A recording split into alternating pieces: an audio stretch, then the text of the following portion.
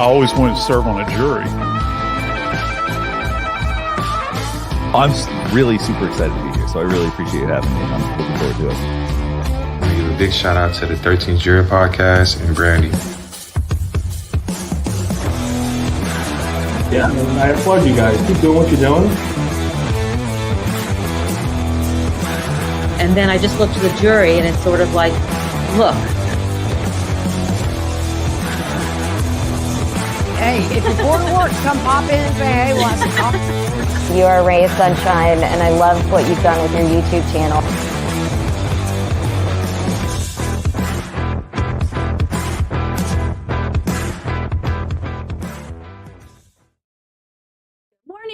Good morning. Happy Friday. It's Friday. It's Friday. Good morning. Good morning. Hello. Welcome. Come on in. Have a seat. Get your coffee. Get your bourbon. Get your whatever you're going to get because it's Friday. I have failed you all, and I will tell you why. By the end of the week, I'm exhausted. And last night, the interview that we did with Oakley Carson's foster mom, her real mom, that's her real mom, let's be honest, was incredible. And I loved it. And it also wore me out emotionally. When we finished that interview, I think I cried for like 3 hours. I tell you that to tell you this. I did not make the camping graphic today for our camp out people, and I apologize for that. But I do have the screenshots of who was here, so I will make one, and I will celebrate you along with the other campers on Monday. So I have failed you on Friday. But Monday is a new day and a new week, and hopefully with more sleep, and I will get you then. So I'm sorry, campers, if you're like literally only here to see your name on the camp out graphic, but I missed you. I'm sorry. However, we're still going to make it through today. I'm glad you're here. We have Wendy is going to be back on the stand. Let me go ahead and they're pulling her up now. Let's go ahead and get her in here. I'm running a few minutes late. Yes. So, and there's her handler. Oh, let me show you. Oh, and I found out also the little circle thingy that keeps coming up. And I think that it's my computer. Apparently it's not. Apparently all the streamers are having problems with this right now because the websites that like to stream the trials or whatever, like if there's too much traffic or something, then it does it. But even like Law and Lumber last night was having, like, apparently it's like, I talked to some other streamers and stuff, and apparently it's not just me. So I at least feel better knowing that I'm not just crazy and ruining the internets.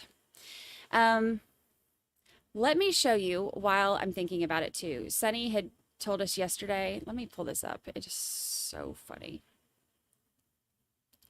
So funny.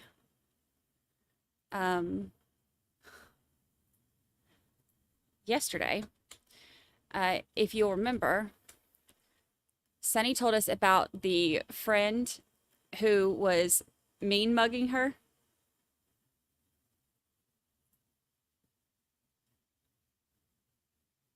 And I want to show you this picture. Look.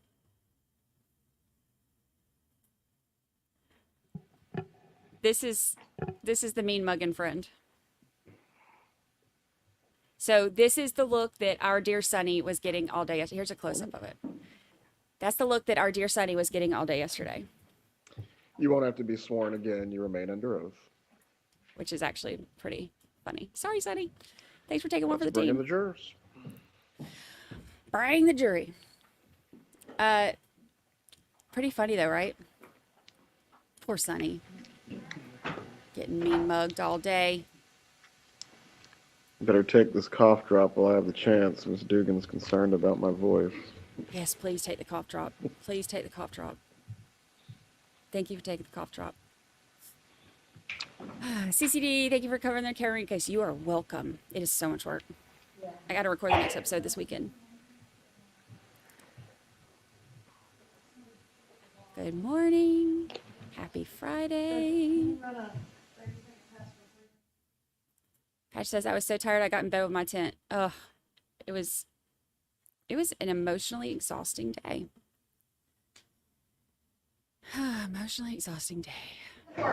One minute. I love that judge. His laugh is just like, I just want to be like, oh, judge. You're the cutest. Now him, on the other hand. Speaking of cute, so apparently, you remember I told you the dragonfly story? With the cute dragonfly dude? All right, we're doing it again, guys. He's here again today. I'll have to tell you about it when we take a break. Courtroom.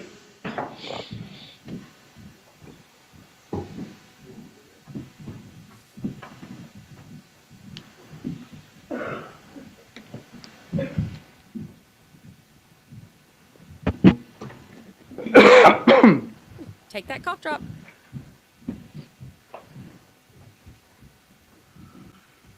Oh, I need to turn off the little... Everyone can be seated.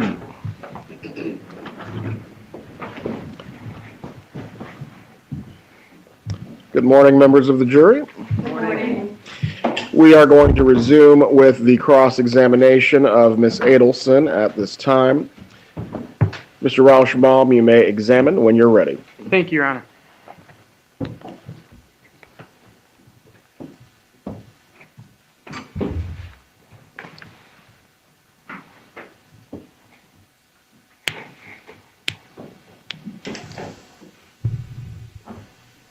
Here we go.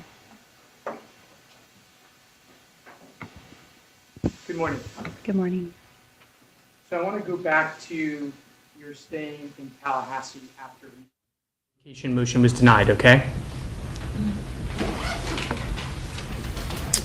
You understood that you couldn't leave Tallahassee after it was denied, right? That's right. And so you decided to build a life here with your boys, right?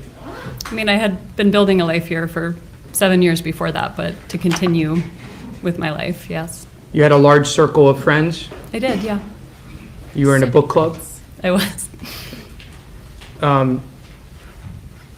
In fact, on July 1, 2014, just 17 days before the murder that the state thinks you participated in, do you recall that you were excited that a friend of yours was moving to Tallahassee? I do. Do you remember that friend's name? I can refresh your memory if you need it. Well, I think Renee Griggs was planning on moving to Tallahassee. May I approach, Your Honor? You may. I'm showing you for identification purposes only, Defense Exhibit 3.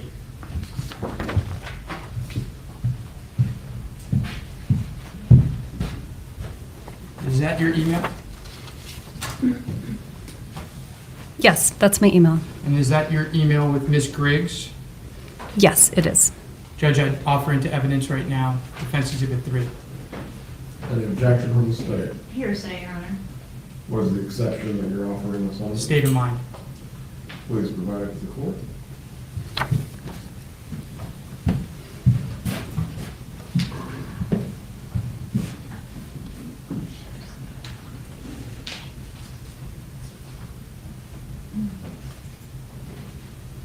She does look a lot more nervous in this trial than she has the objection other is ones. sustained, however, the witness may testify here to her memory concerning this issue. She has so many friends and she's so popular. You learned on July 1 that your friend Ms. Griggs was moving to Tallahassee, right? Well, I learned she was interviewing for a job in Tallahassee. And you thought that was a dream come true, right? I was really excited about it. Why was it a dream come true? To be able to be with her all the time would be fantastic. You were dating men that lived in Tallahassee, right? I was. One of those men was Jeff Lacoste. That's right. Oh yeah, bring on Jim. We'll talk about him a little more later, but you dated him the end of 2013 through June, July 2014? That's right.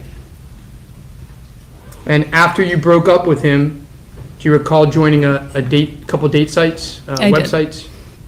I don't know if they're called date sites, but dating websites?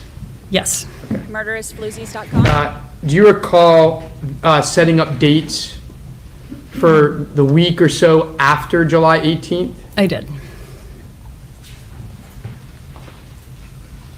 And do you recall having emails with individuals setting up those dates? I do.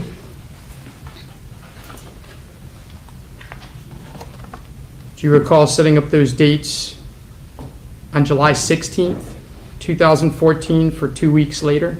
That sounds right. Do you recall setting up dates on July 17th for around 2 weeks later? That sounds right.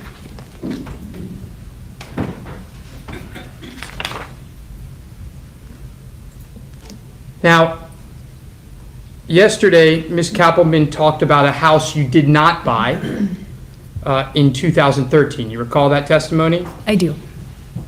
Let's now talk about 2014. In the spring and summer of 2014, you were working with a local realtor to buy a house in Tallahassee, right? I was. I'm showing you what's marked as Defense Exhibits 6 and 7. Be up early, Lindsay Hendricks.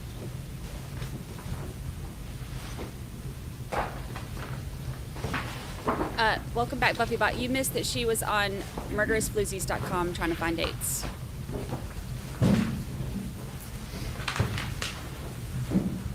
Or whatever site that people like her to use. Good morning. Do you recall in April of 2014 looking at a property on Baird Street? I do. Do you recall in June of 2014 looking at 40 open houses that are available in Tallahassee? I do. Judge, I would move these exhibits into evidence as well. Well, Hearsay, Your Honor. Let me look at the exhibits. Morning, Michael For M. the exception you're offering them under, what's he doing? state of mind, rehabilitation. Oh yeah, and that she had so many friends. So friends. So many friends that she needs a refresher on their names. Exhibit Can I take one of 6 those? will be Yes. admitted, exhibit 7, is this all of exhibit 7, or is it 7 and 8? It's all exhibit. 6 is admitted, 7 is not. The objection is sustained as to 7.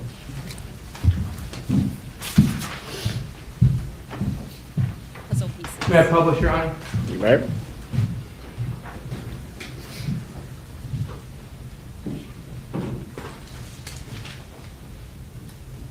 The defense is stupid. That's why you can't figure it out, because it doesn't make sense. Do not this right now.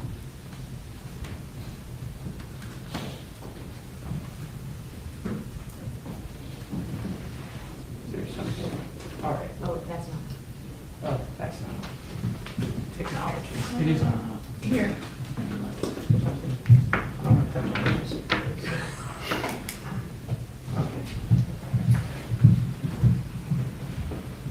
Was J. Depart Frog Realty your broker? He was a different realtor I was using. I used a couple different people, but I heard he was good, so I had reached out to him about this particular property. Okay. And that was in April 25th, 2014. That's right. And that's about, I think, 4 weeks before the first attempted murder in June, correct? I don't know about the first attempted murder.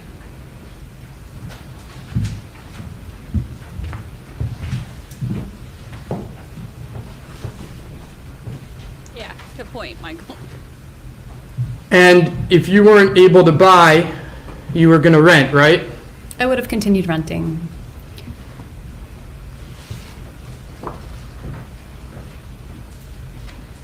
Do you recall speaking to a Leslie Andrews on July 7th about a rental? I don't remember Leslie Andrews, but it's on, I mean, I had a main real estate person I worked with, so she would have been maybe someone who had a property I was interested in, but I don't remember. Do you remember something called the Tallahassee Center? I don't. Judge, may I approach with Defense Exhibit 8 for identification purposes only? You may. And see if this refreshes your recollection that you were looking to rent a one-bedroom lease, and this is from July, this email is from July 7th, 2014.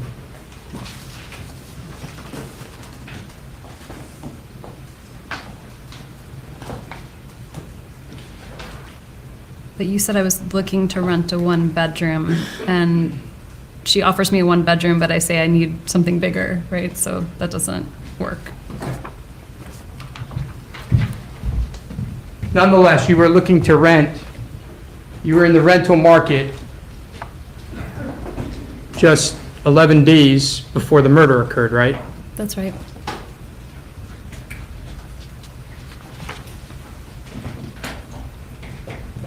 In July of 2014, you planned for the boys to attend school in Tallahassee in the fall, right?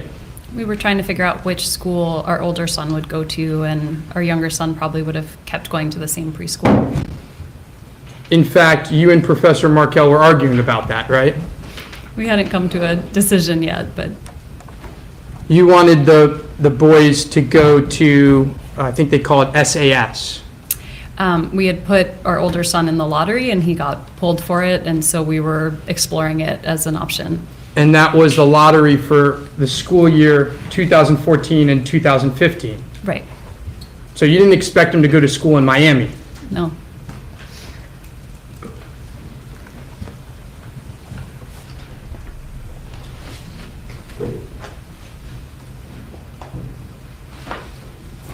May I have one moment, Your Honor? Go ahead.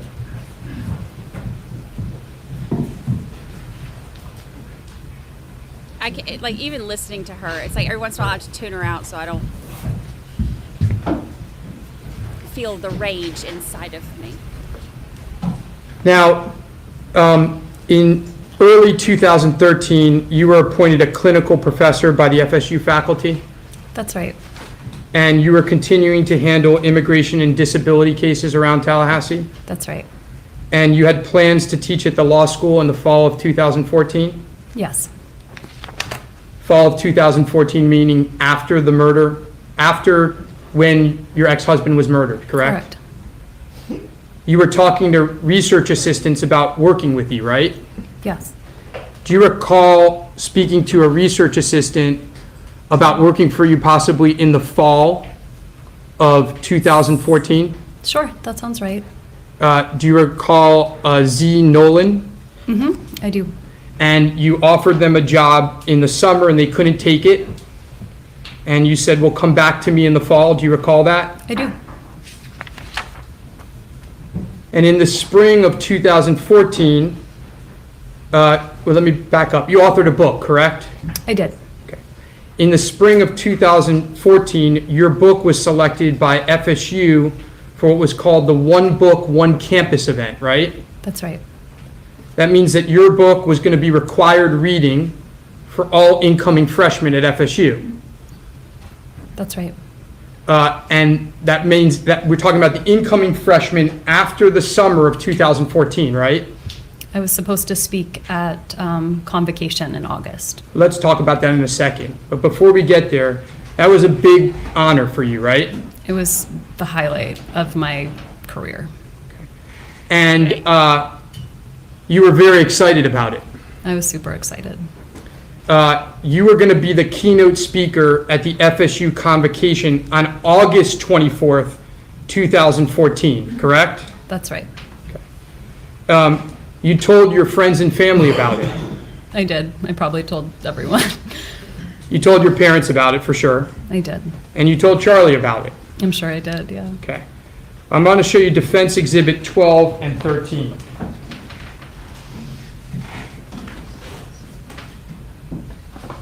This is the defense questioning her now.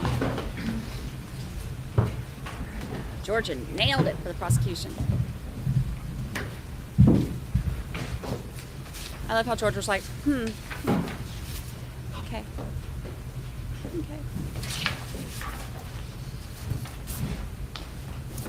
Take a look at these and let me know if you recognize them.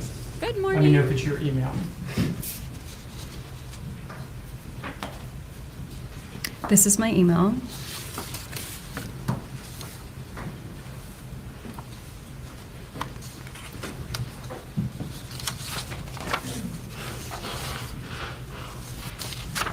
Do you recognize these items? I do. Judge, I move Defense Exhibit 12 and 13 into evidence. Any objection? May I see these items, please? Sure. You have them.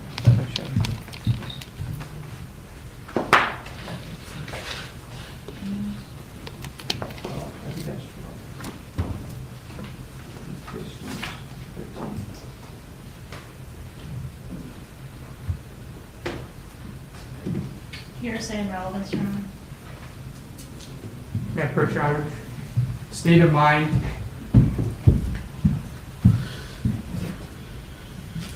Rehabilitation.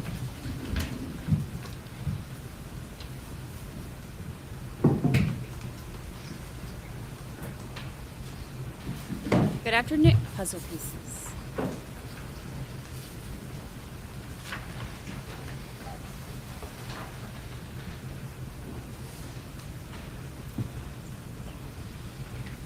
Sustained on grounds of relevance. Judge, may we go sidebar, please? Sidebar, take a shot, do a squat. So here's the problem.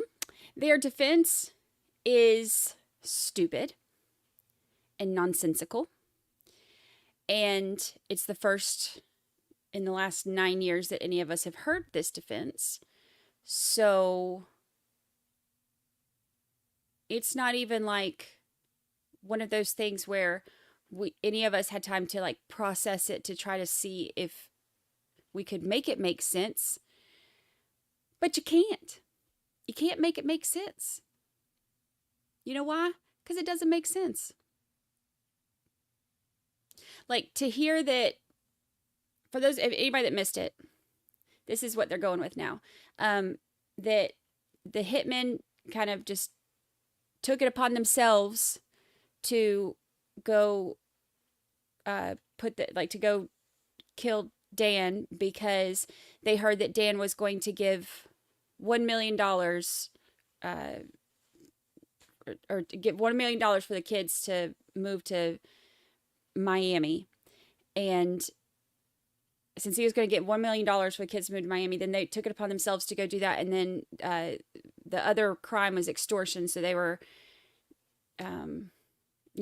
trying to get money out of Charlie for this. And Charlie knew from, Katie told him, and he knew from day one.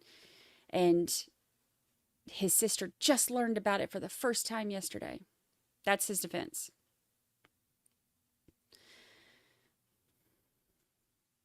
Look, I'm no attorney. Maybe not the defense I'd have gone with.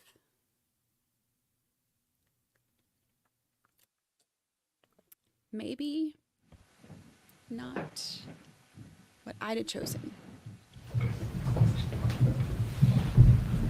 Welcome. Do you recall that your parents and Charlie were quite excited to come watch you in Tallahassee at this event in August? Yes. Do you recall your brother saying he couldn't wait to book a ticket, that it was fucking awesome? Yeah, he was very excited. No.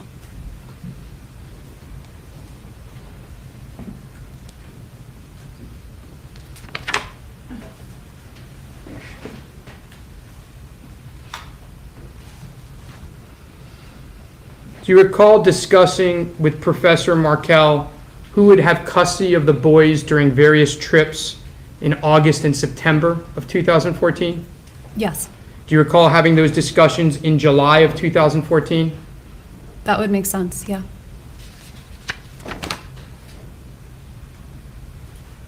Do you recall scheduling a whole host of meetings after July 18th, 2014?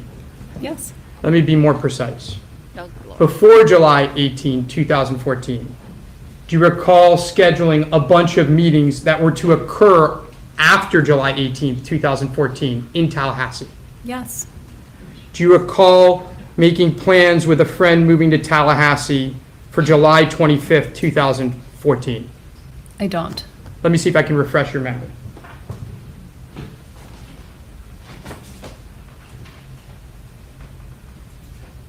Do you know an individual named Tahira Lee? I do.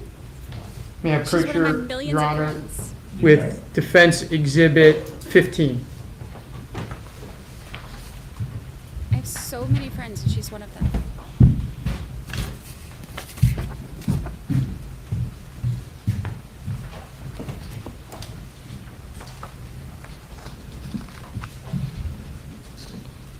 And I would direct you to the email on June 17th, 2014, which I think is the fourth email on the first page, and see if that refreshes your memory.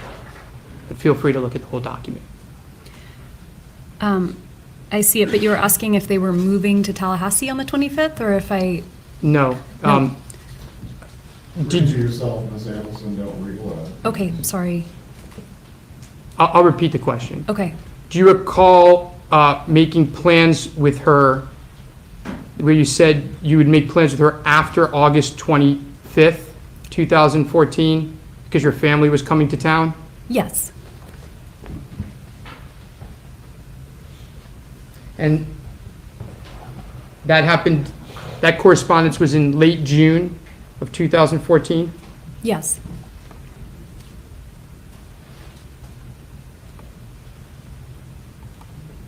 Do you recall in June, you can put that aside now. Okay. Do you recall in June of 2014, late June of 2014, expressing interest in joining the board of a Tallahassee-based child advocacy nonprofit called American Children's Campaign? I do. That was in Tallahassee, right? Mm-hmm. Do you recall scheduling a meeting for July 23rd, 2014, with a Professor Van Dern with the FSU College of Medicine? So I don't, but I ran a medical legal partnership, so I would have been setting up meetings with the medical school, with the law school, with the social work school, so that would have been normal, but I don't remember it specifically.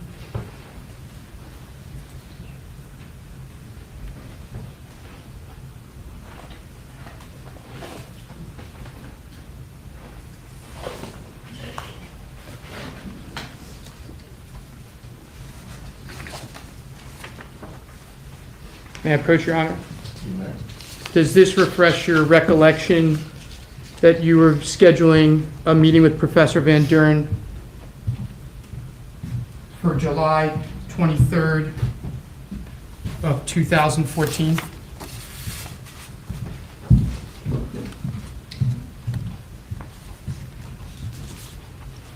Yes.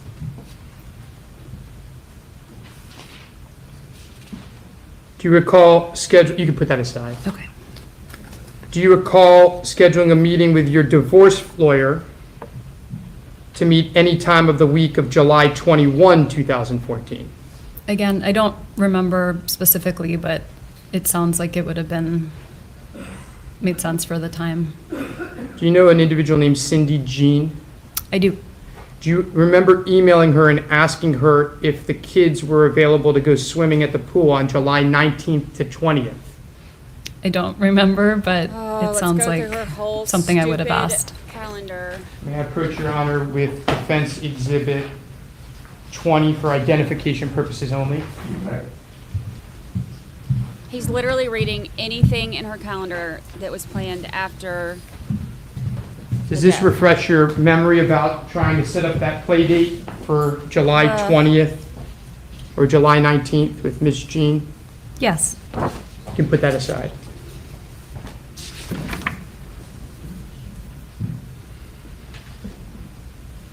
Do you recall that your mom planned to visit Tallahassee in November of 2014? I don't remember that.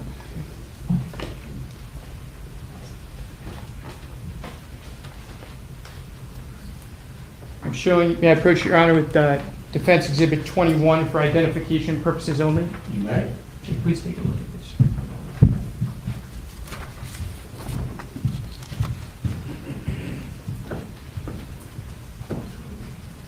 He's going through all of this saying that she had plans to be in Tallahassee after the murder, so she couldn't possibly have Yes. tried to orchestrate Does this refresh your memory that your a murder with parents her. planned on being in Tallahassee on November 17th?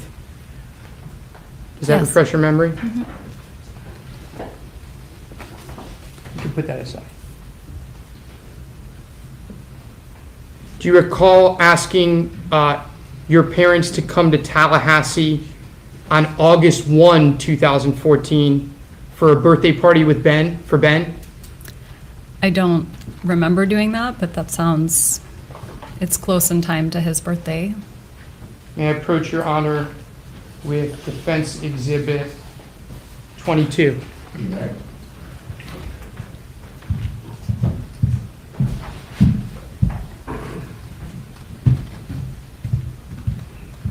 They can be if they get enough on them to where they think that they'll be able to secure a conviction.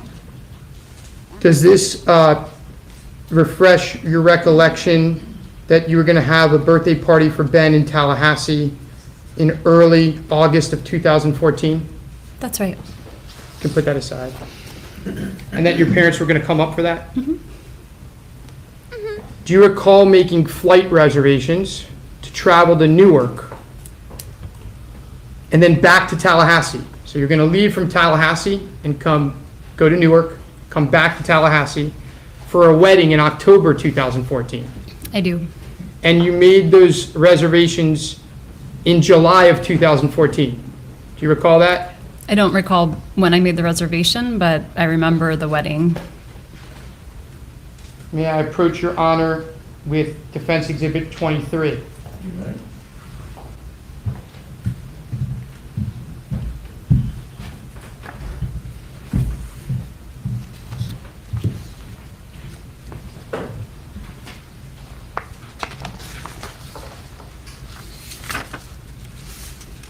Does this refresh your recollection that the reservation was made sometime around July 14th, 2014? Yes.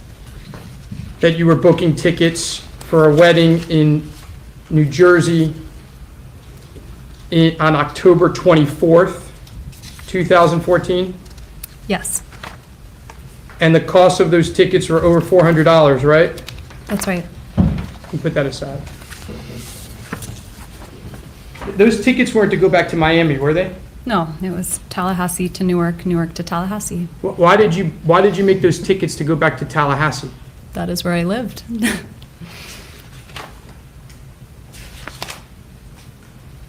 We're going to move on to another subject. Thank God.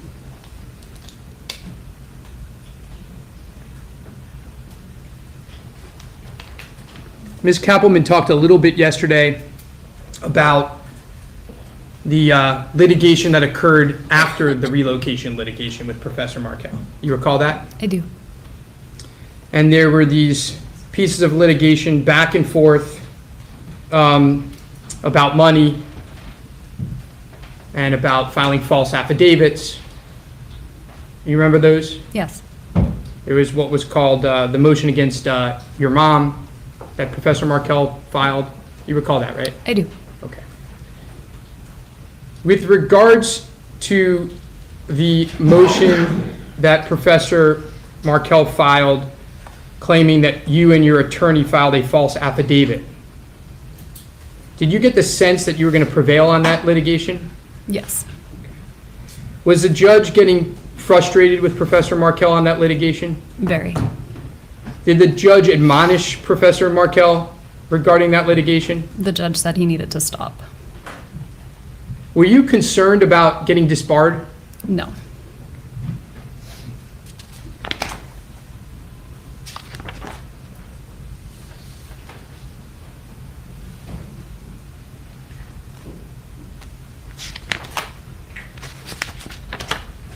Good point, Wing Planner. That can go both ways.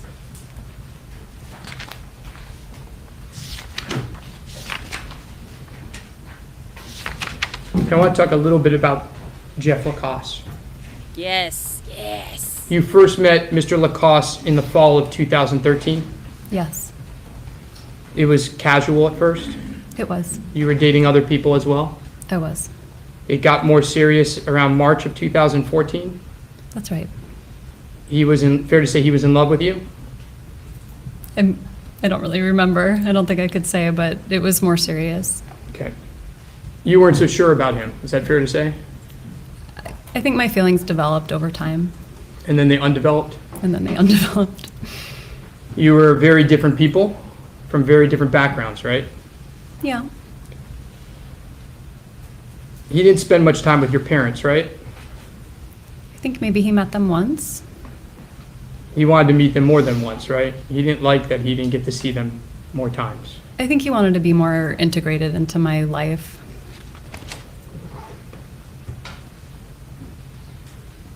Jeff Lacoste met Charlie Adelson one time in March of 2014, right? That's right. He accompanied you on a trip with law students, right? I used to run an alternative spring break, and he came with me. And you decided to come down to South Florida for a day or two, right? That's right. And you had dinner at a place called Yardbird, right? That's right. Are you aware that that happened on March 11th, 2014? No, I don't remember the date, just that it was during the spring break. Fair enough. More calendar. You remember sitting outside on the patio? I do. And it was you and Mr. Lacoste and Charlie and a woman named Catherine Magbanawa. Do you recall that? That's right. Who was Charlie's girlfriend at the time. Yes. Are you aware that Sigfredo Garcia was watching you at that dinner? No. Are you aware that he was contemplating running your brother over with his car at that dinner? No. After dinner, you and Jeff Lacoste stayed at Charlie's house, right? We did. Miss Magbanawa wasn't there, right? I don't remember her being there. It was just the three of you. I think so. And you left the next morning. We did.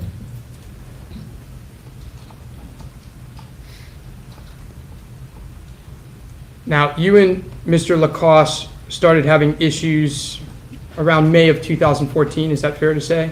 That sounds about right. You started to become nervous around him? I don't really remember if I was nervous around him, but I started thinking it wasn't the right relationship. He started accusing you of being unfaithful, right? He did. He accused you of having an affair with someone that you had previously dated? He did. Excuse me. You told him that you didn't. You denied it. That's right. And he didn't believe you. He did not. Stalker. And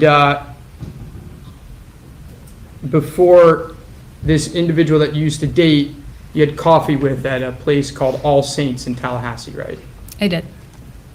And Mr. Lacoste saw you having coffee with this individual, right? He did. And that caused a confrontation. Is that fair to say? He flew into a rage. Subsequently, he went through your phone and planner, right? He did. And this is around May, June of 2014. That sounds right. And you and Mr. Lacoste went to Gainesville for a weekend for his work at some point around this time frame. Yes. And that Saturday night, June 28th, he basically exploded at you. He did. He yelled at you for hours. He did. He accused you of having affairs with multiple people. He did. You were very upset, to say the least. I was devastated. Yep.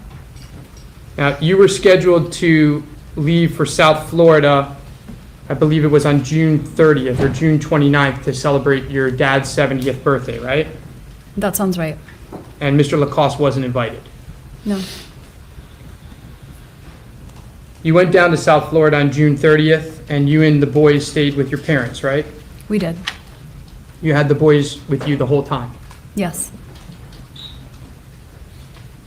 Dan Markel didn't have the boys at that point in time. The boys were with you. Yes. And Charlie knew that, right? Yes, he was with us. Your mom planned a big party for the birthday? She did. Now, I think when Miss Kappelman asked you if the birthday fell on a Saturday, you weren't sure. I remembered it being on his actual birthday, which I thought was a Saturday, but I don't remember the calendar from 2014. May I approach Your Honor with Defendant's Exhibit 25?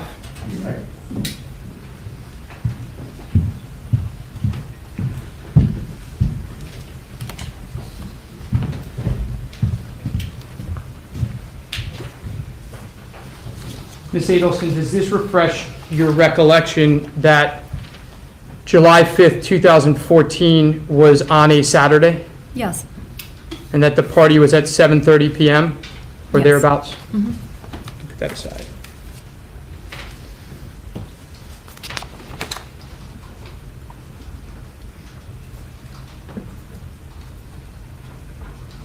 Now, when you got back to Tallahassee, you saw Mr. Lacoste on July 13th, That sounds right.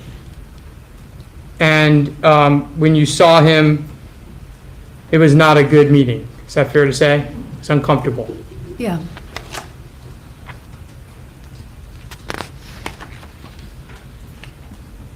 You saw him the next day at a yoga studio, I went to yoga and he wanted to come. and it was awkward It was. and kind of tense, It was. and he asked to see you again later that week, He did. and you didn't want to. I did not.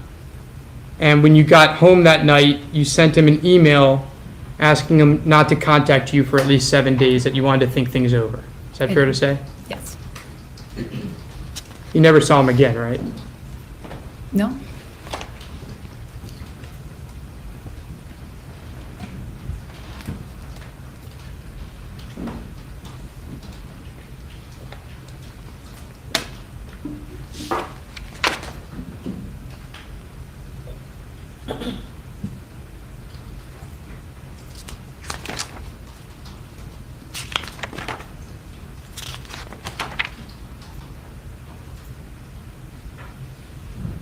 She 100% would have thrown him under the bus if he didn't have ironclad alibi.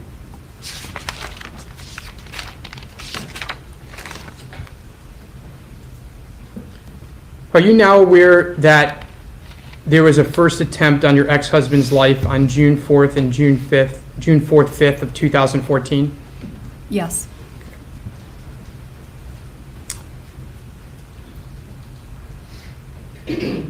When you lived with Professor Markel on Trescott, was your address publicly listed? I believe so.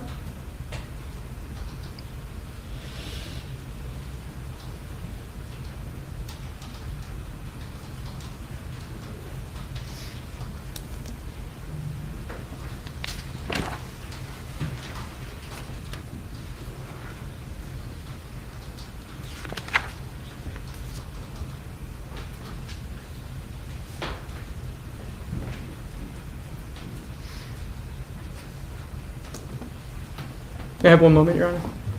Go ahead.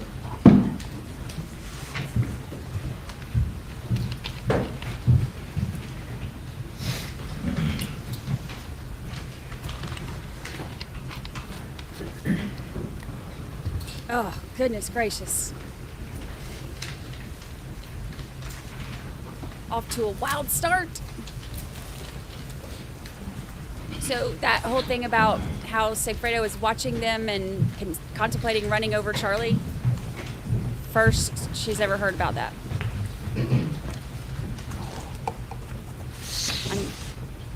I'm tilting with her. Sit up straight. I can't. I'm trying to sit up straight. It's hard. Judge, at this point in time, we'd ask a stipulation be read into evidence. Which stipulation? The stipulation regarding the drop-off pickup schedule for the Markel children. Very well.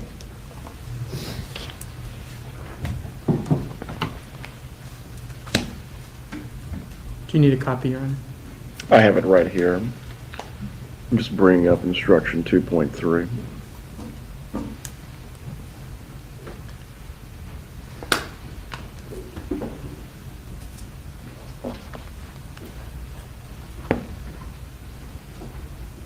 had this little stinker. Little baby Woosie. The whole defense theory is a bad movie. It really is.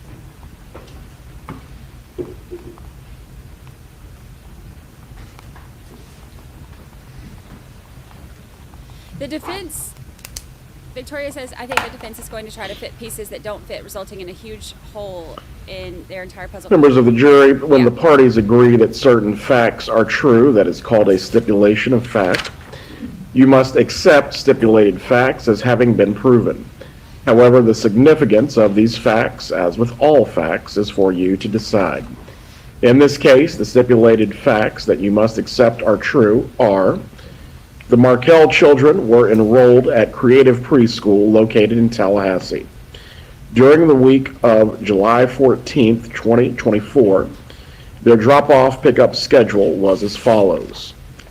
Monday, July 14th, 2024, dropped off at 8:55 a.m. by Dan Markel, picked up at 5 p.m. by Dan Markel. Tuesday, July 15th, 2014, dropped off at 8:25 a.m. by Dan Markel, picked up at 4:50 p.m. by Dan Markel. Wednesday, July 16th, 2014, dropped off at 9 a.m. by Dan Markel, picked up at 4:30 p.m. by Wendy Adelson. Thursday, July 17th, 2014, dropped off at 8:30 a.m. by Wendy Adelson, picked up at 4:45 p.m. by Dan Markel. Friday, July 18th, 2014, dropped off at 8:50 a.m. by Dan Markel. Thank you, Your Honor. So I want to first focus your attention on the July 17, 2014 schedule.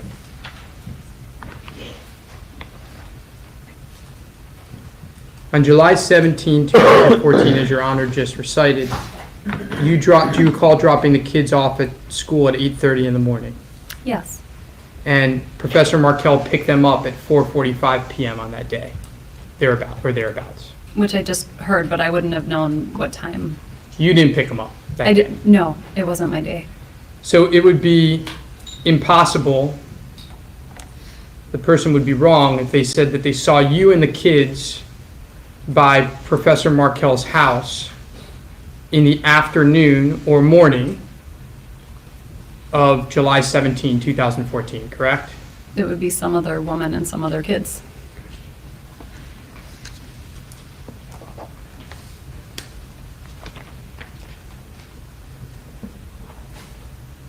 You spoke to your mom probably close to daily, right? Yeah. During this time period. She would know when you had the kids and didn't have the kids, right? Probably.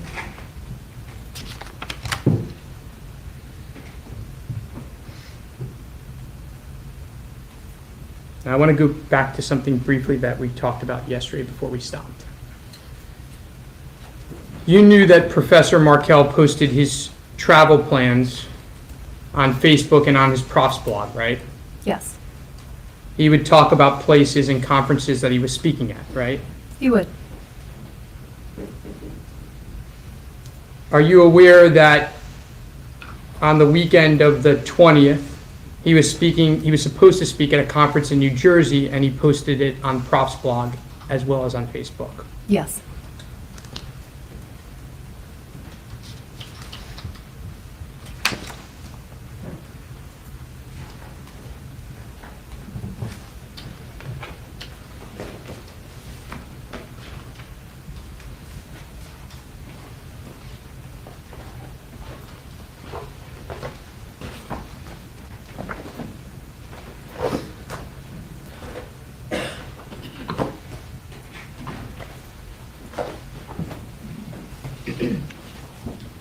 Let's talk a little bit about Best Buy.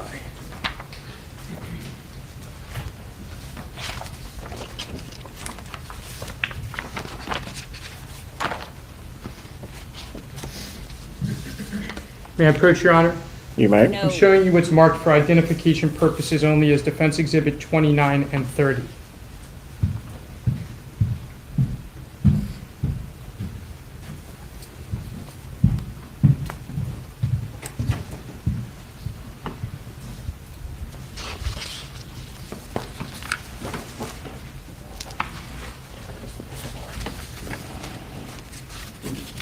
Looking at Defense Exhibit 29, does that refresh your recollection that the warranty was under your father's name for Yes. that TV?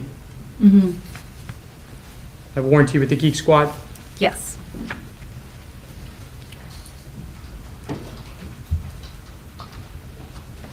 Now, before you look at Exhibit 20, do you recall that your mother scheduled the appointment for the TV to be fixed with this Geek Squad? I remember that I scheduled it, but it looks like she scheduled it and gave me the number to call in case I needed to reschedule it. And in fact, she emailed you on July 11th and told you if you can't keep the appointment on the 18th, call this number to reschedule it, right? Yes. You can put that aside.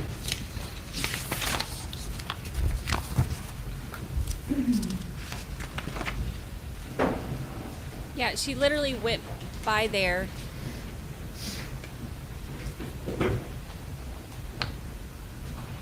Like,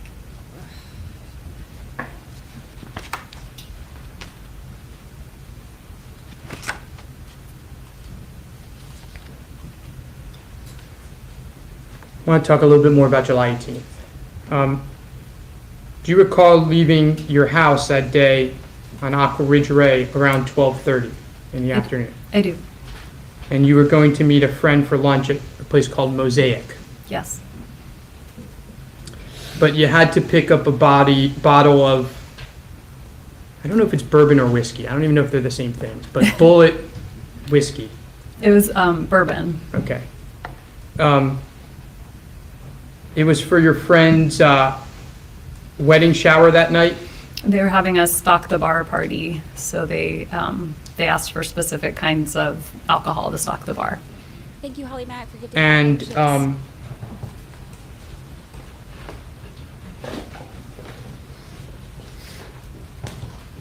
Rosebud, Victoria Valley, showing you what's marked as Defense Robert Exhibit 32. CNR, Is this the invitation that you received? Jenny O'Brien. Thank you, Holly Mack. Yes, that's it.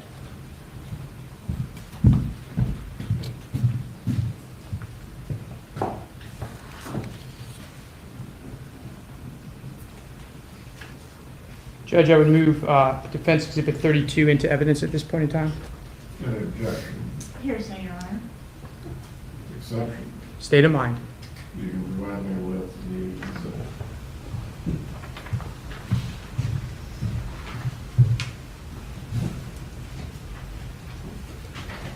I'm going to show right-hand corner.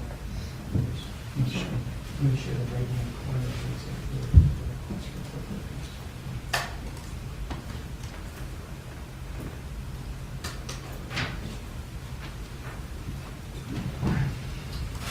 The objection is sustained. You may testify as to remember. Do you recall on the left-hand corner of the invitation, it says, help the bride and groom stock the bar for their wedding and bring a bottle of Bullet bourbon? Do you recall that? Yes. You can put that aside. I hate it when he shakes his head or nods his head. Now, you decided to go to ABC Liquors on Bedden Road to look for the bourbon, right? I did. You're not a big drinker, is that fair to say? That is fair to say. You went to that store because you were familiar with it? I'd seen it close to my house, so Close to your old house? close to my old house. There could have been liquor stores that were closer to your current house? Sure.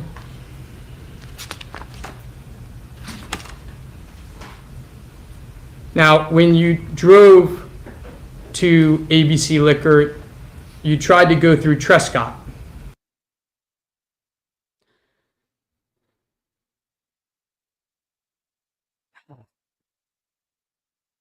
Is I that did. fair to say? It was blocked. There are other ways to go to ABC Liquor, right? You could have gone down other roads. I don't have the best sense of direction, so when I find a route, I just kind of keep using that route. I don't look for something else. Okay.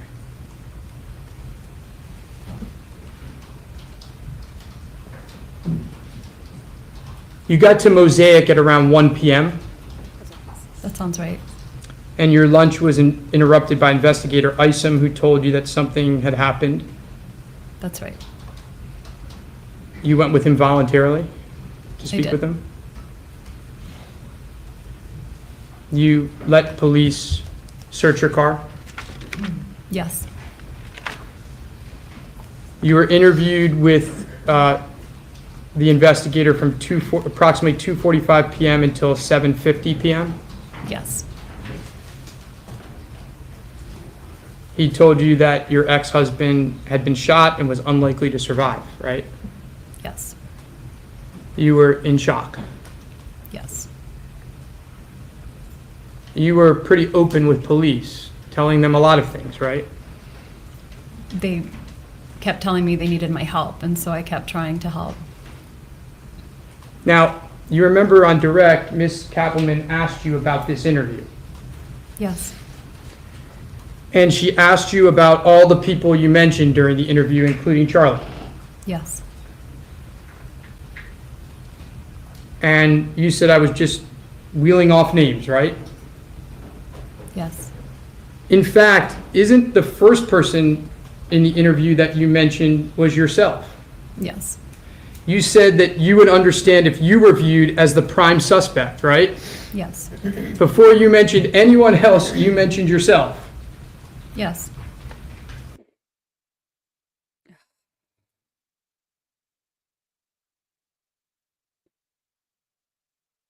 You told them about the motion to relocate. I did. You told them about the fight you had with Professor Markel that very morning about some swimming for the boys. Yes. You were spitting out a lot of ideas. I was. And you agreed to let the police search your phone. Yes. You agreed to let the police search your car. All right, hold on. I might have to swap to the other, to long crime because it's a bigger. Yes. That's where they found that picture that I wasn't able to admit of the invitation of the Bull of Bourbon, right? Yeah. You agreed to be fingerprinted. Yes. You agreed to be checked for gunshot residue. Yes. You gave them your computer to be searched. I did.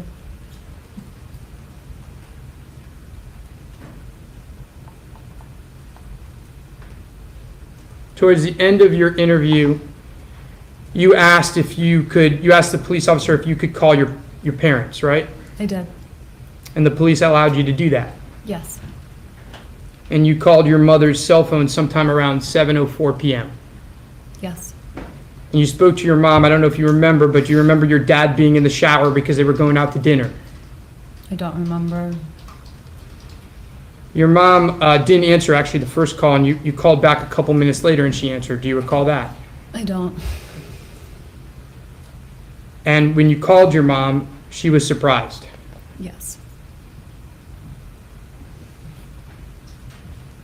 And you asked her to call Charlie and tell him what happened, right? Yes.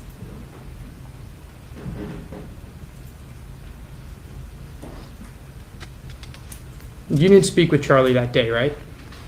I don't think so.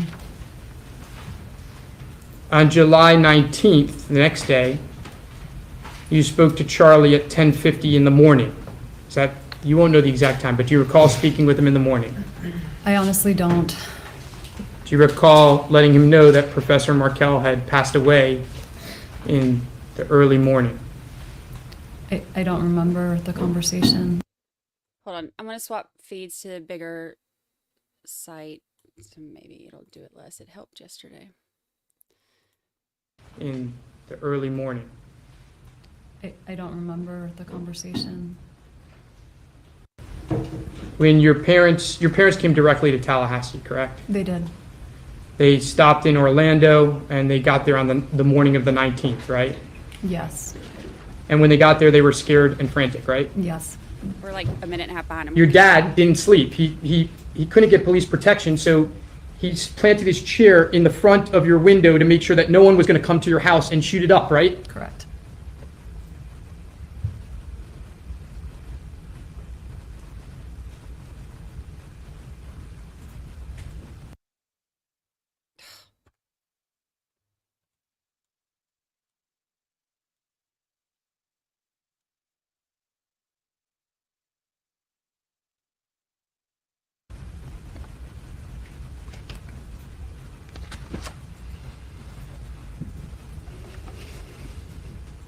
Now, you all attended a memorial service on the 20th, right?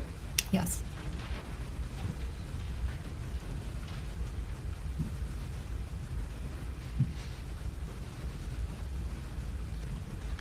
And you arranged for the Markels to see the boys after the memorial service, right? They all came over my house. And you left Tallahassee, correct? Not on the 20th. On no. the 21st. Yes. And when you left Tallahassee on the 21st, did you bring all your belongings? I brought some swimsuits for the boys and some pajamas, and I thought we'd be back in a day or two. And when you left, you were not yourself. I was a mess. You got to South Florida and you realized that you could not take care of the boys alone at this point in time. I hadn't slept in days, and I was terrified. To get a little more specific, you wouldn't leave the house. No, And you would hardly eat. I wasn't eating, no. And ultimately, you decided not to come back to Tallahassee. I mean, I made that decision much later, but And you had a friend who you grew up with, I think last name Keener, go back and get more stuff at your house, right? he did.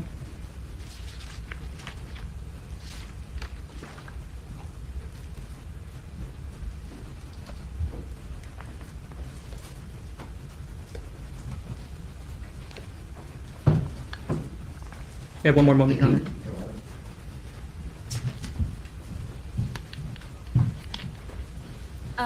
Seti, thank you so much. Seti got the book signed for me and is going to send it to me. Ruth's book. It's amazing. So cool.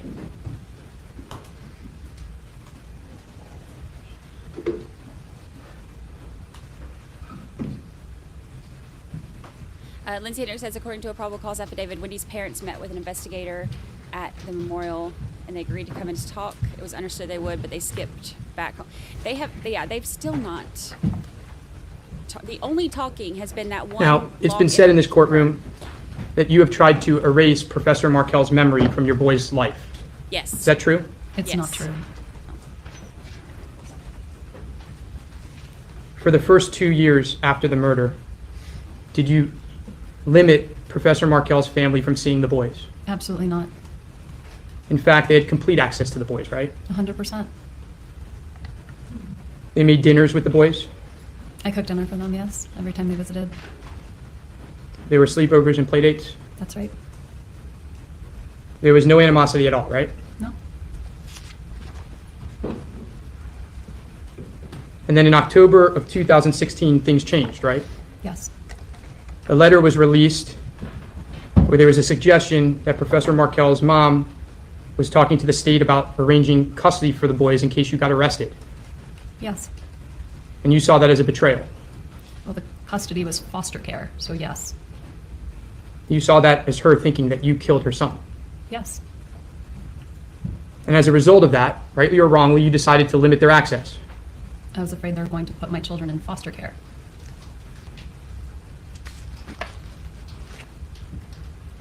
Do your children know anything about their father? They know a lot about their dad.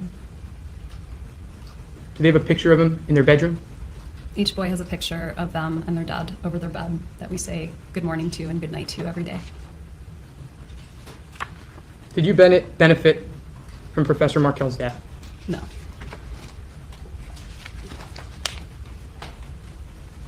Well, you got to live in South Florida. It's not a benefit.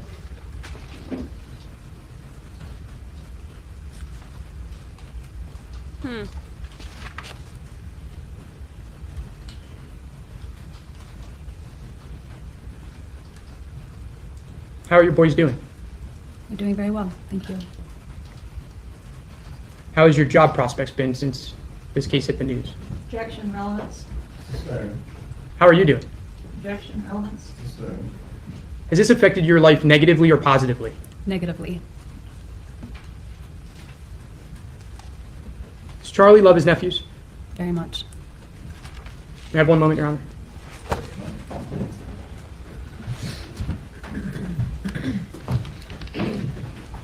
Why take the father's name away? Because of Nancy Grace, duh. Linda Wu. Had to strip them of their Thank you, Ms. Adelson. dead father's name. Redirect examination. Here we go. The long list of plans that you went over with Mr. Rashbaum that you were going to have in Tallahassee post-murder date, none of those plans happened, right? No, Because you moved to South Florida, right? because I felt unsafe to stay here, yes. And did you feel safe in South Florida? No, Did you buy a house in Tallahassee after the murder? no, I did not. Did you rent a house in Tallahassee after the murder? No, I didn't live in Tallahassee after the murder. Did the boys go to school that fall here in Tallahassee? No, all our plans were broken. And what was the purpose of those questions? Of course you didn't. You moved to South Florida. You didn't have plans in Tallahassee that got executed. Why were you asked about all these things?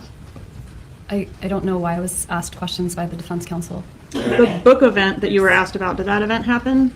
I didn't speak at the event, but the event still happened. Have you had several events related to that book that have happened? I have. And what events were those? Do you mean just in Tallahassee or do you mean in other places? Everywhere. I've spoken at various schools about human trafficking and about my book. I think there was one event that still happened in Tallahassee about a year later. And is that the only book you've written, or have you written more than one book? I've only written one book. What was the book about? The book was about human trafficking and about the vulnerabilities that lead to trafficking, the problems when it occurs, and basically how to recover from it after. Where was the book set? It was set in a fictional town. What was the name of the fictional town? Hiawassee Springs. So Hiawassee. Is it located in the panhandle of Florida? No, I used to see the name when I was driving from Tallahassee to Orlando, so it's somewhere in between. And was the place modeled after Tallahassee? It was definitely somewhere in Florida, but not supposed to be about Tallahassee, no. Who was the central character in that book? So there's three central characters. One was one of my clients, kind of a composite character from Eastern Europe. One was kind of a composite character of many clients I've represented from Latin America. And one was a public interest lawyer. And was the public interest lawyer Lily? Yes. And is that the character that's sort of based after yourself? No, really more based after a friend of mine. And was Hiawassee, Florida, quote, just a small stop on the way back to what we had previously known as civilization? Is that a quote from your book? That sounds like a quote from my book, yeah. And who's the husband of Lily, the public interest lawyer? You want his name in the book? Yes. I think it was Josh Stone. All right, and what was Josh's employment? Josh was an English professor.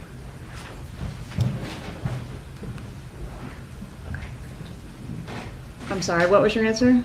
Josh was an English professor. A professor, where did he teach? It's been a while. I wrote the book over 10 years ago. I don't remember what I named the university in the North Florida State University? That sounds right. NFSU? NFSU sounds right, yeah. All right, and in the book, does Lily lament, quote, we moved to this godforsaken place for Josh's career? Yes, that sounds like a line Lily would say. It sure does. All right. When you looked at page 187 of the divorce document on cross, and I'll hand that back to you.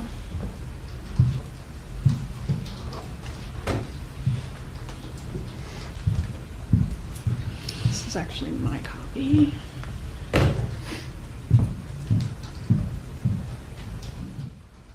This godforsaken place, she said. Just turn back to 187. Everybody knows that that was based on Tallahassee and her.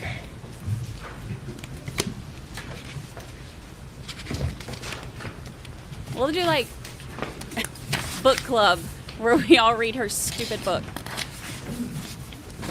Good morning. Do you see the quote that you read previously from that page? I don't. Okay.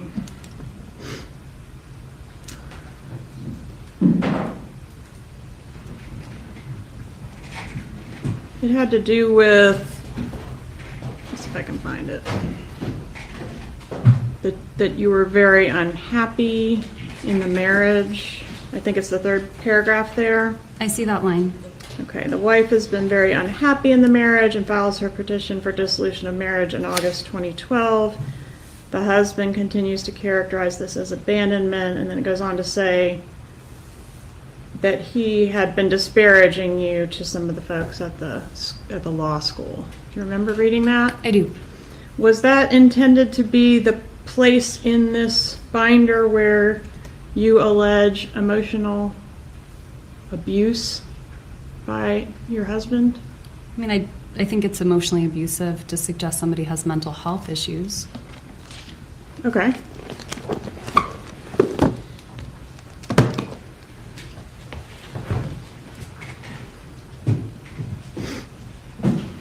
What is the Prof's blog? You were asked about that on Cross. Yeah, it was a blog that Danny started with some of his colleagues to kind of promote community in the law professor world. And who reads the Prof's?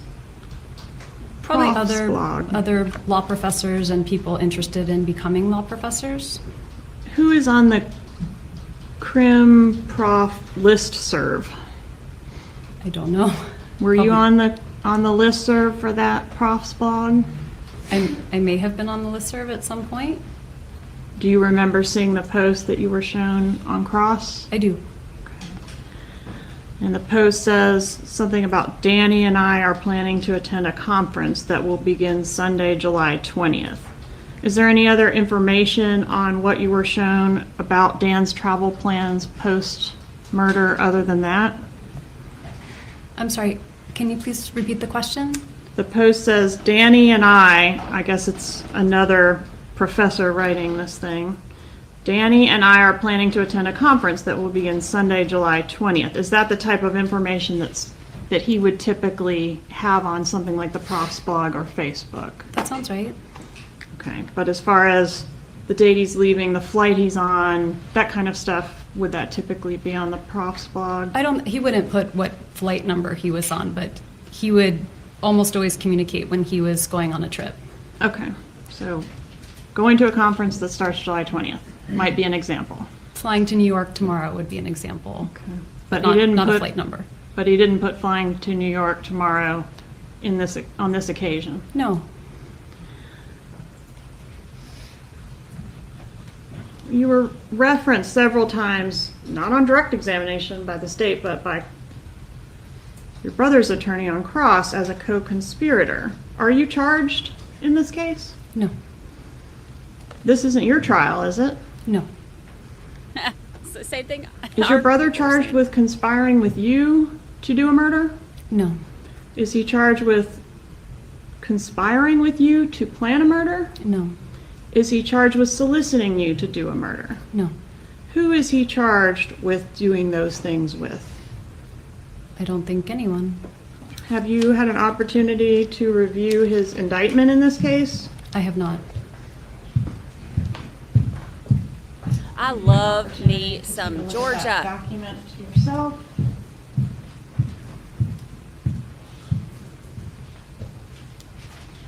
Who is your brother alleged to have done these crimes with? Catherine D. Magbanowa.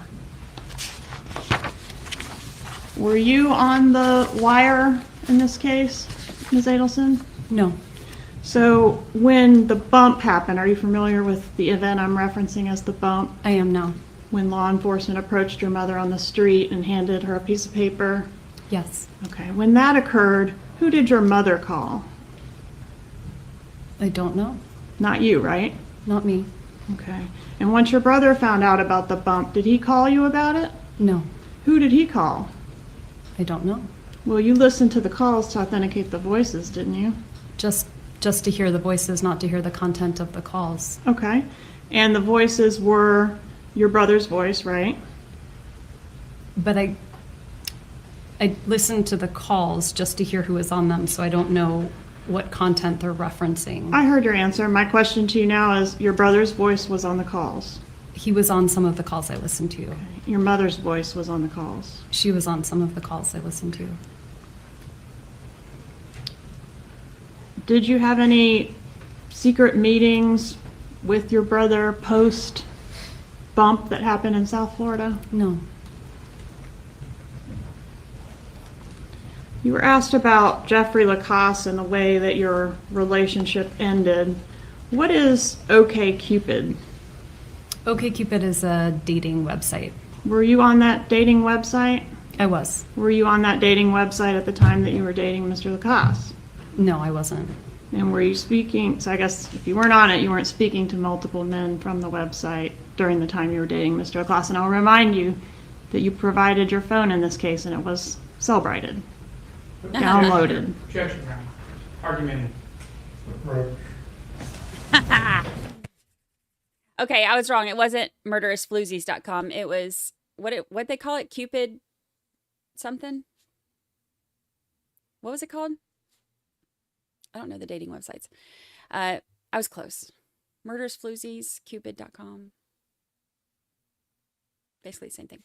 OkCupid, sorry. OkCupid. That was awesome. She was like, so you weren't talking to multiple men, and I'll remind you that we have your Celebrite. Go ahead and answer that one, Wendy. Love it. Puzzle pieces. Puzzle pieces. I love a good, oh wait, I'm not. I'm caught up. I love a good, well, it's a good time to moisturize. There's sidebar. Take a shot, do a squat, moisturize, whatever. I love Georgia. She's incredible. She's incredible. Yeah, she just stays so calm, but it's like she's like super calm, but also like knocking you the hell out, like all in the same moment. And I love it. She's a baddie. Love her. Love her. Argument that is denied as to improper impeachment is sustained. The jury is to disregard the last comment from the prosecutor. Go ahead. Can't unring that bell. Didn't you just say that you weren't on OkCupid at the time that you were dating Jeffrey Lacasse?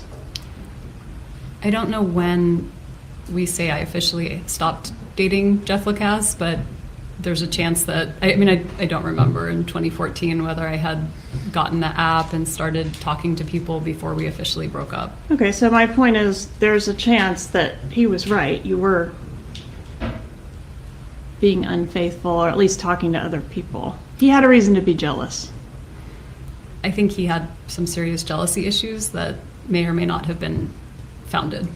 Yeah, I think we got from your testimony that you believe he had serious jealousy issues. My question to you is, did he have a reason to be? No. So he was wrong. He was wrong in June when he accused me of being with multiple people that I wasn't with, yes. Okay.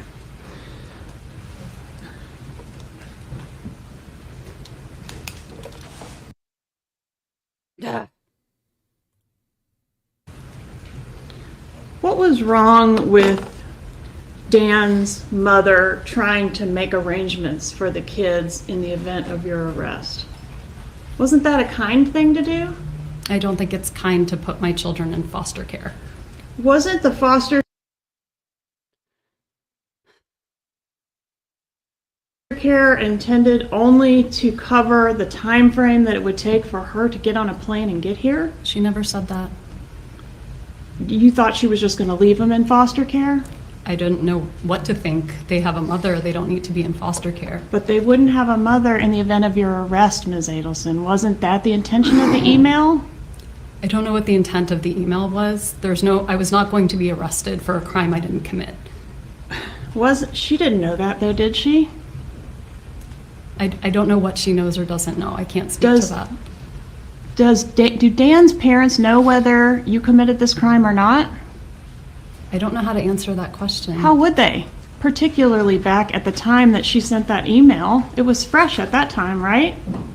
I'm sorry, what was fresh? All the events that were occurring, the arrests. That was 2 years after Danny's murder. I don't know what she knew or didn't know. I know that my children don't belong in foster care. Was it a specific foster care that she was requesting be called in the event that the children had no place to go and were going to be going into the custody of the state? She did suggest a specific foster care agency. A Jewish-run foster care agency? A Jewish foster care. How many times have the kids visited Dan's parents since this murder? Many. It'd be hard to count. Countless times? Countless times. How many times have they seen him in the last year? We had a visit with Danny's dad and the boy's cousin this summer. We've had a lot of Skype visits. They do live in Canada, so it makes it a little bit harder to have in-person visitation. But every time they've asked for it, we've arranged it. Every time they've asked for a visit, you've arranged it? Yes, ma'am. How many times have they seen him in the last 5 years? Again, countless? As in the last 5 years, that overlaps with the time when they tried to put them in foster care. So since we've reestablished relations, we've seen them about twice a year, whenever they come down to Florida. So in the last 5 years, they've seen him how many times? 2 or 3 times a year? About that. Has this been a major issue between you and Dan Markel's parents? This issue of them having access to the kids? The issue of them trying to put them in foster care is a major issue. No, ma'am, that's not my question. Ugh.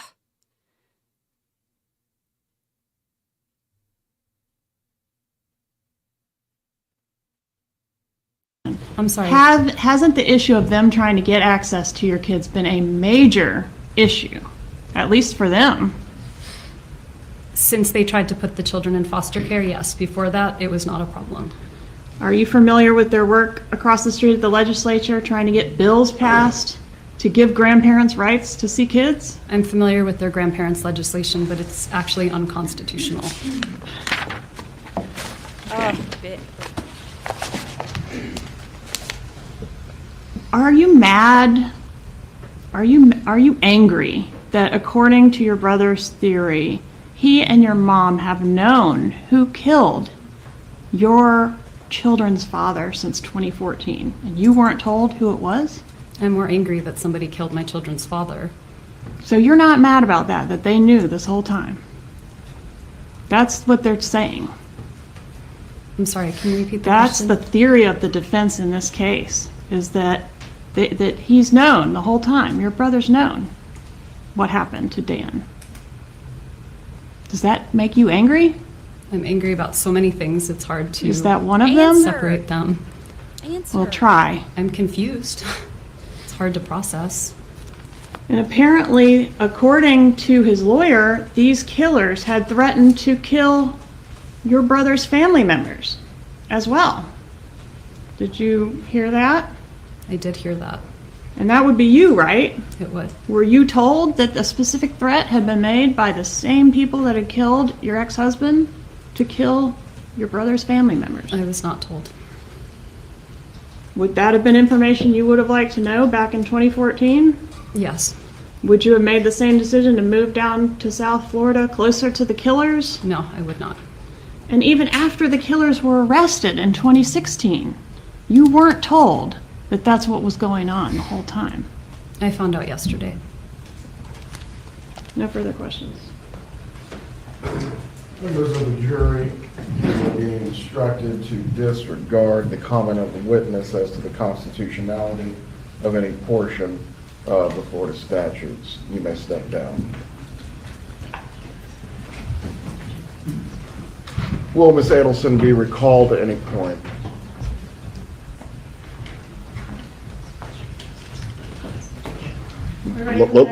Looking to both of you. Will she be recalled at any point? That's possible, Judge. I'd ask that she remain under the rule, but she's free to go about her business. Have a good day, ma'am. Please call your next witness. moment to see who's out there, George? Go ahead. I missed the very end. Okay, wait, while they're doing this, can I rewind it for a second? I had to answer the door. You weren't told that that's what was going on the whole time. I found out yesterday. No further questions. That he's known the whole time. Your brother's known what happened to Dan. Does that make you angry? I'm angry about so many things. It's hard to Is that one of them? separate them. Well, try. I'm confused. It's hard to process.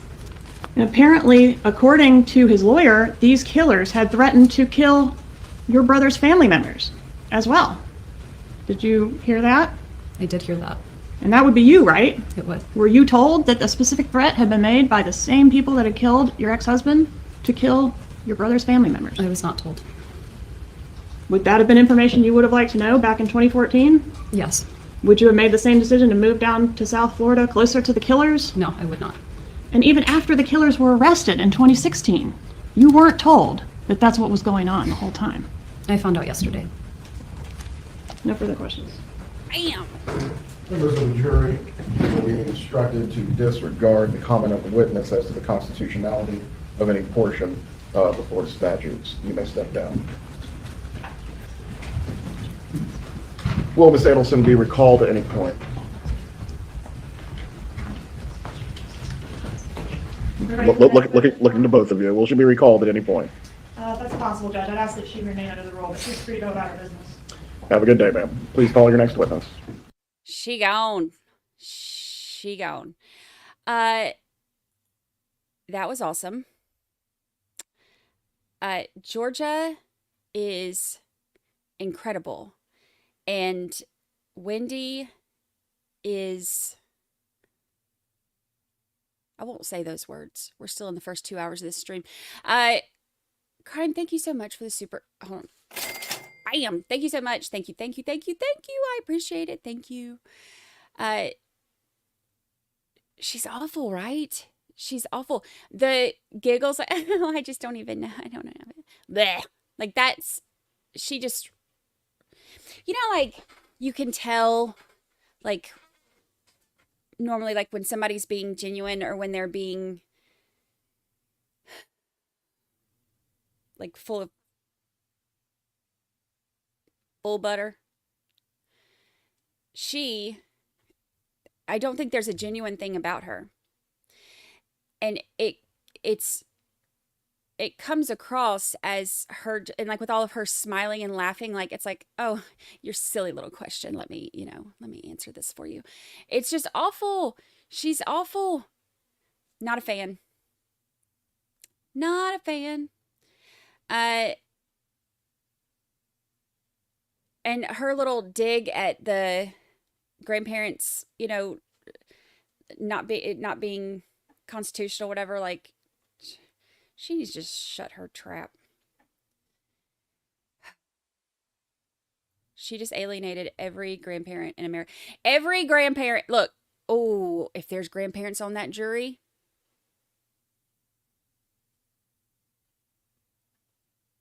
that's a good point. Rockin' Dawkins, that's a good point. If there's grandparents on that jury, and she was like, I'm aware of their grandparents, legislation, but it's unconstitutional. But yeah, Georgia is killing it. Who in their right mind would believe if the family let's try that again. Who in their right mind would believe this family that was so close, never talked about any of this? Well, see, and that's the thing, like, and that's one of the things that they had mentioned it a little bit yesterday in openings. And I know that, it's going to come up again. But it's one of the things that I'm, it's going to be one of the hardest things for them to explain away. The whole thing about the bump that they were talking about earlier,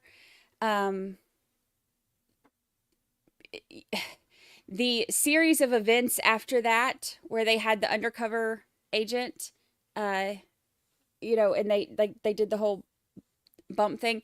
The undercover agent, I'm trying to remember the details. I think it was like they said that it was coming from the Latin Kings guy who was in jail. That it's supposed to be, it was actually an undercover agent supposed to be coming from them, and came to get to talk to them about, extorting, basically. Hold on, let me pull it up so I don't tell you wrong. It's been a couple years since I've looked at it. Oh. That lady.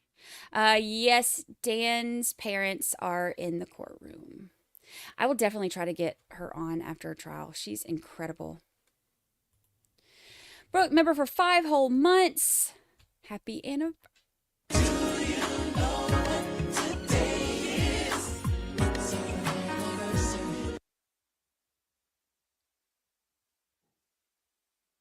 Happy anniversary. We are so glad you are here. Oh, Eileen says the Markel bill. I do it every time. When you read about something before you actually watch or hear anything about it and you get your own pronunciation, I still slip into Markel instead of Markel. The Markel bill was finally passed into law in 2022 after 2 fails. Donna must be fuming. Ooh. Ooh.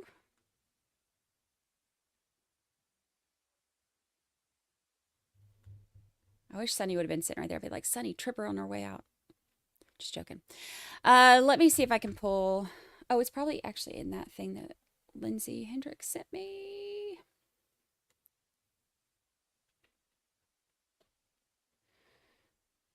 Let me pull this up and we'll look at it.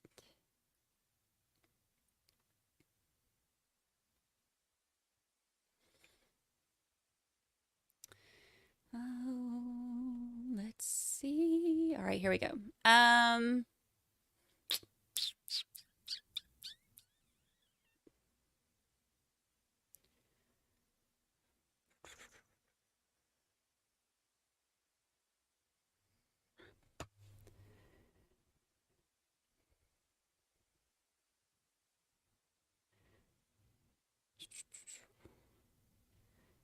Let's see.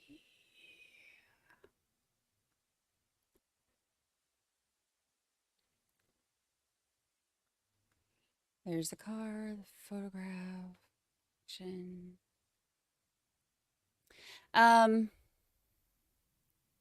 So let's see. Thought I just messed something up.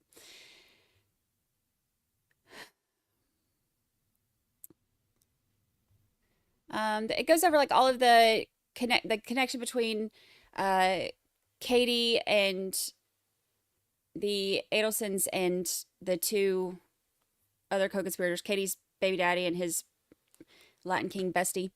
So it talks about all of the communication between them. I'm trying to find the bump thing because it was like, the thing that I remember about it is, no, I think no names were mentioned, if I remember right. But then it's like automatically in the calls, you can tell, like, she's like, we need to meet in person. Hold on, let me see if I can find it.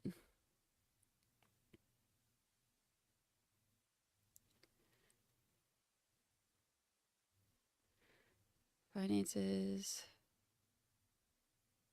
Oh, here it is. Okay. During the course of the investigation, it was decided to use an undercover. So this is what they're talking about for the bump, right? It was decided to use an undercover agent to make contact with Donna Adelson, the mama, in reference to Markel's murder. The undercover agent provided a press release of Markel's murder and asked for $5,000 and provided a phone number at which he could be contacted. As a result of this contact, conversations were intercepted. Didn't he say he was from Lewis? Or am I remembering that wrong? Correct me if I'm wrong. I feel like I remember them saying he had some kind of ties to Lewis or Latin Kings or something. Let's see. Yeah, shout out to Lindsay Hendricks for sending this. It makes my life You make my life better, Lindsay Hendricks. It's so much easier sending everything to me. You are an invaluable member of our society. Let's see. Okay, so as a result of the contact, so as a result of the undercover agent making contact with the mama. Okay, so there was a call from Mama to Charlie asking him to meet her about some paperwork that was hand delivered to her outside of her condo on South Beach. Was intercepted during this during this conversation, when Charlie inquired whether it involved him or others, Donna responded in a whisper, "Well, probably both of us." So she gets this, undercover agent who's like, asking for $5,000, for stuff to do with this murder. And she's like, "Hey, I need to meet you about something that involves both of us." Hello. Look, they're all like, "Yeah, Georgia's awesome, isn't she? She was awesome. She did awesome. High five. Yeah, Georgia's the best." That's what they're all saying right now. They're like, "Did you see her running out of here?" Yeah. Okay, so Donna calls Charlie and she says, probably both of us. And then when Charlie asked her to repeat herself, she stated, "Probably the two of us. You probably have a general idea of what I'm talking about." And when Charlie inquired further, Donna said that this was not something she wants to discuss over the phone. So Donna and Charlie discussed meeting and whether or not Charlie needed to bring cash, like maybe $5,000. He inquired whether or not a threat was involved and whether the police should be contacted. Donna responded that this time she did not believe that was a good idea. Another call. Charlie Adelson called and immediately told his mother, Donna, "Don't talk about things in the apartment or any place." Sounds super innocent, right? He then asked if the person was black, white, or Hispanic, to which Donna said he was white. Charlie said it sounds like something that needs the police. Donna said she may have to, but wants to talk to him first.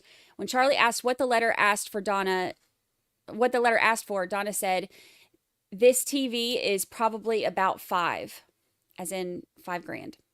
Charlie asked if they asked for $5,000, to which Donna responded affirmatively.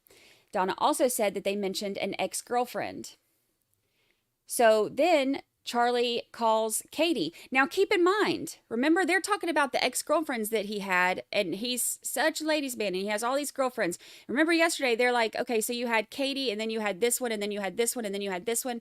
So Donna said that they mentioned an ex-girlfriend, did not say which ex-girlfriend, but yet Charlie turns around and immediately calls Katie after trying to reach her by phone unsuccessfully for about an hour before.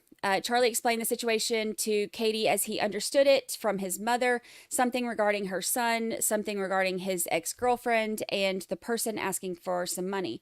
Charlie tells Katie that he is going to see his mom the next day to discuss the matter. There's some discussion of whether Katie is the girlfriend referenced by the agent. Charlie said he thought his mother said the agent mentioned Katie's name, but he's not sure and will follow up with her if the situation does involve her. So Katie agrees to meet Charlie in person the next day, April 20th at 4. Charlie never contacts any other females to discuss the contact between his mother and the undercover agent. And then the morning of April 20th, Charlie tells his mom that he'll meet her at her home at 12:35. After he arrived there, where his mom and father reside, he and mom walked outside to a remote table behind the building and sat close together while conversing. None of their conversation was successfully captured. After meeting with mom in person, he calls Katie and is en route to her in Sunny Isle at the real estate office where she works. When Charlie arrived, Crystal, happy 5 months. Thank you. When Charlie arrived, I can't see it on that screen. Hold on, I have to move back over here. Sorry. When Charlie arrived at the strip mall where Katie works, they talked briefly outside, then go into a restaurant near the real estate office. Parts of their conversation were captured while they sat in the restaurant. So part of the here, let me just do it a little bit bigger. Because I can't. My old lady eyeballs, y'all. So, oops. So part of their conversation, Charlie says, my mom doesn't know these guys. He says, paying someone off is not an admission of guilt. Paying someone off is not an admission of guilt. Everyone can be seated. Are the jurors ready? What does that mean? Right. If they are ready, are you ready to go? Bring them in once potty is over. Bring them in once potty is over. Bless them. Charlie provides examples of Q&A about details referenced what the messenger knows about the crime, such as what kind of gun was used and what kind of car. Let's see. You have to put that at the scene at the time, not in the car, is something that Charlie said. You have to put that at the scene at the time, not in the car. And then it gives examples of people being present in vehicles before cars are used in crimes. Charlie says the guy's name is Tulo and repeats this name to Katie. He tells Katie the messenger looked white, could have been Hispanic. And then he refers to a rental car saying, I don't have any knowledge. He gives instructions to Katie saying, I give you money, you call him on the phone. All I want you to say is, I got a call from somebody who said you reached it. Then he tells her again, I got a call from some friends that said you reached out to them and that you mentioned my name. These people want to know if it's the police, which they had nothing to do with what you're talking about. And frankly, I don't know what you're talking about, but the name sounds familiar. That was going to be my problem. So, I mean,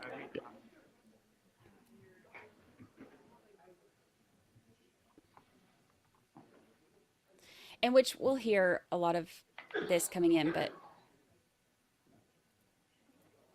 gives you an idea of what they're talking about when they're talking about the bump. Crazy, right? Oh, and approximately 20 minutes later, the same morning, Katie called Garcia after she had left the house and told him that she may have written down the wrong amount for their son's school expense. She thought it was $65.70, but it may be $60.57. He's not following her intended message and she has to reiterate to him the amount I gave you on the piece of paper. I don't know if it's that one or that one. He says, got it. So it's just sketchy stuff. I mean, I can't wait for Everyone can be seated. When that comes out. State, please call your next witness. He calls Officer Brannon.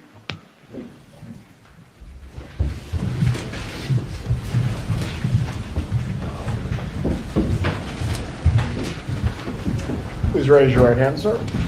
Do you swear or affirm the testimony you're about to give will be the truth? I do. You may take your seat.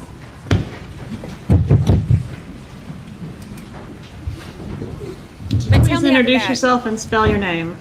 Officer Brannon, number 510, BRANNON, with Tallahassee Police Department. How long have you been with TPD?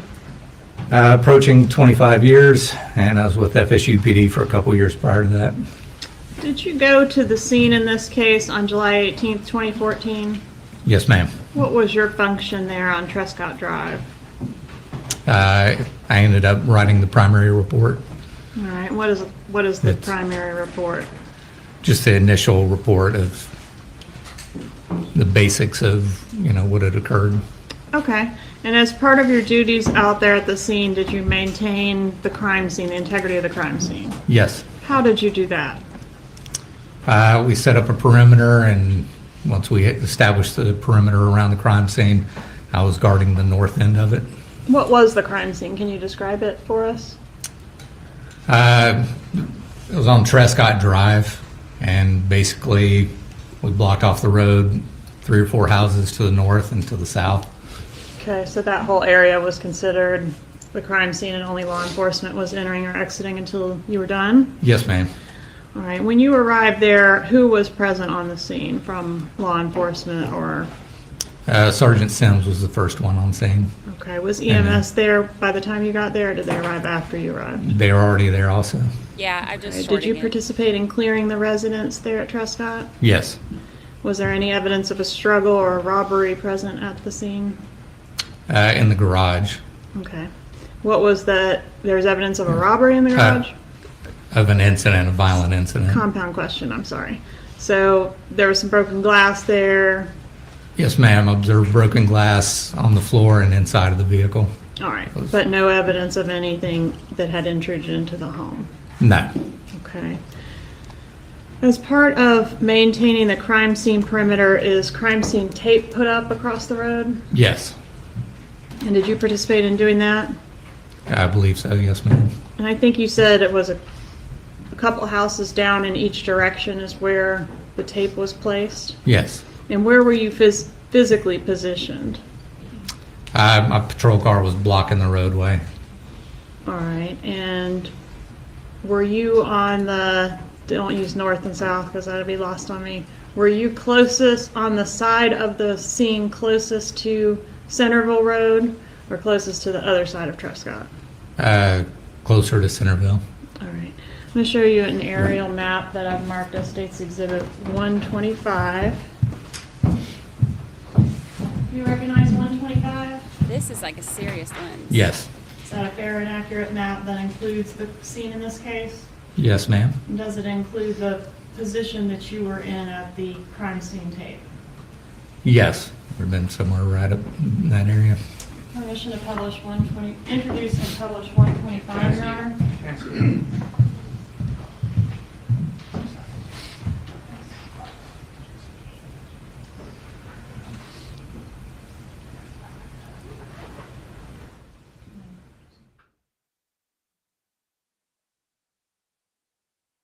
Yeah, I've just been putting Tally. It's like the nickname for Tallahassee instead of spelling it out because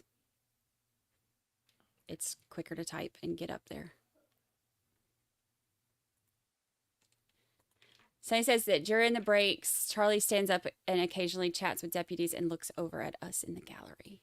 You tell him mind his own business.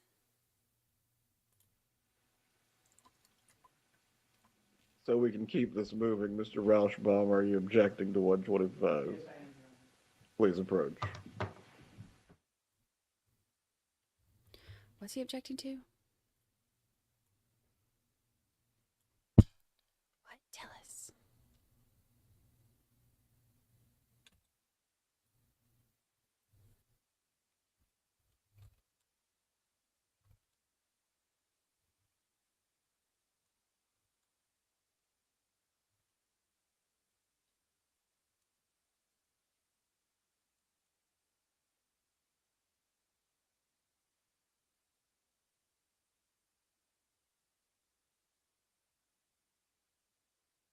This guy's like, well, I'll just sit right here and wait.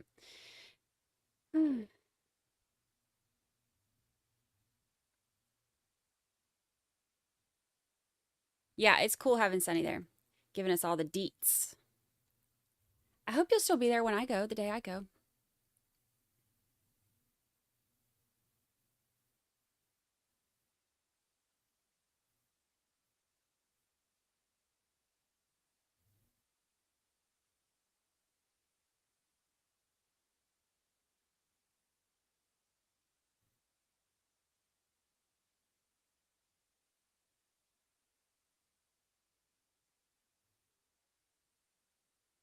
At this time, the defense has withdrawn any objection. You may continue with your examination. May I publish? You may.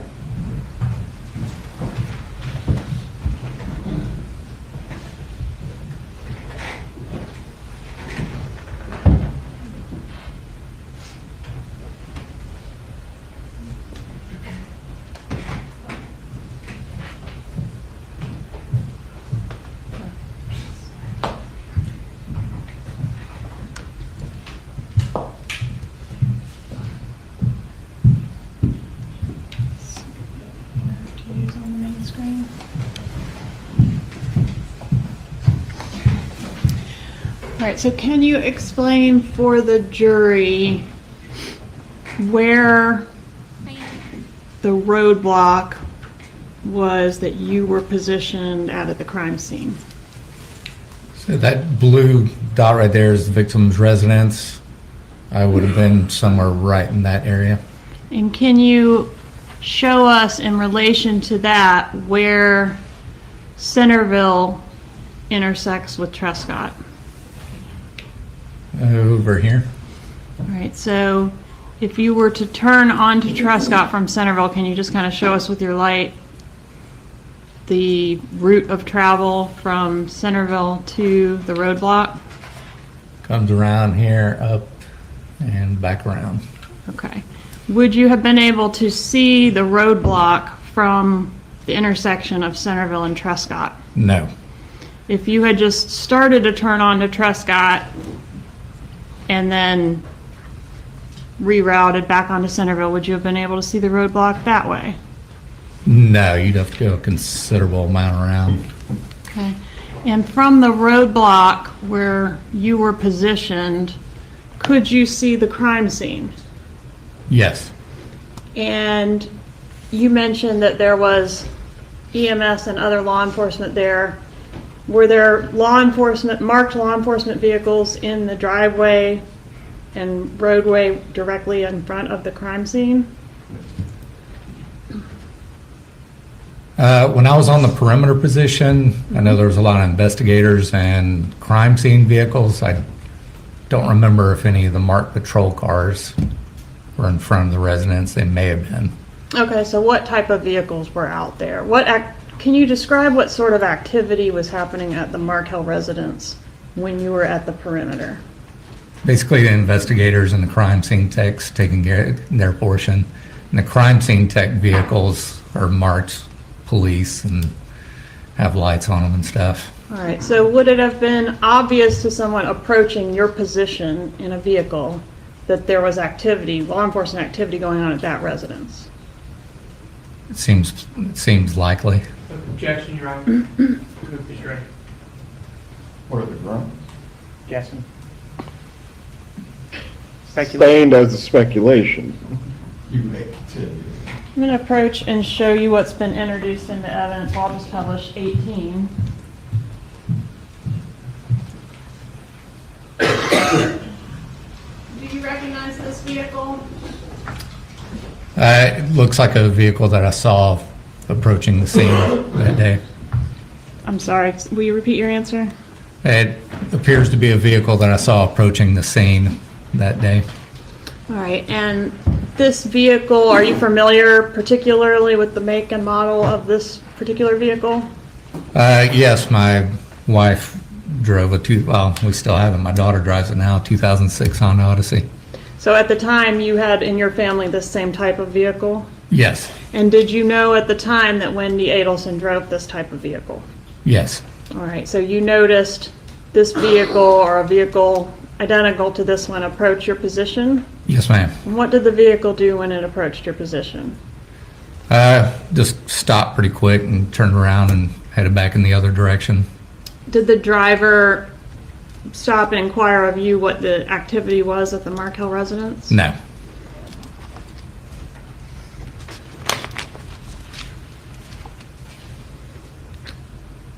Do you know what time of day that was that you observed this vehicle approach the roadblock?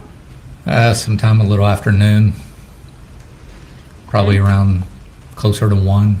And just to clarify, were there any other roadblocks between where you were positioned and encountered this vehicle and the Centerville intersection? No.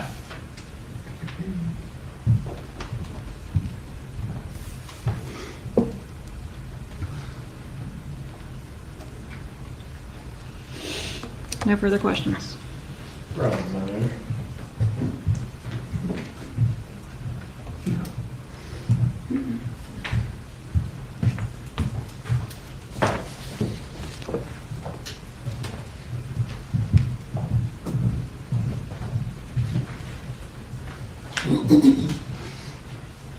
Thank you, Monica. Gifted 5 memberships. Thank you, thank you. Officer Brandon, good morning. Morning. So, I want to get a little bit more precise. Do you know how many houses the tape was away from? Because we just heard a couple, we heard maybe 3. Do you know how many houses it was? I don't know exactly. I'm approximating 3 or 4 houses. Do you know a forensic specialist, Maltese? I'm familiar. She testified that it was 5 to 6 houses away. Could that be correct? Could be. Okay. You said that you saw the Honda Odyssey approach in the afternoon, and you said it was closer to 1. Do you recall testifying to that? I believe so, yes. Okay. Are you aware that cell phone data puts that car on the outer perimeter later, meaning after 12:30 p.m.? I'm not familiar with any of that. But it would be consistent with your memory that it was closer to 1 o'clock, right? That appears to be, but it's been 9 years. And when that car left, you're aware that the ambulance was already gone, right? I believe so, yes. Okay. Could you see that the driver of the car was on the phone at the No. time that she approached? No. Okay. May I have one moment, Your Honor?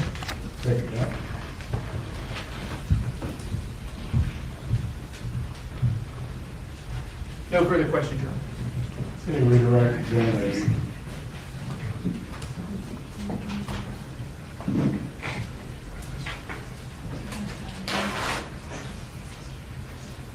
Does the state have any redirect examination? Yes, Your Honor. So when the minivan approached, there was crime scene tape and your law enforcement vehicle in the roadway. Is that correct? Yes, ma'am. And beyond that, now I guess we're 3 to 5 houses down? How many houses? I don't know What's your exactly. best estimate? My best estimate was 3 or 4. Okay, so 3 or 4 houses down from that tape is this law enforcement activity. Is that right? Correct. All right, and would the driver, however far away it was, have been able to see that law enforcement activity at that Objection. residence? What's the objection?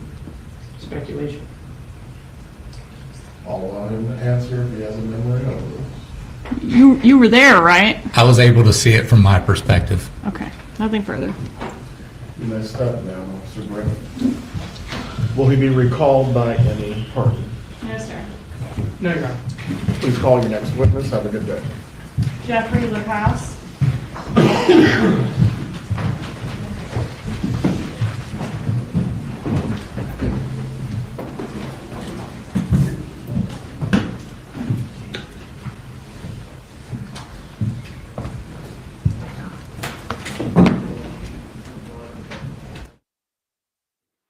I'm so excited.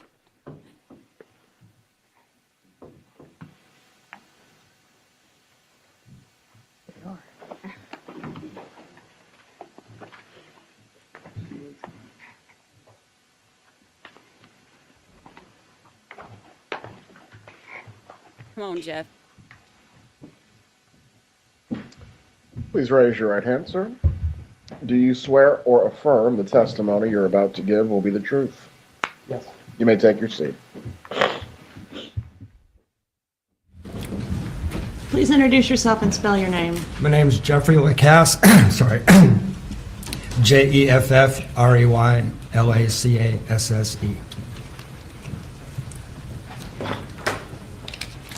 How are you employed, sir? I'm an associate professor at Florida State University. How long have you been with FSU? I came back in 2013. I was also there from 2000 to 2008. Have you always lived in Tallahassee? No, I'm from California originally. I went to Phoenix for 5 years from 2008 to 2013. Really loved Tallahassee, so when I got a tenure track job here, I was excited to return in fall of 2013.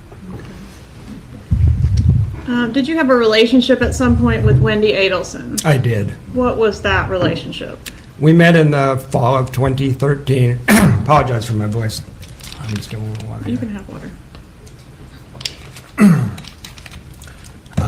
We started dating in the fall of 2013, September 2013. We dated casually in the fall and more seriously in the spring and summer of 2014.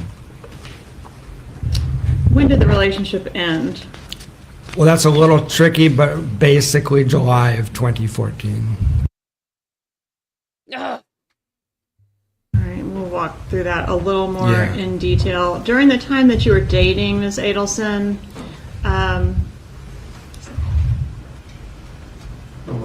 Breathing on my. Is that me? Very close. I don't know, maybe we need to move it.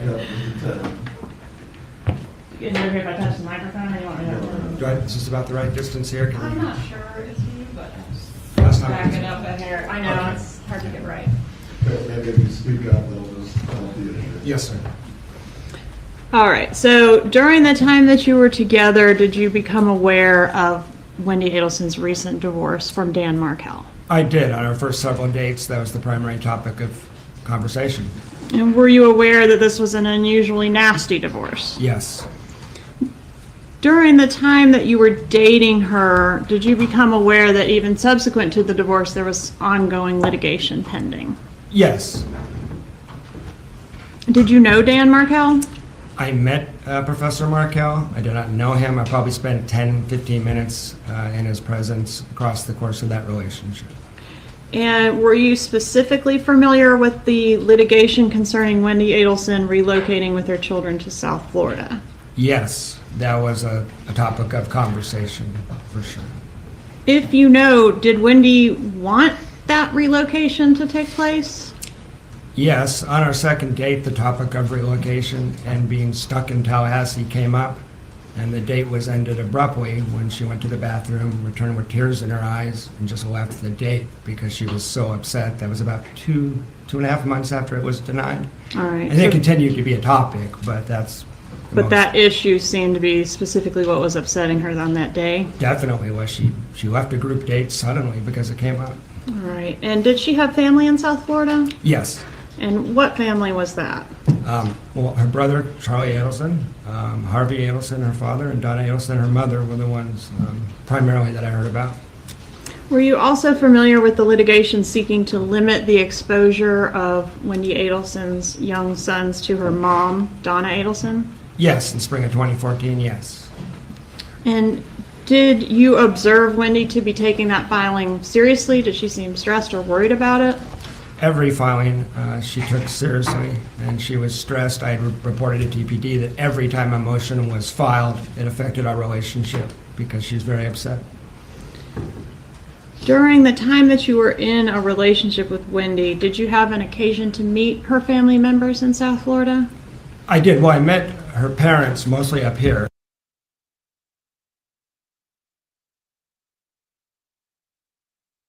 So I met Donna and Harvey Adelson probably 8 to 12 times up here. I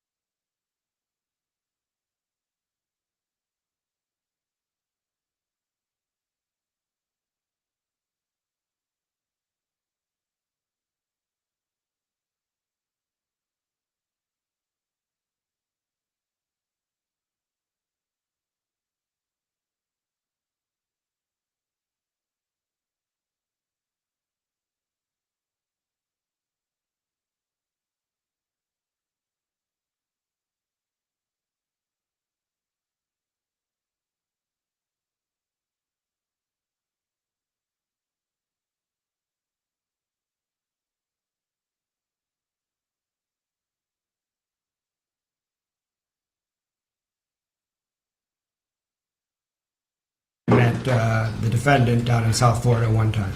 All right, so you only met Charlie Adelson one time. That's correct. When was that? That was the evening of March 11th, 2014. And had you already met the parents several times at that point?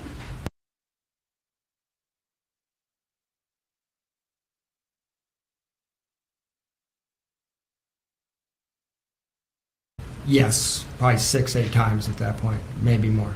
So they came here quite frequently? Yes. What about Catherine Magbanowa? Did you meet her? She was present at the dinner that I attended on March 11th, where it was myself, the defendant, Wendy Adelson, and her went to dinner that evening, March 11th. You're saying the defendant. Do you see the person in the courtroom Yes, that you had dinner with? Who's that? that is Charles Adelson, known to me as Charlie. Could you point him out and describe what he's wearing? Yeah, he's sitting in the center of the defense table, wearing a light blue tie and a navy blue sports coat. All right. And so Catherine Magbanowa, how was she related to this family or affiliated with the family? I was introduced to her as Charlie's new girlfriend, essentially. And was it your understanding that this was the first time that Wendy was meeting Catherine Magbanowa as well? That was my understanding. She was excited about Catherine Magbanowa, and that was my impression, yes. All right, so anything unusual happened at the dinner? Well, at the dinner, Miss Magbanowa mentioned that she had I guess it was her ex-common law husband, who had a criminal history that sounded very serious, and I did raise my eyebrows at that. Did Charlie Adelson seem disturbed or upset by Catherine Magbanowa mentioning that? I don't recall him seeming disturbed, no. All right, what about after dinner? Where did you go next? We went to Mr. Adelson's home, and we sat in his hot tub and had a few drinks and talked for a little while. Who's the we that sat in the hot tub? Yeah, myself, Wendy Adelson, Charles Adelson was in the hot tub for a while, and his then roommate, Dr. Jerome Obed. All right, so Dr. Obed was living with Charlie Adelson at that time? That was my understanding. He was his roommate, yeah. All right, and where was Catherine Magbanowa at that time? She did not accompany us back to the house. In the hot tub, did the defendant make some statements that were of interest in this case? Yes. What were those? Judge, objection, motion to eliminate. Correct.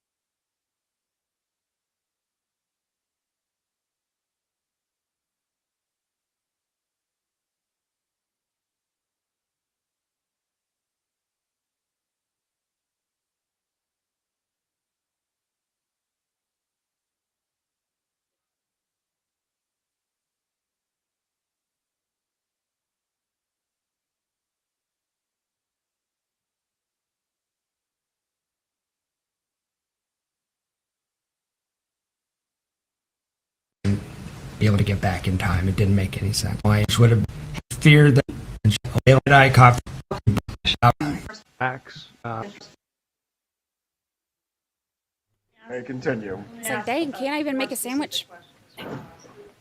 Adelson in the hot tub mention anything about having connections to a criminal element? Yes, he did. He mentioned having contacts on both sides of the tracks, meaning dentists, lawyers, professional class people, but he also had people he knew that were a criminal element, yes. And did you get more specific about anything about these people that are the criminal element? He mentioned specifically, I repeated it to DPD, about Cuban neighborhoods where you might find that criminal element. Okay, so he had connections to those type of people. That's what he said, And yes. what was the context of this? Was he just seemed scared about it, worried about it, or something else? Seemed to be bragging.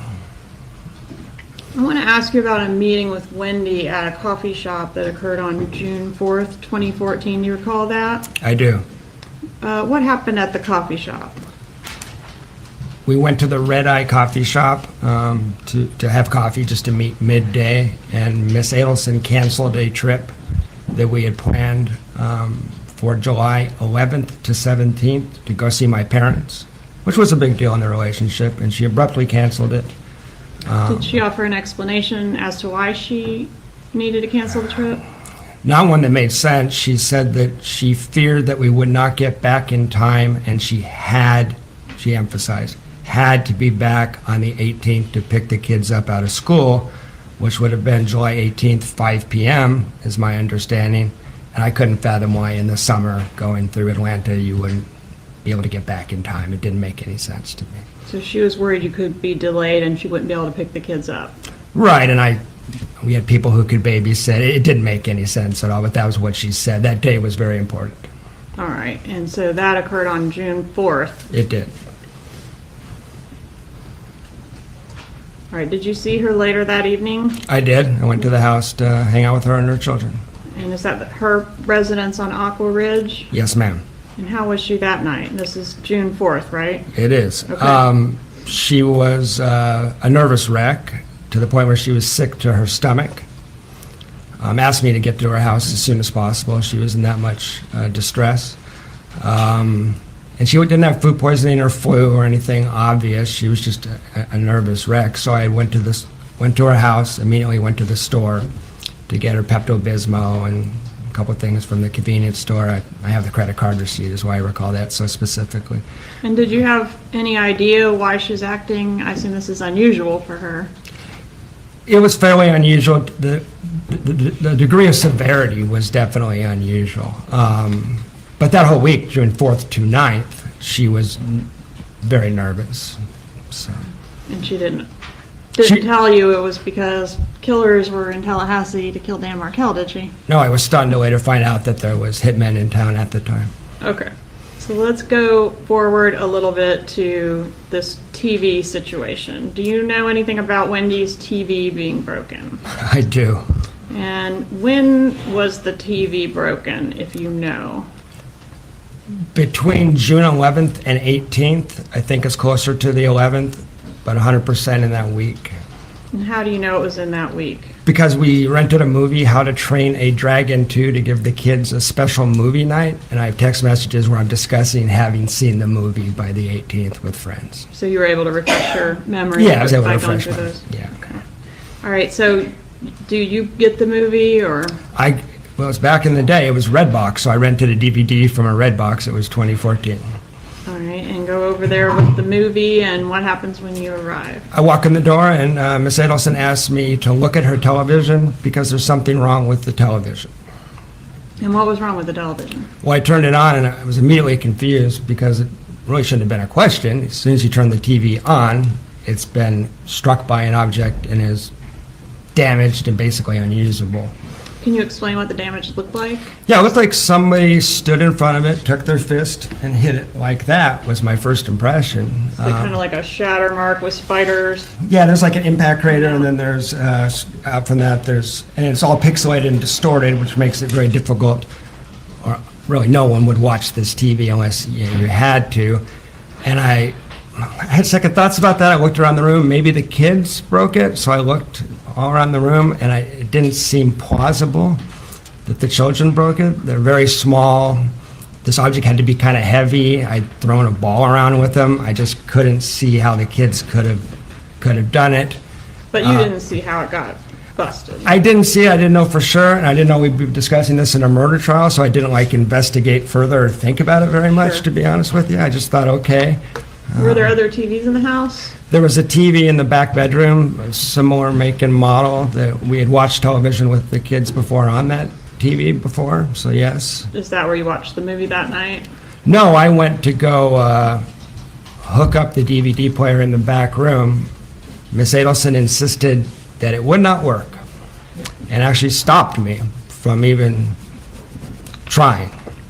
So thought that was very odd, but I didn't want to argue, and it's her house, her TV, her kids, so I said, okay. So So did you watch the movie on the broken TV? Yeah, we gave the kids movie night where we watched a movie on a broken television that was distorted enough that you could follow what was happening, but the kids are whining and crying the whole time. And I wasn't whining or crying exactly, but I was tempted to because it was pretty frustrating. And I just didn't understand, what was going on. And of course, I had related that this TV is broken, it's unwatchable, it's not covered by warranty, you're going to have to get a new TV. And I offered to go do that for her anytime she wanted. She's a busy single mom. I'll run by Best Buy, get you a new TV. It was not like a 80-inch TV or something that was really that luxurious. It was a TV like you'd see in a dorm room, so we could have replaced it right away. All right, did you end up getting a new TV? No, she turned me down several times on that offer, and again, it's her house. I tried to respect her boundaries, and I said, oh, okay. But it was inconvenient because after dinner, it's nice to be able to put the kids in front of that TV while you clean up the dishes and stuff. And it sat there being an inconvenience for a while. All right. Okay. I want to ask you about, when is Ms. Adelson's birthday? April 22nd. Okay. Earth Day. I've got this out of order. Let's skip over that for now and go to the big fight in June. Ms. Adelson mentioned that there was a big fight toward the end of June. Do you recall that? Yeah, that's the weekend in June 27th, 28th. Where were you when that fight occurred? We were in Gainesville. Ms. Adelson accompanied me for a work trip, and we had that scheduled for a while, and she accompanied me on a work trip, and we ended up having a pretty big argument Saturday night in the hotel. And did that have to do with you accusing her of seeing other men? That was one of the issues. There'd been a lot of tension bubbling. That was the major issue. But just to give that some context, I suspected very strongly she was seeing other men.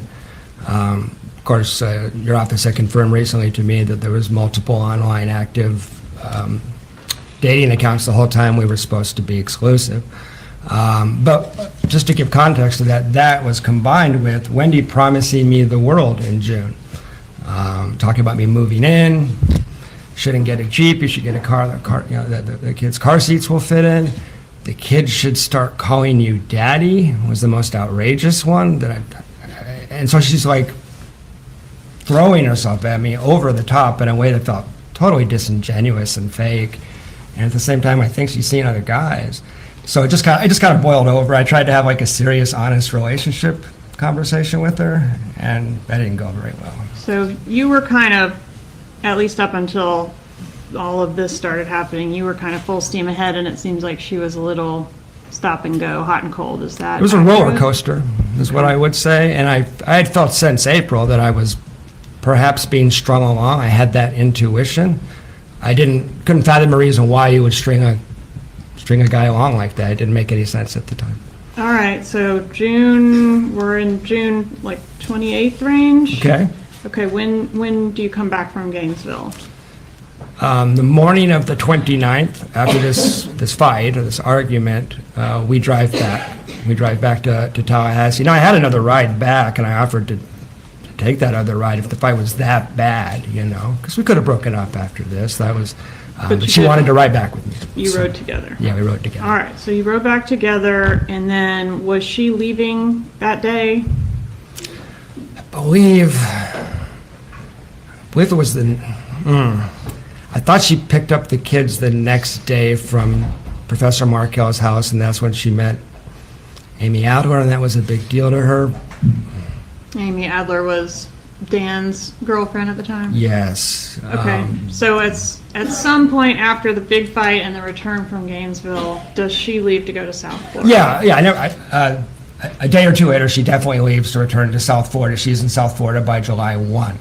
All right, and was that the trip that she was there for her dad's birthday? That's correct. Did you attend the dad's birthday?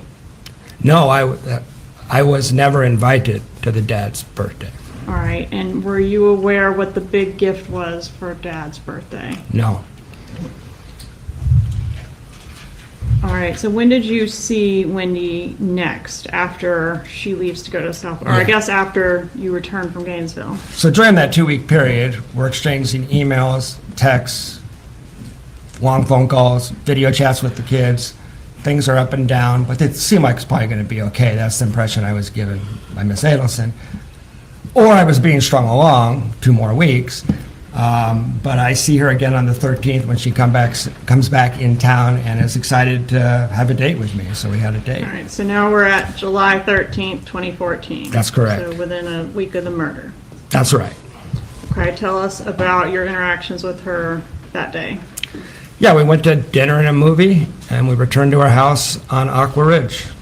All right, and did she tell you anything asked to tell you anything in confidence that evening? Yeah, in a very serious tone of voice. The topic of conversation as we're walking up to the house is about relocation, being stuck in Tallahassee, and Danny, as the conversation always was about, Danny Markel. She said in a very serious tone of voice, "Can I tell you something in confidence?" Objection, Your Honor. Motion eliminated. Now, Ms. Kappelman, to understand the court's rulings. I think I do, Judge, but asked to approach. Please approach.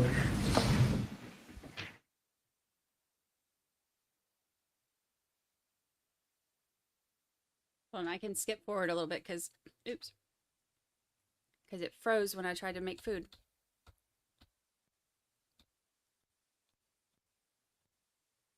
You can step down from the witness stand for now. Okay. Please step back outside.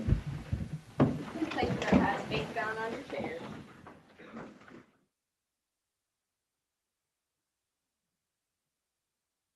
This guy.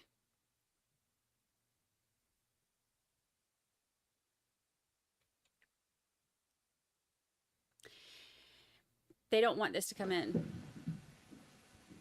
Whatever he's about to say. Everyone can be seated. Bringing up both the motion in limine and the prior order that have been issued on this matter.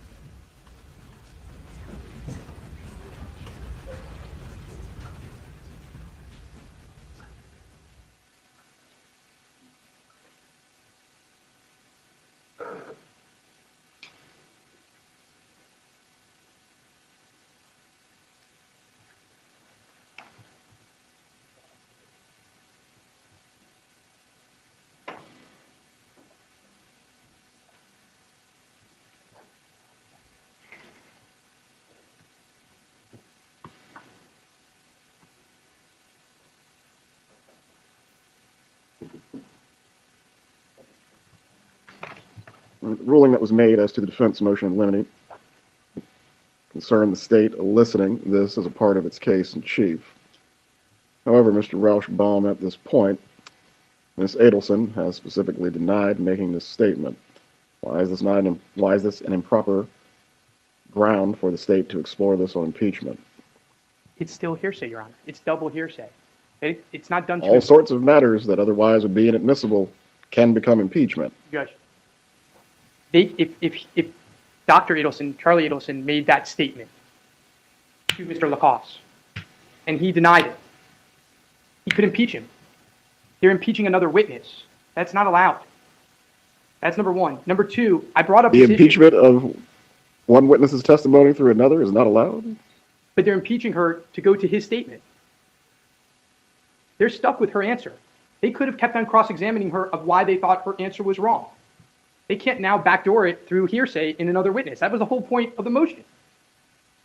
Similarly, Judge, we brought this issue up first thing this morning, sidebar, because if they were going to be allowed to do it, I was going to ask Miss Adelson other questions on this issue.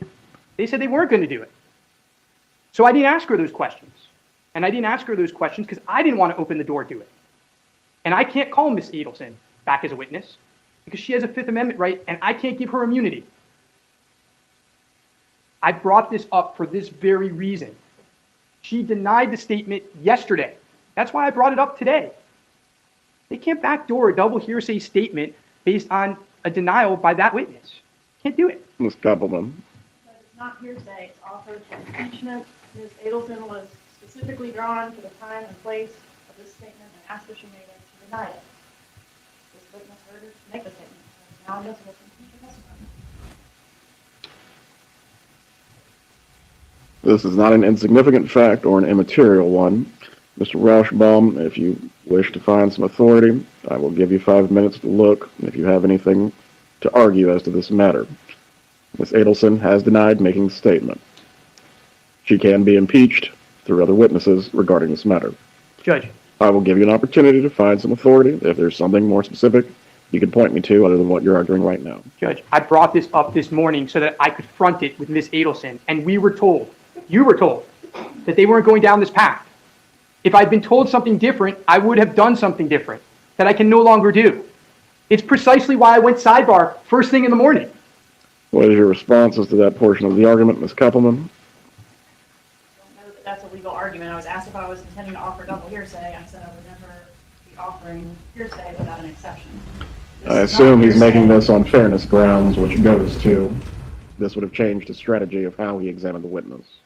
I don't know what to do about that, Judge. I can't help Mr. Rashbaum have better strategy. I was real specific with the witness to get that denial, so I'm not sure why the issue wasn't raised at that point.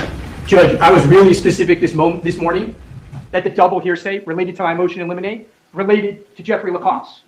You knew what I was talking about. Hold on. My ears work perfectly well. You don't have to raise your voice. Make your argument, please. Everyone sidebar knew exactly what I was talking about. And we were told, Ms. Kappelman told you as an officer of the court that she was not going down that road. And so when Ms. Adelson was on the stand, I stayed away from it not to open the door to it. She knew exactly what statement we were talking about. If you tell me you didn't know what statement I was talking about, I'll sit down. I was very specific.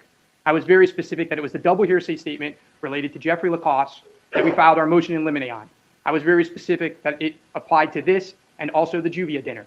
Those were the words specifically out of my mouth back there because when she asked the questions of Ms. Adelson, which were completely appropriate, I thought she might be going down this path. And so the first thing in the morning, we went sidebar so I could stop the charade, so that if the court were going to allow it to come in, I would handle it. She stayed silent. And I've been jumping up and down to try to prevent any possible mistrial twice, and still no mention of it. It's completely unfair, completely improper, and it denies him his constitutional right of due process. Again, that's why I raised the issue. This goes to the fairness aspect of it. We'll take a brief 5-minute recess. If you have any authority you wish to present, I will entertain it further. Oh, dang. He is pissed.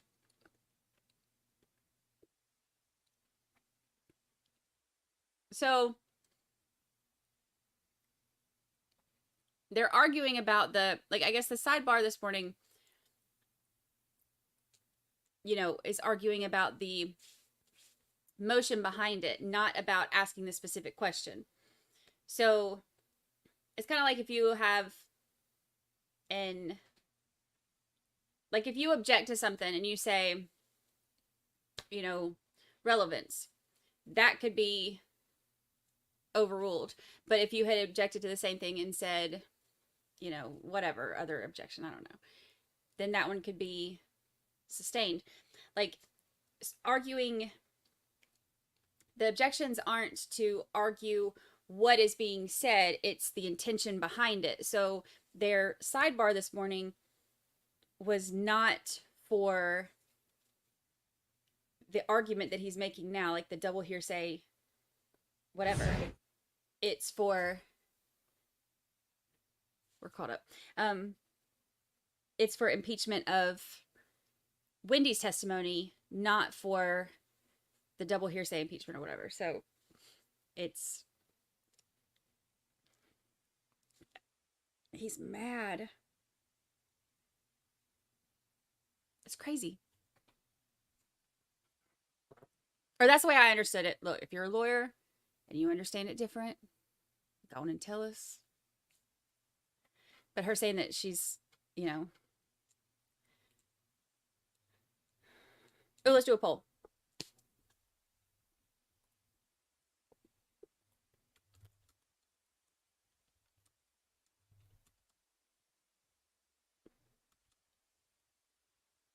Do you think the judge will allow it in?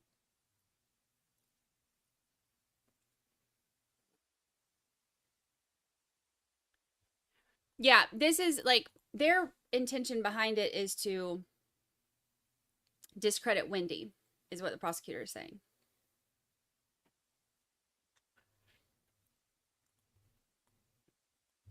I like, this is the stuff that's so interesting to me because, I mean, it really is just, it's nuts.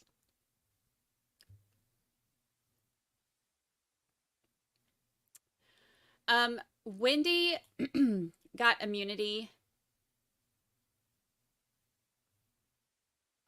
in exchange for her testimony on the like I was saying yesterday, like it's only on the prosecution subpoenas. So, which is another thing he was saying, like he's like, if you know, if I call her back to the stand, I can't offer her immunity, so she no longer you know, is required to answer anything. Like,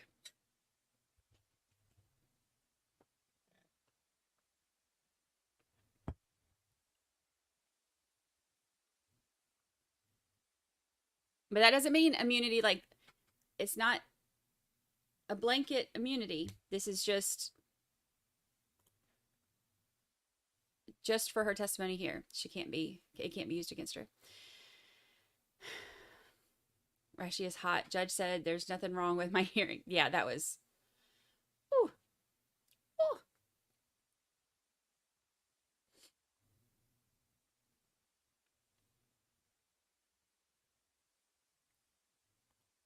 Lindsay Hunter says, I'm not sure if he will, but if the attorney did mention it all today, I worry that they could possibly have grounds for appeal.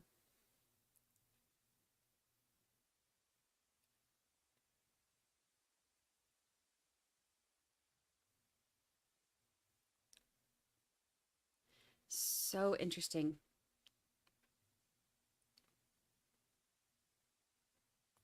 Yeah, I'm going to make some downloadable work excuses available on the website so that y'all can all just take off work and hang out with us all day.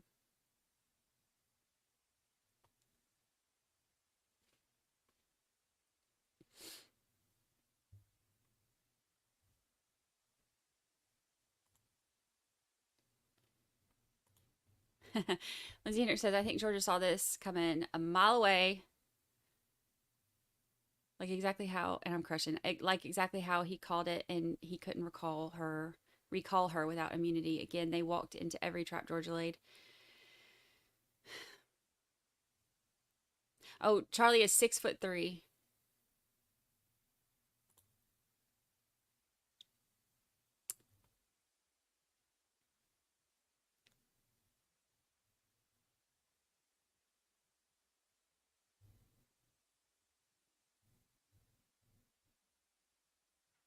Attorney said himself that he stayed quiet.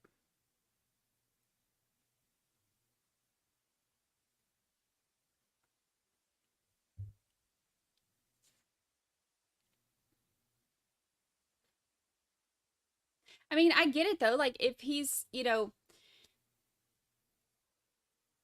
they knew yesterday when she denied making this statement they're about to talk about that they would have the testimony from him saying yeah, she did say it.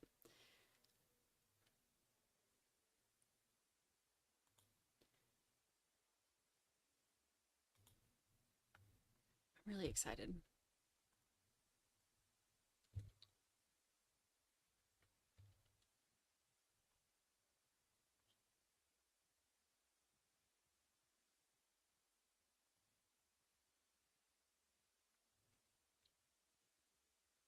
I'm about to pull up.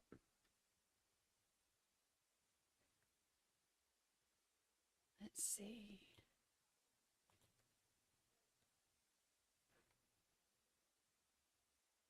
I love when I go to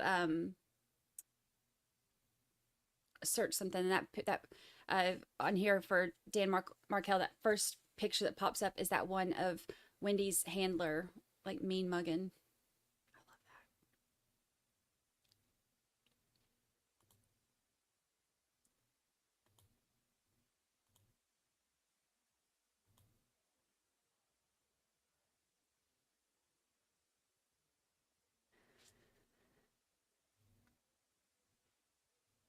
Let's see. My hearing is fine. That's funny.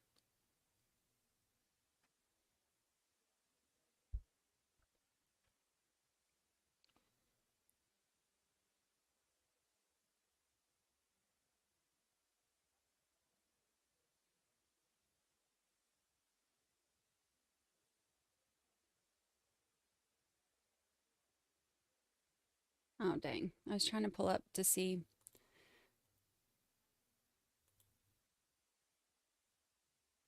What was being said about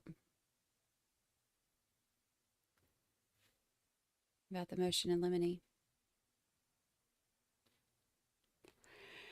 I can't find motion in limine from this morning. Oh well. I was trying to find out exactly what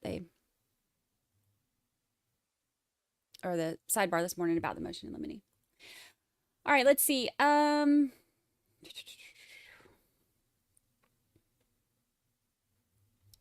So far, 71% say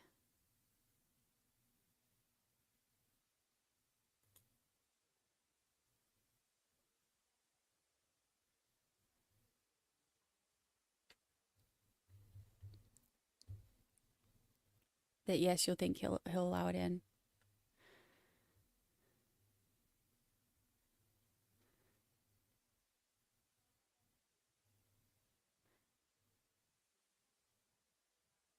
Yeah, Georgia knows exactly what she's doing.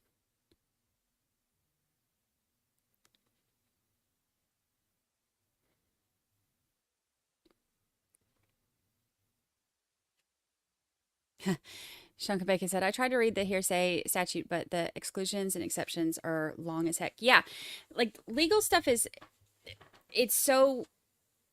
like, here's the law, and then here's all the things. But, a lot of that, think about all those things that have come up. It's like there's all these exceptions that get made into exceptions because of different, like, case law, because of different things that happen. That's what's so interesting to me. I would have liked, I used to think I wanted to be a lawyer just because I wanted to it's really like the investigation and the argument of it that I liked.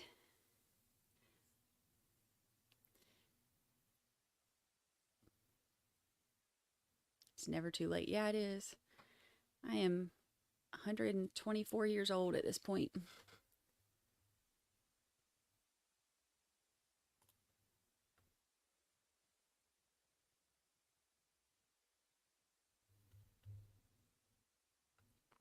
Would you mind searching up a legalese for dummies definition of motions in limine, lemonade, whatever it is? Yeah, it's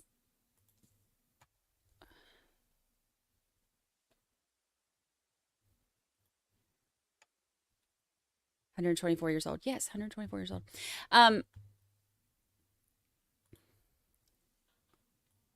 Oh, we're coming back. Everyone can be seated. Unless either party has additional argument, I am prepared to rule at this point. I did have one thing I wanted to raise that I'm not sure was clear before. Ms. Adelson is still under the state subpoena, so I think she could be brought back for whatever additional questions need to be asked. Oh, there you go. As to that point, Ms. Kappelman, the ability to extend immunity you have, Mr. Rauschbaum does not. He calls her as a part of her, as a part of the defendant's case. What is your response to that? I don't know. I mean, we're still in the state's case, so. Well, the defense can't call a witness within the state's case. I know, that's a good point. I just wanted to point out that she is still under my subpoena, so if we get creative, that might be a solution. I don't know, it hasn't been proffered what questions would be asked that weren't asked. I don't know what that is, but maybe there's something that could be worked out if that was your Honor's ruling, was that that would be required. Mr. Rauschbaum, anything else? Judge, I'll just rest on 9609, Florida rule and its progeny, and Crawford and its progeny. And what I said before. Very well. The court's ruling is as follows. The defense's motion in limine went to the state's ability as a part of its case in chief to present testimony from Mr. Lacoste that would be hearsay within hearsay. The motion in limine was granted on those grounds. However, the motion in limine and also the court's ruling did not discuss or limit in any way the state's ability to present this information as impeachment. Ms. Adelson, at this point, she has testified, she has denied the statement taking place whatsoever. However, as it goes to fundamental fairness grounds, which are also a part of the ruling that has to be made, the defense did earlier at sidebar ask if this was going to come up in some way. As it related to substantive evidence, I believe the state responded it was not. The state did not make any representations concerning impeachment. I will find that this did affect the defense's ability, or their strategy, at least in examining the witness, as the witness also can invoke her Fifth Amendment right, and through a separate pleading has stated through counsel that she will invoke any Fifth Amendment right unless she is being granted immunity for that testimony. The ability of the defense to address this matter is compounded by the constitutional right of the witness and their inability to call her. On fundamental fairness grounds, I'm not going to permit the impeachment on this topic.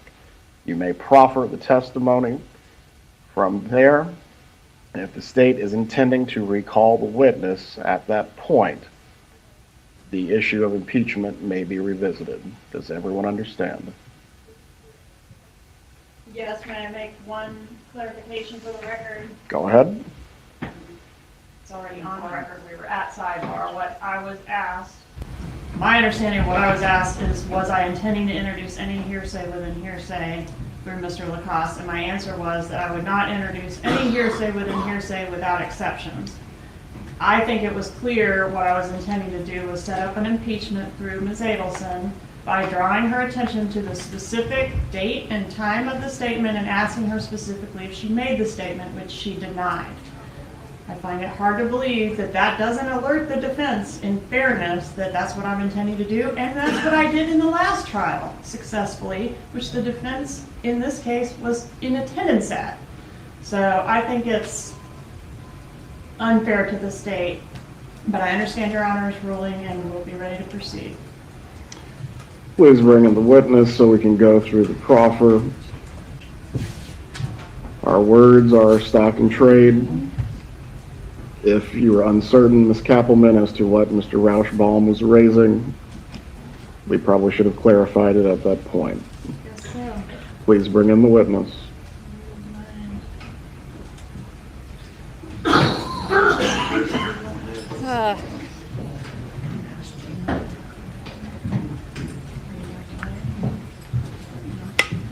I mean, I get it. If I had any you know. Also, so we don't have to go through this again, Mr. Rauschbaum, as it pertains to the other rulings in the defense's motion in limine that the court has previously addressed.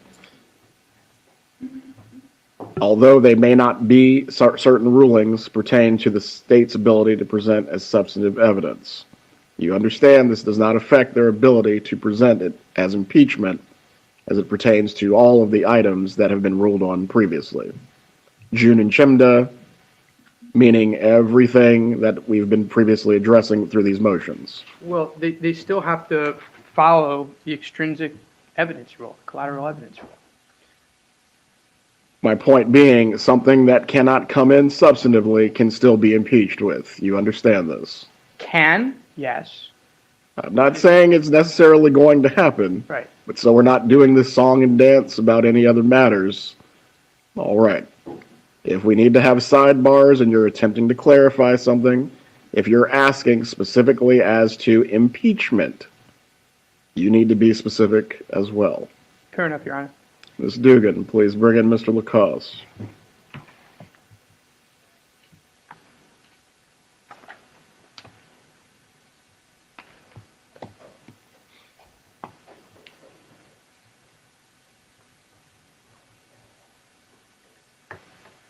I really wanted it brought in. But I get it. But she even said she did it in the last trial, and defense You may was be there. seated, Mr. Lacoste. Ms. Kappelman, you may finish your sequence of questions on the topic you were starting. Mr. Lacoste, when we broke, we were discussing a statement made to you by Wendy Adelson on July 13th, 2014 at her residence here in Tallahassee. Do you recall which statement? Yes, ma'am. All right, and what was that statement? After asking to speak to me confidentially, she told me that last summer that Charles Adelson had looked into all possible options to take care of the Dan Markel problem, including hiring a hitman, and that it would cost about $15,000. I revised the amount. I said potentially that could have been $50,000. I'm unsure of the amount. The rest of the statement, very confident, is true. So you weren't sure whether she said 15 or 50? Right. But she didn't say 15 or 50, she said one or the other.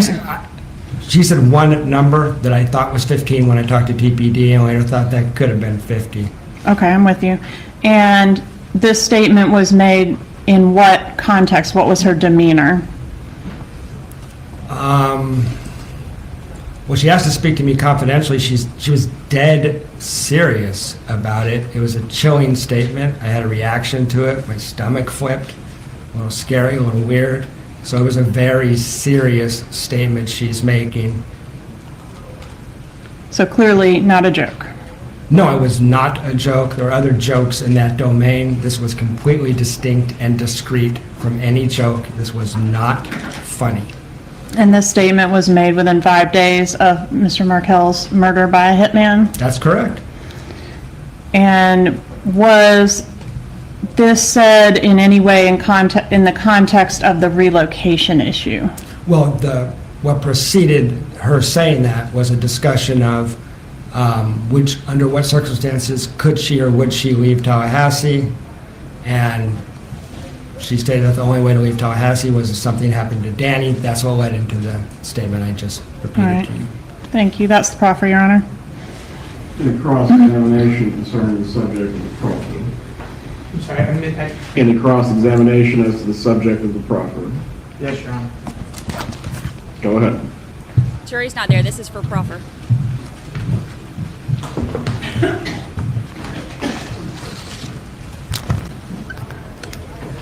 The statement was chilling and serious, right? Yes, Did you go to the police?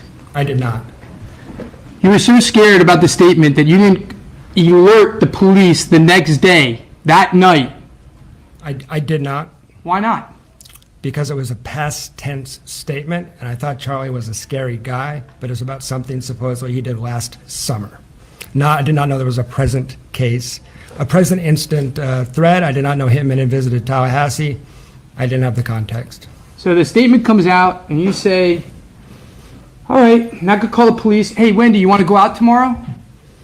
That's not quite how it went. No, you didn't try to go on a date with her the next day? No, we did go on a date the next day, and then she cut off all contact without barely talking to me on that date. So I didn't have a lot of time to process it, but it was a shocking enough thing that it took a day or two to process. Also, I had repeated that statement to a friend of mine before the murder, and I didn't get a reaction from her like, this is shocking. I sought feedback from a friend who would verify that I made that statement before the murder, and she didn't say, oh, geez, you should call the police. So it wasn't just me. There was another person that I consulted with because it freaked me out, and we decided I decided after talking to her it was past tense, so probably not that dangerous, and we were really wrong. And maybe I should have called the police. So Charlie Adelson lets you know that he's has friends in the criminal element, the Cuban criminal element, right? Yes. And you know that there's a heated dispute between this family. You testified to it today, a heated dispute. Yes. About relocation, about divorce. Well, the dispute's no longer about relocation, but yes, there's an ongoing litigation for sure. Right. And then Wendy Adelson tells you that this man, who is part of the criminal element, really looked into hiring a hitman. She did say that. And you thought, I'm not going to go to the police on that. That's your testimony, right? That's the decision I made. It didn't really cross my mind because of the past tense nature of it, and I consulted with a friend, bounced it off of her before the murder, and neither one of us thought, oh, geez, let's call the police. So it's possible that probably is so dangerous that I should have called the police. Yeah, but I did not. And so at this point in time, your relationship with Wendy Adelson was really bad, right? It was hard to tell. It's hard to tell that it was really bad? It was a roller coaster ride constantly because you referred to the next night, the next day, the 14th. On the 14th, I got a warm, inviting call from Wendy Adelson, eager to spend time with me. Maybe trying to distract me, I don't know. But okay. Well, we're going to get to the distracting part. Yeah. Because that's what this is all about. But it wasn't the relationship was not in a great spot. I'll concede that to you. So yes. Your testimony is that when this woman is about to break up with you, when she is avoiding you, when you have just been caught going through her phone and her How's she avoiding me? Well, Mr. Lacoste, you're not here to ask questions. Yes, sir.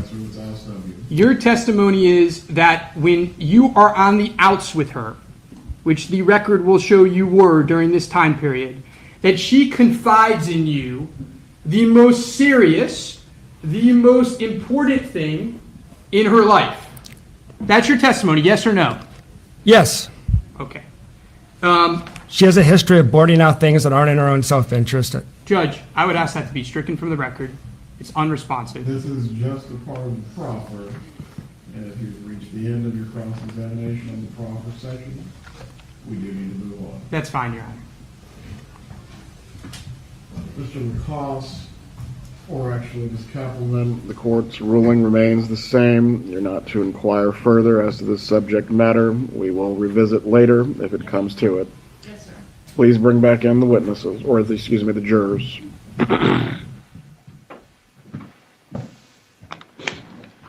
Like him, he reminds me of Stu Adelson. Oh, actually.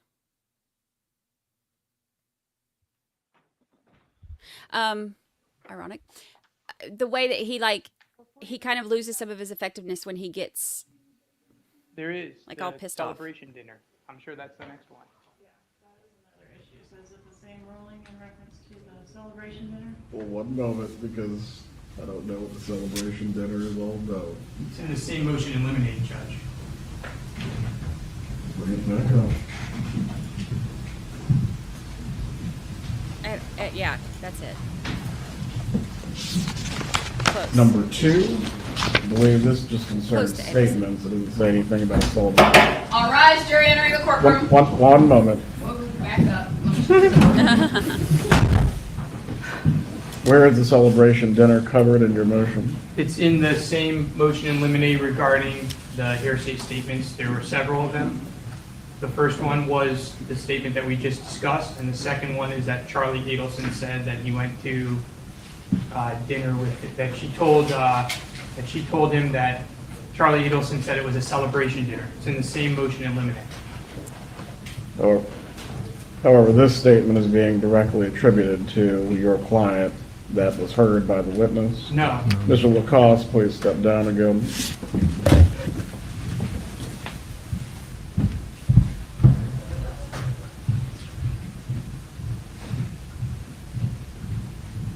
It's the same exact issue.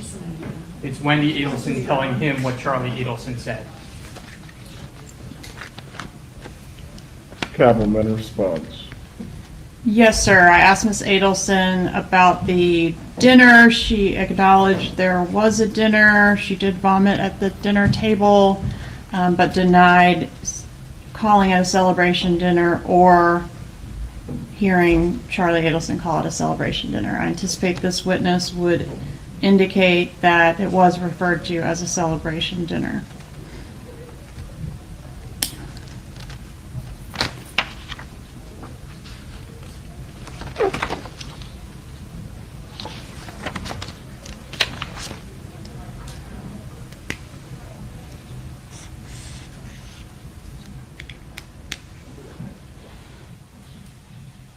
Oh, I love it when the juries are allowed to ask questions.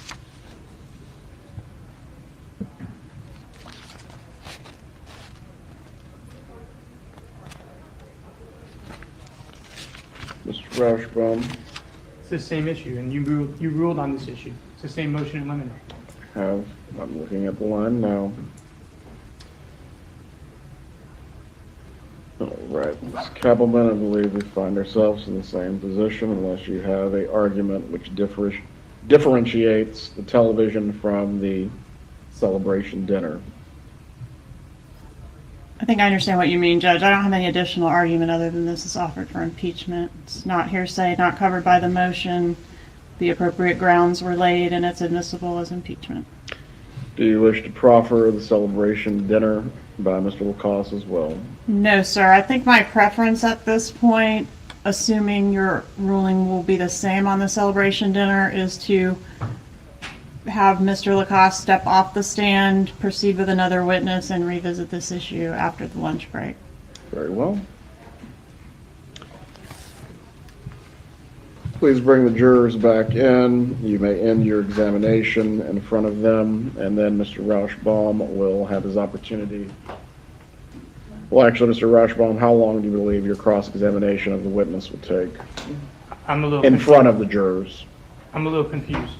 Are you? The ruling is the impeachment as the celebration dinner is going to be excluded on the same grounds for now. If we need to revisit later, we will, but as to your cross-examination that will be taking place in front of the jurors on the subject matter that's already been covered, how long do you think that's going to take? Oh, she's going to stop asking questions of this witness. I believe she just indicated she would. Okay. For the issues that we've dealt with just now, prior to any proffers and sending the jurors out. I'm not really sure, Your Honor. Probably maybe 30 minutes. Right, let's bring them back in. You can start your cross. We'll take the lunch break and then pick up from there. Ready? Please bring back in the witness. All rise. You're entering the courtroom.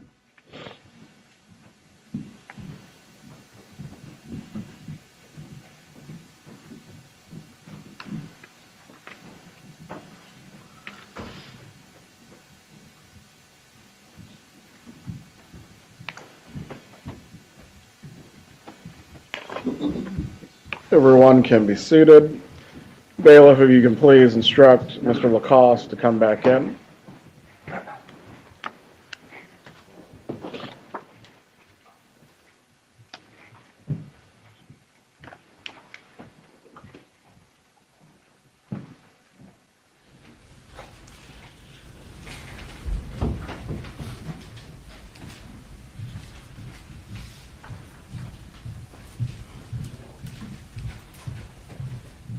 State have any further direct examination for this witness? No further questions at this time, Your Honor.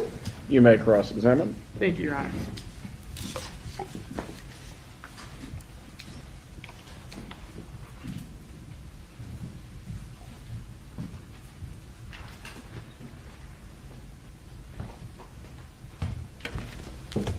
Professor Lacoste, good morning. Good morning.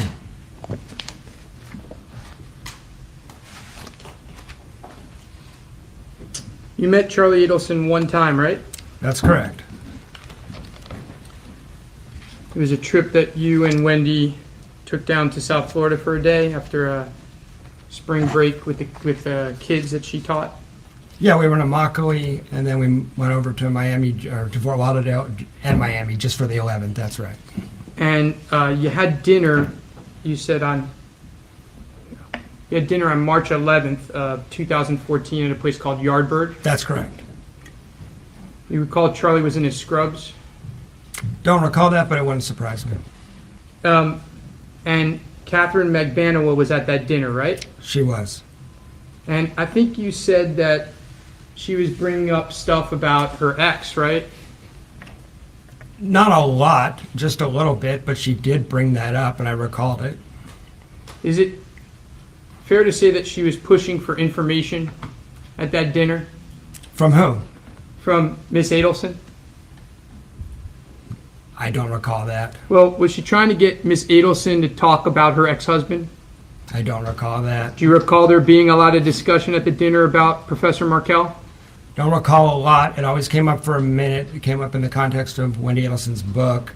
Most of it was Charlie talking. You recall Katie asking questions about how the divorce was going, how he was treating her, where he was. You don't recall any of that happening at the dinner? I do not recall any of that. The only thing you recall is her saying something about her ex-husband. That's what stuck out. We've had previous legal proceedings where I also could not, I can't, it's a dinner 9 years ago. I don't remember a lot of detail of it. And it wasn't long either. It was just an hour. Isn't it likely that she was talking about her ex-husband and her problems because there was talk about exes? I mean, that's pure speculation on my part. I don't recall. I do recall some other things we spoke about, but I don't know if I'm allowed to talk about them or not. They involved your client. They weren't. So I'm in my head trying to figure out how much space was there for other stuff. As I previously testified, most of it was Charlie telling us stories, kind of. But Katie was clearly wanting to bring up the topic, as you said, about her family situation, correct? Yeah, but I'm talking about 2 or 3 sentences here. I only recalled that in retrospect because there was a murder, and I thought, oh, geez. And it was important enough for you for Ms. Kappelman to ask you about that, right? Okay, yeah. Right? So you remember her talking about her family situation, right? Yeah, and I also remember Charlie talking about a party he had recently attended. There's a few other random things. Fair enough. I didn't ask, with all due respect, I didn't ask you that. Okay. Let's just stick with the family situation. Okay. So Catherine McBanawa was talking about her family situation, correct? For 2 or 3 sentences, she mentioned that Sigfredo Garcia, not by name, and the tensions with him, yes. Okay.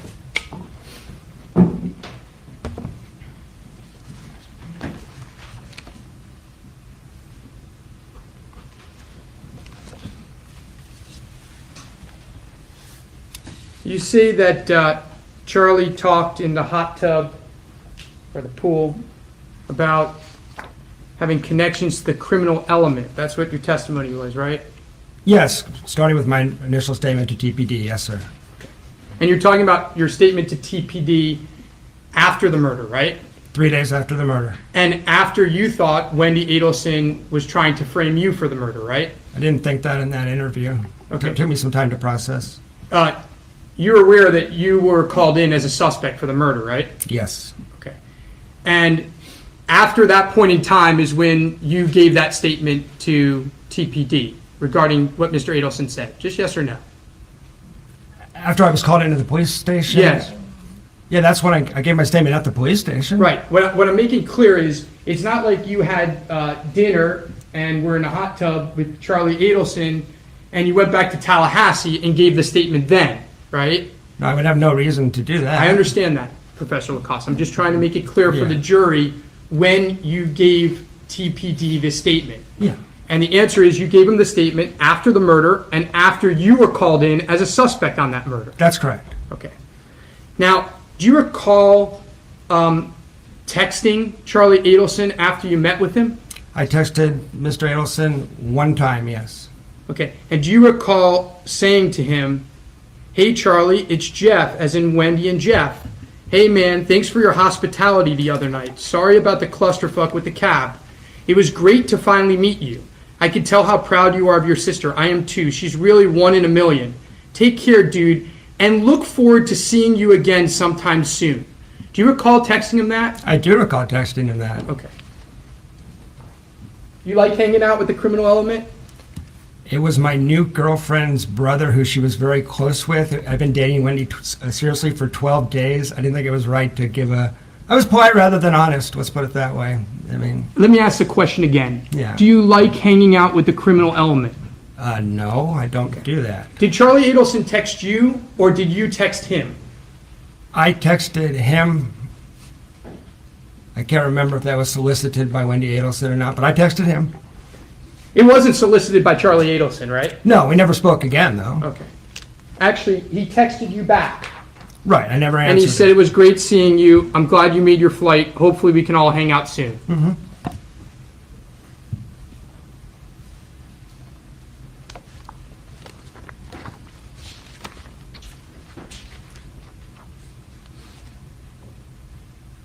It's so stupid. Now, you testified that Wendy was a wreck. Hold on one second, sorry. One moment, Your Honor. I've lost my place.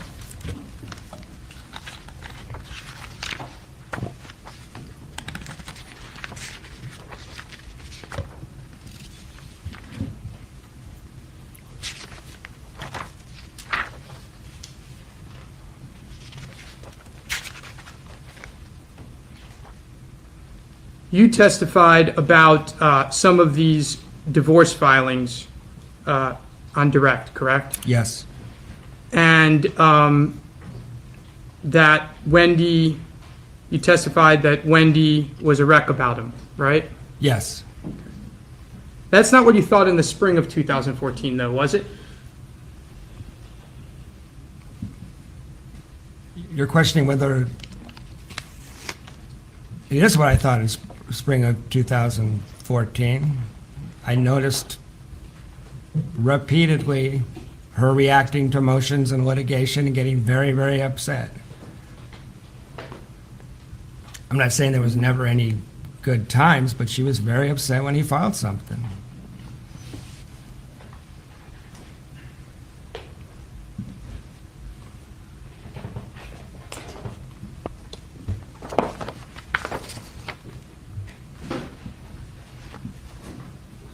Do you recall sending an email to Wendy Adelson in March 27th of 2014 where you tell her that she's adapting really well to unpleasant circumstances and that she needs to give herself more credit? That sounds familiar. I would say it got increasingly worse March, April, May, June in terms of her reactions to the entire situation. But I know I was sending that email, yes, trying to encourage my girlfriend at the time, yes. Oh, really? It got worse. Filings in March, April, and June.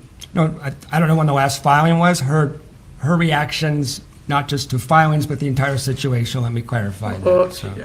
Hold on a second. Would it surprise you that there weren't any filings?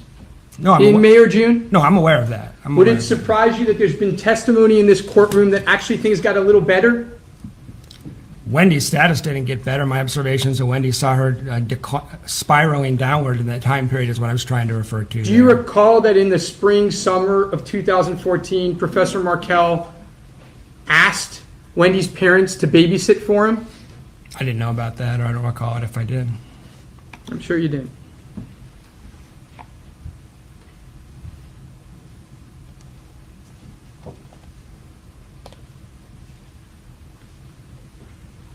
Thank you for the gift of membership, ML. Thank you, thank you. Now, do you recall telling law enforcement that your impression was that Professor Markel's filing was going to fail? Yes, I was repeating things I'd heard from Wendy Adelson, so most of that content, that was, I mean... Sir, I'm just asking you for yes or no questions. Okay. Let me follow up of where you get that information from. Okay. I know you have an agenda. Yes, I told police that, yes. Okay. So, you told the police that Wendy wasn't concerned about Professor Markel succeeding No. with that motion. No, she was highly anxious. She was highly anxious. Did she think that the motion was going to be granted? I don't think she knew. I think that's what caused the anxiety. Didn't you tell law enforcement that your impression was that Professor Markel's motion was going to fail? I did tell law enforcement that, yes. And didn't you just tell the jury that that impression came from Wendy Adelson? Well, from my interactions with her and partially my own opinion, to clarify. But yes, that's true. Yeah. Yeah. You also told law enforcement that everyone in the legal community agreed with that assessment. I didn't speak to everyone in the legal community. Well, let's read your interview then. And let's see if it refreshes your recollection.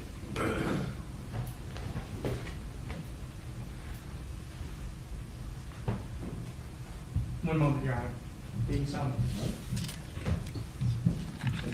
Yeah, his aggression towards him is very off-putting. You don't recall being recorded where you said, and I quote, everyone in the legal community agreed with that assessment.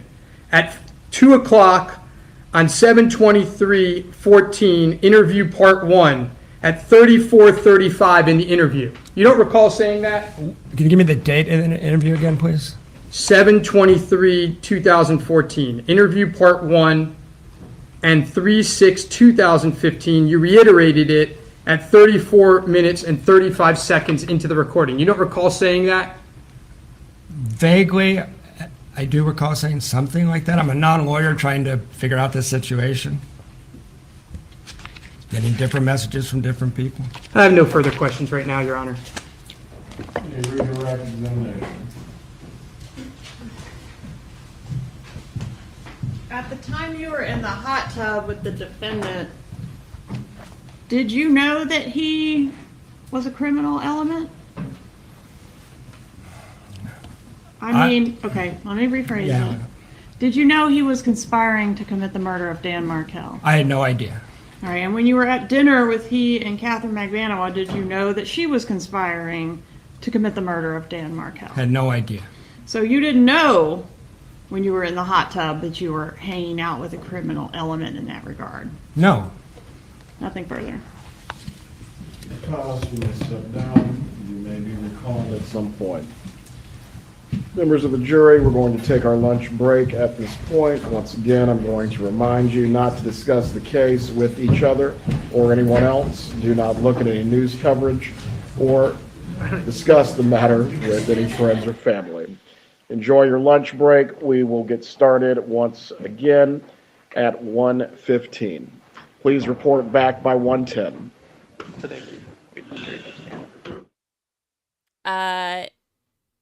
Not a fan. Not a fan. Don't look at my dog. Move your slarmy face. So, look, I get what Jeff is saying about... I hate to ask because I'm almost afraid what will come back. Do the lawyers have anything to raise before we go on lunch break? I don't know who the witnesses are, but we'll find out. What's that? I have a vote with defense counsel now. Go ahead.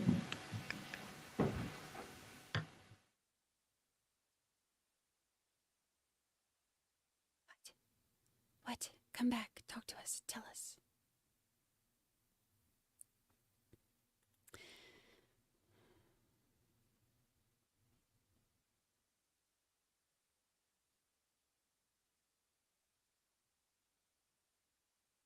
I don't like it when Charlie smiles. Sit over there and be scared.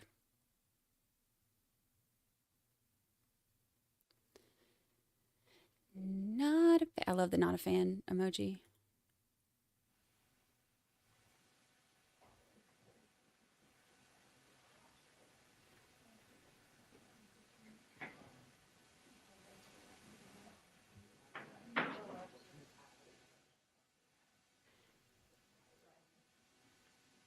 Georgia is like my favorite.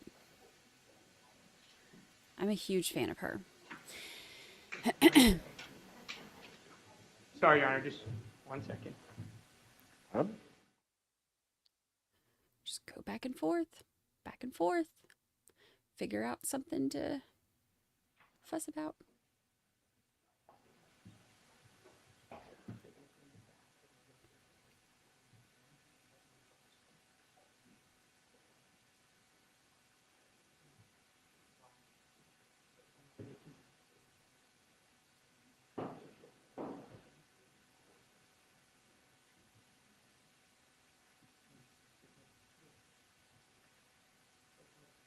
Get it together, people.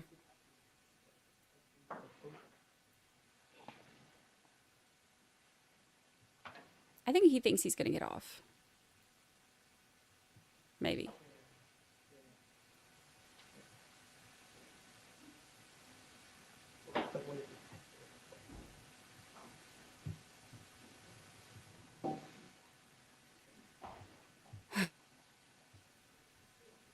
Good point, Jill C. But now we hear about extortion, and did Charlie go to the police? I think not. Good point. Hello, those joining us. Sneaking in late. Hello, hello.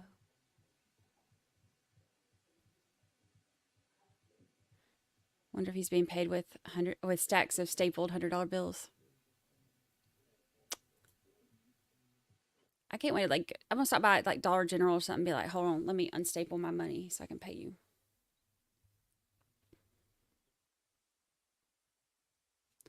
You got a staple remover? You got change for 100 and a staple remover? No? I'll pay with card.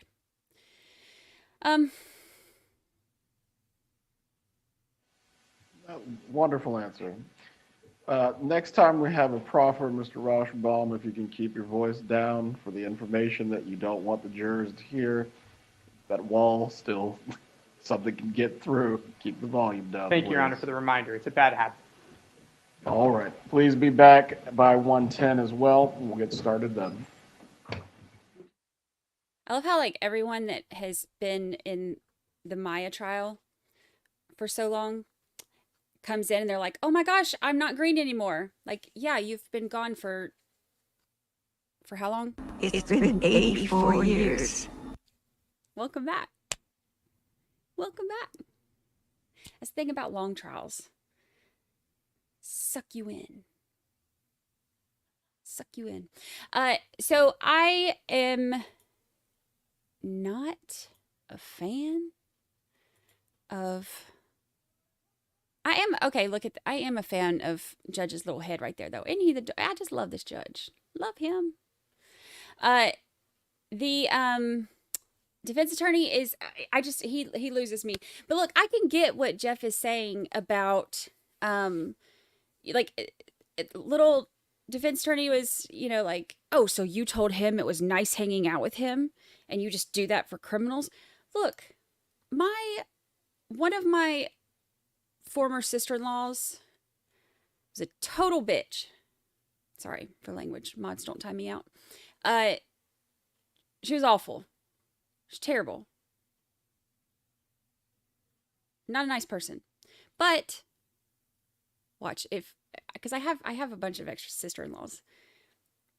They're gonna be watching this like, is she talking about me? No, they'll all know which one I'm talking about. But she was awful. But did I still like make plans with her, like to do family stuff and, tell her I was looking forward to seeing her again and stuff? Yes. Was it because she's a nice person? No. It's because she's an extension of my dude. So it's kind of like you have to try to, find the good in them. And you do look forward to like trying to spend time with somebody so that you can find something redeemable in them so that you don't, dislike them anyway. Everybody has good qualities. Not everybody's all bad. Not everybody is all good. Everybody's got good qualities. Everybody's got bad qualities. So, like, it's not a, black and white situation. People are complicated. So, it was just kind of like one of those things that, and look, anybody on that jury that's ever had, issues with an in-law is going to be like, oh, I know, right? I can relate. But, what do I know?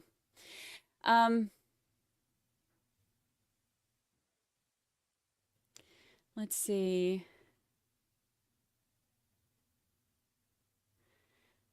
I'm trying to read some of the comments of some of the stuff. I've missed a lot of stuff.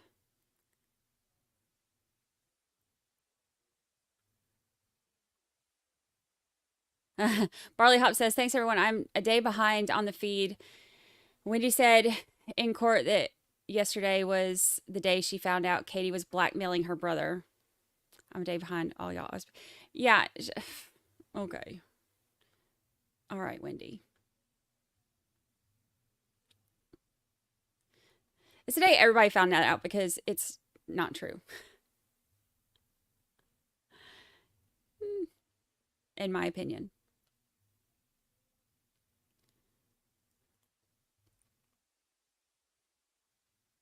Lunch break, they're coming back at 1:15. Okay, so let's take a look. Let's go back to that little document and take a look at that for a minute before I take Lucy out. Let's see. Sorry, I've tried to pay attention, but I know that I've missed a bunch of comments and stuff. So if I've missed you, I'm sorry. Where is, oh no, did I close it out? I bet I did. Open it back up. Deplorable chicken. I forget to eat a lot of times until people remind me on here, but I did eat a minute ago. I had a sandwich and I sat here and ate it, and the aliens tried to take over while I was making it because every time I got up to go make a sandwich, the little circle of death would start. So I did eat today. I have had a sandwich and a pecan roll. Do y'all eat pecan rolls? I love me some pecan rolls.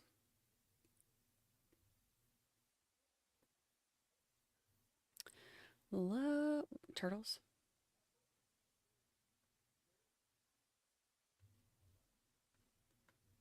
Planting turtles. All right, let me focus on what I'm doing. I love me some pecan rolls. I've eaten them since I was a kid. So good. And like it's like you have to eat, like sometimes you have to like unwind them and eat them like that. And sometimes you have to bite into them because they're really good both ways. That's the only bad thing about them. We say pecan differently. Pecan. Do y'all like pecan rolls? Is that better? Picking some pecans.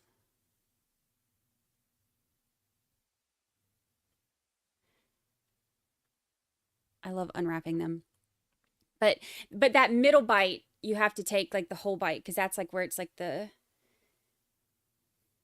where it's the best. So good. So good. About to go get another one. Let's see.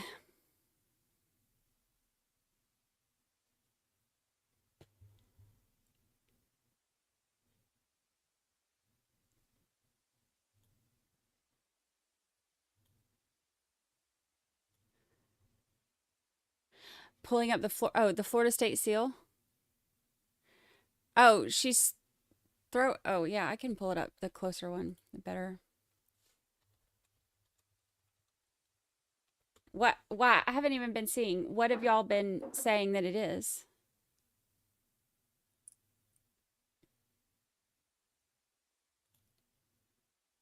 Let me pull up a picture.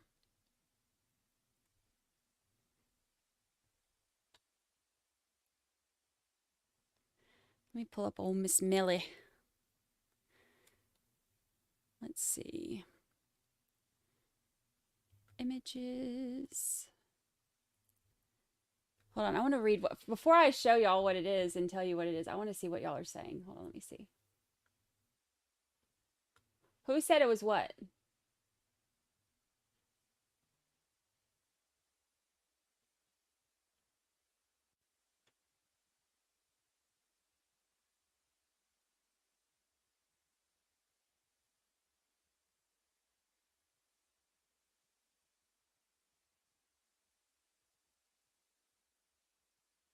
Created a seal discussion. What are y'all saying it is? I've missed it. Let me pull up the picture.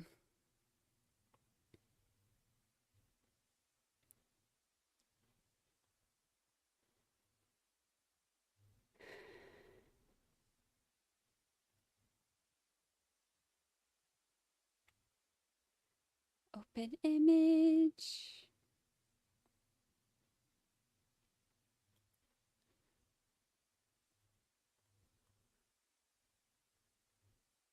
Well, you can't really see that one as much, can you? Hold on. Let me see if I can make it bigger.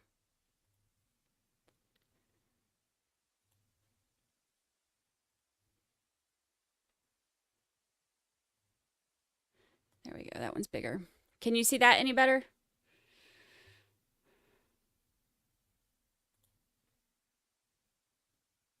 She is planting flowers or seeds. Okay, well, yeah, she's spreading flowers.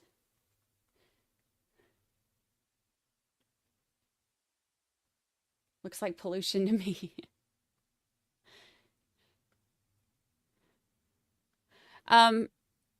Yeah, it's you know you hear Florida Seminoles or whatever. It's Seminole Millie. What's her name? Millie Francis. Millie Francis. Hold on, let me Google it.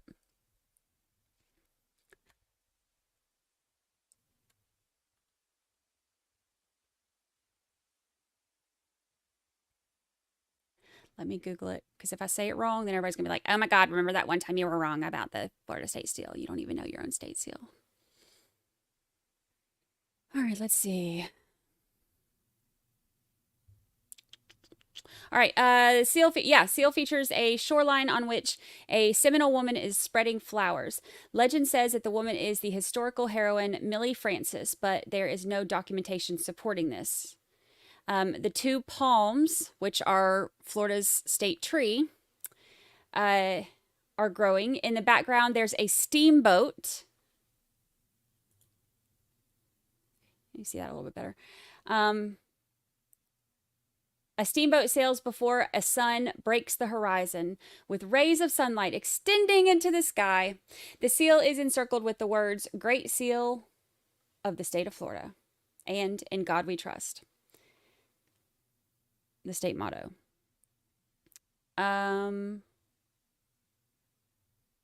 So yeah, she's spreading flowers. Amanda Davis said, remember when you were wrong about how you say pecan? No.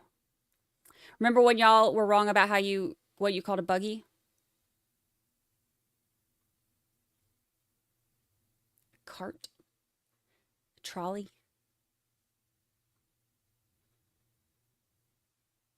All that weird stuff y'all call it. It's not a cart, it's a buggy. I'm gonna start timing people out. Spreading to whom she's dumping them in front of her. She's spreading the beautiful love of flowers.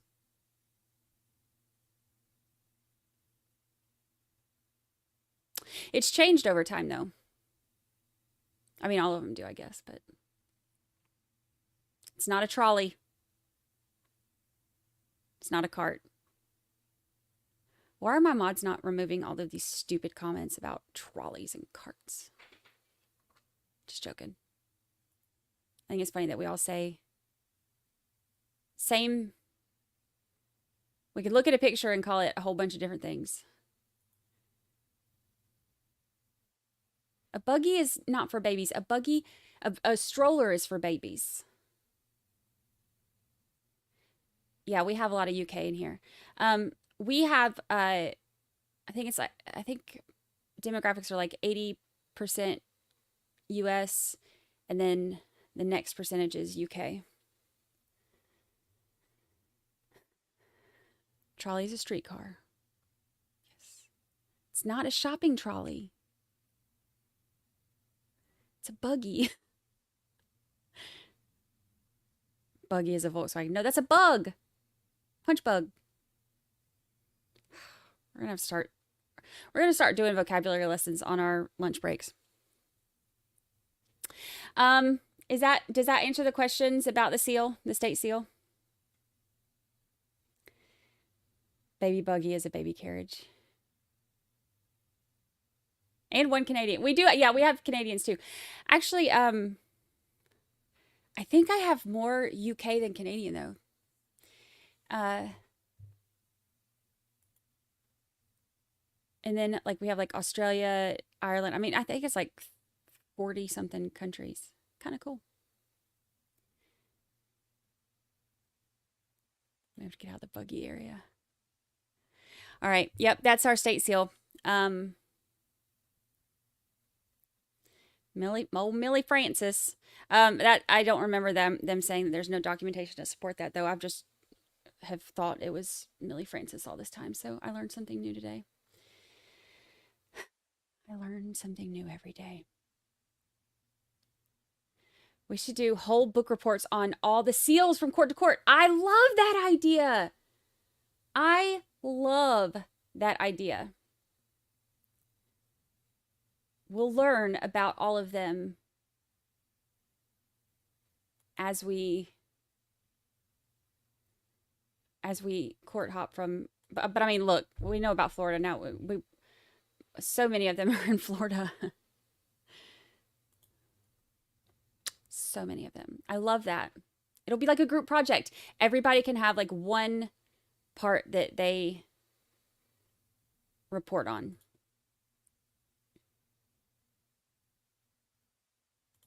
Love it. All right. I am going to, yeah, it's all Florida. Look, once we get Florida, Wisconsin, and Idaho memorized, we're going to run out of book reports to do.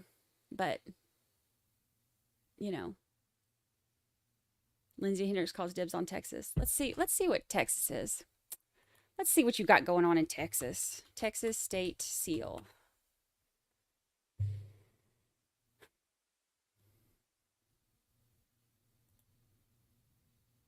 Texas State Seal. Here's Texas.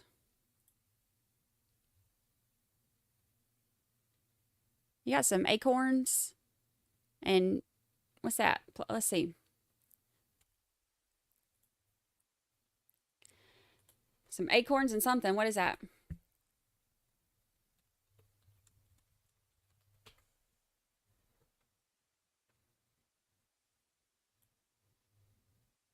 Let's see. Official artwork drawn by Juan Vega of Round Rock, Texas.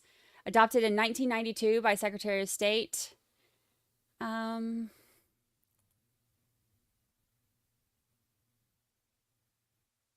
Buffy Bot says, I didn't come here to read. Did you come here to do book reports? It's an olive branch. Look like grapes to me, but maybe I just have my Friday night wine on my mind. Let's see.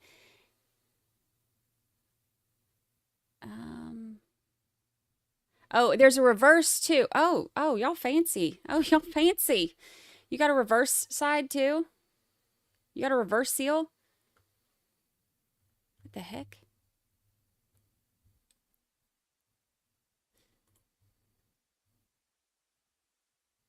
Seal reverse.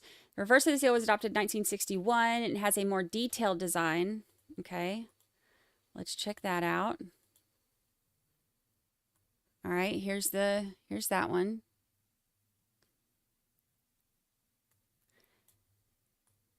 Lunch break. History lessons with Brandi.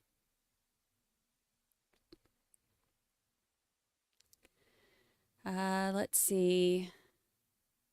It has a more detailed design, which is similar to other coats of arms found in Latin America. All right, so it has a shield with the lower half, which is divided into two parts. All right, so here's our two parts down here.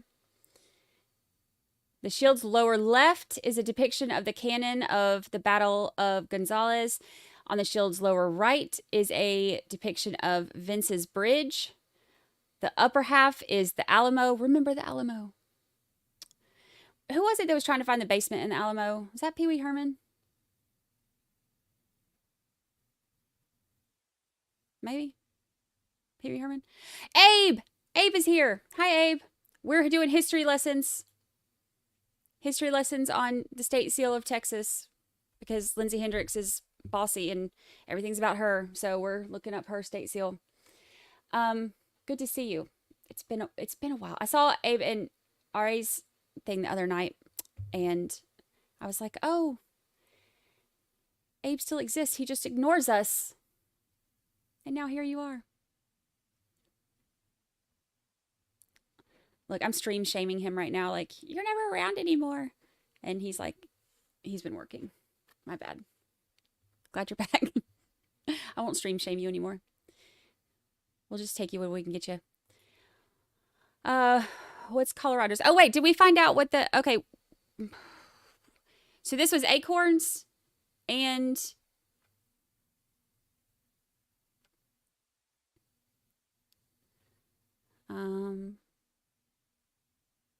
okay, this one has the seal. It has a star of 5 points encircled by olive and live oak branches.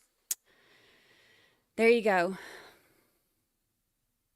Olive and live oak.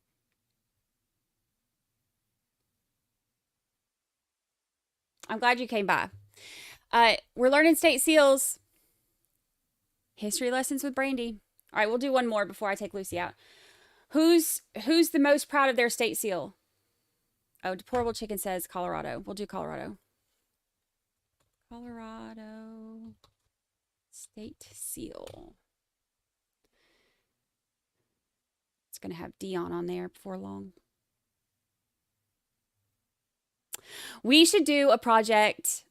Look, we'll do this. Y'all each create your own state seal and email them to me and we'll show them tomorrow. And tell me why you have, I feel like, I really do feel like a history teacher giving out homework and I'm really excited about it.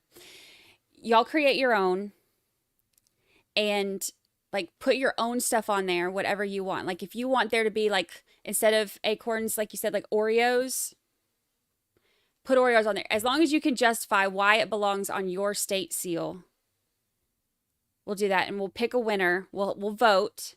We'll do a vote. We'll pick a winner. We'll do this for Monday, so you have all weekend. Weekend homework, and we'll pick a winner, and whoever state seal that they create wins, I'll send y'all a gift. All right, so let's see. Here's Colorado.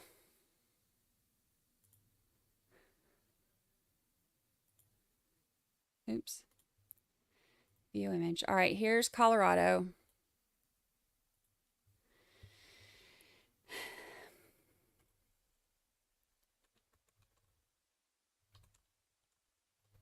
You don't have to participate. It's not a requirement, but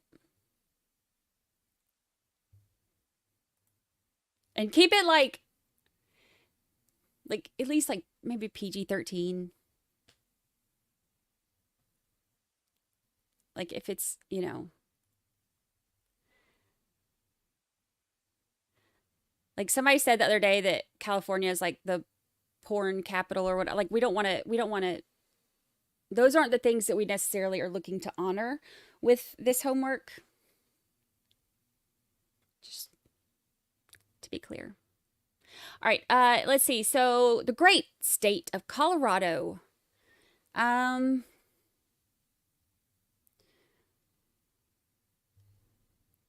Nil Sein Numine. I don't know. Okay, so it's got the okay, the top is the Eye of Providence or the all-seeing eye with a triangle from which golden rays radiate on two sides. Below the eye is a Roman the bundle of birch or elm rods. with a battle axe bound together with a ribbon of red, white, and blue with the words Union and Constitution. The bundle of rods bound together symbolizes strength, which is lacking in the single rod. The axe symbolizes authority and leadership. Below the fasces is a shield bearing across the top a red sky behind 3 snow-capped mountains and clouds above them. The lower half of the shield has 2 miner's tools, the pick and the sledgehammer. Oh, y'all got weapons on y'all's. Okay, Colorado, I see you. Crossed on a golden ground. Below the shield on a scroll is the motto, Nil sine numine, Latin words meaning nothing without providence or nothing without the deity. So there you go, Colorado. Colorado got weapons on theirs. Look, Florida, we're out here handing out flowers. Colorado's got weapons. But yet everybody says Florida's crazy. Psh. All right, I'm going to take Lucy Lou out for a break and let her do her business. And then I'll come back and we'll look at those documents for, look at the rest of that document about some of the evidence that's against them. Is that an axe in a golf bag? Yes. They have golf in Colorado? Sure. Right? They have weapons. All right, I will be right back.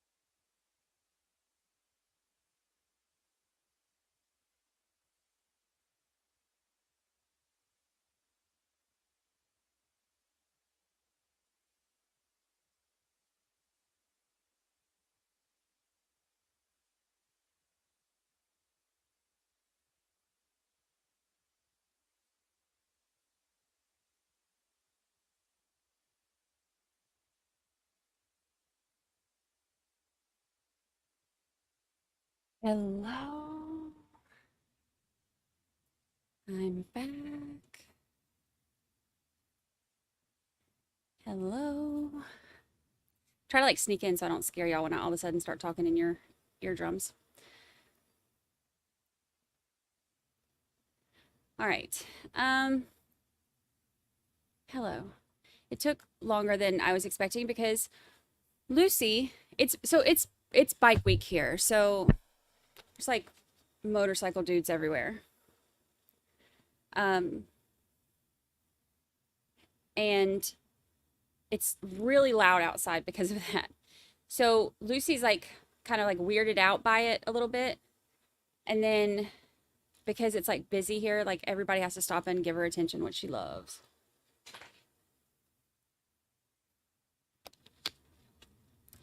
Lord knows that little baby loves her attention. I just realized Jeff's name is still up there.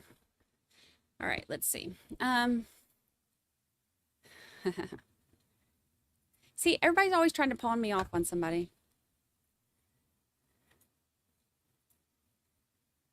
It gets really loud out there. When I was walking her last night, all the bikes are going by or whatever, and like it's so loud because there's so many of them. And I live like, obviously I live on the beach, so I'm like right on, Main Strip, and they're cruising. People set up had chairs, like lawn chairs and stuff set up in the parking lot just like to watch people cruising by and stuff. It's fun. All right, let's see. When isn't it bike week there? I know. Well, they do it twice a year. So they do it once in like at the end of May-ish, and then once at the end of October. I ain't complaining. It's fun.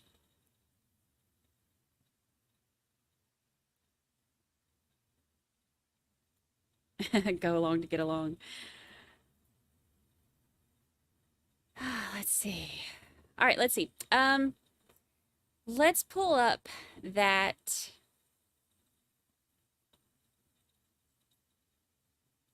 document. Kind of give us an idea of what else we're in for.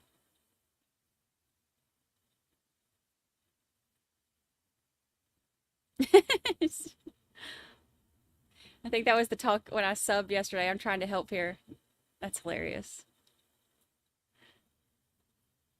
It seems to be the talk a lot. Like, for whatever reason, this chat is really wanting to, like, marry me off to somebody.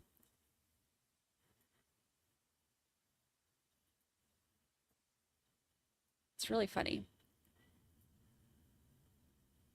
It's like, I feel like sometimes chat is like you ever seen those memes about like how, like if you go to family functions and, your like family's like, oh, so you're still single. Oh, and like they're trying to like marry you off and stuff. I feel like that's how chat is.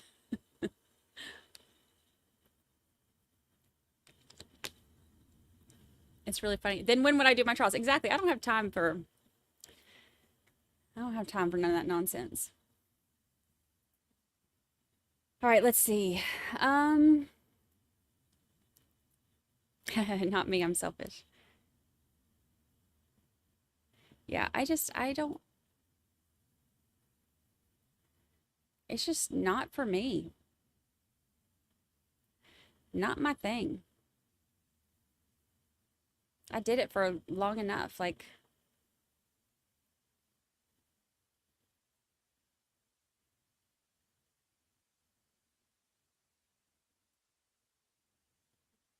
And for some people it works. And maybe one day down the road I'll change my mind, but it ain't gonna be anytime soon.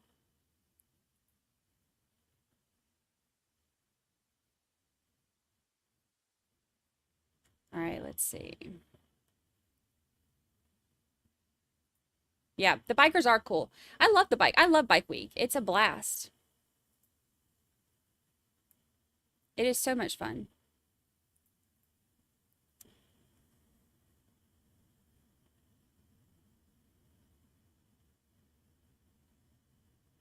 Hello, Kelly P. Where you been? Where you been? Maybe one day you'll find a nice bearded judge.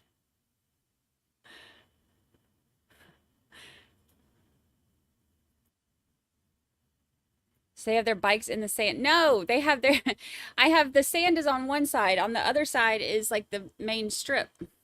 Like where all the, like the road with all the bars and all that.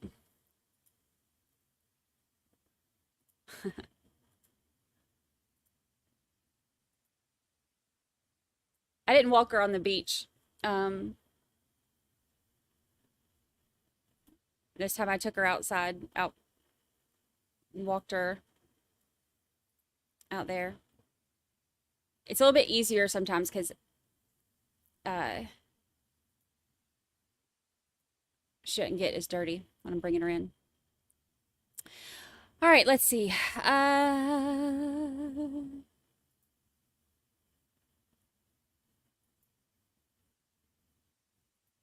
Nope, Kelly P, don't need to say more. Exactly why I'm gonna stay how I am. Woo! Don't miss that. All right, let's see. All right, so the calls that we talked about a little bit, oh,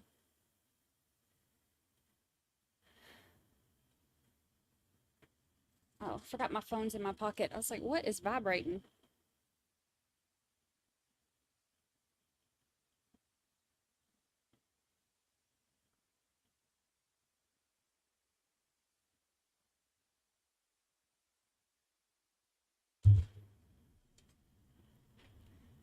All right.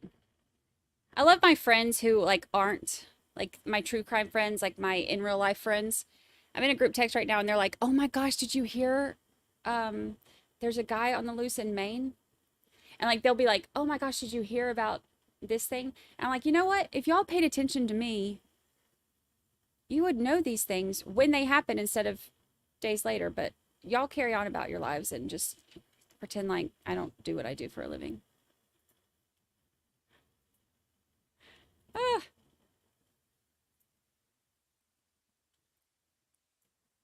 I was wondering the same thing, but luckily it's only my phone. Oh, speaking of y'all trying to pawn me off on random men,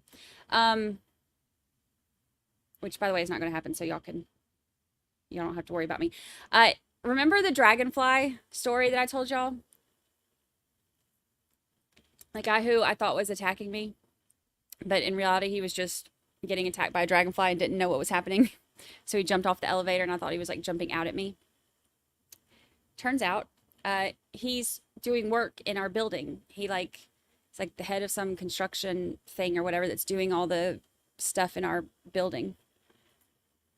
So now I just see him every day. It's hilarious. I hear the jets going by the window. I love it when the jets go by.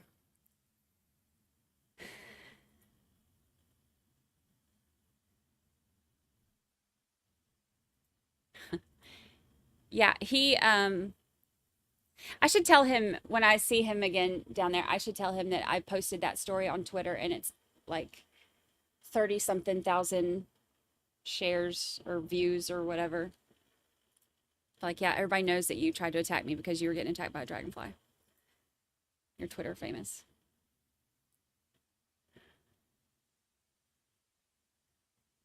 All right, let's see. We need a picture. I didn't take a picture of him. I thought he was attacking me. The contractors know how to put people in cement. That's a good point.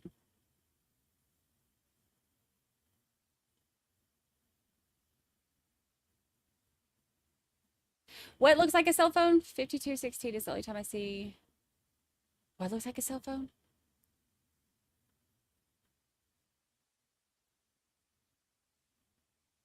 Do we find a cell phone? Who has a cell phone? All the good stuff happens while I'm taking Lucy out.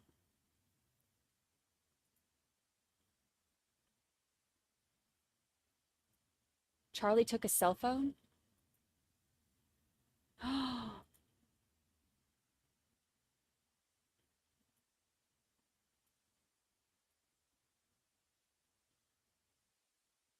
Jeff?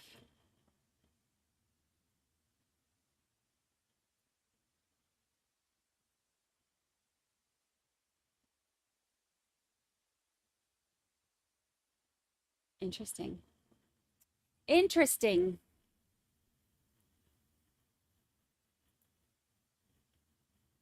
You didn't see it at the timestamp. What was the timestamp? Let's go back and look. I can put this up for a second.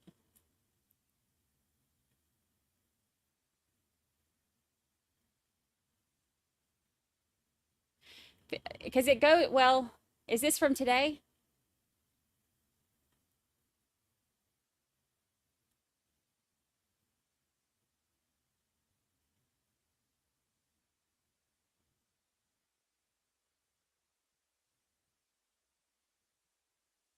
$52.16, but $52.16 from when? Because that, you know, it keeps going.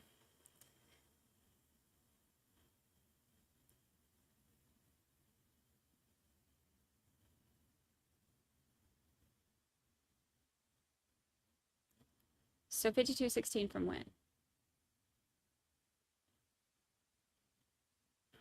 Rob from Law and Lumber has a beard. Who was the other YouTuber that somebody was trying to palm me off on the other day that had a beard? Charlie's lawyer is asking about Jeff about the dinner that they went to.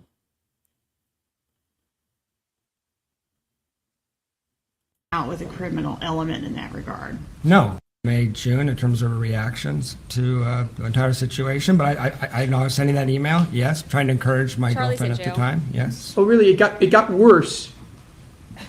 Filings in March, April, and June. No, I don't know when the last filing was. Her reactions, not just to filings, but the entire situation.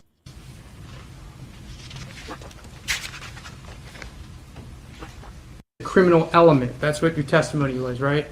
Yes, starting with my initial statement to TPD, yes, sir. And you're talking about your statement to TPD after the murder, right?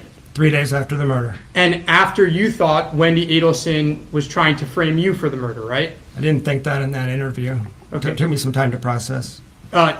You're aware that you were called in as a suspect for the murder, right? Yes. Okay. And after... I recall During it. Crawford?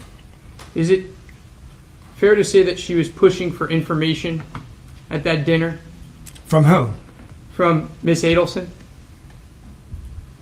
Is I this don't where? recall that. Well, was she trying to get Miss Adelson to talk about her ex-husband? I don't recall that. Do you recall there being a lot of discussion at the dinner about Professor Markel?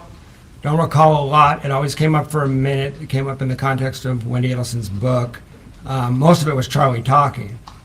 You recall Katie asking questions about how the divorce was going, how he was treating her, where he was. You don't recall any of that happening at the dinner? I do not recall any of that. The only thing you recall is her saying something about her ex-husband. That's what stuck out. We've had previous legal proceedings where I also could not, I can't, it's a dinner 9 years ago. I don't remember a lot of detail of it. And it wasn't long either. It was just an hour. Isn't it likely that she was talking about her ex-husband and her problems because there was talk about exes? I mean, that's pure speculation on my part. I don't recall. I do recall some other things we spoke about, but I don't know if I'm allowed to talk about them or not. They involved your client. They were, so I'm in my head trying to figure out how much space was there for other stuff. As I previously testified, most of it was Charlie telling us stories, kind of. But Katie was clearly wanting to bring up the topic, as you said, about her family situation, correct? Yeah, but I'm talking about 2 or 3 sentences here. I only recalled that in retrospect because there was a murder, and I thought, oh, geez. And it was important enough for you for Ms. Kappelman to ask you about that, right? Okay, yeah. Right? So you remember her talking about her family situation? Right? Yeah, and I also remember Charlie talking about a party he had recently attended. There's a few other random things. Fair enough. Yeah. I didn't ask, with all due respect, I didn't ask you that. Okay. Let's just stick with the family situation. Okay. So Catherine McBanawa was talking about her family situation, correct? For 2 or 3 sentences, she mentioned that Sigfredo Garcia, not by name, and the tensions with him. Yes. Okay.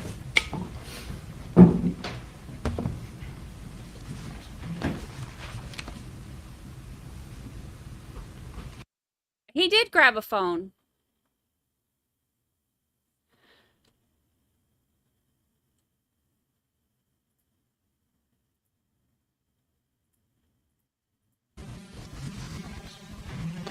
Watch.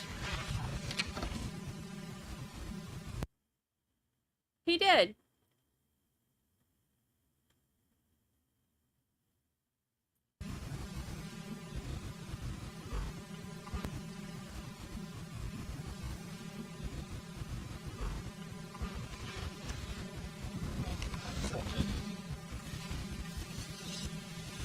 Is she on the other side of him? Is he handing it to somebody? You see that Charlie, you see.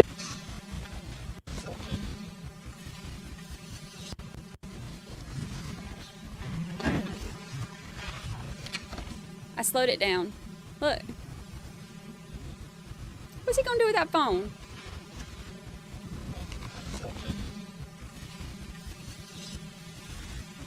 I'm assuming somebody's on the other side of him.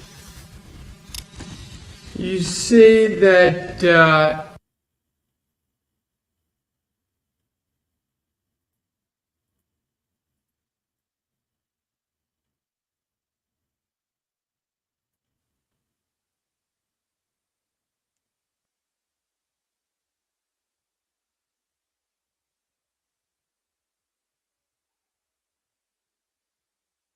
He handed it to his left hand.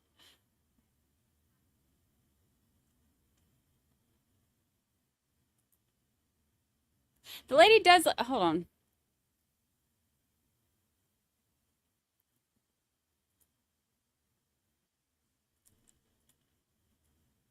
How far away was she sitting?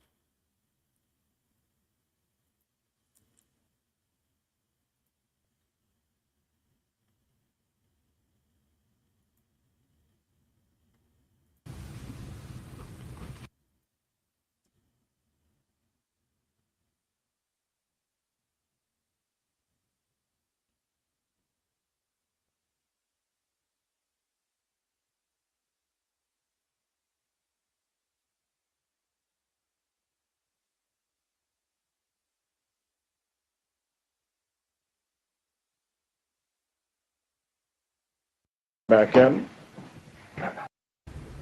He did grab a phone. All right. Okay, Cattlemen, I boys. believe we find ourselves in the same position unless you have a argument which differentiates the television. for the issues that we've dealt with just now, Prior to. that she was bringing up stuff about her ex, right?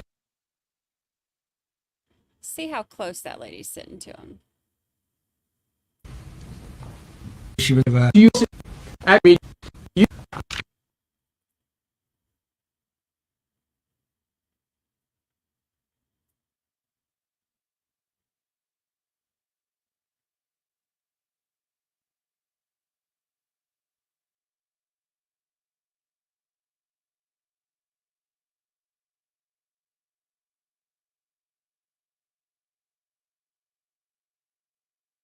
So she's sitting on the other side of him.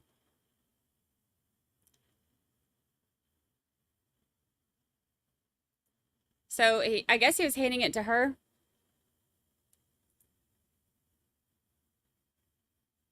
But that's funny.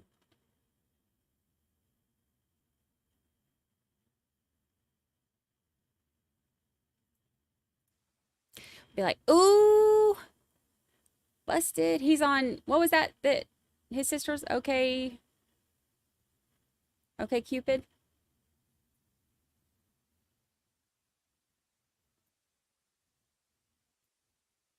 Okay, Cupid?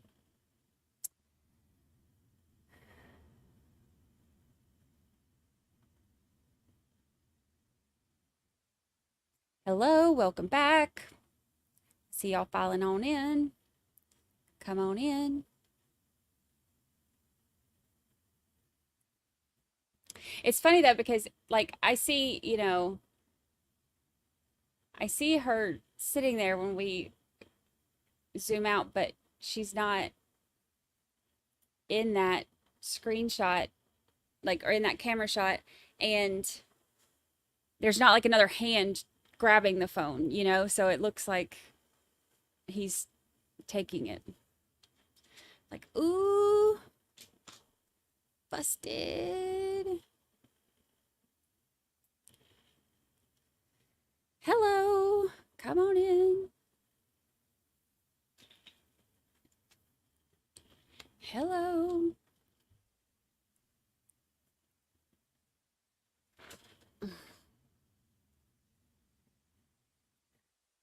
Why would she ask for the phone? It ain't hers. Oh, that's a good point too.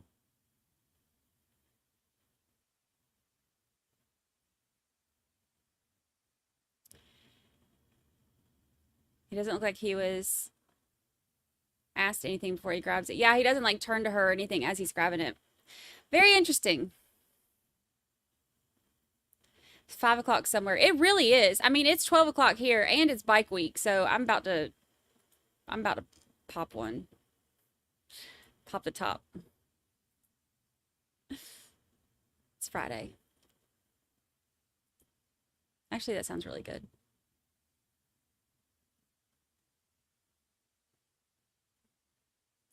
It's 12:06. It's bike week. I'm going out tonight, so it's really just,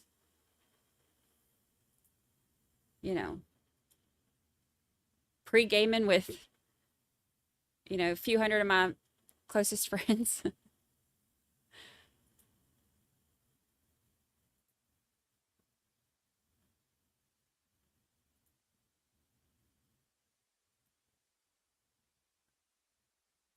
They're expanding the main search to Canada.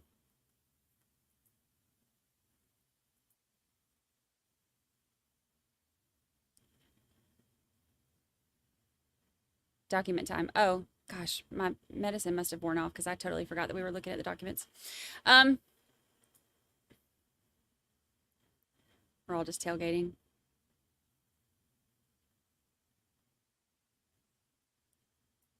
Yes, I'm going out. Bike week on a Friday. YOLO.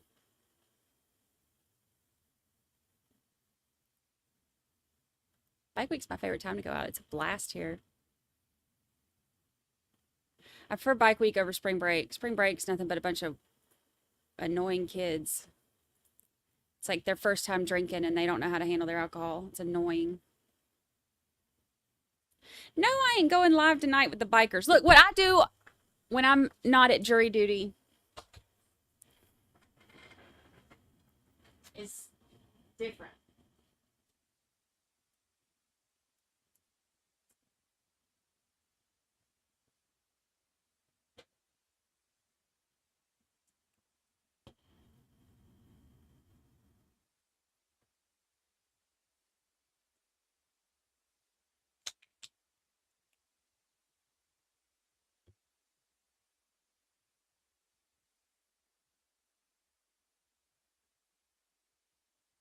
Yeah, spring break feels like pledge week. It's just, it's not my scene. I don't leave the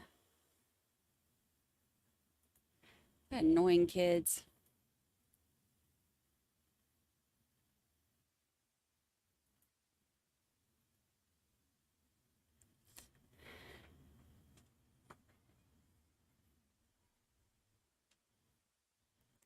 All right, let's see. Let's see. It's just a high noon. Because it's noon.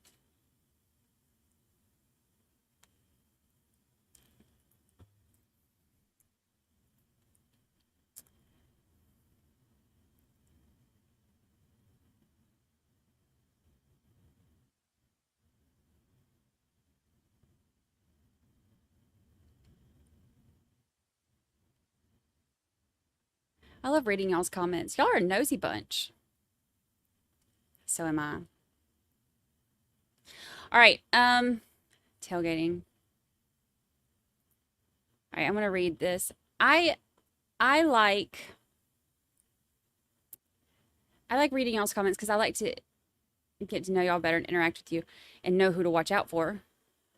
Ivan. Just joking. But I want to read the documents too, but you just can't. I can't read your comments when I'm reading documents. They do have some, but not a whole lot. It's only like 5% or something. It's not much. It's just a little lunchtime. You weren't nosy till you met me. Well, buckle up, Buttercup, because it don't get no better. All right.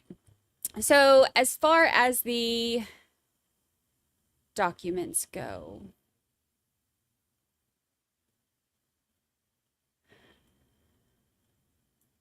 let me zoom in. Oh, my screen's too big to zoom in that much. There we go. Okay, so we had talked a little bit earlier about the calls, like after the, when they had the undercover person come in and like try to get $5,000. Y'all remember? So after that, they had the calls that were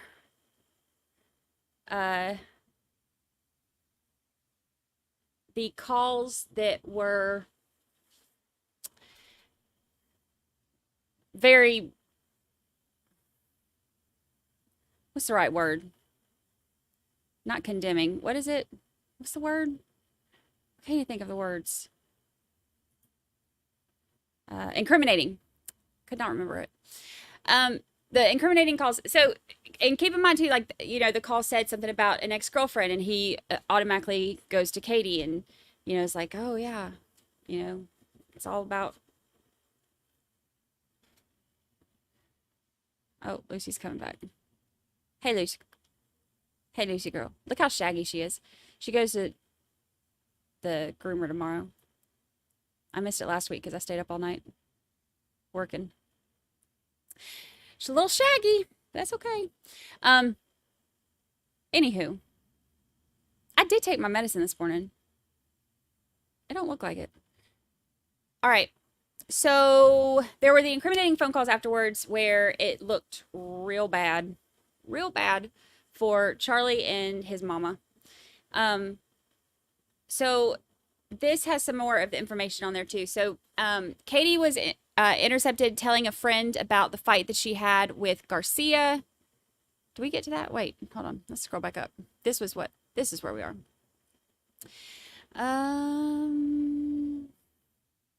Charlie gave instructions to Katie saying, I give you money, you call him on the phone. We went over all of that.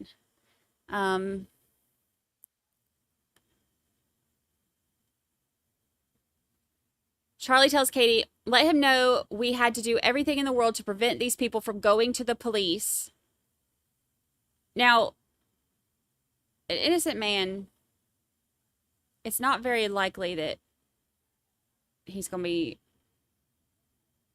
saying all that. Oh, you think Wendy's coming back in? Ooh. Sunny's giving us all the inside scoop. Love it.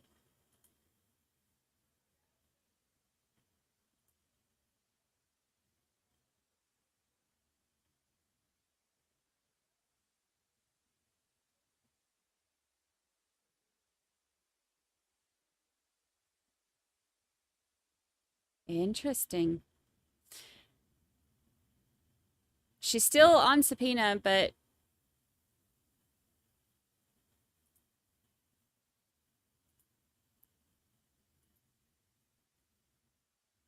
I mean, they let her go. They let Jeff go, but still on subpoena.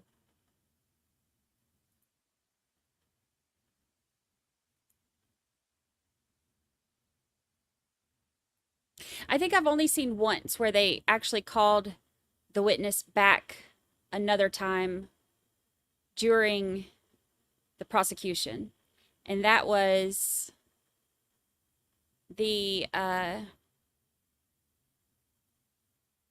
was it the Boy in the Box trial where they did that? Show Amanda Davis my high noon. Sure. You gonna report me for drinking online? I know.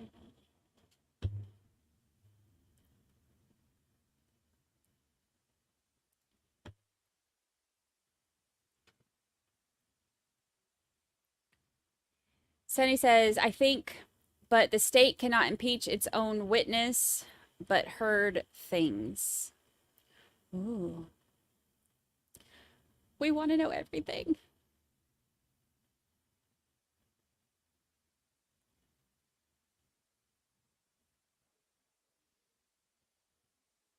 No witness in the courtroom during any other testimony.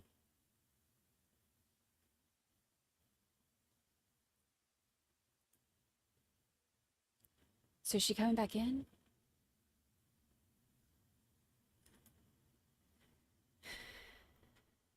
Very interesting. If I miss any of those updates, because this is why I hate reading documents online, because I miss so much too. If I miss any more of those updates, y'all tag me so I can see them. All right, so he's telling her we had to tell him we had to do everything, you know, for keep them from going to the police, and they don't know anything, and I don't know anything, that you, to me, sound a little familiar, and that I will help you out with some charity, and don't ever contact me, my friends, or family again. We will something.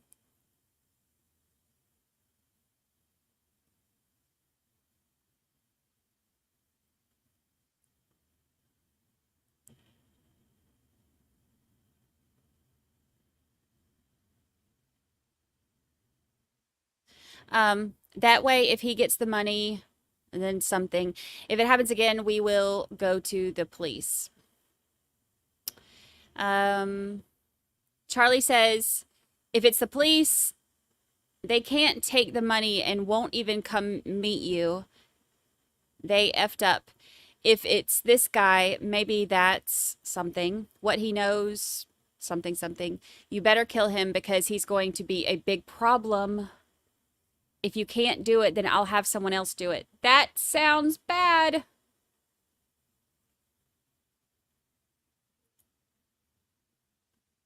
That ain't good.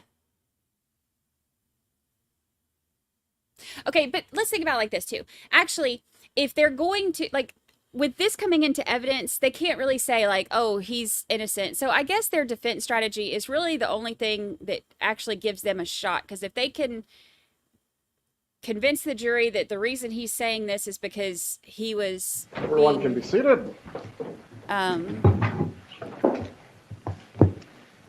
Second scariest question I'm going to ask today. Do the parties have anything to raise before the jurors come in? Ms. Kappelman. Mr. Rauschbaum. No, Your Honor. Because it still ain't Please believable. bring in the jurors. But it's like the only chance that they have, I guess.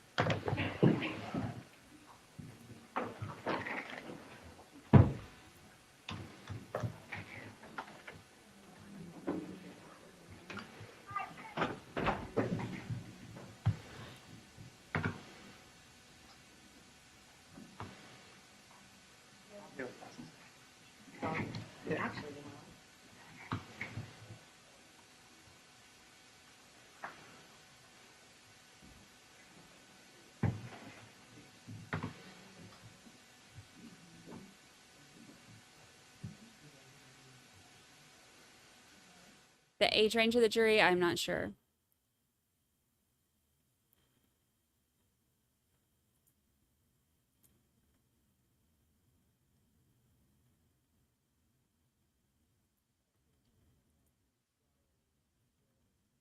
While the testimony is taking place of a witness, you'll need to remain outside until that witness has finished with testimony.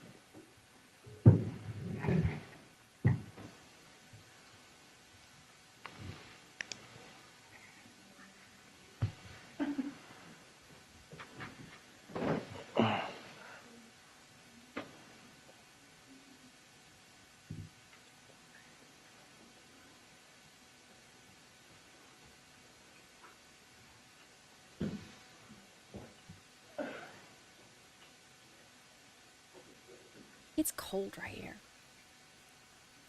Then I turn it off and it gets to be 80 degrees in here. All rise, you're entering the courtroom.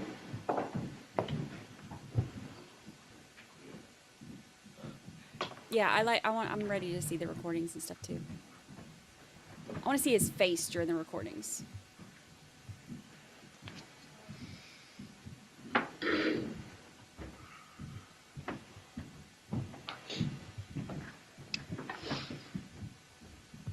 Everyone can be seated.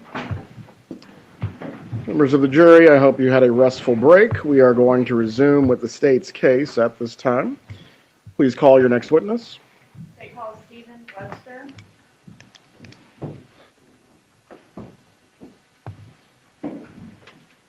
You can take your break.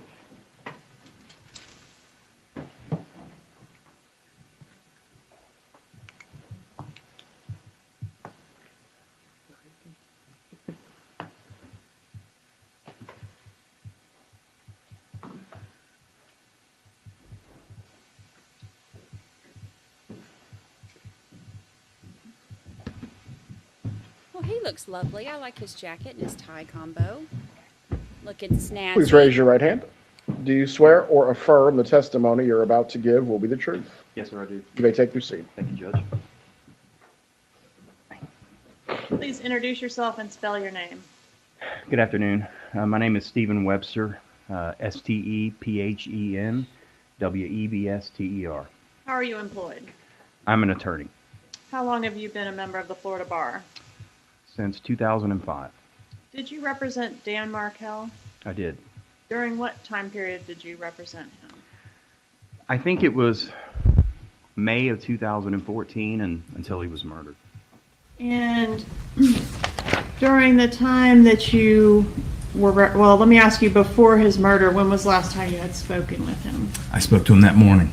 Right. And what was the main goal of your representation of Mr. Markel? So I had just started my firm, and you know, like any small business, you're scared and you're hungry. And a friend of mine called me, Tor Friedman, and said, I have a client for you. And I was like, okay. And he said he's a law professor. And I was like, okay. And he said it's a family law case. And I said, well, Tor, I don't do family law, and you know that. And he said, well, it doesn't matter. He's a law professor. He'll teach you everything you need to know. And I said, okay, well, that makes sense. So I agreed to meet with him. And the night before, I read all the papers, and they were voluminous. I printed them and actually read every word. And we'd already set up a meeting at Voodoo Coffee on Tennessee Street. And I really didn't think I was going to accept the case. I could just tell from the tenor of the papers that it was really, really contentious, and it just didn't feel like something I probably wanted to get involved in. But I wanted to meet him anyway. And so I met him, and I liked him. I liked him a lot. And so I decided I would take the case. I mean, it's not a prerequisite that I like you to represent you, but in something like that, I didn't want to get involved in a contempt type case with law professors, where ultimately it could end up being disrespectful to the court, and I didn't want to be involved in something like that if I really felt like it was going to be that kind of a relationship. But when I met him, I didn't feel like it was going to be that way, and so I agreed to take it. And his primary concerns were he wanted to get more time with his children, if at all possible, but he didn't want to change the kind of the time sharing. He had a kind of an unusual request. He wanted to see if there was any way that he could see the children every night when he didn't have them, to tuck them into bed and kiss them goodnight. And he said, look, I'll only stay 5 minutes. I promise I won't bother anybody, and I'll leave. And I said, Dan, that's probably never going to happen. That's just probably not reasonable. And then he was really concerned about parental alienation, which at the time I wasn't really familiar with it. I didn't do family law, but I was familiar with it from the perspective of I learned about it in law school and stuff like that. But he was really concerned that the grandmother, Donna Adelson, was really trying to drive a wedge between him and the children. And he actually told me that he heard her refer to him as stupid on a Skype call. He couldn't see her in the Skype screen, but he heard her say something to the effect of "stupid's on the phone." and he was livid about it, and he was ready to basically kind of go to war over that. Did that sort of reference the filing that we're familiar with where grandma says you're stupid, and he was seeking to have grandma enjoined from having unsupervised contact with the kids? Yeah, and I didn't have the opportunity to actually talk to him about that yet because he was killed. But it was my understanding that after that filing, he heard her. Actually, he heard her, because that's what he told me. He said, I heard her call me stupid. But she wasn't in the screen, but he knew her voice. And so he was very upset about that. And then the other thing that he was upset about, he wanted the Holocaust diamond back. So property of his, family property that Wendy had. Yeah, and he wanted that back. All right, so what about money? Was he worried about money? No. Any chance that the case could have been resolved through $1 million payoff to Dan Markel from the Adelsons? In exchange for what? A relocation? No. We've heard some testimony that everything was going well between Dan Markel and Wendy in the few weeks leading up to his death. Do you have any knowledge of that fact? It's untrue. There's a reason he hired me. He didn't retain me because he needed a friend. Tor basically told me on the phone call, he said, look, there's going to be a trial, and it's going to be acrimonious, and he needs a lawyer that can go into the courtroom and be prepared to fight. He said, that's why I think you could handle this case. And that was, we were heading towards a trial. And he certainly, you know, I mean, he sent me an email the day before talking about how he was irate because Wendy, unbeknownst to him, had actually enrolled or applied to have been enrolled at the School of Arts and Sciences. And she didn't even talk to Dan about it. So he found out the day before when he got called from the school saying that Ben had been accepted. And so he emailed me and said, I'm irate about this. He said, you know, I don't think it's appropriate. Okay. So, no, I mean. So there were a bunch of issues still going on. Yes. It was hot at the time. Yes. All right. And there was some suggestion that Dan Markel was expected to lose all the filings that were currently pending at the time of his death, and Wendy was expected to prevail on everything. Do you agree with that assessment? You mean like with the contempt and all of that? Yeah. No, I mean, I would not have got involved if I thought he was going to lose on the contempt. You know, my reputation travels with my clients too if they're doing things like that, right? I mean, if you're representing a client who is disrespecting the court, you know, it's hard not to feel like that's bleeding off on you and you're disrespecting the court. And in Tallahassee, Florida, if you practice in this circuit, you know, if I disrespect Judge Everett today, you know, every judge in this circuit that matters to me is going to know about it before lunch tomorrow. And it's just, no. So, no, I would not have accepted. That's why I didn't think I was going to take the case when I read all that. And seeking contempt is kind of a big deal amongst lawyers, right? Yes. I mean, you know, contempt is, you know, it's a very ugly kind of prospect. And as a lawyer, that was one of my main concerns is, you know, she was a lawyer. And I did feel like she should be held in contempt. She didn't disclose things on her financial affidavit, and Dan convinced me of that. But that was to be determined, right? But by a court. Yes, but in my mind, yes, that was the only reason I took it. Okay. And, you know, at the end of the day, you can lose your law license for that. You know, I mean, I guess you would have to report that to the bar. I didn't research it, but the court would refer it to the bar. If the court found you were in contempt, the court would refer it to the bar, and, you know, you could lose your law license. So, yeah, it's pretty serious, you know, in that regard. We heard, I think, from both sides in opening that Mr. Markel was brilliant, but I'm not sure anyone that actually knows about that has told us. Do you have any knowledge of that? Yeah, I mean, it was why I decided to take the case. I liked him. You know, he was actually funny. Like, he had good humor about it. Even kind of as acrimonious as all of this was, the big picture stuff he didn't have any anger, you know. He was angry about the calling him stupid. That made him angry. But I think in his mind, eventually a lot of this stuff would resolve and should resolve. He wasn't vindictive, you know, or vengeful. And that was a big part of the reason why I was willing to get involved. I felt like he was kind of looking at it like a business deal still, with the exception of the stupid comment. And So he was funny, and I mean, obviously smarter than I am, that's for sure. So, What are a lawyer's ethical obligations to a client in terms of the client knowing what is in the filings that are being filed on their behalf? well, I mean, I think that depends. It's not an expert. Approach.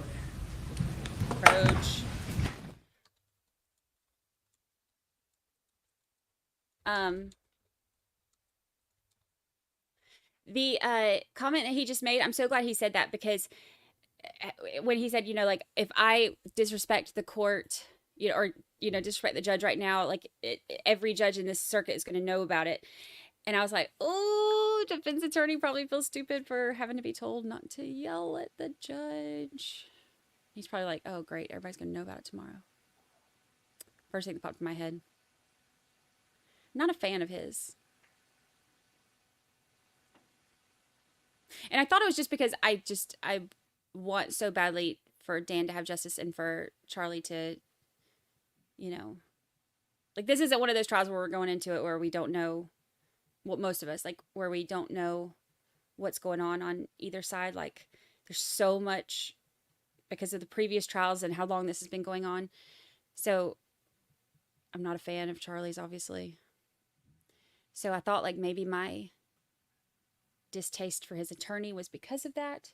But then when he started, like, getting all angry and fussing, that was like, I know he's doing his job, but I don't know. Maybe I wouldn't feel like that if I didn't dislike Charlie so much.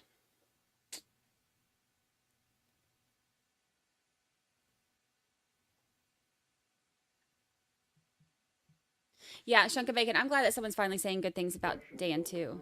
You may continue examining the witness.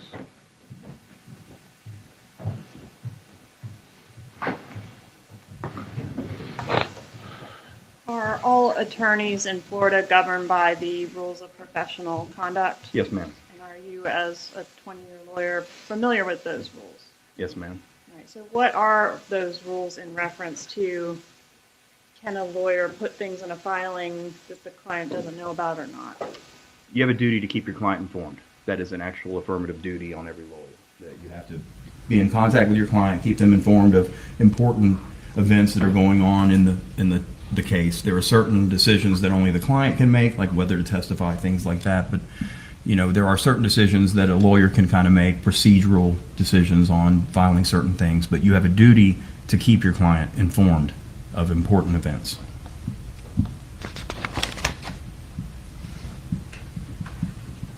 If Dan Markel was planning to move or seeking to relocate himself at the time of his murder, would you have known about that? Yes. And was he planning to do that or trying to do that? Absolutely not. One moment, please, Your Honor. Further questions? Cross-examination. Very brief.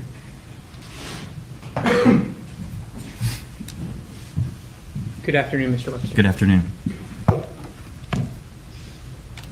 You started representing Professor Markel in, I think you said May 2014, around that time frame? Yes, sir, I believe so. By the way, at that point in time, what did you specialize in? What was were you a divorce lawyer? No.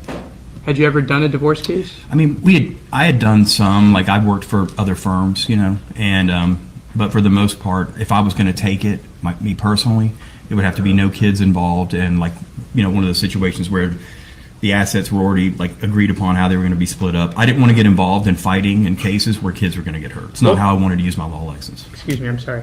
I'm sorry for talking over you. What did you specialize in? I mean, as an attorney, I don't think I'm allowed to say I specialize in anything unless I'm board certified. So I'm not board certified in anything. What did you? What type of work did you do more of? At that point in my career, I'd primarily done a lot of criminal defense work. Okay. So you were a criminal defense lawyer who was going to do a divorce case? Yeah, I guess that's fair to say. Were you aware that Professor Markel's previous lawyer had quit? I saw in the filings that lawyers had withdrawn, and yeah. And you never went to court with Professor Markel, right? No, he got killed before I had my chance. You're aware that the court admonished Professor Markel in court earlier in the year, right? I don't know if I was familiar with that. I read the papers. If it was in the papers, I mean, look, it appeared to me that, you know, it was very acrimonious, and, you know, there were lengthy pleadings and filings, and, you know, it was one of the things I talked to Dan about. I said, you know, you need a lawyer, you need to stop drafting voluminous pleadings, and we need to just get this on the rails and focus on what matters. Okay. Ms. Kappelman asked you about court filings and the ethics of lawyers. You recall her asking you that? Yes, sir. Sometimes you file things. You have to keep your clients informed, right? Mm-hmm. But sometimes you file things, and you're able to file things that you don't have to go over every word with your client, right? Yeah, that's fair. No further questions. Redirect examination. No questions, Your Honor. Mr. Webster, you may step down. Thank you, Your Honor. You can be released, Your Honor. Have a good day. Thanks, sir. Please approach.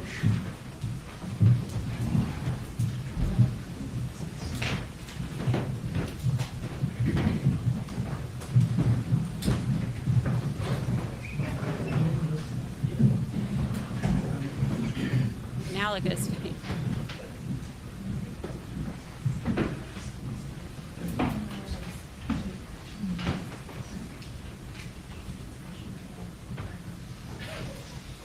Looks like he's looking down at that phone he took.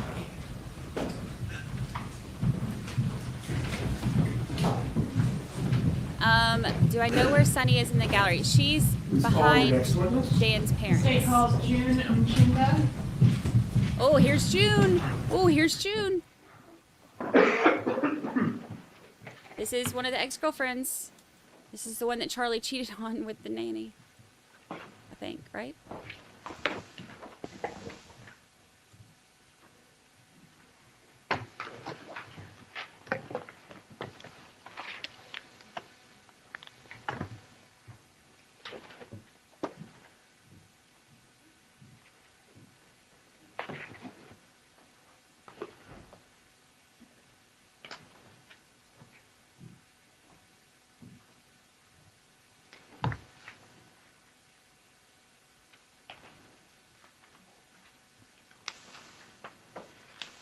June is Charlie's ex-girlfriend. Isn't she the one that he cheated on her with the nanny of Wendy's? Is it Wendy's kids or Wendy's boyfriend's kids? Here we go. Come on, June. Come spill the tea.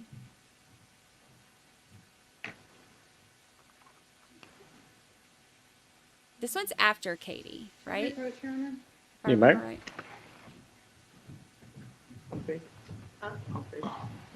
Yeah.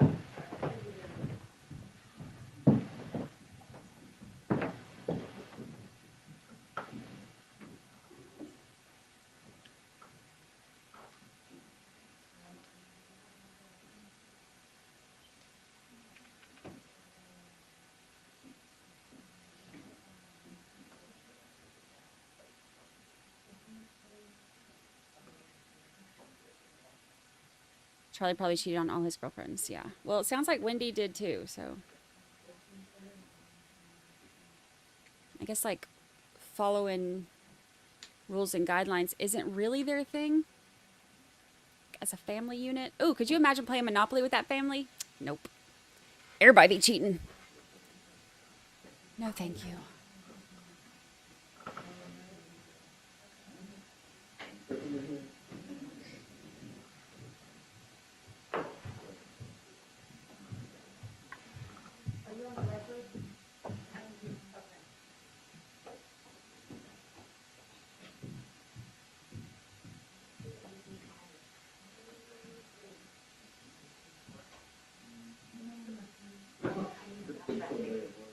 They'd all be sent directly to jail. Do not pass go. Do not collect $200.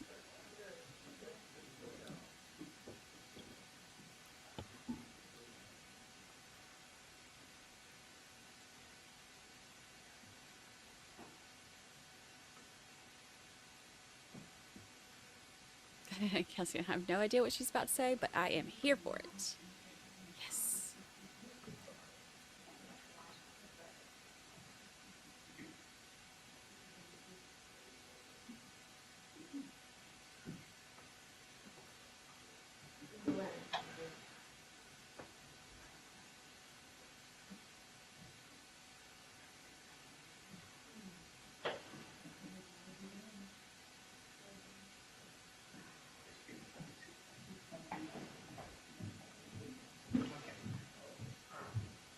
Members of the jury, we're going to take a brief break at this point. The bailiff will escort you back to the jury room. We'll resume with the testimony as quickly as we can.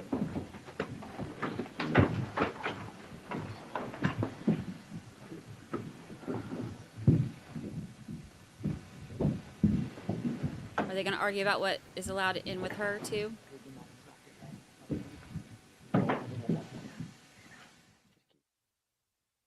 Oh, my back.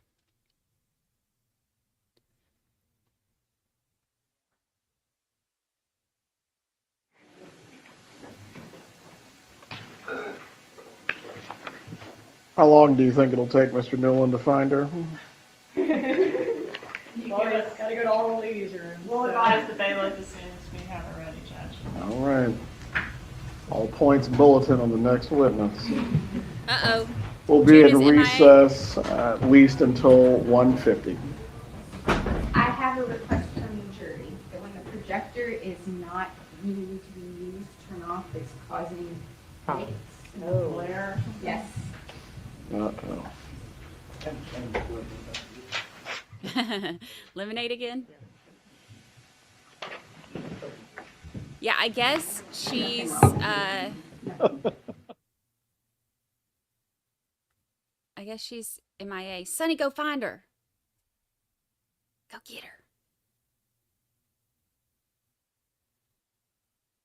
her.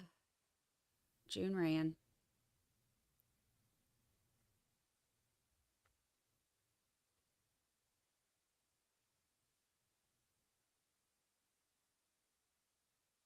She's MIA. We got a runner, y'all. We got a runner. Run, Sonny, go get her.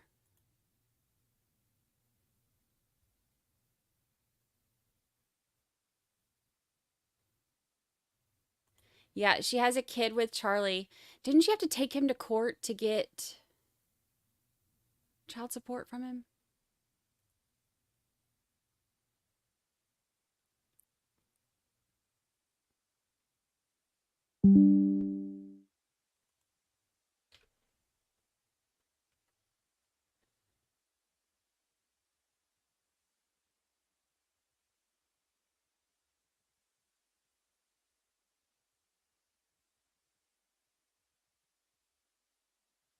Maybe she's intimidated. Maybe. Yeah, she was subpoenaed.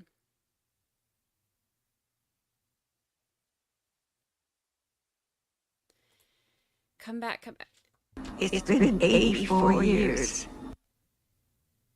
Look, when she comes in, we'll do this one. Awkward. She sees Charlie. Awkward. The judge's chair looks like a love seat on swivels. That's what I need. I need big old comfy.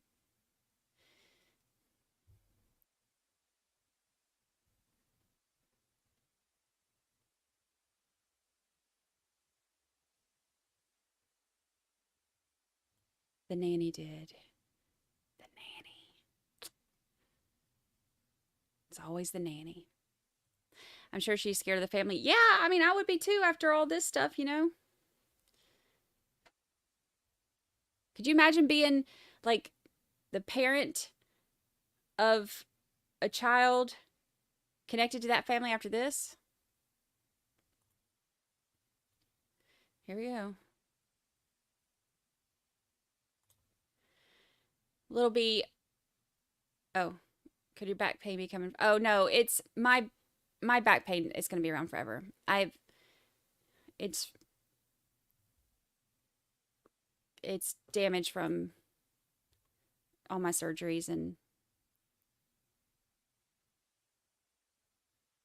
when radiation and everything like shrunk my, like when they got rid of the tumor and stuff, it basically the way they explain it is like kind of like all that stuff shrinks, like the radiation like shrinks it, so all of my stuff did like this, so it's just I'm just gonna hurt forever.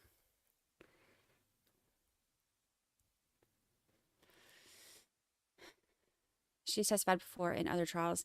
I really don't remember that much about her testifying before for some reason. Of course, I didn't go back and watch all of this stuff, but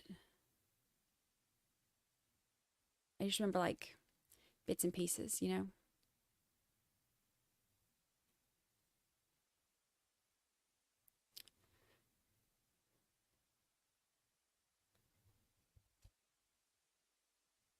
Dang, she brought the suit. What if that's like her suitcase of receipts? Like, yes. Let me show you. That's how I would be.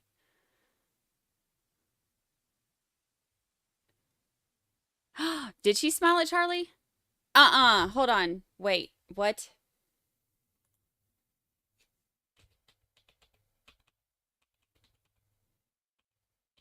Wait, was he just checking out her?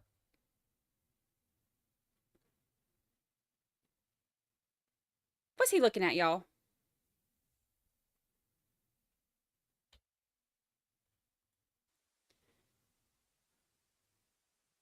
Got her Louis bag.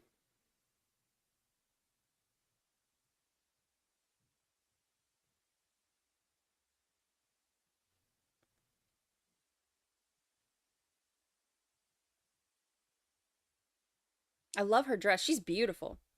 I love her dress, though.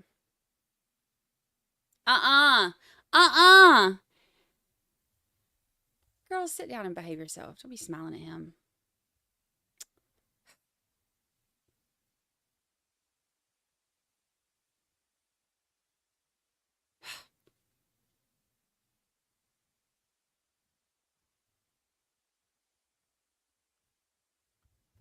Now I'm mad.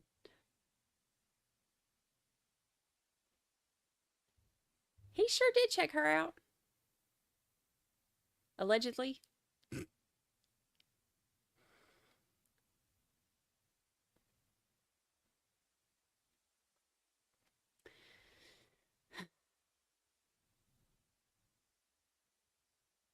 I mean, I don't know what he was looking at. I just know in our camera view what it looked like he was looking at.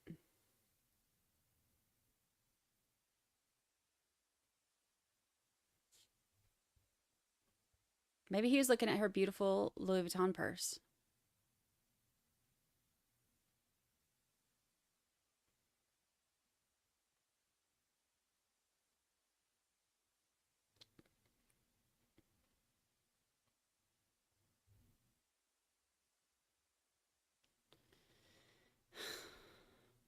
These people. Hi, ML. Late again. Detention. Allegedly.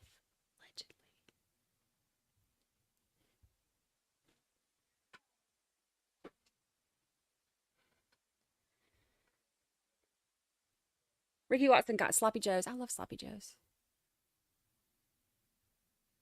You got to be a little crazy to date someone like Charlie. Yeah.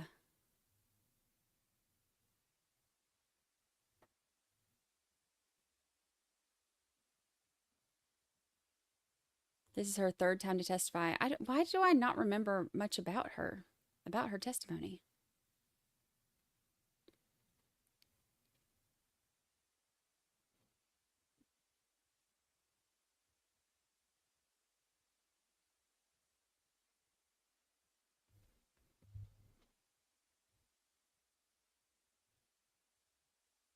That's the bag of money that Wendy just gave her. Handed it off to her in the hallway.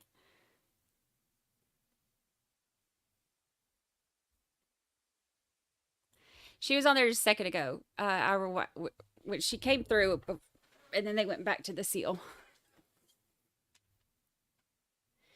Did Charlie pay the child support in cash? It was in stapled stacks.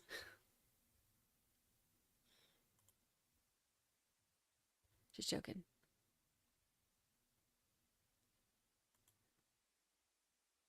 What's in her duffel bag? Wrong answers and speculation only. Stapled stacks of money. Could be one.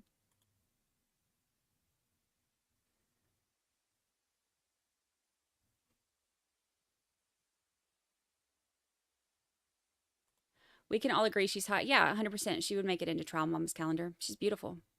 I love her dress with the bow on the neckline. That's really cute, too. She's got good taste, too.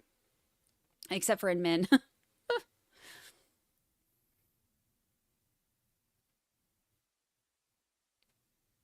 Staple money, yes. CT Girl 5150 says, I can't wait to hear her testimony. I wonder if she has a relationship with the parents and if she brings the baby to visit Charlie.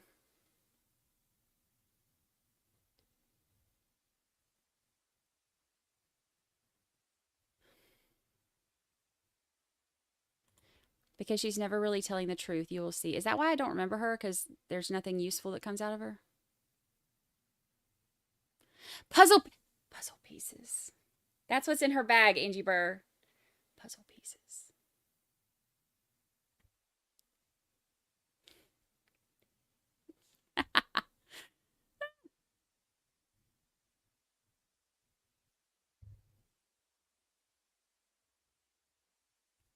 She got her bowling bag.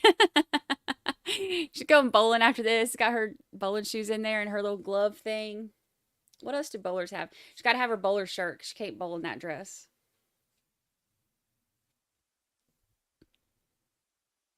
Change of clothes in case she's charged and goes to jail. Those are like the three main things in this trial, Lisa Dempsey. Yes. All of Charlie's BS. Cash baby mama related. Got that baby mama cash. Plane ticket and passport to get the heck out of Dodge. A chihuahua. Aw. Oh my gosh, would y'all like pass out in your chairs if a chihuahua really did crawl out of her little bag? Like, hey y'all, what's up? Puzzle pieces.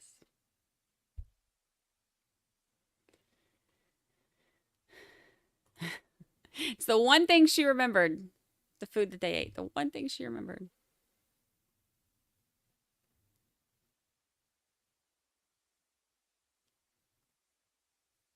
This isn't the one that had the kid with Charlie.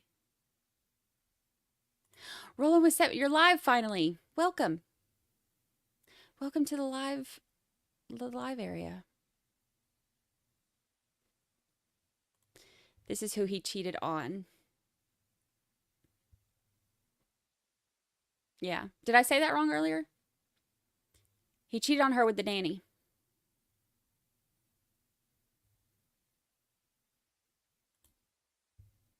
It's always the nanny. Not his nanny, but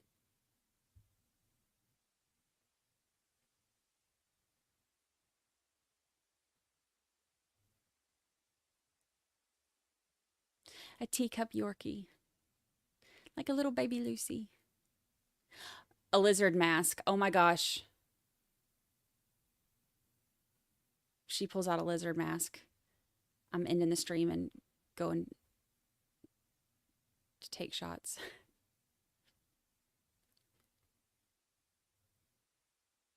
Nikki says, oh, I would die. I love chihuahuas. I have 3 of them.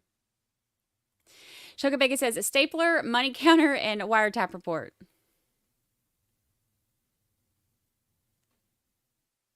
Bibs for all the droolers.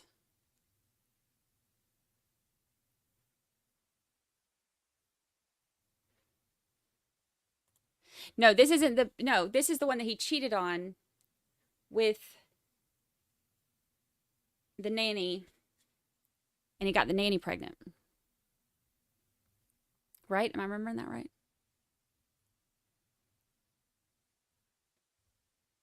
I don't know if the nanny's testifying, though.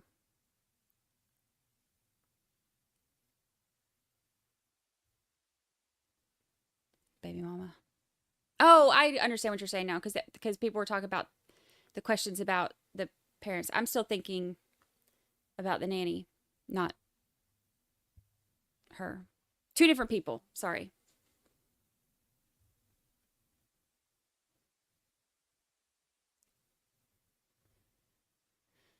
Maybe she has some self-tanner for Charlie. He needs it. He is so pale, which, I mean, I get it, you know, but it makes him almost look kind of sick, you know?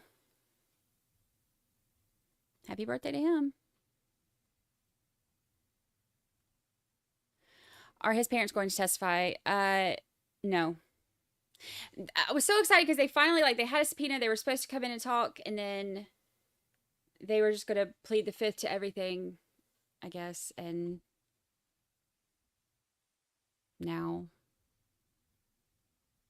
they're not coming. And everybody's mad.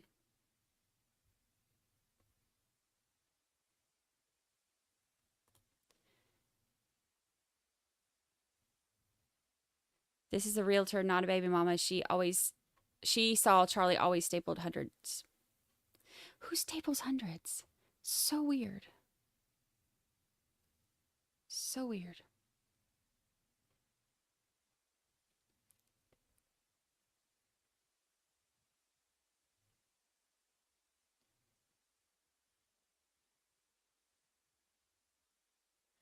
Yes, Ivan, I have a trial, mamas. It's on the website too. It would be great if she has videos, receipts, and phone records.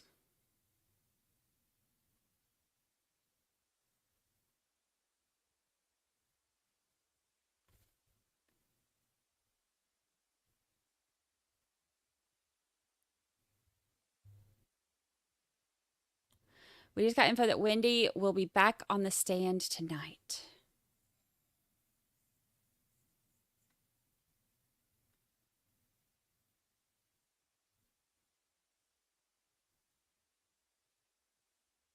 It's Wendy in the bag to give out answers.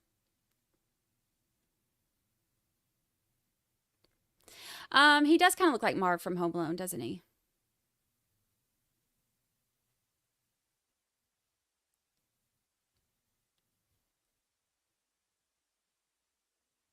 Scissors and a hairdresser cape to cut that mop of hair on Charlie.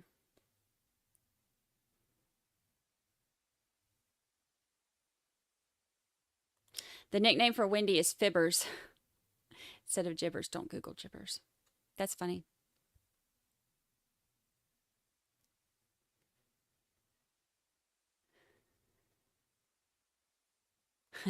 I love that Sunny is listening to us and commenting on our chat while she's in court.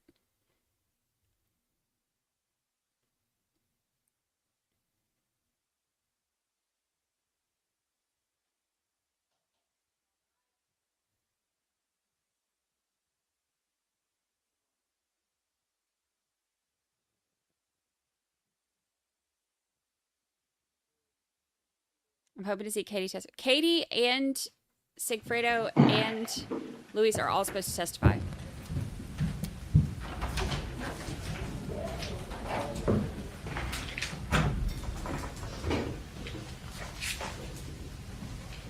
Did you enjoy your tour of the courthouse? I've been here like twice before.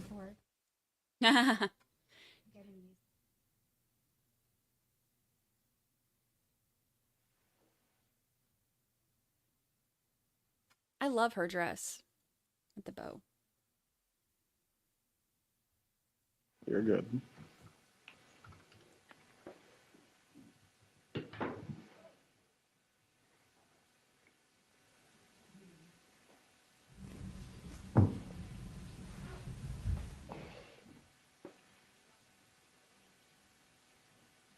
I'm gonna sit. You're good. You may. All rise, you're entering the courtroom.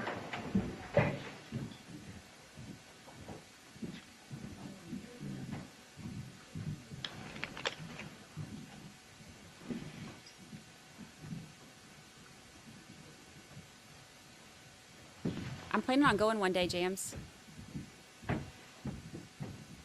Kathy's going to run the stream for me, and I'm going to go to court. Everyone but the witness may be seated. Please raise your right hand, ma'am. Do you swear or affirm the testimony you're about to give will be the truth? I do. You may take your seat. Now,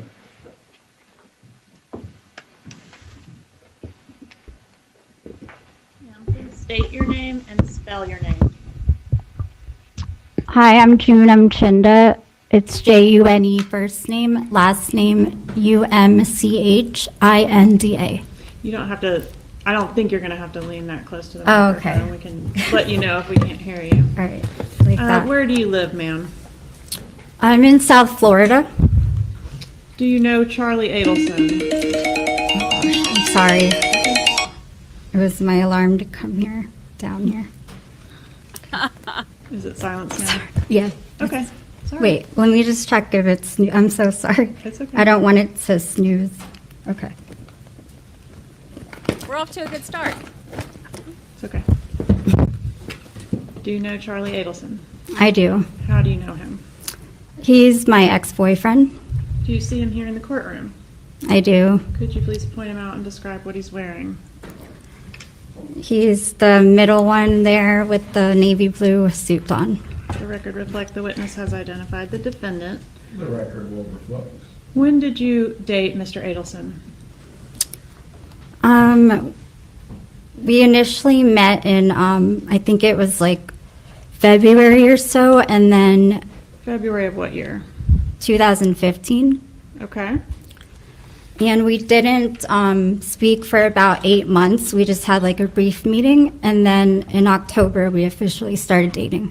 October of 2015? Yes. And how long did you date him? For roughly 2.5 years, Does- like officially. Okay. Does June of 2017 sound like the correct end of your relationship? Officially, yes. All right. And did you continue to talk to Mr. Adelson after the breakup? We did. When was the last time you spoke to Mr. Adelson? A day or so before his arrest. Okay. We were playing phone tag, and I was supposed to see him. We didn't see each other for a long time, but I was supposed to see him. I didn't get to, and then I wrote him back. I saw a message from him, and then the next day he was taken away. All right. So that's obviously significantly after the official breakup. Oh, What right. was- This was in April of last 2022. What was the nature of your relationship after the official breakup? Were you kind of on again, off again, or just casually seeing each other when you were both single, or what was the deal there? I mean, it was a lot of years that went by after our official relationship, so there were like different periods of times where we were seeing each other and then casual, but we always stayed in touch throughout the years, so. All right. And do you still have feelings for Mr. Adelson as we sit here today? So he's my last serious boyfriend, so I would say yes, that there's something still there. I care about him, but obviously I haven't seen him in God knows how long, so. All right. And do you recall being interviewed by the Tallahassee Police Department in reference to this case on July 24th, 2018? I do. Okay. And back at that time, when you were interviewed, it had been about 2 weeks since you had talked to him. Does that ring a bell? Something like that, yes. Okay. And you had talked to him prior to that interview around your birthday, is that right? On the phone, yes. And when is your birthday? June 28th. Okay. So is that was prior to, obviously prior to his arrest, but just a few months before the trial of Catherine Magbanua? Did you talk to him then as well? I'm not sure. I don't recall when her trial was. I know she had a retrial, so. Okay. I don't know the date specifically. Okay, but in one of those trials, didn't you testify that you had spoken to him just the night before that trial?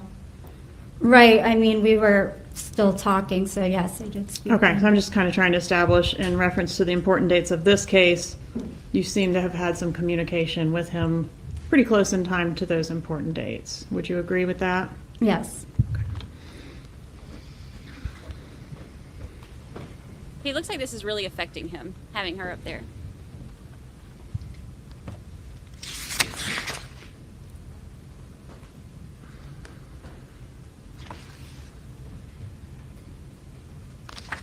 But you haven't had any contact with him in reference to what you're going to say here today? No, not since he got arrested. I haven't heard from him. Okay. Were you dating him when what we're calling the bump occurred back on April 19th of 2016? Yes. And are you familiar with what we mean when we say the bump? Is that the money extortion thing from? The thing when Donna Adelson was approached Yes. by an undercover officer? Okay, so how far into your relationship with him were you at the time that that occurred? And that's, again, April 19th of 2016. About a year roughly, I would say. All right, but you began dating officially in... Well, from October, so that's not a year. It's, Okay. More like 6 months? yeah. What was the status of your relationship, or can you kind of describe for us what your relationship was at that time, April of 2016? Oh, sorry, I'm trying to think of the dates again. So the bump was 2016, you said, in April? Yes, ma'am. So this would be about 6 months into your relationship. Were you seeing each other seriously? Were you seeing a lot of each other? Tell us about Every that. day, yeah. Every day, okay. And have you previously described the relationship at that time as a fairy tale? Back then, yes. Okay. Perfect? Yes. Inseparable? Yes. Okay, so the two of you were together quite a lot during that time frame. Yeah, I Yes? basically lived there. Okay, and so you spent most of the time that you were together over at his place? Yes, And is that the place on Whale Harbor? it is. Okay. And did the relationship change at some, well, let me, before we leave that, when the bump occurred on April 19th, 2016, did he, Mr. Adelson, tell you about the bump? No, All right, so at some point, did the relationship change around this time frame, April of 2016? I can't say exactly like when it changed because we've had a lot of ups and downs, but I mean, it did change, so I don't know when exactly it was. Okay, I want to draw your attention specifically to the time frame between April and May of 2016. Are you able to tell the jury about some changes you observed in Mr. Adelson's behavior during that time frame? I don't know, like, if it was in that time frame exactly. Okay, do you recall giving a law enforcement interview in this case? I do. Okay, and that was done on July 24th of 2018? Right. Would your memory have been better back then on these issues, as far as the dates that things Does happened? it say what date? Like, they didn't ask me specifically when, how he was acting when. So I don't know exactly what they meant, like how he was acting, what time. Okay.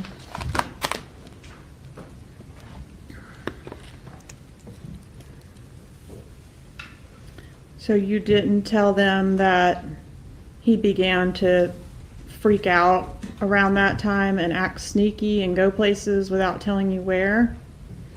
I said that, I just don't know at that specific time frame if that was referring to that. Like Okay. right now, I really have no idea right now. Okay.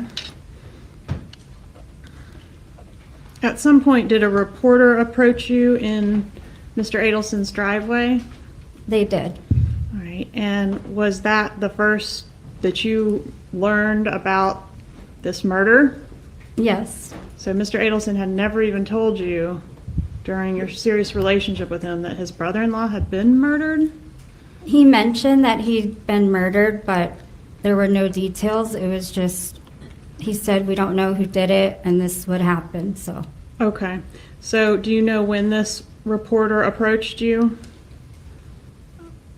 Like what time or when? Was it approximately around June 17th of 2016? Does that sound right? It was right after, like, I think a political holiday, because I had a Band-Aid on my arm from a burn that we went to at a barbecue, and it was embarrassing that they took a photo of me with it.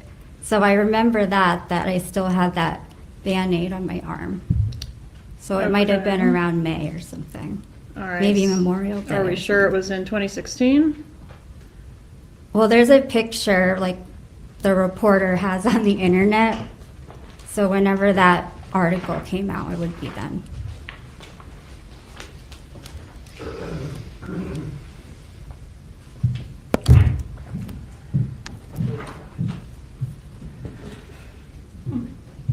Approach and show you an article and ask if this is the one you're referencing.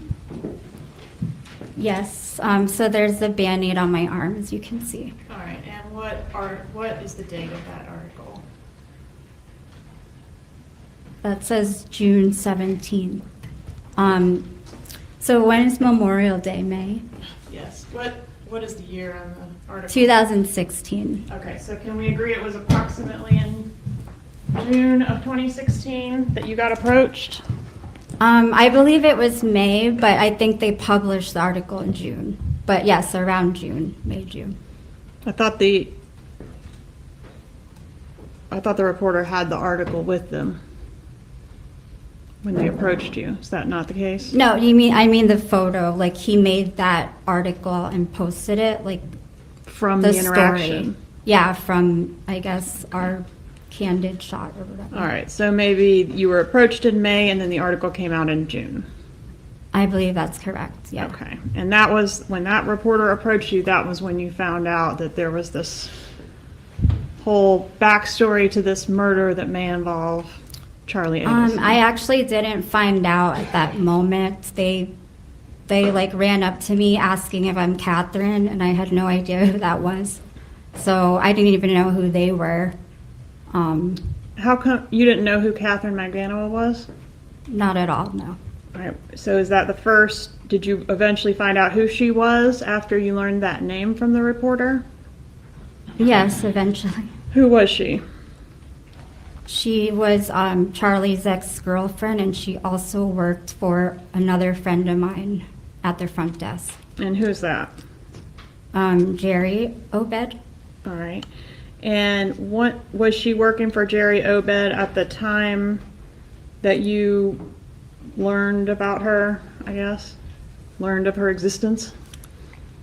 No, so I guess I met her in the front of Jerry's place once briefly, and then when I heard of her, my mind went back to that day, but I had no idea like her name or anything back then. All right, so you were confused in May of 2016 for her by a reporter, yes? Right. And then you learned, oh, she was an ex-girlfriend of Charlie Adelson, right? Eventually, yeah. Okay, and then subsequent to that, you realized, oh, that's the girl that used to work for Jerry Obed. Yes. Okay, I'm with you. All right, once you found out about this sort of backstory to this homicide and investigation, did the defendant, Mr. Adelson, tell you anything about how to handle the police if you were to be approached by the police? He said if anyone came knocking on the door asking questions, I don't know anything, and at that time I really didn't know anything still, so. So he told you not to talk to the police? Right, because I think he had to go away that weekend or week, and I was at the house by myself, so. And had he been acting strangely for weeks before that article was published? And again, that article was published June 17th, 2016. I believe so. All right, tell us what acting strangely means. I think I said it in my interview that he would kind of run off to places without really giving me an explanation. We kind of had a routine going. We would work, go to the gym, and then every night usually see each other at a certain time. But it was getting to the point where like he was running late or things were happening, and I didn't really know the reason. And also, I think I just felt like something was different in our relationship. And did you notice that he had begun communicating with Catherine Magbanua around that time? around, sorry, the time, which The time 2 is it? weeks prior to the publication of that article, which was published on June 17th, 2016. 2 weeks before that. I can't remember exactly when I found out about Catherine McBanua. Like, I know it was after May. So if it was in that 2 week period before the article came out, then, Did you say in your interview with law enforcement that in that time frame you saw him going back and forth with Katie on the calls, and I said, oh, why do you guys talk so much? And also you were commenting about the calls being at odd hours and how he's not normally up that early, and that's when you saw the call activity on his phone. Do you remember telling law enforcement that? I remember saying I saw her name come up or something at some point in time. Again, I don't know if that is the same time, around that time. And also, the odd hours thing, I was referring to another girl, I think, that lives in Philippines. Okay. I'm going to draw your attention to page 72. Yeah, she seems really nervous. I don't have a binder. I'm going to bring you one. Page 72, lines 7 through 22 on your interview. This is a mini, so No rude comments about her, please. be bigger and work on that. But this is 72. Just keep it here. nice. If you'll read to yourself, lines 7 through 22. Welcome back, Allie B.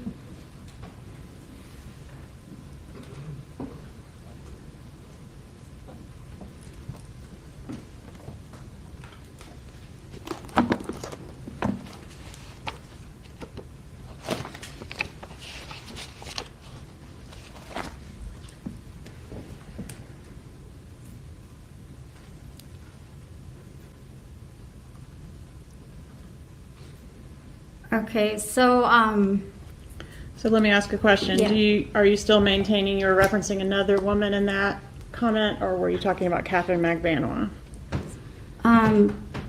So in that comment, I actually was referring to when I found out the phone records of Catherine and Charlie, speaking in the morning when they showed how often they would speak on the phone. All right, thank you. So, Did I was Mr. referring- Adelson ever express any interest in or curiosity to you about who had killed his brother-in-law?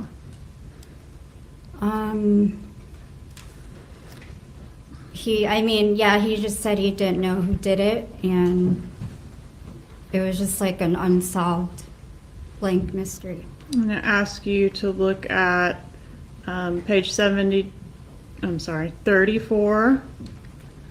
34 of that same mini transcript in front of you, and if you'll review lines 10 through 15.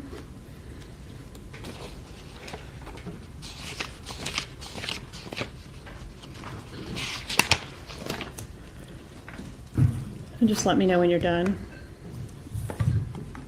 10 through 15? was Yes, it? ma'am. Okay.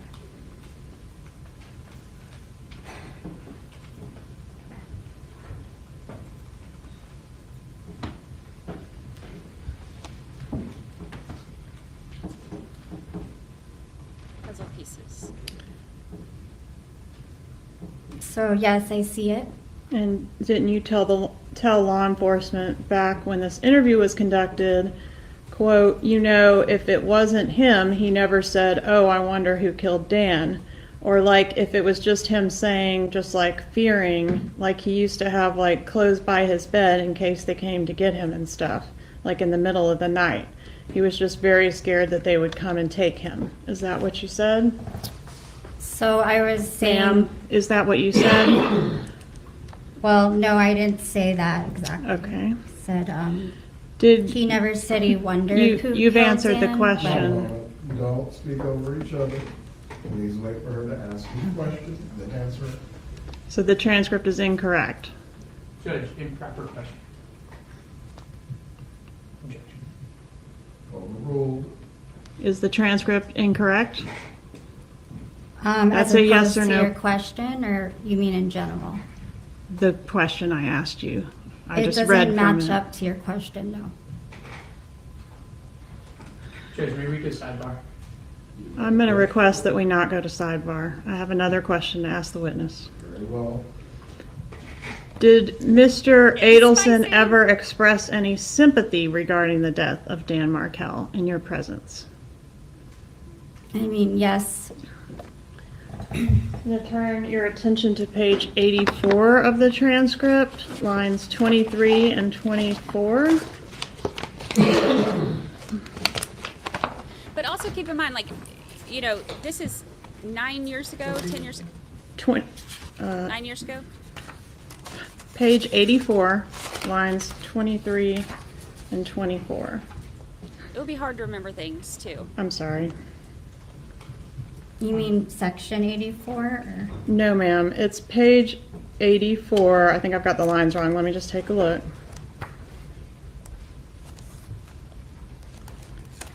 Yes, okay. I was correct. 23 and 24, but you might need to back up a little for context. Didn't you tell law enforcement?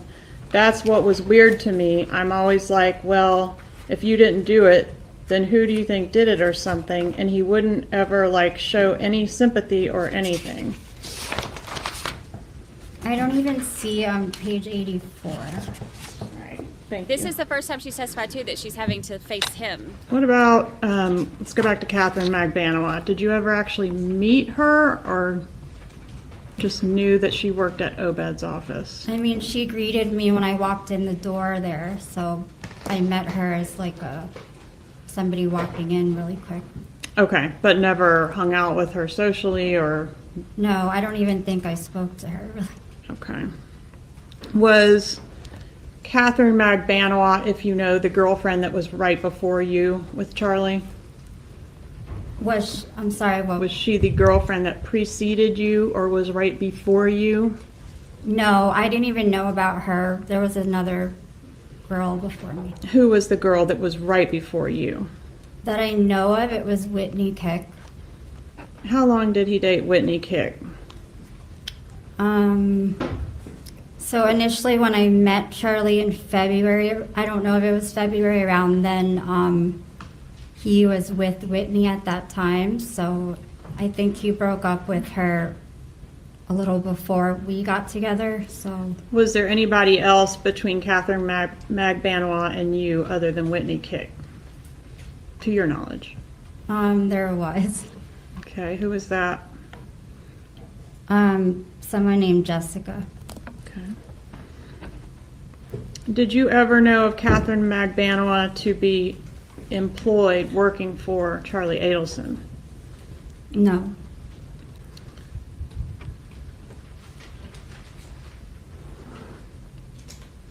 During the time frame of the bump, so the bump in April, but prior to Ms. Magbanowa's arrest in October, was the defendant picking up communication with Catherine Magbanowa? Did you notice that he was communicating with her more?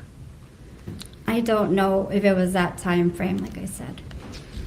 During this time frame that I'm talking about, did the defendant express concerns to you that his phone was being tapped?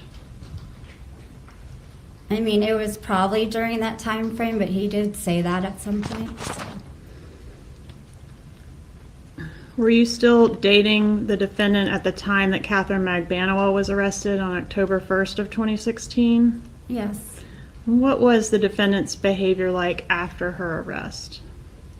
I mean, I think around that time, the media got a hold of the story, so there was... That's not my question. What was the defendant's behavior like after Catherine Magbanowa's arrest? Well, I guess his behavior was just someone that's being convicted of murder. Or not convicted, accused of murder, I'm sorry. All right. Was he, quote, very scary to be around?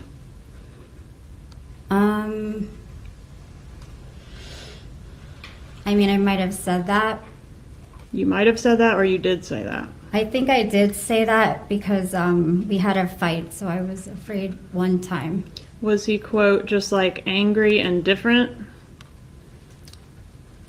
I guess he was, yeah. Was he violent, agitated, and short-fused during that time frame? I believe so. Did he have trouble sleeping or being alone? Didn't want to be home? Do you recall saying that? Yes. When the case came up, did everything just tick him off? Yes. Did he start getting really red and screaming and take random walks, like just acting like a crazy person? Yes, yeah. Did he get a second phone around this time frame and possibly even a third phone? I saw one other phone. I don't know about a third, so. Did he start communicating with you via the WhatsApp application? He did. He started that because he was also out of the country once, so we started using it then. Did he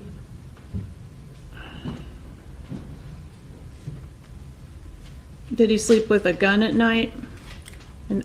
In that time frame specifically? So when you say sleep, do you mean like physically in the bed or? You tell me. So where was the gun? He had guns because he had his carry license, so he had a few at different places. So in his bedroom. But he specifically slept. in this time frame, did he change his habits in reference to the gun? No, So not he didn't, that I know of. Okay, so he didn't begin sleeping with a gun under his pillow or near his bed where he hadn't before? Not sleeping with it, like it was in the room though, so I don't know. All right. Was where. he super stressed and very affected by the arrest of Catherine McDaniel? Yes. But not super stressed and very affected from what you observed by the death of Daniel Markel, was he? I have no idea about that. Well, you said he wasn't. Where is that? In the interview that we just reviewed, I mean, where what you line said is it?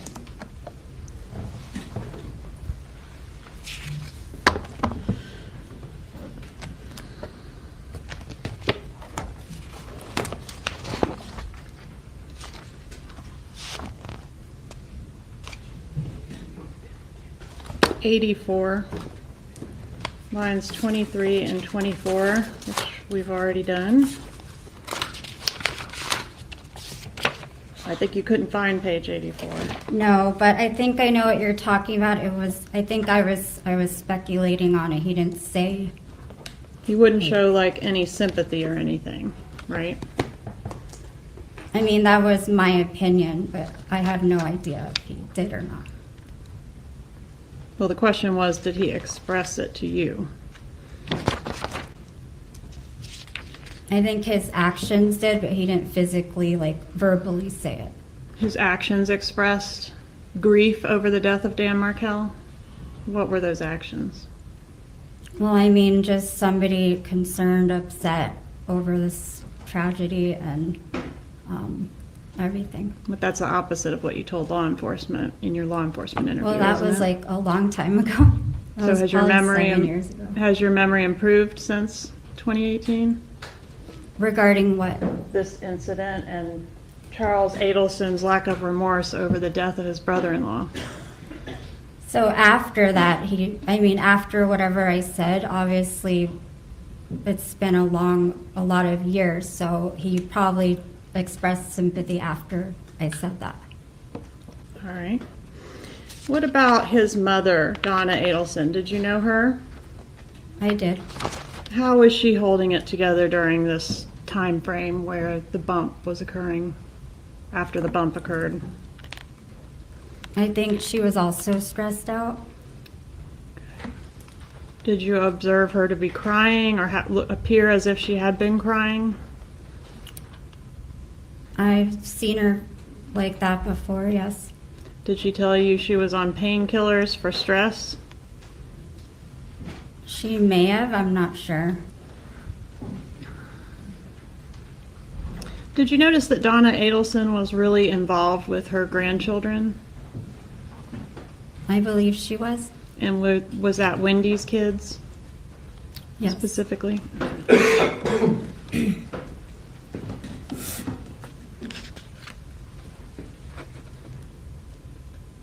Did Donna Adelson ever express any concerns to you about who killed Dan Markel?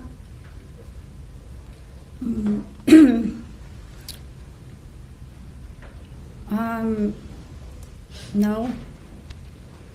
Did you say to law enforcement that the Adelsons weren't ever curious, like who really killed him? They weren't upset about it, it seemed like. Did you say that?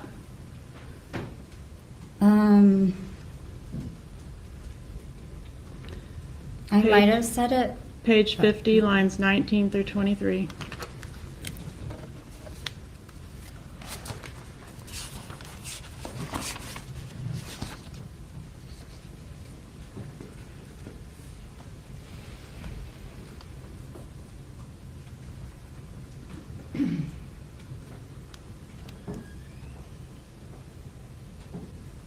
Okay, so what were you asking? I'm sorry. Did you say, quote, like they weren't ever curious, like who really killed him?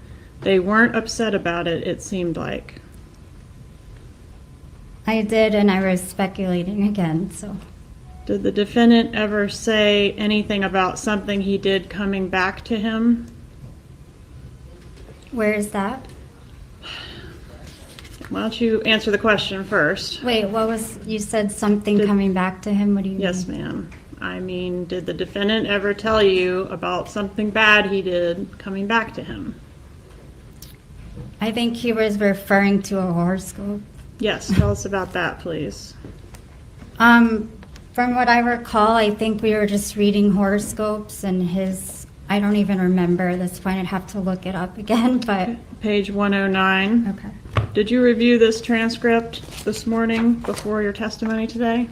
I reviewed it beforehand in the email that you sent.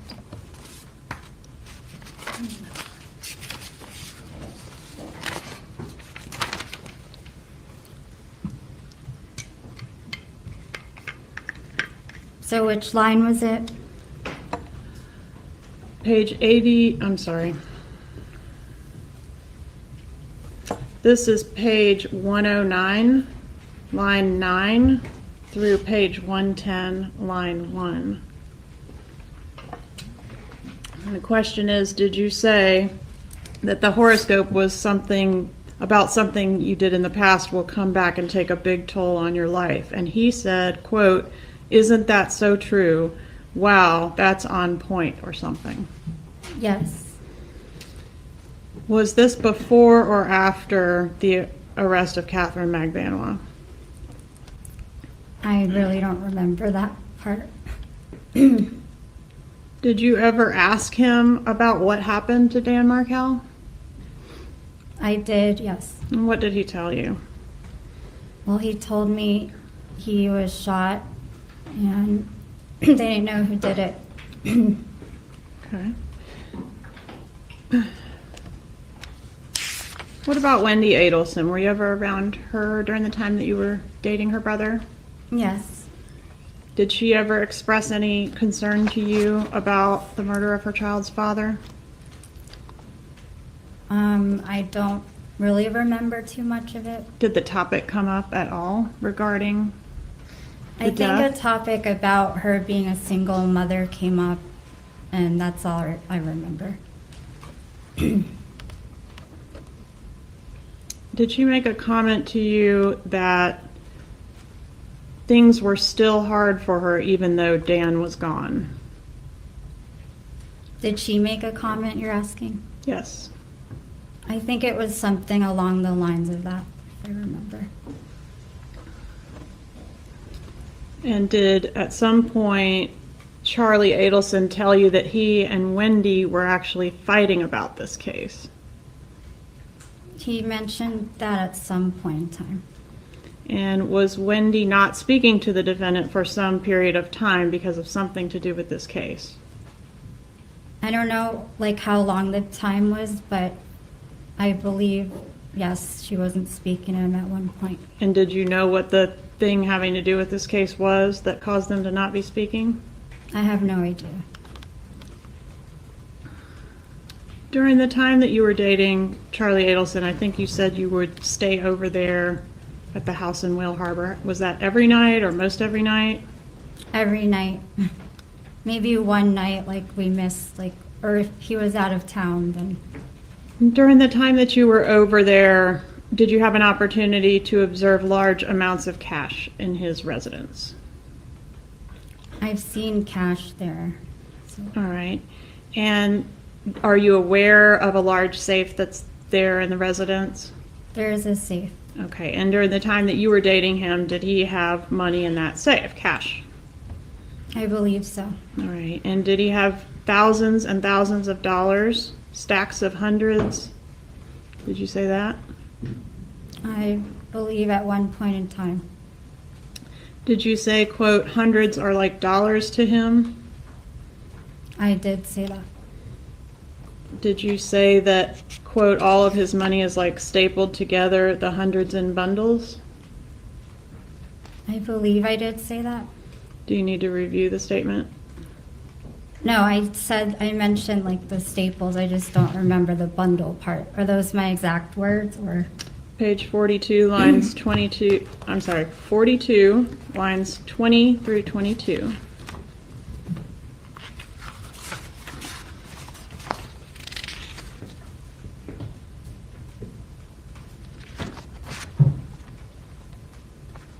Okay, I see it.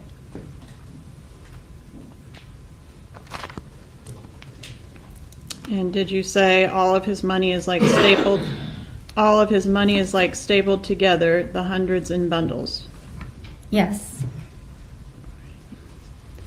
After your breakup with Mr. Adelson, has he made any large purchases on your behalf? I don't know. You don't know? After our breakup? Yes, like has he bought you a big ticket item? A car, a condo? No. There we go. Has anybody tried to tell you what to say here today? No. Has anybody... Just myself. Has anybody told you, I don't know, to forget what you said in that interview? Did anybody instruct you to do that, is my question. No. One moment, please, Your Honor.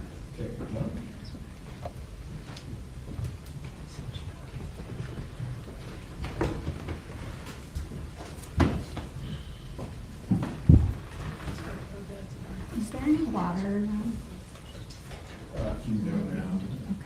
You'll be off the witness stand soon. Okay, thanks.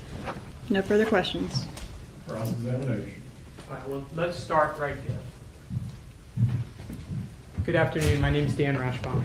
Hi, good afternoon. Have we ever met before? No. Have you ever seen me before in your life? I saw you on the internet, but no, never in person in my life. Fair enough. Have I ever talked to you on the phone? No, I got a subpoena from you the other day to attend trial here, but I've never physically heard from you. Has anyone from my office, my colleague Kate Myers, anyone from my team at all ever reached out to you about anything? No. Okay. I was actually surprised you didn't get a depo or anything from me, so. I never deposed you, right? No, I haven't heard from you or Charlie or anyone. Okay, so let's just make that clear. Let's clear up a couple other things. Professor Markel was murdered in 2014. Right. Did you know Charlie Adelson in 2014?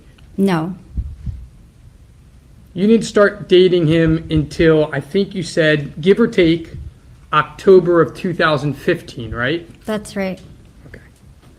So any type of feelings he had about the murder of Professor Markel in 2014, you wouldn't know anything about that, right? Right. Okay.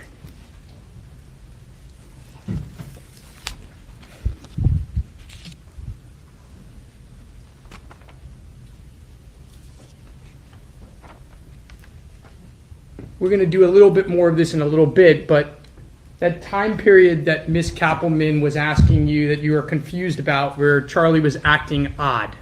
Right. You know what the bump is, right? The Donna thing, the extortion. Where law enforcement approached Donna Adelson on the street. Yes. You probably watched it on TV. Yes, everywhere. Right. And you know there was a wire involved in that, correct? I do. And that's the point in time that Charlie Adelson was acting kind of weird, right? Yes, I believe so.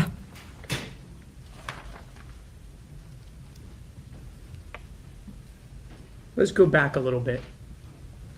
When you dated Charlie, did you go out a lot when you were dating?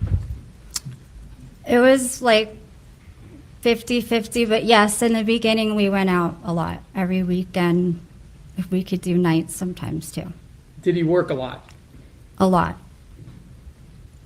He started early in the morning and came home late at night a lot of days? Almost pretty much every day, but like Sunday and Saturday sometime. Saturday, Sunday. And he worked most of the time 6 days a week. Yes. And his work would take him all over the southern part of the state, right? Right. He'd be in the car a lot, right? Yes. When he dated you and he was in the car, did he bother you a lot by calling you all the time while he was driving? He knew I was at work and we would see each other before leaving the house and then when we got back, so he didn't have a need to really call me on his way to work. He would text me and we would text sometimes throughout the day if I had a chance. Okay.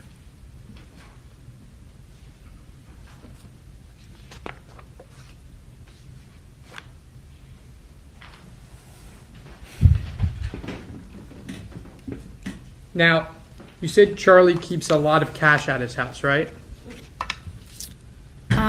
I probably said that, yes. Okay. And he staples his cash, correct? That's what I saw, yes. Okay. And again, you saw this cash at his house in 2016, right? When you dated him, well after the murder. Oh, yeah, well, way after that, yeah. Now, there is this discussion about a gun and sleeping with it. He keeps a gun in his nightstand next to his bed, right? Right.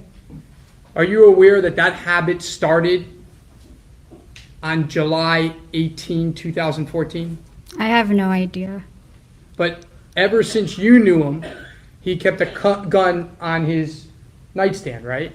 Not on it. In the drawer in his nightstand, apologies. I think it was in his safe and in the car, but By the way, his house has a lot of camera equipment, right? yeah, Like a lot of camera equipment, right? yes. Are you aware that that camera equipment was installed within 2 weeks of Professor Markel's murder? Are you aware of that? No, But it was there when you were there, correct? right. How about the barbed wire behind his house? He has barbed wire, right? Yes, Are you aware that that was installed after Professor Markel's murder? no,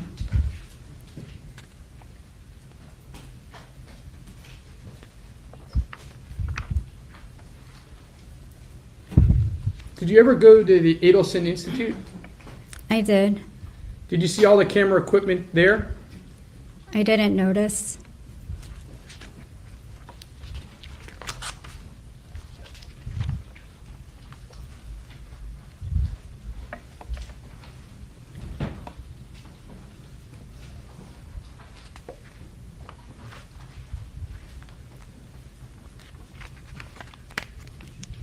Now, I think you talked about this, that there were a lot of, that media was starting to come around, right? Yes, And this was in 2016 after the bump and after some arrests right. and after the Tallahassee Police Department released an affidavit saying that Charlie Adelson was part of the murder. Do you recall that? Right.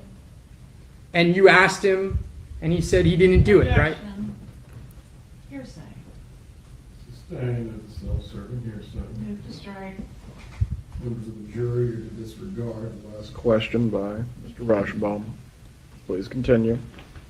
Did Ms. Kappelman just ask you whether you asked Charlie Adelson about the murder? Not in the same context, but yes, basically.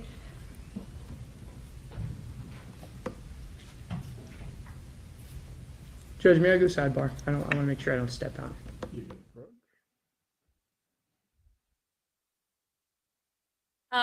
The caption on that picture, in case you couldn't read it, is Lindsay Hendricks sent to be the periodontist your mother wanted you to marry.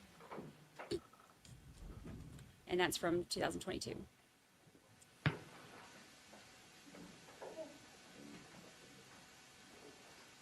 And he's a periodontist.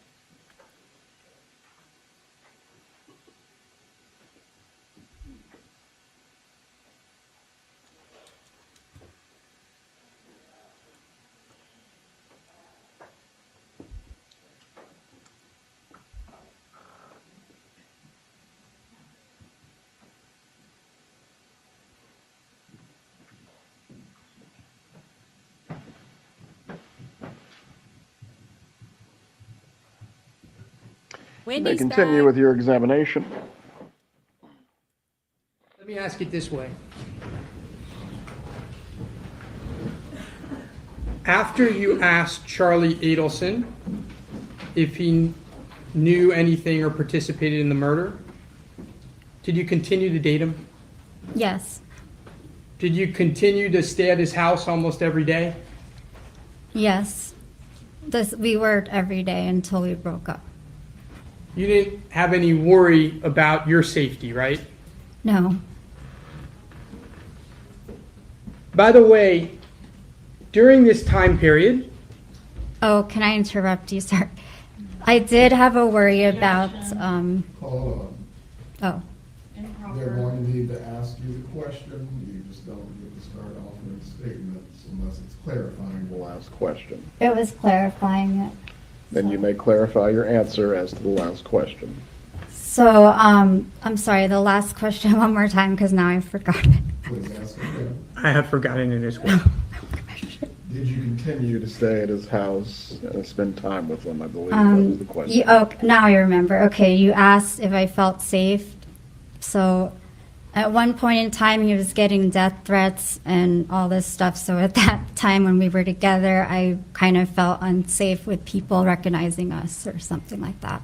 Did you ever feel unsafe? Do you ever think that Charlie Adelson was going to hurt you? No. Now, during the time after these media reports, etc., did Charlie take trips overseas? Yes. Did he always come back? Yes. Did he once tell you he wasn't... Objection. Withdraw. Hearsay. Withdraw.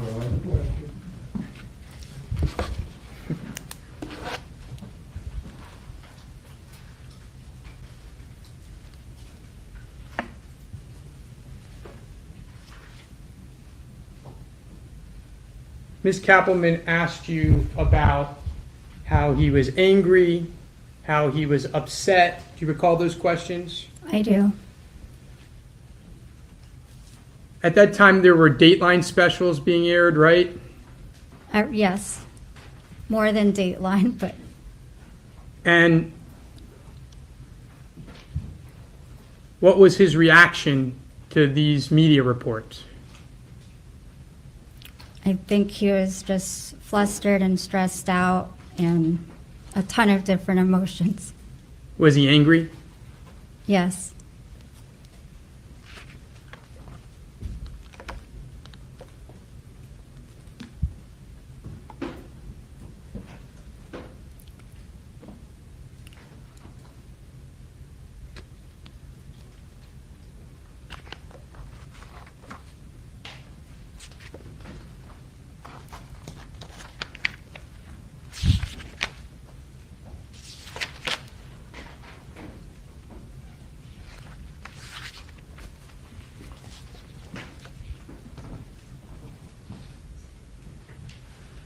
Now, you were interviewed by law enforcement in 2018.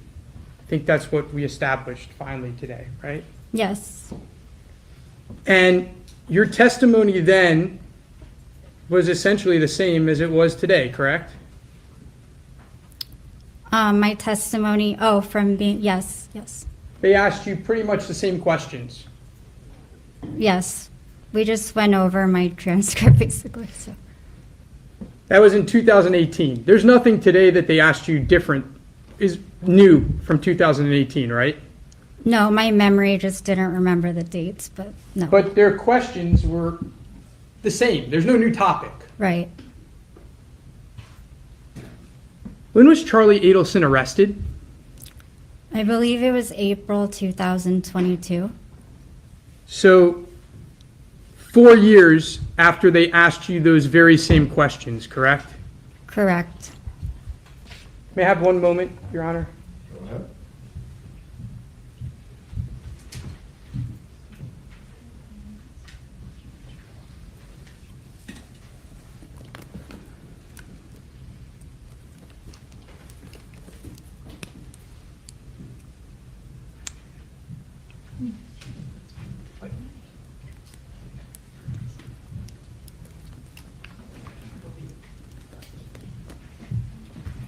One moment, Your Honor. Just double check.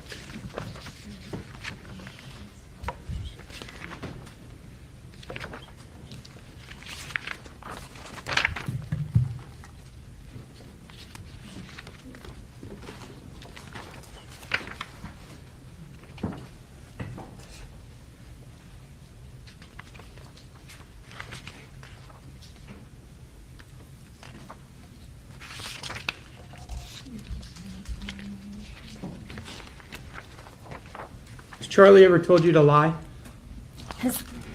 Has he ever told me a lie? Yeah. Objection, hearsay. He has, yes.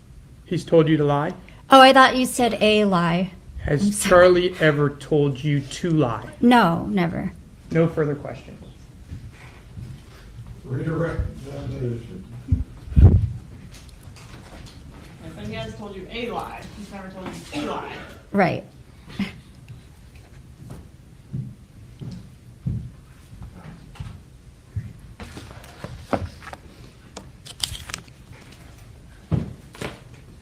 So the defense was trying to get you to move the time period of when Charlie was acting crazy and angry to when the news articles were being published.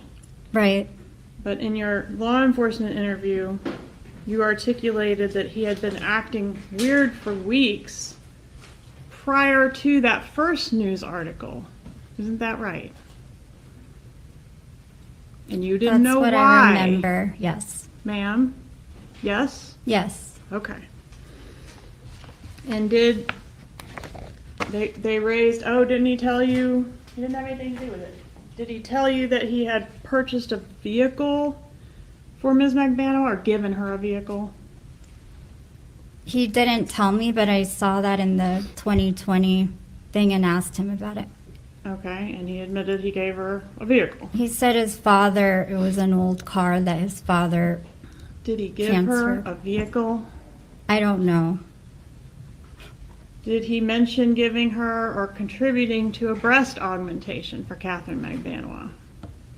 He said he never contributed to that.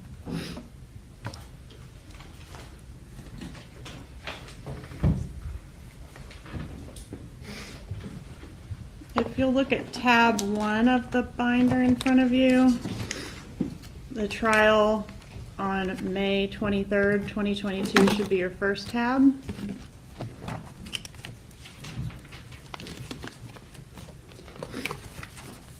And if you'll look first on page 1197, lines 19 through 24.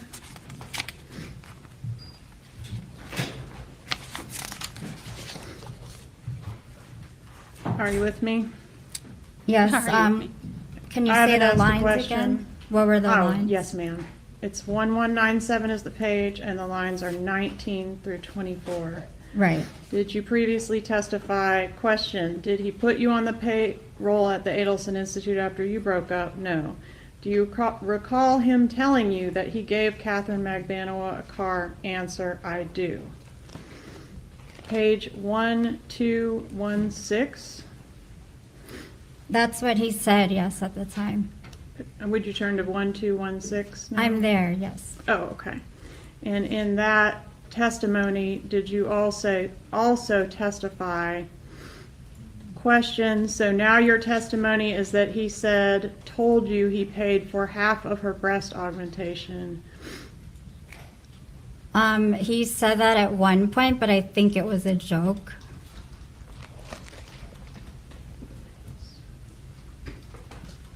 No further questions. You may step down. Will the witness be recalled by either party? No, sir. Judge, we do have her on the subpoena, so there's a possibility. You may step down. See, she smiles at him when she leaves. Thank you. Where's her duffel bag? Please call your next witness. State. Oh, there it is. State calls Wendy Adelson. Wendy's back.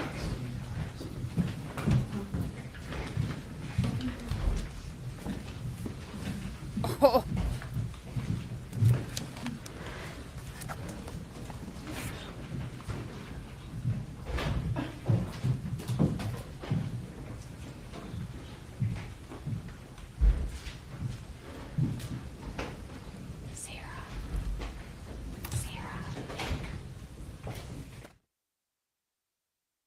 Hold on, I gotta screenshot this real quick.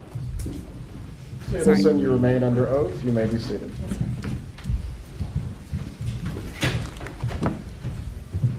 Ms. Adelson, we've got 2 points we need clarification on from you. When we talked about your relationship with Jeffrey Lacasse, we talked about a occasion on July 13th, 2014. It would have been the Sunday before the murder. And on that occasion, did you, at your residence that evening, in the context of discussing the relocation issue involving you and your children moving to South Florida, did you say that Charlie, your brother, this defendant, had explored all options to resolve the problem, including hiring a hitman, and it would cost either $15,000 or $50,000? No. And did you have a conversation with Jeffrey Lacasse at your residence that night where you said you wanted to share something in confidence with him? No.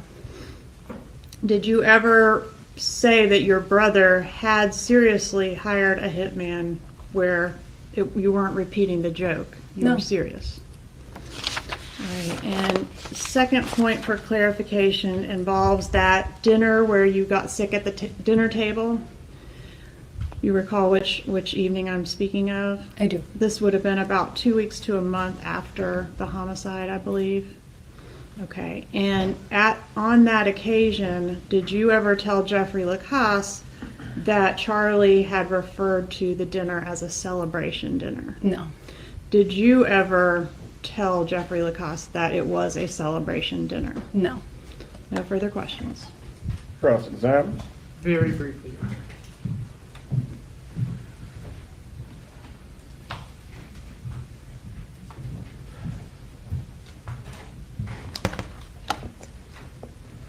Good afternoon. During your interrogation, do you recall Jeffrey Lacasse's name coming up? Yes. And do you recall that it was Jane McPherson who brought up his name, not you? Yes, correct. And do you recall, as a result of his name being brought up, he was considered a suspect? Yes. And do you recall that Detective Isom asked you a lot of questions about him? Yes. And he asked you about his car? Yes. And he asked you about his travel schedule? Yes. And he asked you for his information so that he could speak with him, correct? Correct. But you didn't bring up his name, right? No, You didn't try to frame Jeffrey Lacoste for any murder, right? absolutely not. In fact, Jane McPherson was the one who brought up his name, correct? She was. I have no further question. Please approach.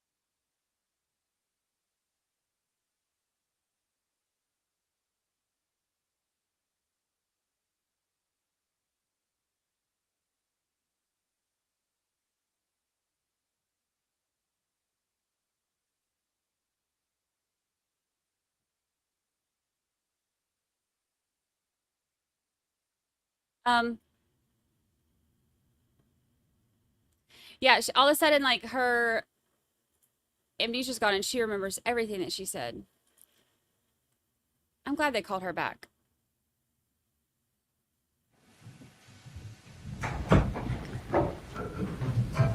But Jeffrey Lacoste's name did come up while you were in the interview room, being interviewed in reference to the shooting, right? Jane McPherson brought him up. She was in the room with you during the interview.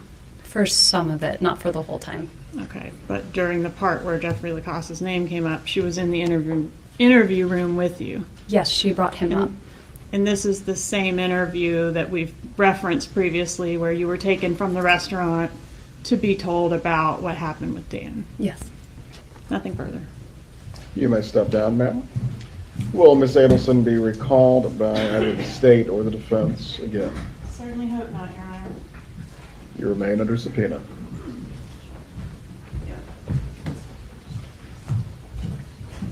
Please call your next witness. Jeffrey Lacoste.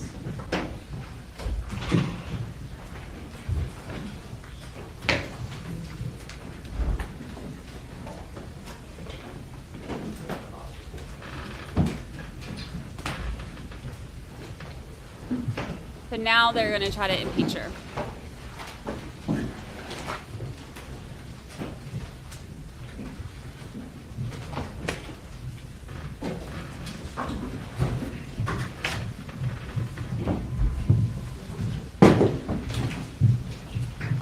Mr. Lacoste, you remain under oath. You may be seated.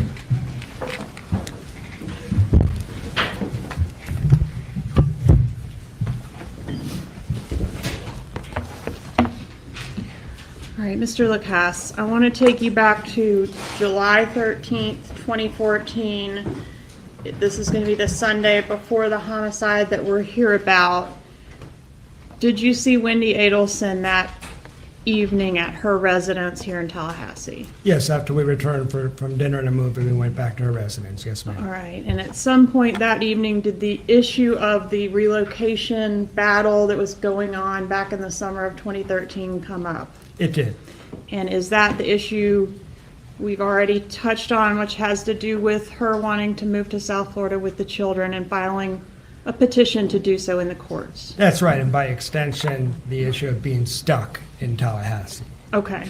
And while discussing that issue, did Ms. Adelson make some statements to you about her brother Charlie? She did. And what were those statements? She asked to speak to me confidentially in a very serious tone of voice, told me that Charlie had investigated all possible options to take care of the problem of Danny Markel, including hiring a hitman, which would cost about $15,000.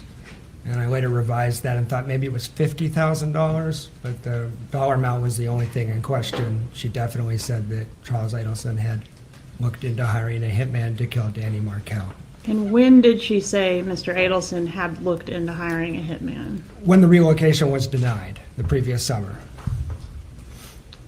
Okay. All right. And the dollar amount, so she either said 15 or 50, you're not sure which? That's correct. Okay. And when she said this, what was her demeanor like? She was very serious. All right, so definitely not to be confused with the TV joke. No, I'd heard that joke repeatedly. I knew that joke. This was something very different. This was chilling, a little scary, made my stomach flip. I found it disturbing. The joke was said in a lighthearted manner, and this was not said in that way. This was serious and said confidentially. All right, thank you. And I want to,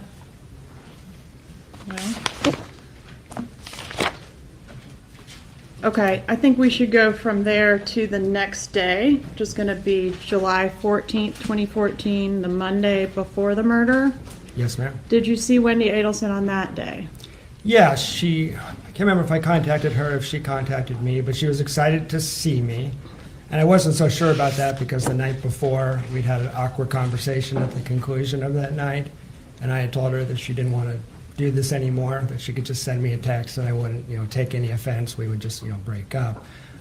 So I didn't get that text. Instead, I talked to Wendy Adelson and she was excited to see me. All right, so what did you do? Well, then she needed to call me back, and it went from her enthusiasm about seeing me to let's just meet at yoga tonight, go in separate cars. So there was a real shift in about 30 minutes. Did you go to yoga? We did. We went to yoga. All right, and after yoga, was there a discussion about your relationship and the status of your relationship? Yeah, a very brief one. I mean, yoga's not a great place to talk, obviously. So while we were sitting there, she seemed very cold, and I kind of got the feeling that it was over, that this was it. So as we walked to the car, I tried to talk to her about the relationship, and that didn't go well.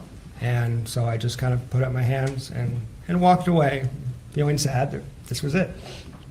All right, and as you walked away, was that the end, or was there more conversation after you began to walk away? She called out to me, and I walked back towards her, and she was deeply curious. Well, let me back up slightly. During that conversation, she didn't have any interest in spending any time with me for the rest of the week, so it kind of confirmed, this is over. Mm-hmm. But then when she called me back, she had a series of detailed questions about what I would be doing on Friday. And Friday is going to be July 18th, right? Yes. And that's the date of the homicide? That's exactly right. What were her inquiries of you regarding that date? I had a trip planned to Tennessee. She was aware that I was planning to leave about 11 a.m. On Friday. I need to get to Atlanta for an early dinner, so with traffic, she knew I was departing at 11. And at the yoga studio in the parking lot, she had asked if I was still going, if I didn't go, why not, what route I would be taking a lot of a bizarre amount of interest in that trip that didn't make sense to me at the time, given that she didn't want to spend time with me. And how does it make sense to you now? Well, if I had left on my trip at the scheduled time that she had known about for quite a while, I would have driven pretty close to Dan Markel's house about the same time as at the murder, in a similar looking car to the suspect vehicle. What type of vehicle did you drive? I drove a 2004 Nissan Sentra that was silver metallic gray color.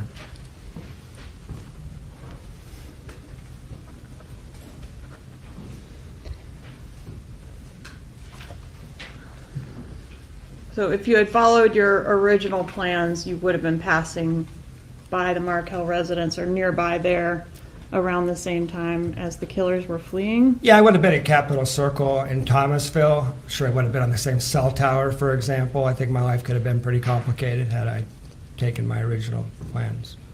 All right, so you didn't, I guess, take the original plans? No, I did not. I had made a last-minute decision the night before to leave Thursday night instead. I had not informed Ms. Adelson about that because we weren't speaking. Actually, no, I don't know that anyone, for sure that anyone in Tallahassee knew I had changed my plans, just the people at the other end. All right, so you were actually in Tennessee at the time of the homicide? I was.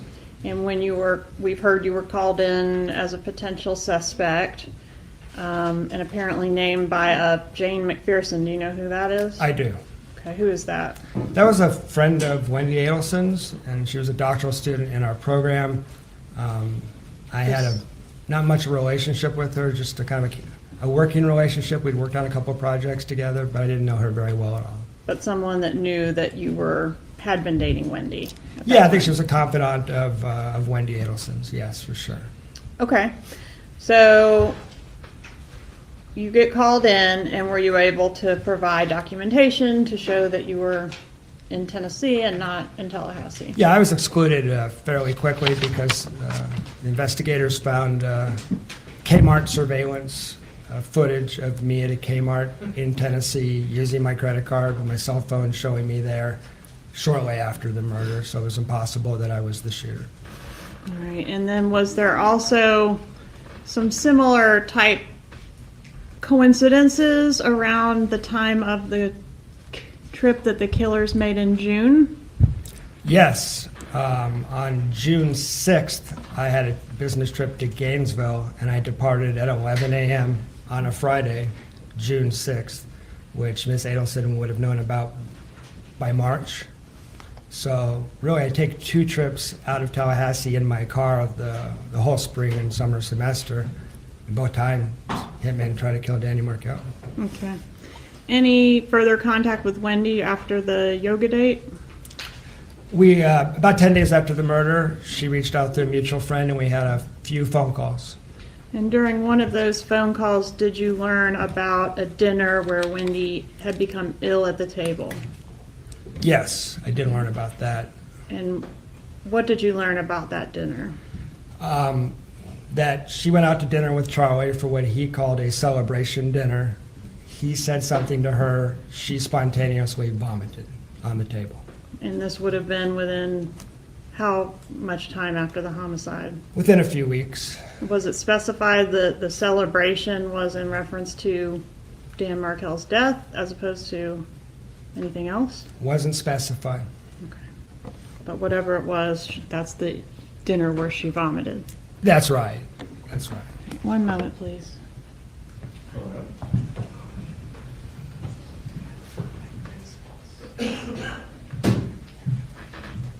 No further questions. Cross-examination.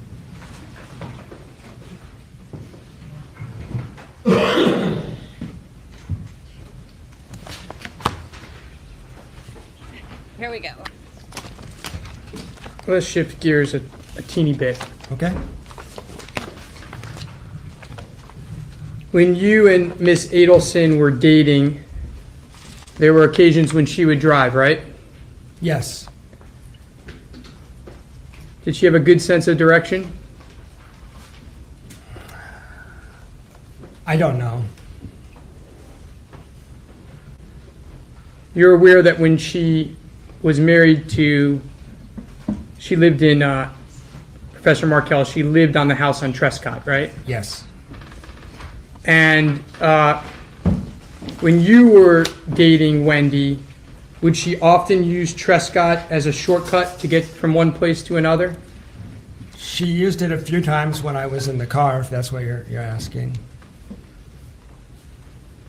She did that on June 27th, the day we departed to Gainesville at 11 a.m. on a Friday.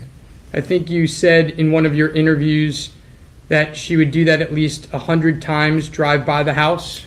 That was a figure of speech. Okay. Now, you mentioned, we'll start with the joke, the bad joke. Yes. You mentioned this TV joke, how it was lighthearted, bad humor, certainly in the context of what happened, but it was a joke. Yeah, it was dark humor, I would say, but it was clearly a joke, yes. And do you recall that joke being given at that Yardbird dinner? I don't. Could it have been given at that Yardbird dinner? It could have, but I don't recall it, and I actually think I might remember that. I'm sure you do. Given what happened.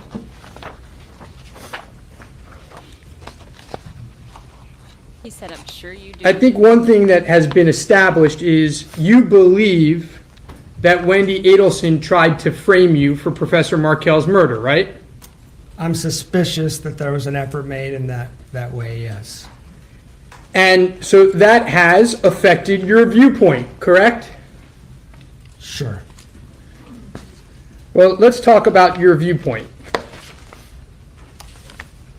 And we have to go a little bit back and repeat a couple things to put it in context. So you meet with Charlie Adelson.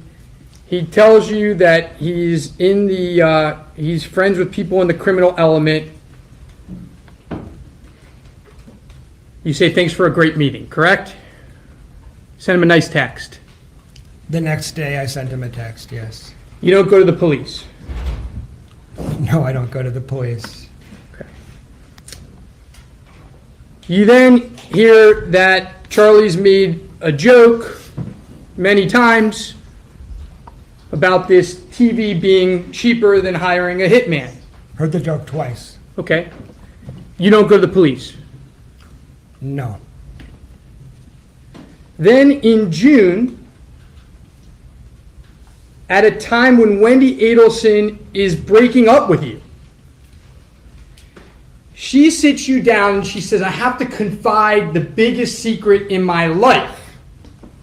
That a year ago, my brother actually looked into hiring a hitman. That's your testimony here today, right? You said in June, sir? In June? I'm sorry, in July. Okay. In July. Can you restate that? I'm sorry. Yeah, I'll do it again. I'm sorry. I'll try to keep it lower this time.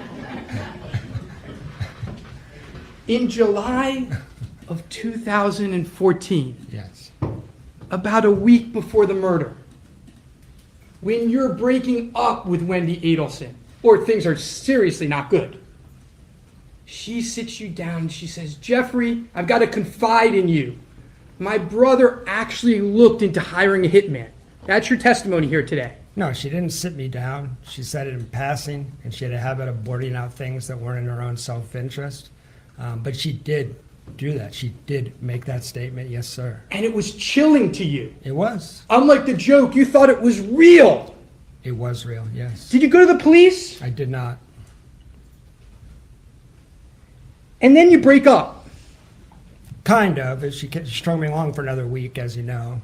Mostly, yeah, but kind of. Well, the murder happens and you get called in as a suspect of the murder. Right. And you're upset at that point. Yes, I was upset. And you have a first interview with the police, and then you have a second interview with the police. Yes. And during the second interview with the police, you talked solely about Wendy Adelson. Yeah, I think that's right. I felt like I needed to say they needed to look at Wendy Adelson as well. That was the point of that talk. Yes, sir. That was the point of that talk. Yes. And you even, you don't mention actually Charlie Adelson at all in that second interview. I already had done so, so yes, you're correct. So that second interview, you talked just about Wendy Adelson.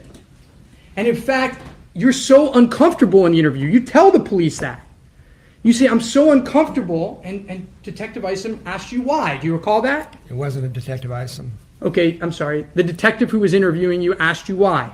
I don't, you have to remind me on that. Well, let me remind you what you Yeah. said. You said, because it's hard for me, because if she would take me back right now, I would go back to her. Yeah, I was still under her spell to some degree. I would say I was fairly pathetic at that point. I would acknowledge that, yeah. So let me understand this. We've all been I want there. to make sure I've got it right. I don't want to put words in your mouth. Sure. Wendy Adelson has told you that her brother looked into hiring a hitman sometime in 2013.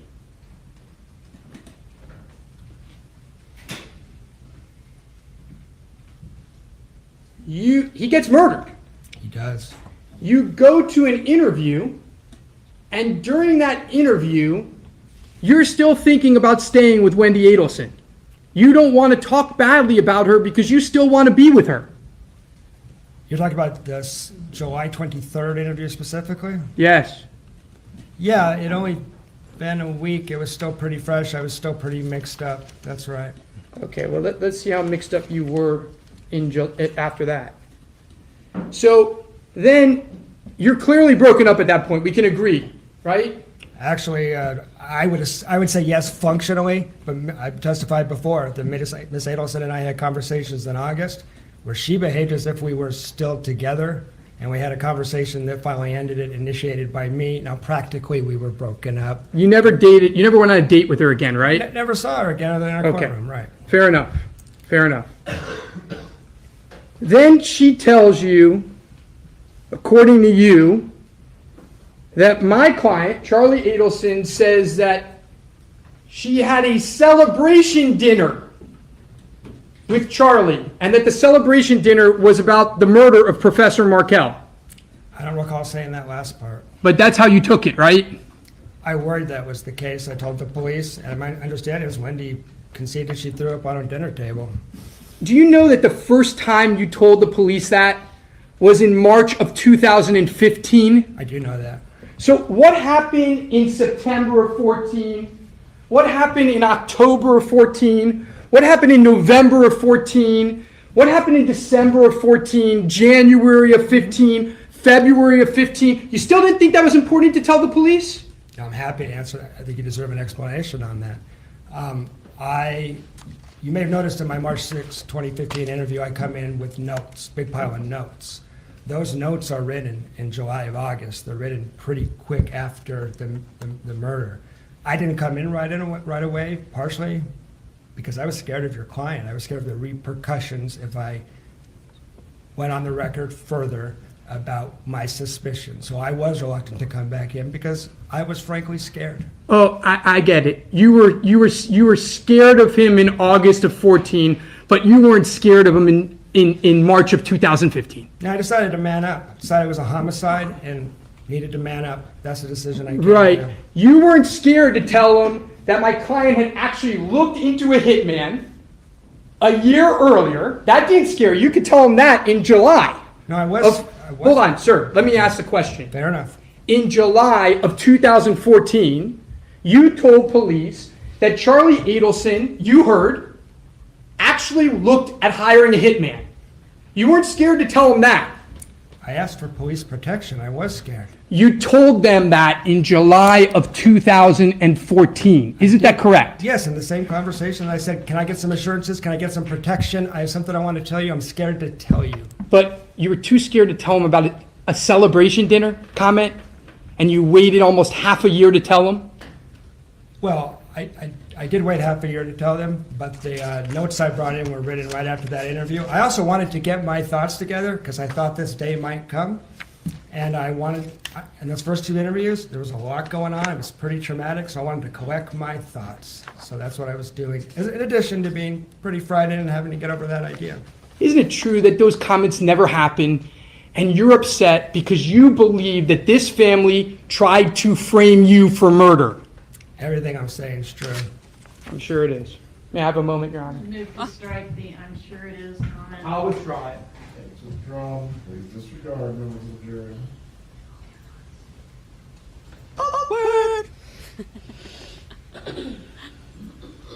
I have no further comments for this.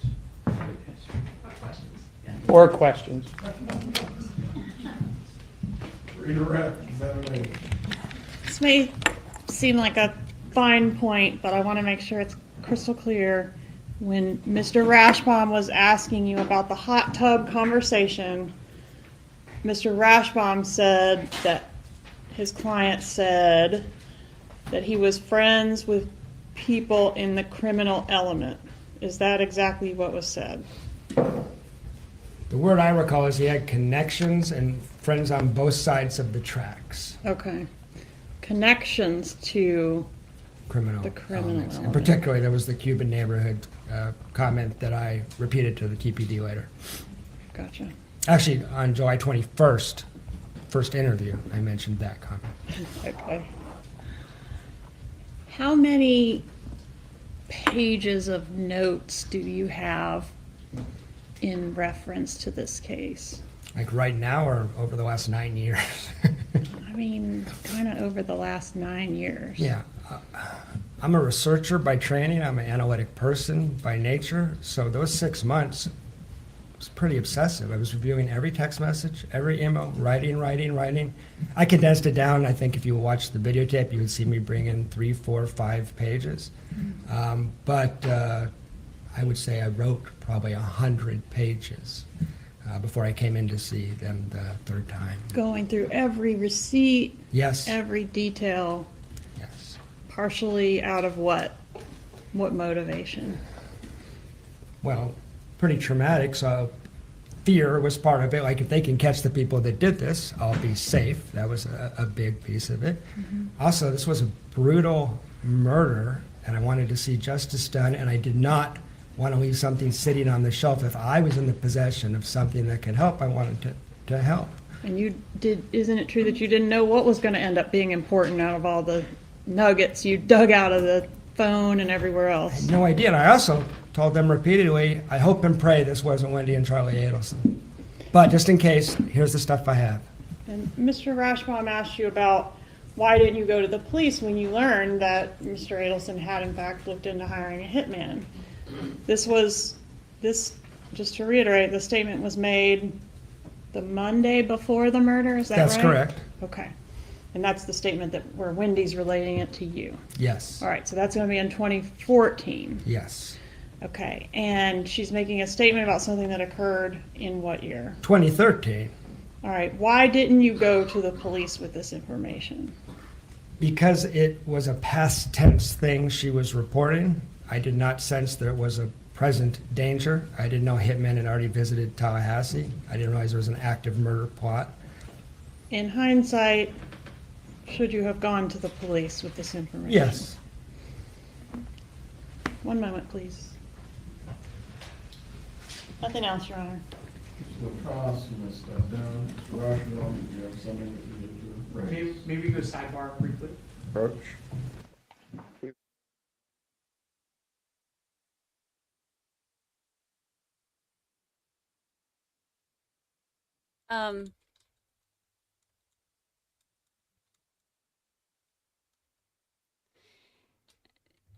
He got real loud, which we kind of knew was coming, but also, bro, my ears.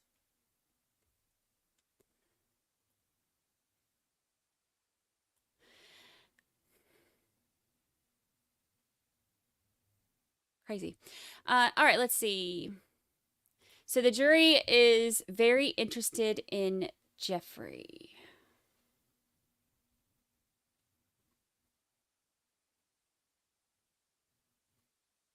You know, the thing is, I think that this is going to have even more of an impact on it because keep in mind, they let her go. They let Wendy go and then brought her back after they had stopped in the middle of all this for, you know, and sent them out so they could debate and stuff. They brought her back specifically for this. So this stuff that they brought them back in for is going to be, I think, even more like kind of impactful to them.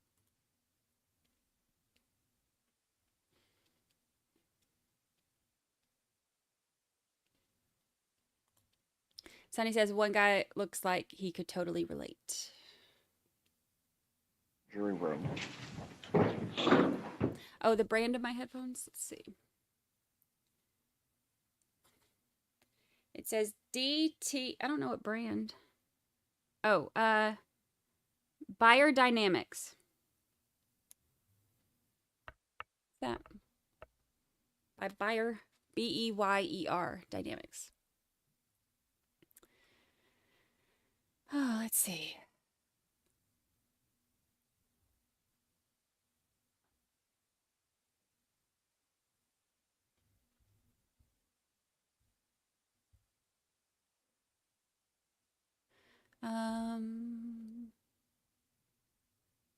At this point, Well, I think what may make sense first, with all respect, is maybe let them just ask him whether he has the notes first and whether they can get them rather than do an inquiry. I don't think the state has done anything wrong. well, I think that directly goes to factor one, whether there is a violation, but yes. I don't think there's a violation, but I think I'm entitled to the notes if he has them, and then we can recall them. Very well. Does your client need to use the restroom or take a break? Yes, John. All right. We'll take a 10-minute break and we'll go back on at 3:40. Ms. Kappelman, how many more witnesses do you plan to call before we? I have two, Your Honor, but we can see how long the next one takes. Okay. Who are the two? 3:40 to start again. Who'd she say the two were?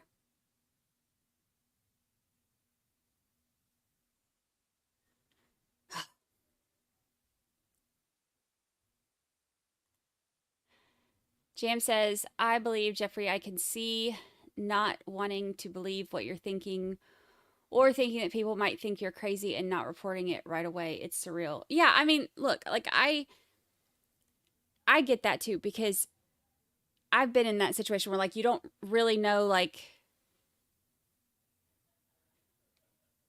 almost like sometimes like you don't know if it's serious or not, but then if it's like on that chance that it's not, then people are going to think you're crazy or like you're being dramatic or something and like making a big deal out of nothing. And like when it's big stuff, it's almost like this can't really be real, right? Like it's not actually happening, right?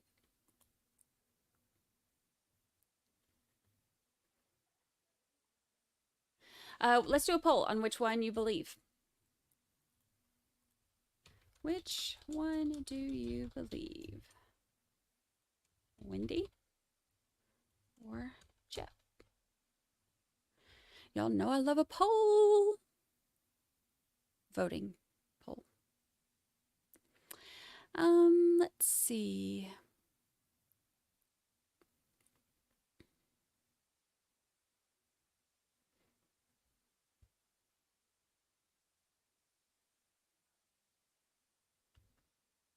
Susan Duncan says he's believable because of the give and take. You get none of that with Wendy. Yeah, like I get that. And also like there are things that will come to you later. I learned that like going through my divorce. I'm like, oh yeah, actually, I remember this now.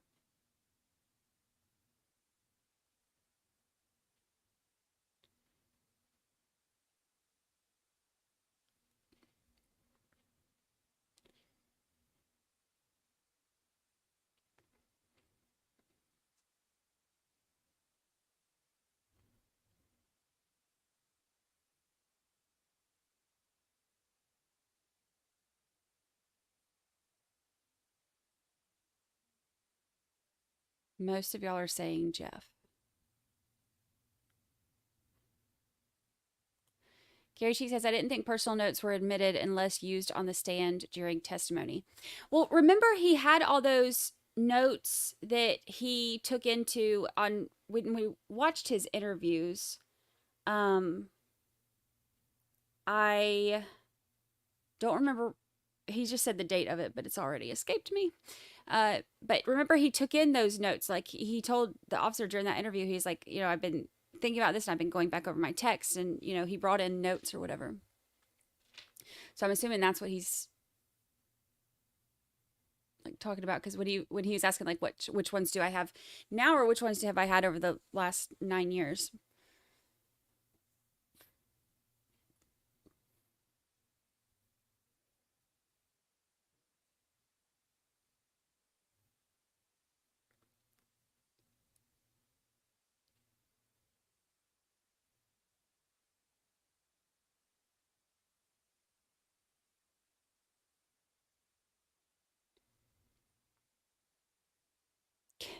Can Jeff be creepy and credible? Yes, those two things.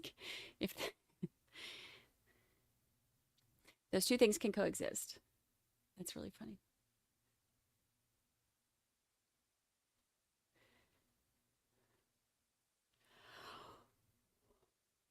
Oh. I need a nap. You should let us have an afternoon nap.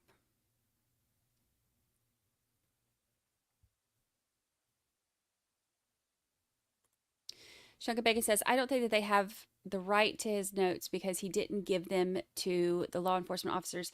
He folded them up and took them with him.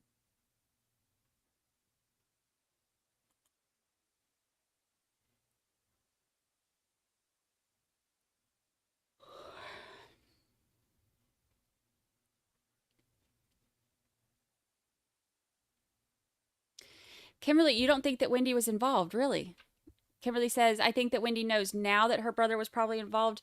However, I don't think that she was involved. Why would she say that to the cops? Clearly, she knew nothing before. Interesting perspective.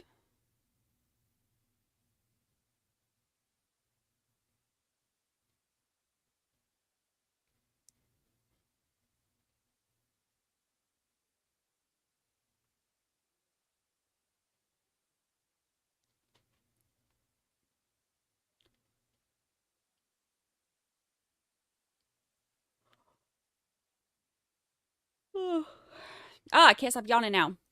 Wake up and go get an energy drink or some coffee. Defense just wants his notes because they can't find puzzle pieces. And they need his notes to find the pieces of the puzzle. Puzzle pieces. So many characters in this case. Yes, Lord of mercy, there sure is.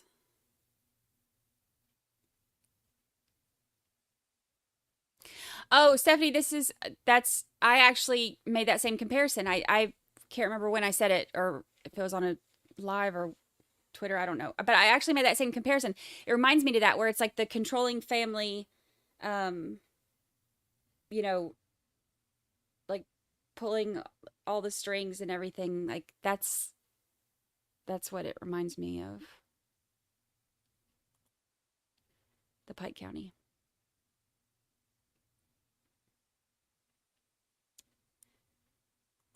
She's the motive.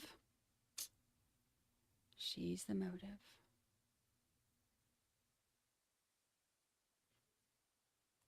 Sonny says that Charlie's old roommate is in the hall. So maybe that's who he is. That's who's getting called next.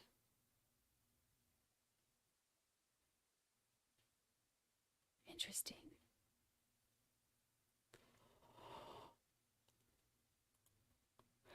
June said that Wendy and Charlie were fighting about it, though, so that tells me that she knew something in the very least. We need to find Jeff a wife. Didn't he get married? I thought he got married. Maybe I'm wrong. Y'all always wanting to marry people off, aren't you?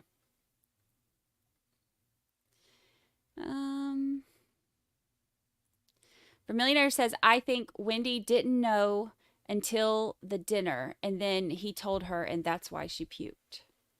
Oh, interesting theory. I like hearing different theories other than my own.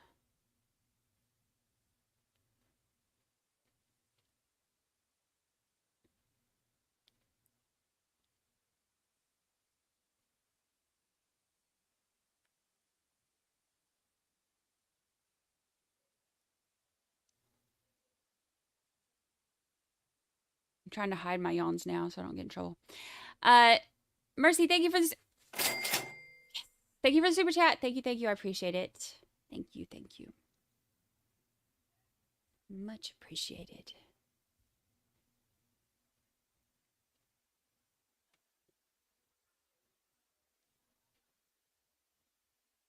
Dreamer says, I think that is who Katie worked for per June, the ex-roommate.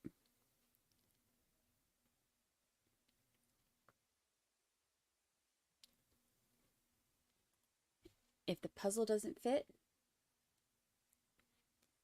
you must quit. Actually, if in this case, if their puzzle doesn't fit, then he's going to his forever home.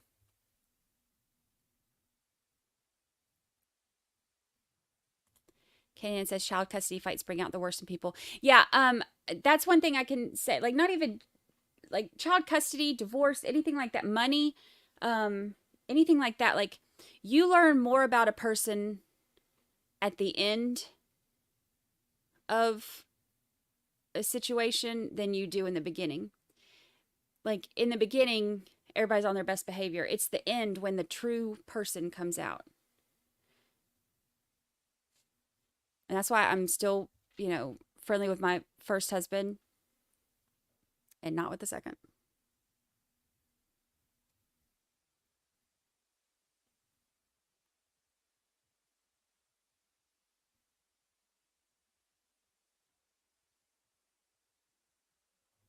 Kimberly says Wendy isn't going to be involved in hiring a hitman and then tell the cops about it.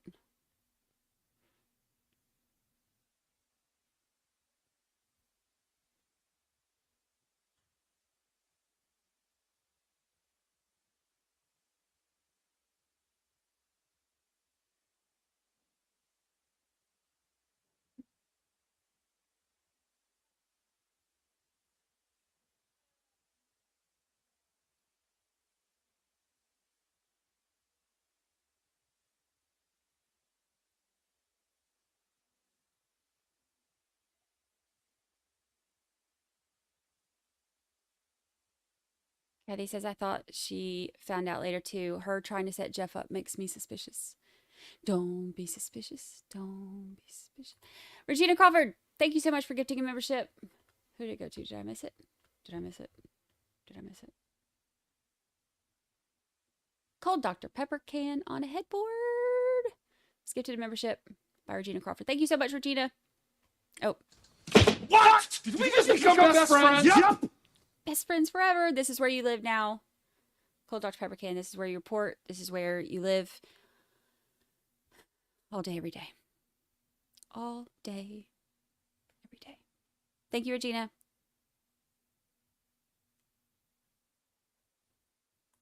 June dated, oh yeah, the ex-roommate before. I forgot about that. Forgot about that. Debbie Long, happy anniversary. 5 beautiful, entertaining months with Brandi. Entertaining is the key word. Because Lord knows things go off the rails up in here. Happy 5 months. 5 months has gone by fast. It goes by so fast.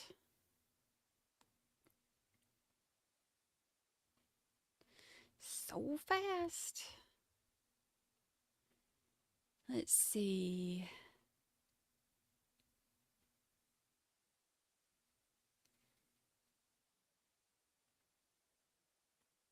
Serafina says, I swing back and forth about Wendy's knowledge. I think it was more than likely Mommy and Charlie planned it all, and Wendy found out the day he was killed. Too many coinkydinks for Wendy, in my opinion. See, I don't think that she, like my personal theory, I don't think that she knew the ins and outs of it necessarily, but I feel like she knew that it was happening. Like, it was kind of like one of those things like, you know, it'll happen on this day. You know, you just, you know, make sure you have an alibi. Like, you know, we'll let you know when it's done type thing. I don't think that she was involved necessarily like in the planning of it, like as far as the details go. But my personal theory has been that she knew it was happening and then like had them. I feel like the idea could have probably come from them, but I feel like she knew about it before it was going to happen.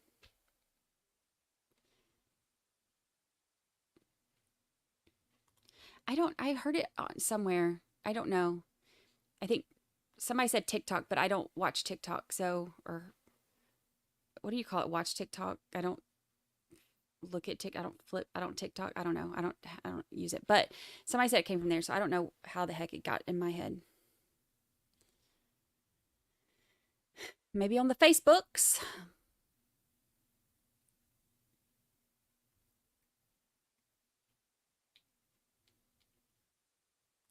Tosh says, I agree with Vermillionaire and Kimberly. I thought that her interview was believable. I think she found out a bit later and yelled the police about her brother and Jeff was natural. Interesting. Interesting. See, I didn't think that her interview was believable. I thought she's full of crap. But this is why they have 12 jurors instead of 1. Because not everybody's going to agree on everything. Everybody's going to see things differently.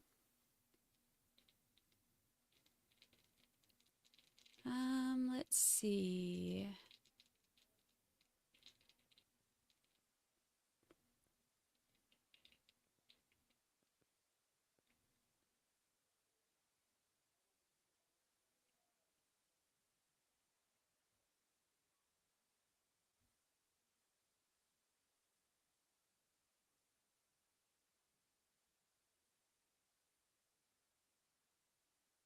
I think Wendy or someone close is watching the trial. Her answers became clear and concise. Yeah, I agree. I think that she is watching, and I think her parents definitely Everyone are. may be seated.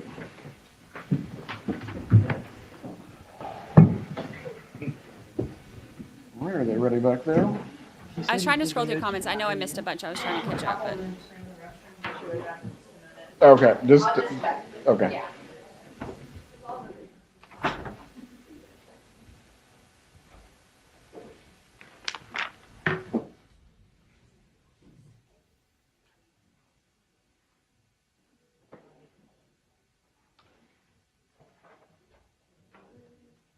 Dean says, I agree she knew what was getting done, but didn't want to be troubled with the details. That's what it seems like to me.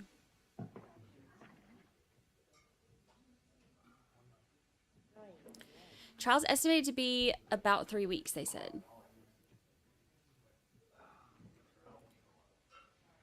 No. I understand. That's clear.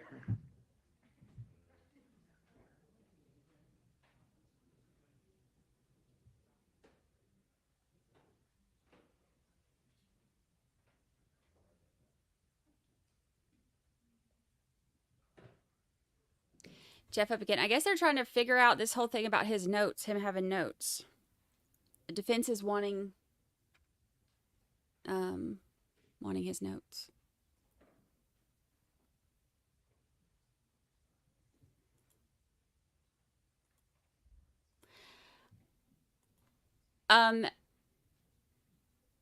She said that she just learned that yesterday when Georgia told her, or when, I'm assuming it would have to have been when George told her, because she said whatever about, do you know that your brother knew all along or whatever? My phone would like to inquire of the witness about the notes. We figured we'll do that now since he's here. Without the jury or with? With. Okay. It'll be quick, Your Honor, I promise. One question that becomes 9? I didn't say that.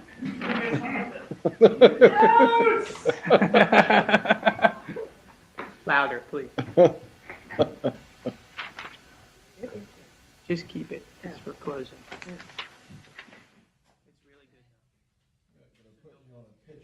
These questions pretty soon. I'm saying it's really good. All rise, jury, enter in courtroom.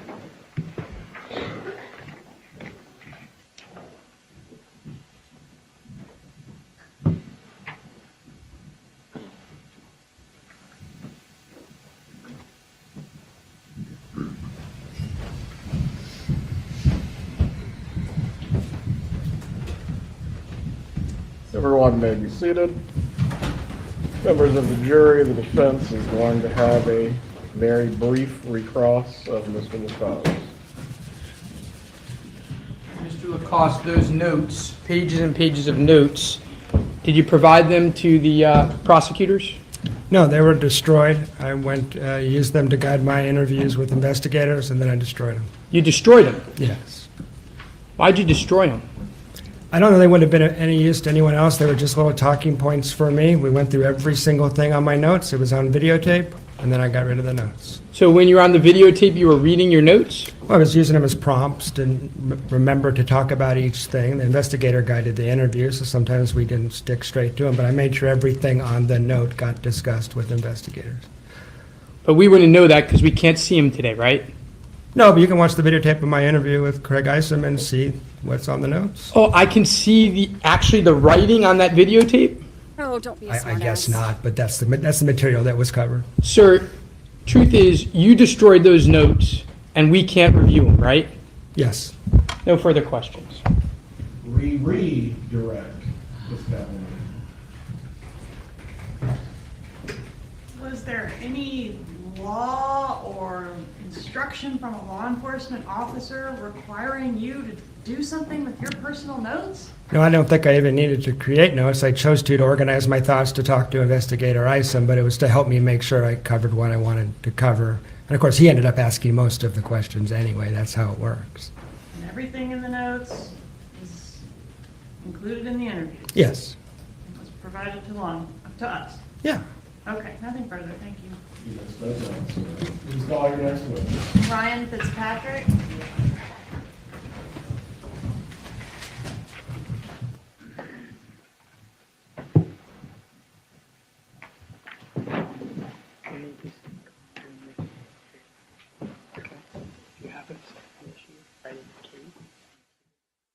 Oh, we almost had a hot mic moment.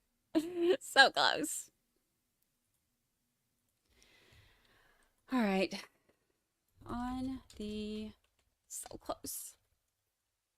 And Ryan.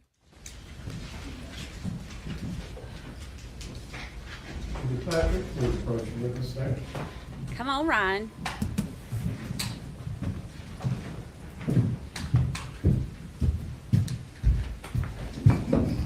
Please raise your right hand, sir. Do you swear or affirm the testimony you're about to give will be the truth? Yes, sir. You may take your seat. Sir, please say your name and spell your name. Ryan Fitzpatrick, RyanFitzpatrick. Where do you live, sir? Lantana, Florida. And what line of work are you in? I'm in roofing now. Okay, do you or did you at some time have a relationship with Charlie Adelson? Yes, ma'am. Were you guys friends? Yes, ma'am. How close were you? Very close. What time frame were you close friends with Charlie Adelson? From about the time that I moved to South Florida in around about 2012. And then as years passed, we grew a lot closer. Until when? Until about 2018, 19-ish. All right. Did you spend a lot of time together? Yes, ma'am. Did you talk to him daily? Yes, ma'am. Did you know his family? Yes, ma'am. Meet his girlfriends? Yes, ma'am. All right, do you see him here in the courtroom today? Yes, ma'am, I do. Would you point him out and describe what he's wearing? Blue suit, light blue tie, white shirt. Let the record reflect the witness has identified the defendant. The record will reflect. Was the defendant, Mr. Adelson, very close to his sister Wendy? Yes, ma'am. If you know, how did the Adelson family feel about Dan Markel? Not fond. And did that include Charlie Adelson? Yes, ma'am. I mentioned the girlfriends. Did Mr. Adelson have a lot of girlfriends? Yes, ma'am. Was one of them Catherine Magbanoa? Yes, ma'am. Did you ever have an occasion to meet her? I think in passing I might have met her once or twice, but I didn't have a personal relationship with her, no. Did she stand out to you as being someone special or of more importance to him than any of the other women in his life? Objection leading. Sustained. Please rephrase your question. It's a yes or no question. Did she stand out to him as being somehow special or different from the other women in his life? No, ma'am. Show Ryan, not him. Are you familiar with the defendant's practice of stapling his money? Yes, ma'am. Do you know the denominations or how he would staple it? 10 100s would be 1,000. Easier to count that way. At the time that Dan Markel was murdered, how did you learn of the murder? I can't remember. They never spoke about it, so. And when you say they never spoke about it, who was The that? family never spoke of it. So you didn't learn about the murder from your close friend? I do not believe so, no. Not directly. Right after the murder, did Mr. Adelson tell you that his girlfriend, Catherine Magbanoa, was extorting money out of him? No, ma'am. Does that seem like something he would have mentioned to you? Yes, ma'am, probably. I imagine so. When law enforcement posing as a thug approached his mother in what we're referring to as the bump, did he tell you about that? I don't recall, no, ma'am.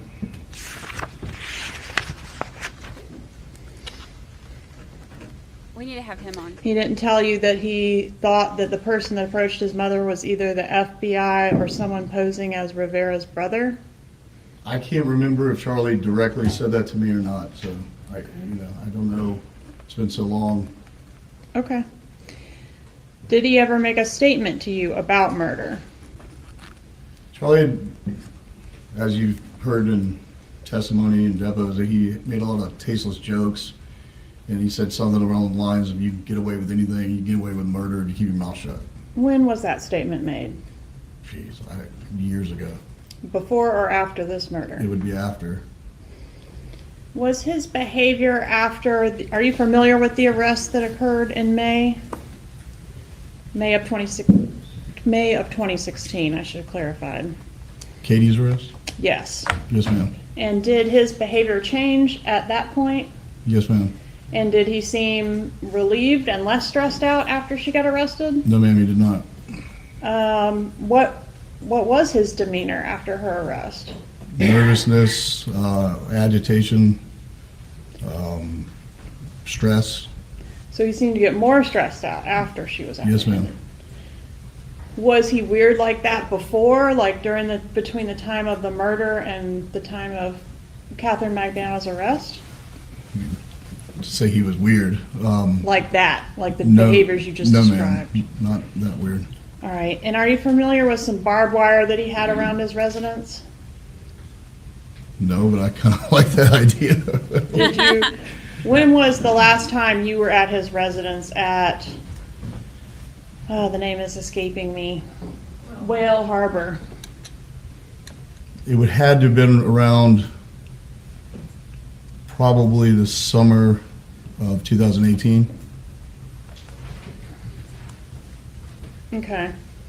And when you were out there, when you were at his residence in the summer of 2018, did y'all use the pool area? Yes, ma'am. He's got a nice grotto-style pool out there. Very nice, yes, ma'am.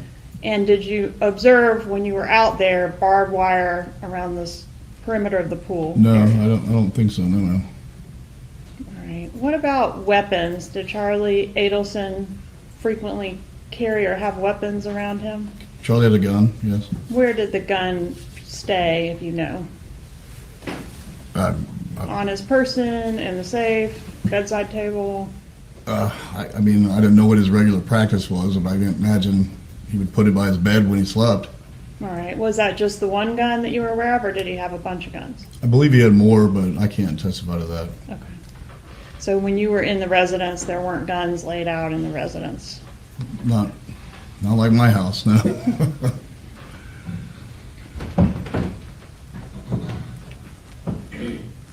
Did you have a falling out of some kind with Mr. Adelson?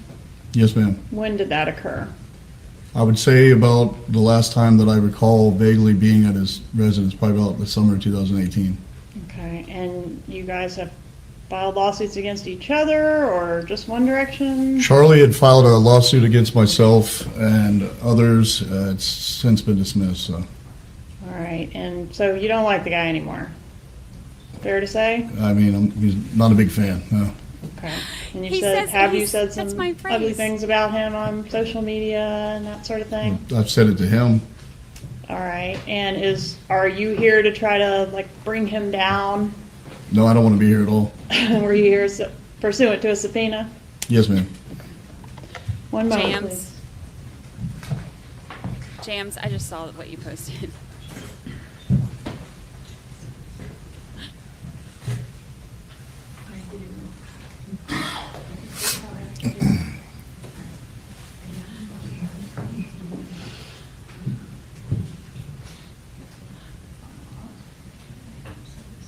This is what Jams just posted. I think it might be love. He did use my phrase.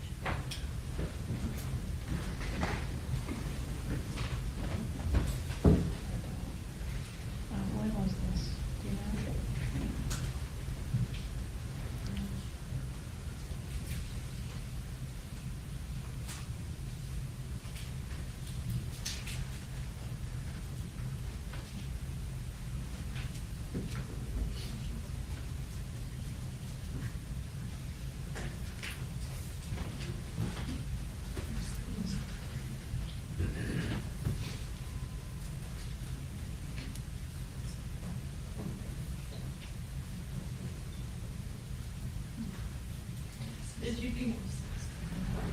Did you give a deposition in this case previously, In Catherine's case, yes. back in 2021? I believe so, yes, ma'am. Okay, I'm gonna approach and have you read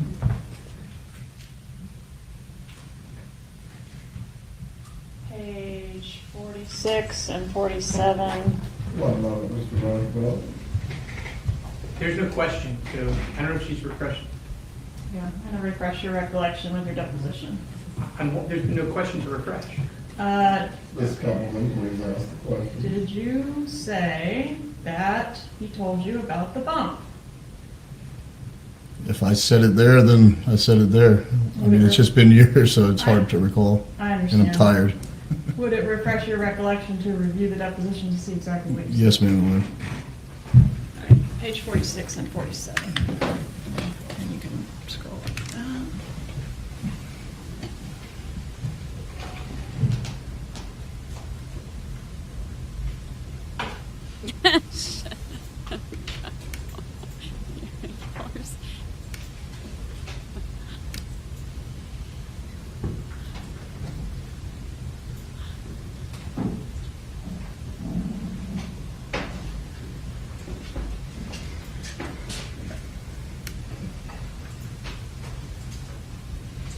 Does that refresh your recollection? Yes, ma'am. So did Mr. Adelson tell you about the extortion attempt on his mother in 2016? Yes, ma'am. But definitely never told you about Catherine Panama extorting him in 2014? No, ma'am. Or 2015? No, ma'am. No further questions? Cross, ma'am. Thank you.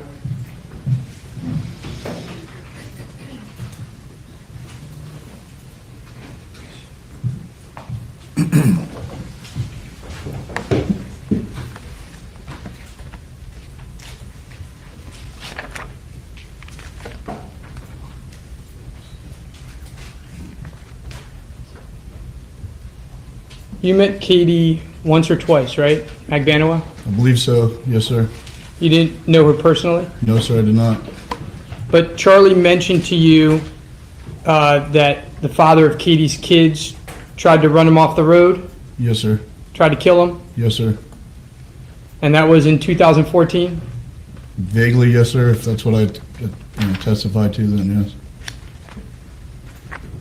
Charlie talks a lot, right? Indeed, he does. Repeats himself a ton, right? Yes, sir.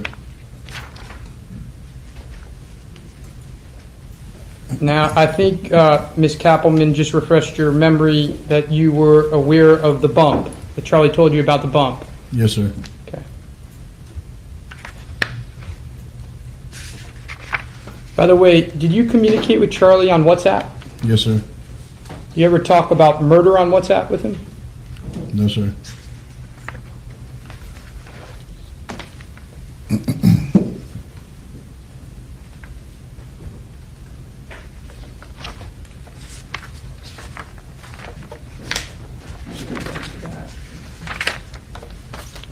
I can't get a new roof. I'm on the 5th floor in an 8th-floor building.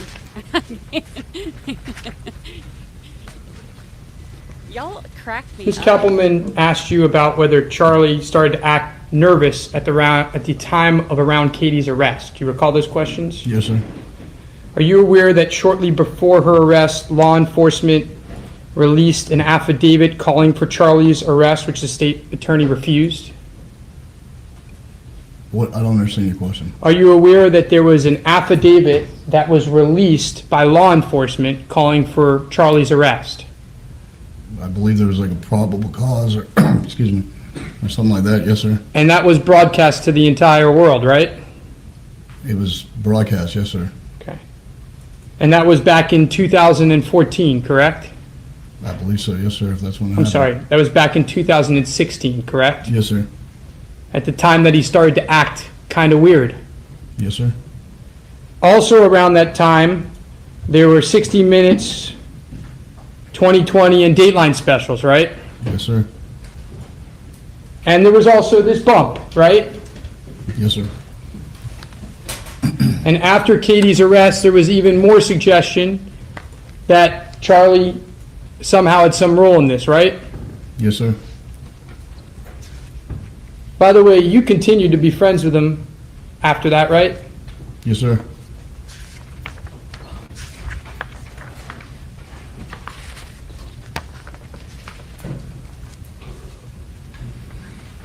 Now, isn't it true that you stole from Charlie?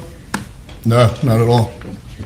It's not true that you took checks that were supposed to be made out to the business and took them for yourself? That's alleged in a lawsuit that's been dismissed, so. Was that lawsuit dismissed because Charlie Adelson got arrested in this case? I never hired an attorney because I wasn't worried about it. When was it dismissed? After his arrest in this case or before? I found out last week, so I don't know. I don't care. Do you think it was dismissed after he was arrested in this case? That's speculation on your part. I have no idea. I didn't think about it, didn't lose any sleep over it. Was a lawsuit for hundreds of thousands of dollars? About $2 million. Dang. But I don't have that anyway, so I didn't worry about it. Before he filed that lawsuit, he demanded that you repay him, right? I guess, if that's what he says. Well, did he text you and demand repayment? Yeah. He said he was going to start taking what you owed him out of your paychecks. Do you recall that? Yeah. And you didn't like that. No. So you threatened if he tried to recover any of the stolen money for you, you would go to law enforcement and tell them that that he was involved in Professor Markel's murder. I don't know if that's what I said verbatim at all. Well, let's see if I can refresh your memory. Yeah, the defense attorney yells.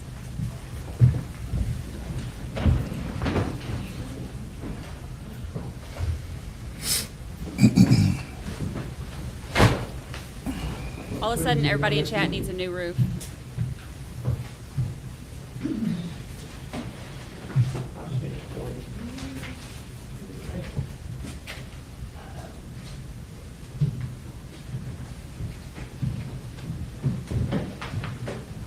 Do you recall saying to Dr. Charlie Adelson, I don't owe you shit. I'll be on the phone with the FBI today. Get your affairs in order before prison, punk. You're going to rot in jail, you mom, fag. Do you recall saying that? I mean, if you're reading it, then I did. You open your mouth and I will open mine. Watch, motherfucker. You're a miserable Jew and you're going to get what you deserve. Do you recall saying that? If you're reading it, then I said it.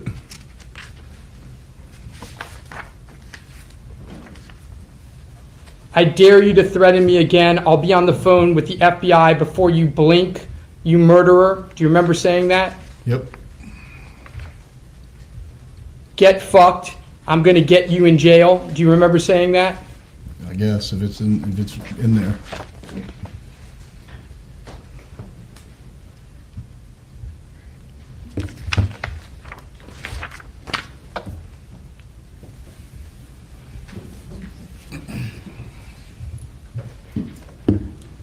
You ever heard of a website on Facebook called True Crimes Blog, True Crimes Case, the Dan Markel case? Let's discuss. You ever heard of that? Yes.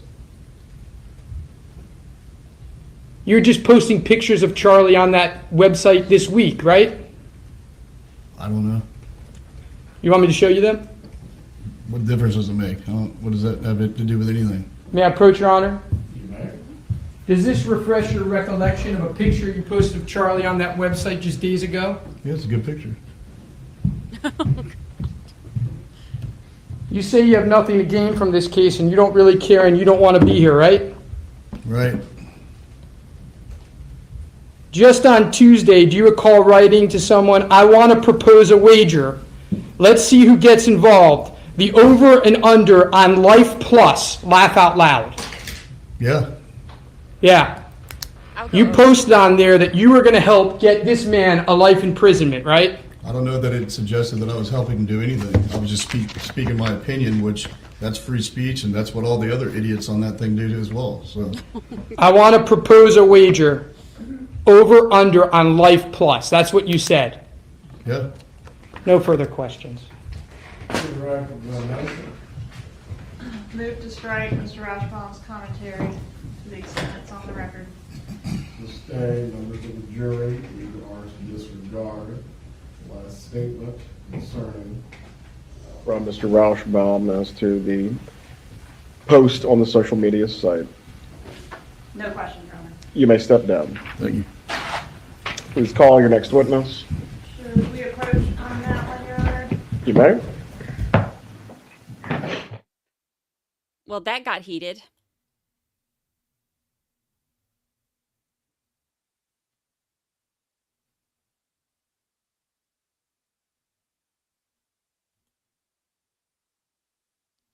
Lord.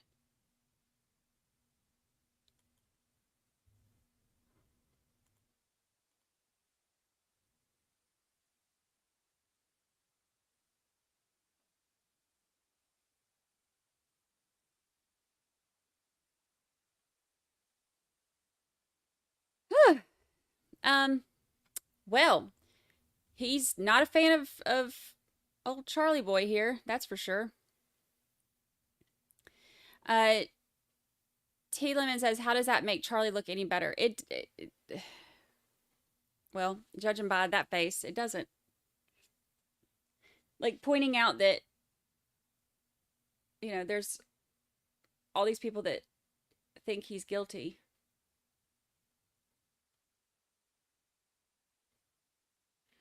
They're over there sidebarring.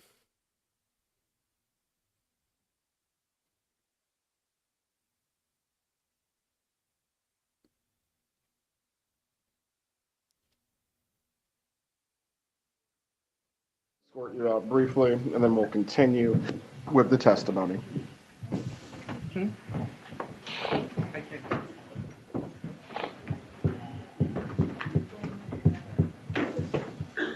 Jury is exiting. Please rise. Why would they ever call that witness? So is it too late to go back and look at what that website was so I can make my bet? Or just joking?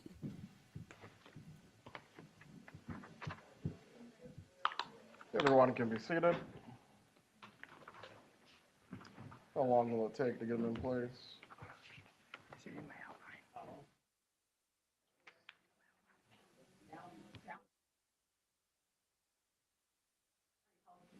We'll go back on in 10 minutes, and then the defense can take its proffer as to the issue that's already been addressed at sidebar. We'll bring the jurors back in. Looks like time-wise, Mr. Rauschbaum, I know I didn't want to cut off your access of getting started on any cross-examinations, but do you wish to start your cross today or move into next week? I think, I mean, I don't know when they're going to be, but probably next week. Very well. But if they're quick, then maybe I would start that. Can we just go sidebar after? And That's fine. Okay. All right. We'll resume in 10 minutes at 4:23.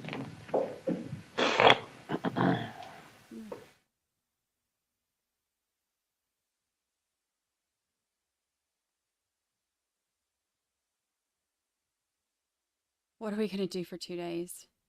Sleep. Football. I got to record the podcast. It's killing me. It's killing me. I'm taking all day tomorrow off, though. All day long. Break. I'll do the podcast on Sunday. Okay. So we know that Jeremy is out in the hallway, so maybe that's going to be the next witness. Jeremy's the one who used to date June before Charlie.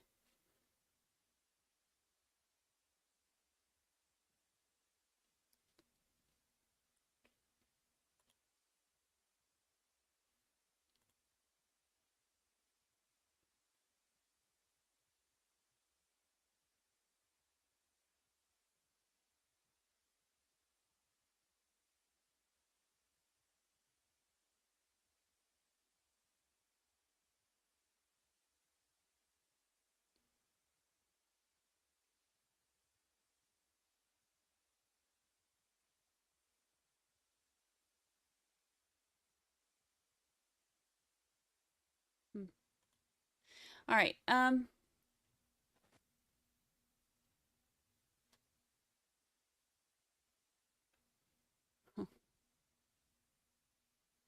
Why? Yeah, y'all are breaking out the wine. Look, I've been nursing this thing.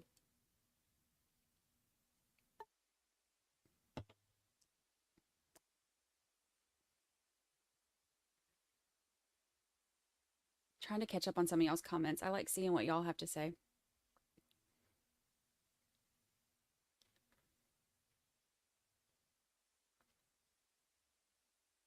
Oh, Jeremy Obed.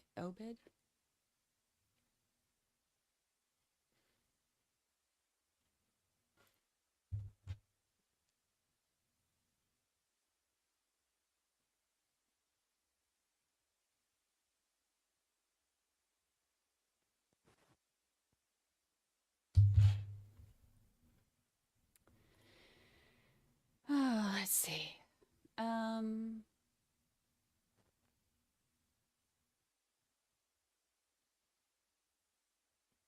Oh, Tato is next? Oh, yes. Oh, I'm excited.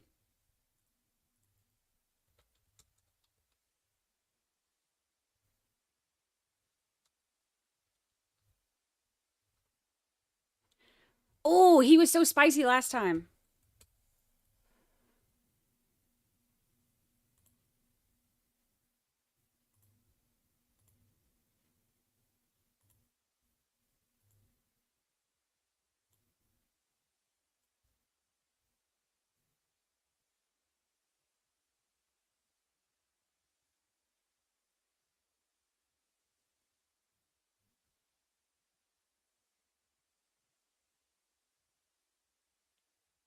Oh, I'm excited.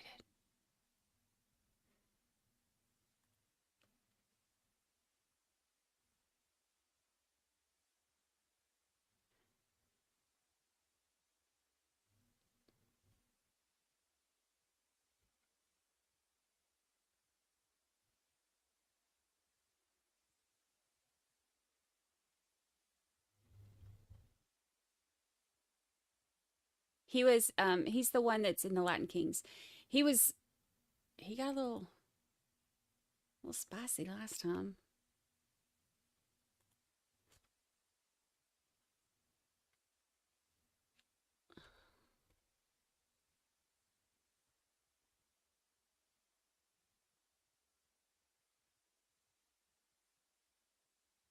Wendy's a little bit behind us right now. Not that Wendy. Our Wendy is still watching Jeff's testimony. Why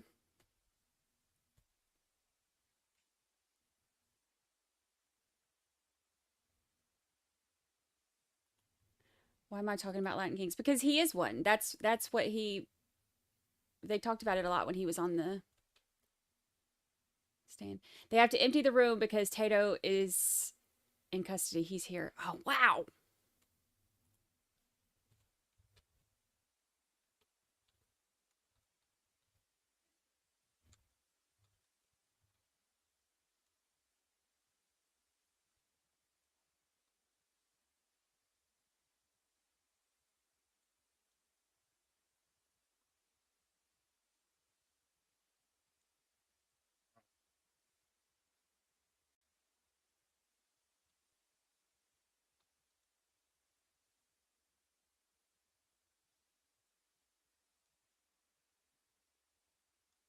Man, the trial's moving pretty fast to get through these people, actually.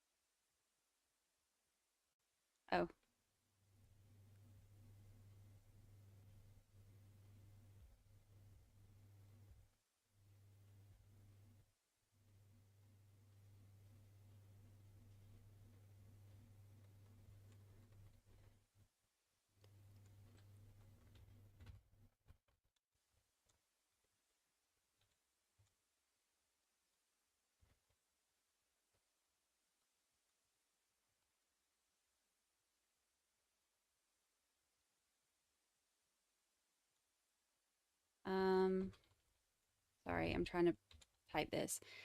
Y'all know I can't do two things at once.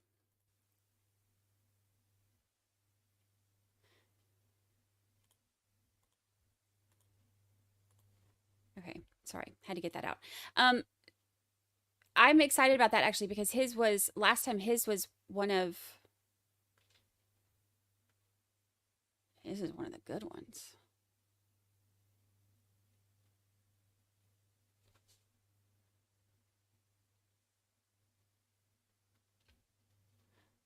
Interested to see what he says about Charlie's involvement.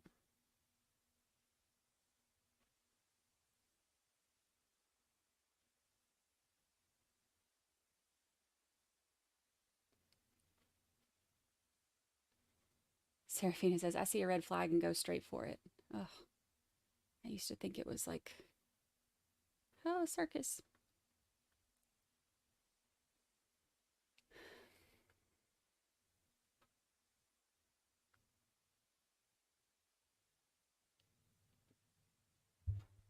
Did Katie actually say Charlie paid her? I'm interested to see what Katie's going to say this time as opposed to her previous testimony.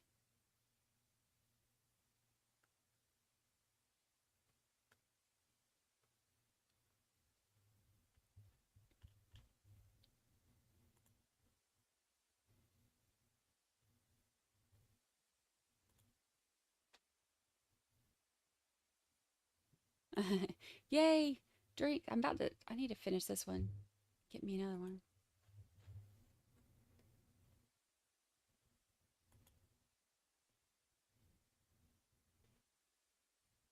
Serafina says, I'm settled with kids now, so not much, but yeah, I have strange taste in men.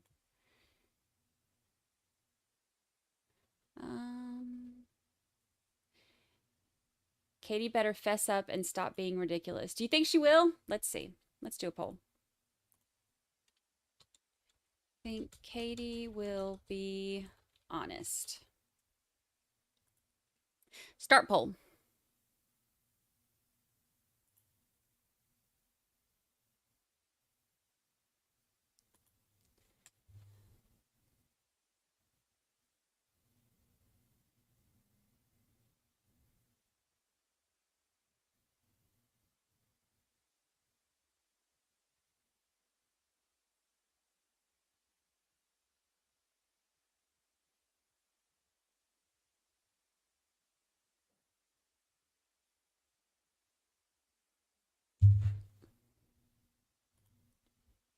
Chrissy Bacon says, I tend to doubt that she will. I don't know. We'll see.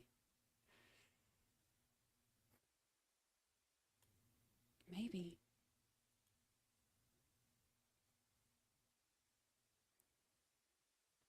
Define honest. Do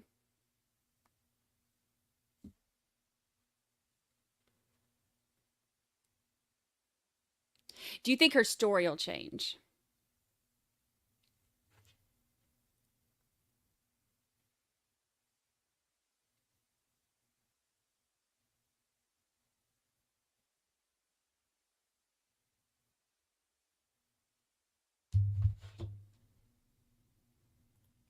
Steph says, I think Katie will be honest now because what else does she have to lose? She's already in jail serving life.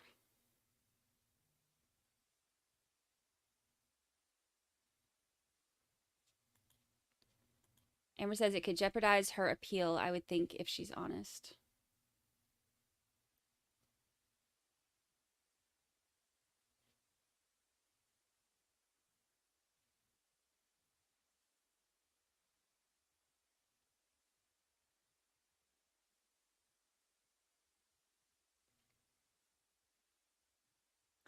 Maybe P says, at this point, what does she have to lose? If I was in her shoes, I would sing like a bird. I mean, I wonder if they, like, you know, if they... It depends on what they do. Like, can they knock time off of her, you know, sentence? Like, she's got life with parole, right? these pants, like the waistband on these pants is like itchy. Katie's going to ask the state for a reduced sentence for testifying. See, that's what I was thinking.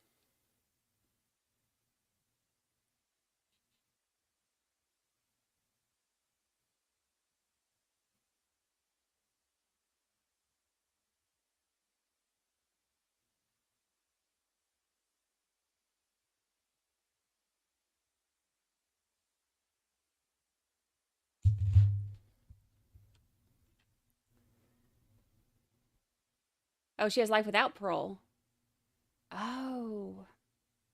See, I didn't remember that. I thought she had option for parole. And she's asking for the possibility of parole. Got it. Got it. Gossip, rumor, and innuendo. Member for 5 months. Kathy's member for 5 months. Oh, Kathy, I need to figure out what day I'm going to go. I think Jams is gonna go too. And maybe Sunny will be there. We'll have like a whole 13th juror party in there. Make like Justice for Dan shirts. Like, screw you, Charlie. No, they won't let us in. But I'll figure out what day we're going to go. Kathy is going to be our substitute teacher, and I'm so excited about it. Thank you for being a member with us for 5 months. Thank you, thank you. Thank you, thank you. 5 months flies. Kanan says, I hope she sings like a bird. Here we go. Everyone can be seated. All right. You may be seated. Mr. Rashbaum, you can go ahead with the proffer of the witness. Mr. Rivera, let me swear you in at this point. Please raise your right hand, sir. Do you swear or affirm the testimony you're about to give will be the truth? You may take your seat. Mr. Rivera, how are you? All right. In 2014, 2015, you were a member of the Latin Kings, is that right? Yes. And that's a violent gang? No, we're a family. But it's a gang, right? Yeah, it's a gang. It's a family, though. In fact, you were head of the North Miami branch of Latin Kings, right? Yes, sir. That's the questions I have, Your Honor. Thank you. Ms. Kappelman, do you have anything to raise concerning this in light of what has been proffered as the theory of defense? No, Your Honor, I'm still objecting to relevance. As this specifically goes to the defendant's theory of defense, I will permit the line of questioning that has been raised. However, Mr. Rauschbaum, you are being cautioned as to going into any matters that are collateral to your theory itself. Do you understand what the line is? Understand, Your Honor. Let's bring in the jurors.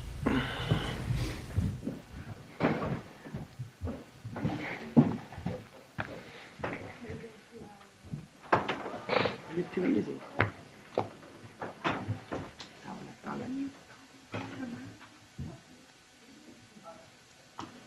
He said it's a family.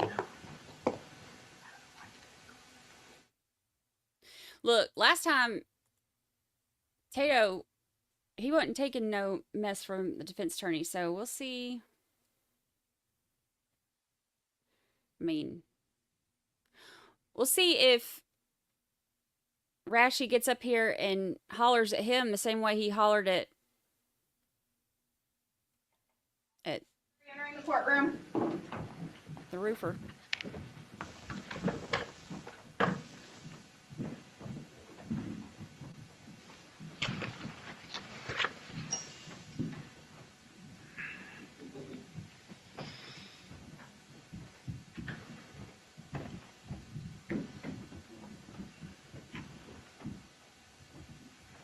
Everyone except for Mr. Rivera may be seated. Mr. Rivera, I'm going to swear you now in front of the jury. Please raise your right hand, sir. Do you swear or affirm the testimony you're about to give will be the truth? I swear. You may take your seat. You may examine when ready. What is your name, sir? Luis Rivera. Mr. Rivera, where are you from? Miami. I'm Puerto Rican, but raised in Miami. Right, and I see you're wearing a jail uniform. Have you been convicted of a felony? Yes, ma'am. How many times? I don't remember. 5 Once. sound right? 45, yeah. All right. And are you currently incarcerated? Yes, ma'am. Are you serving a sentence for both this case that we're here about and also a federal case? Yes, ma'am. All right, let's start with the federal case. What is the nature of that charge? Conspiracy RICO with the Latin Kings. Conspiracy, RICO, like a racketeering? Yes, ma'am. And that's related to your involvement with the Latin Kings? Yes, ma'am. Is that a gang? Gang, family. Okay. And that was a group that you were affiliated with when you lived in Miami? Yes, ma'am. Okay. And we've heard that when some incidents occurred during this case, you were incarcerated in Broward County. Were you incarcerated in Broward County back in 2016? No. You were never in Broward? 2016? Yeah. No, I was in the feds.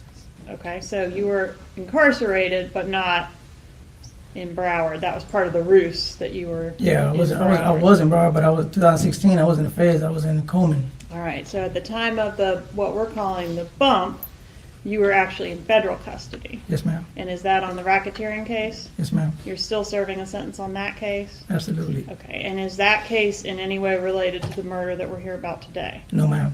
All right, so when law enforcement came to talk to you and identified you as a suspect in the murder case, you were already serving this sentence unrelated, is that right? Yes, ma'am. Have you been promised anything in reference to that federal case No, for your ma'am. testimony here today? Nope. All right, and have you ever gotten any help on the federal case for your cooperation in this case? No, ma'am. All right, what did you get for your cooperation in this case? This case, the murder case, 19 years. All right, and was the 19 years to be served concurrently or at the same time with the federal sentence you're already serving? Concurrent with the same time as the feds. And what is your release date once you conclude both sentences? Both sentences, probably 2032, 33. 32 or 33? 2032 or 2033? Yeah. Okay. And what is it that you have to do in exchange for this 19-year sentence on the murder case? How to testify. All right, and what do you have to testify to? The murder. All right, and has anyone told you to say anything other than the truth in the case? No, ma'am. Have I or anyone promised you anything other than what we've already discussed, the sentence you got? No, ma'am. Anybody ever told you that you had to testify about a specific person in order to get a deal? No, ma'am.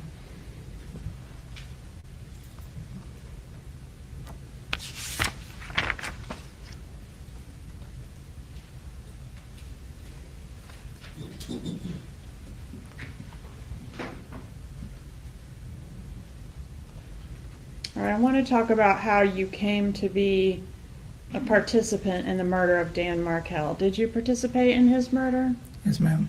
How is it that you came to be a part of that? From a friend, And who's your friend? Garcia. Who's Garcia? Is that Sigfredo Garcia? Sigfredo Garcia, yes. How did you know him? Childhood. And had you described him as a brother previously? Yes, ma'am. Is that because he was in the gang or No, just he's not in no gang. he was not in a gang? No. But he was a good enough friend that you referred to him as Yes, a brother. ma'am. And back around the time that this crime occurred in 2014, were you and Mr. Garcia together all the time? Yes, ma'am. And Mr. Garcia, is he the one that came to you with the information about this job that needed to be done? Absolutely. And I say job, is that what this murder was to you? Yes, ma'am. So your motive for coming to Tallahassee and participating in this murder was money? Yes, ma'am. Absolutely. Did you know Dan Markel? Nope. Did you know anything about him? Nope. All right, so do you know why Garcia or how Garcia came to know about this murder or this job? His girl, Who's that? Katie. All right, so am I correct that Katie hired Garcia and Garcia hired you? Yes, ma'am. And who was to actually come to Tallahassee to do the murder? It was me and him. You and Garcia? Yes, ma'am. But not Katie? No. So she stayed in Miami? Yes, ma'am. All right, and who was to get the money once the job was done? Katie. All right, and did she get the money? Yes, ma'am. Do you know where she got the money from? Mm, Do you know where she got the money from? Yeah, the people. Who are the people? The dentist. I called them the dentist at that time. The dentist? Like Wendy and her brother. Okay, and do you know which one of them actually handed Katie the money? No, absolutely not. And you weren't there for that? No, ma'am. So Katie went to get the money from the people, which includes both of them, Yes, ma'am. and then brought it back to you. Yes. Okay, we'll talk a little bit more about that in a minute. Did you originally describe the purpose behind this murder as helping a lady in Tallahassee get her kids? What you mean? Did you describe I know your purpose was money. Yeah. So whoever did the hiring had a different purpose, right? Yes. And what was your understanding of that purpose? For the kids. To get these kids? Get the kids back. Okay. And do you know any more about that? Which family member did what and whose kids they were or anything like that? No, I don't think I know the kids was Wendy. That's her name. Wendy, they're Wendy's kids? Yeah, that's the only thing I know. Okay, and it had something to do with getting Wendy's kids? Yes, ma'am. Do you know the dentist? No. Have you ever met the dentist before?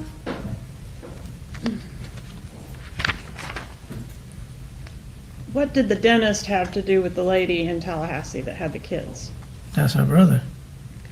And what was his connection to you or to Garcia? To me, nothing. His connection that was Katie's boyfriend. All right, so Katie was Garcia's child's mother? Yes, ma'am. And also was dating Charlie Adelson? Absolutely. Did you know before the murder was committed, did you know how much you were going to be paid? No. When did you find out how much you were going to be paid? When we was driving up. Okay, so that was before the murder was committed. Yeah, right? yeah, I'm sorry, yeah. All right, and so when you were driving up, you found out the job was going to pay how much for you? Well, they only gave me 37. $37,000? Yes, ma'am. And how much was the total bill for the job? It was $100,000. And that was split between who? 3 ways. You and who else? Me, Garcia, and Katie.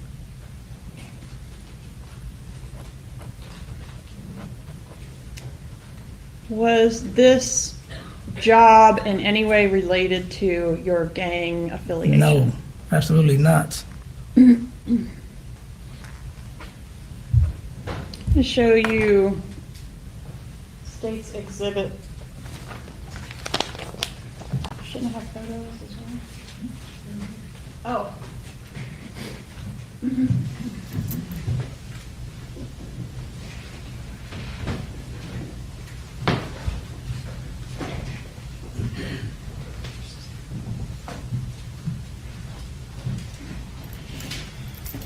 I'm going to show you 37 and 38. You recognize these photos? Yep. Are those photos of the folks that were involved in this homicide? Yep. Plus another young lady. Who's that? That's my baby mama. She's not involved. Okay, and what's her name? Jessica Rodriguez.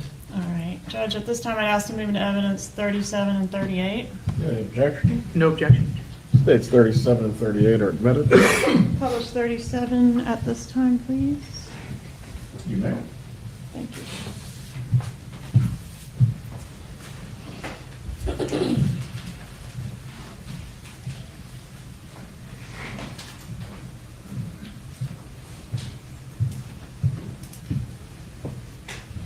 Who's that on the far left in the green shirt? Garcia. Okay, and next to him, Katie. and next to her, Jessica. and then that's you on the right. Yes, ma'am. When was this photo taken? Let me ask you this, was it before or after the homicide? If you know. I can't remember. Did you previously say it was taken sometime after the homicide? You can't remember. I can't remember. Okay. States 38. Welcome, Dog Mom. Who are these folks? That's me and Garcia. Did Mr. Garcia go by any nicknames? Tuto. And what about you? Did you have a nickname? Tato.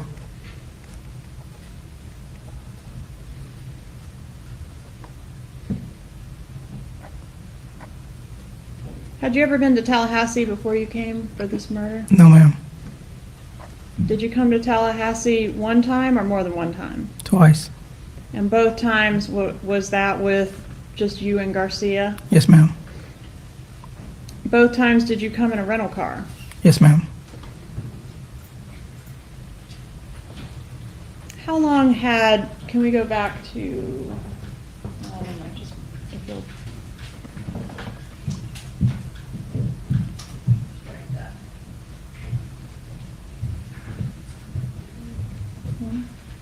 Oh.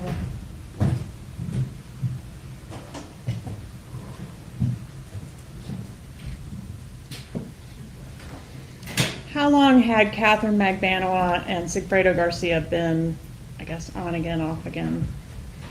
Probably 10 years. So at the time of this homicide, they'd been on and off for about 10 years? Yes, ma'am. Okay. So you knew her pretty well as far as through Garcia, right? Yes, ma'am. And did she go by Katie sometimes? Yes, ma'am.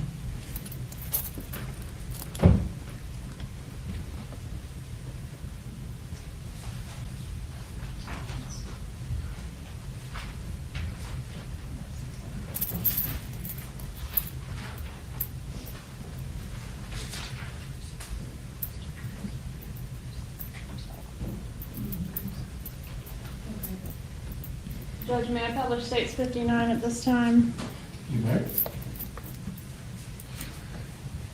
Can I turn the thing on?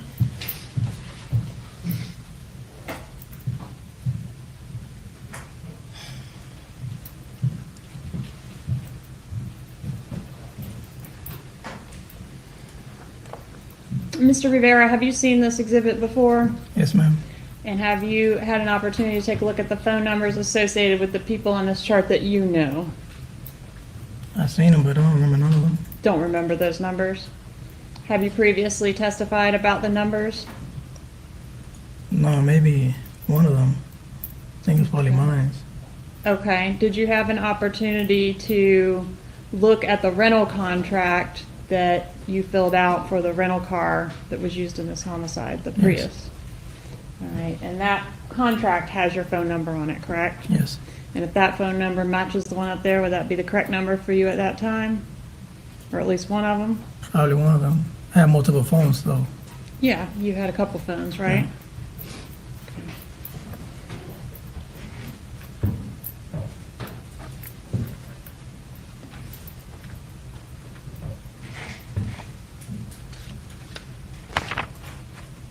The address that was on the rental contract. Can I see the rental contract, please?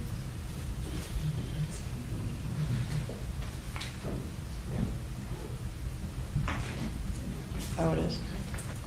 One moment. It's driving me nuts. I'll show it to you. It's Normandy. Something Normandy. Is that where you were living at the time of the murder? No. I was just on my license.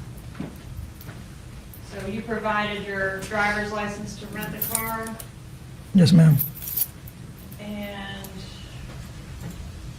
Hello. what number the rental contract is? Never mind, I just found it. Okay, and at the time on your license, I'm approaching with States 58. It had this 1805 Normandy Drive on your license. Yes, ma'am. Where were you actually living at that time? I was living with Jessica. Okay, and was Jessica's address at 1515 Northeast 135th Street, yeah. number 14? Yes, ma'am.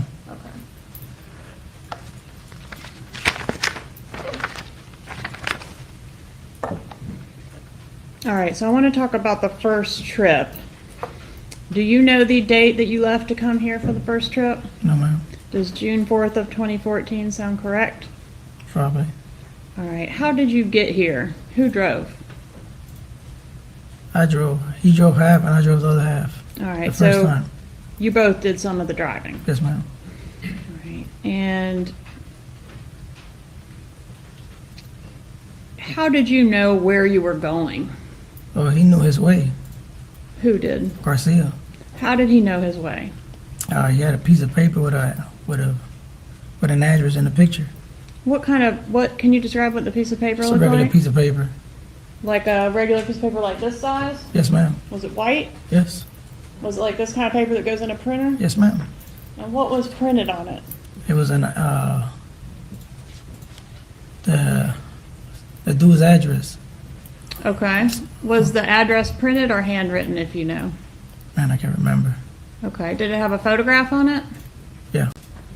All right. So it had a photograph and an address. Anything else written on there? That's it. Or typed? Not that I remember. Okay. So that's how you knew who you were supposed to kill and where that person lived? Yes, ma'am. So you didn't get the address from the prof's blog? No. You don't read the prof's blog? No. Well, you know that. Are you on the prof's blog server list? No. Can we just come sidebar for 1 moment? I would. Okay. So that's a good point, because the address that came from that professor blog, if he's not getting the address from, he's got to be getting the address from somewhere. Ugly Betty, welcome. Welcome. You are now one of us. You belong here. We're glad to have you. Welcome to those of y'all joining in. This is a great trial to jump in on. And we're only on day... get any information about... It froze. There we go. We're only on day 2, but it's a good one. Did Mr. Garcia get any information about Mr. Markel from a blog? No. Did either of you, to your knowledge, go on the computer and look on his Facebook? No, ma'am. Or search him in any kind of way? Not at all. All right. So everything you did from this piece of paper? Yes, ma'am. Did you go to the address on the paper on the first trip? Yes, ma'am. Were you able to see Professor Markel that trip? No. What did y'all do that trip? We tried to follow him, but we lost him, but...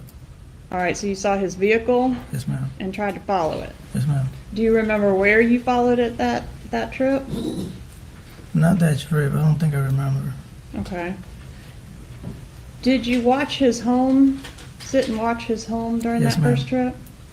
Did anybody get out of the car and look around or poke around his property? Yes, ma'am. Who did that? Garcia. Why didn't the murder get done on this trip? Man, I can't remember. Did you have a weapon with you? I think we had... I don't remember. Did you previously say that you each had a firearm on both trips? Yeah. Okay, do you remember which weapon was the murder weapon? Yeah, I remember the weapon. Where did the murder weapon come from? I got it. Where'd you get it from? On the streets. All right, and was that in Miami or up here? Miami. Okay, so you went and got a weapon. Was that specifically for the purpose of Yes, committing ma'am. this murder? Yes, ma'am. And did that weapon come up here on the first trip with you? I think so. All right, and was there another firearm in the car as well? We had 2. Okay, whose gun was the other one? Garcia. And the murder weapon, what type of weapon was that? 38. Is that a revolver? Yes, ma'am. All right. Was there a particular plan as far as who was going to actually do the murder? I was supposed to do it. Okay, and was it always going to be a shooting? It's going to be a shooting. What was the plan? Were you always going to do it in his car, or what? Was there any kind of plan? No, there wasn't no plan. Really didn't plan nothing out. So it was just going to be, if an opportunity arose, you were If going there to was take opportunity, we do what we got to do and go. it? What if an opportunity arose when the children were present? I was not doing that in front of the kids. Okay. Not me. Did somebody instruct you on that, or that was just a given that you weren't going to do anything? I was not going to do it. Period. Okay. On that first trip, when you were discussing this murder and the payment, was there any conversation about maybe switching it to a robbery? Yes. All right, and who brought up the possibility of switching it from a murder to a robbery? Me. And what was your suggestion? My suggestion was to go back and rob the lady, And who's the lady? Wendy. Okay, because did you believe at that time that Wendy was the one that had this money to pay for the murder? Yes, ma'am.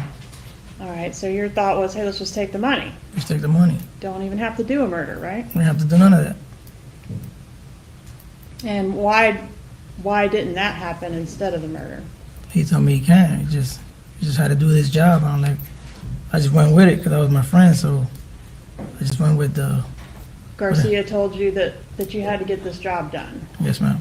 And the job had to be done for Katie, right? Yes, ma'am. All right, so let's talk about the second trip. Is that when the murder happened, July 16th through the 18th? Yes, ma'am. Okay. And that's the rental car agreement that I already showed you. That was the Prius you traveled up here in? Absolutely, yes. And we talked about your phone number, but there's another phone number on that rental agreement that says brother. Is that Garcia's phone number? I don't remember. Okay. Who would be the brother that you would put on the rental contract as going with you? Garcia.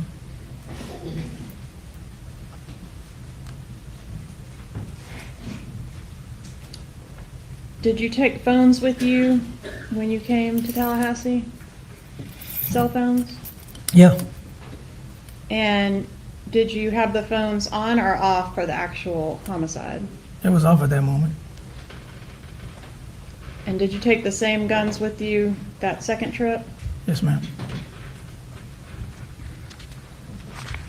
Where did you stay while you were here? In a hotel.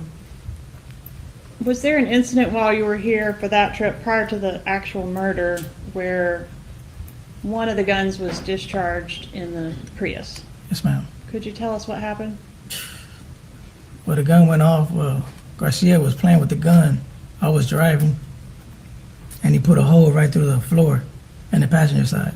Were you actually out on the roads Yes, when this ma'am. happened? I was driving. And did it have an impact on your ability to drive the car? Yeah, it hit the gas line. All right. So how'd you get it fixed? Oh, he flagged somebody down there. We met the first time, some people, and they gave him a ride to the AutoZone to get a piece of hose to connect it back. So somebody gave you a ride to the AutoZone. Yes, ma'am. Not me, him. I was in the car. I never got off the car. All right. You stayed with the disabled vehicle? Yes, ma'am. And did Garcia come back and do something to the car? Yeah, he fixed it. And it was able to be operated after that? Yes, ma'am. Did y'all follow Dan Markel at all during this second trip? Yes, ma'am. Where did you follow him this time? Follow him to the daycare and to the gym. Was there a reason that the murder had to get done on the day it did? It was just the right thing, the right opportunity, I guess.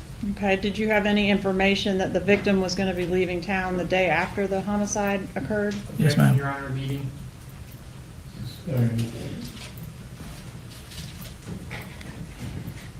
Is the answer struck? Yes, it was not struck. You need to rephrase your question. All right, so how did you find out that the victim was leaving town the following day? I can't remember that good. Was it from a blog? Objection, Your Honor. Meeting. It's not leading, Your Honor. Roll. Was it from a blog? Yes, ma'am. Okay, what blog was that? The blonde was Wendy. No, I was you saying mean? from the computer. Did you research Oh, no, it on no, the no, computer? no. He said blonde. Okay, so somebody gave you the information. Yeah, somebody else. A person. A person. And how, did you actually talk to the person? No, ma'am. Who talked to the person? Tuto. Garcia. Garcia talked to the person. Talked to All Katie. right. Okay, so Garcia got the information from Katie. Yes, ma'am. And do we know where Katie got it from? I don't know. Okay, were you present when Garcia talked to Katie and found out we Yes, got to ma'am. do it today? Yes, ma'am. He was on the phone. I'm sorry? That was on the phone speaking. He was talking to Katie on the phone? Yes, ma'am. And you were present for that? I was in the car. Who was driving the green Prius on, like, whenever you were following Mr. Markel right before the murder? Me. Did you go to, I think you said the daycare. Where else did you go that day? The gym. Have you seen the video surveillance from the gym in this case? If I've seen it now? Yeah, where the green Prius is at the gym. Have you seen that? I've seen it. And is that you driving that Prius? Yes, ma'am. Okay, is Garcia in the vehicle as well? Yeah, absolutely. All right. Did you know whether or not the kids were in the car at the time you were at the gym? Nah, he dropped them off. I seen him when he dropped them off in the daycare. So you actually saw the kids go into the daycare? Yes, ma'am.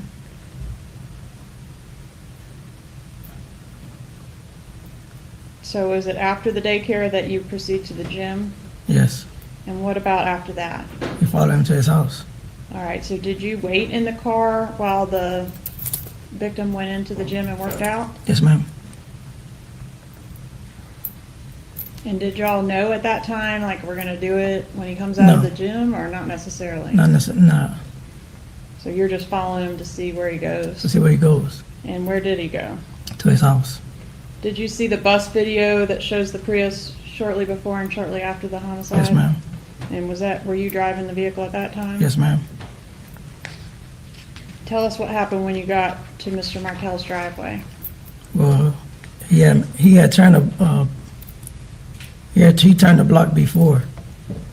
We kept going, so we went in front of his house. So when he pulled in, we pulled in right behind. I pulled in right behind him.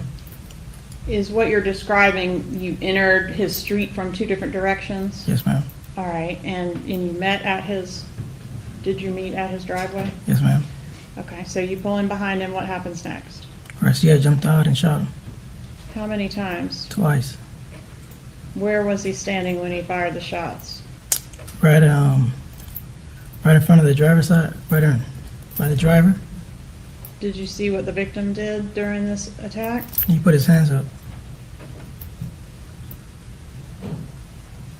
How was it decided that Mr. Garcia would end up being the shooter instead of the original plan, which was for you to do it? I was driving. I had no time. He jumped out and did it.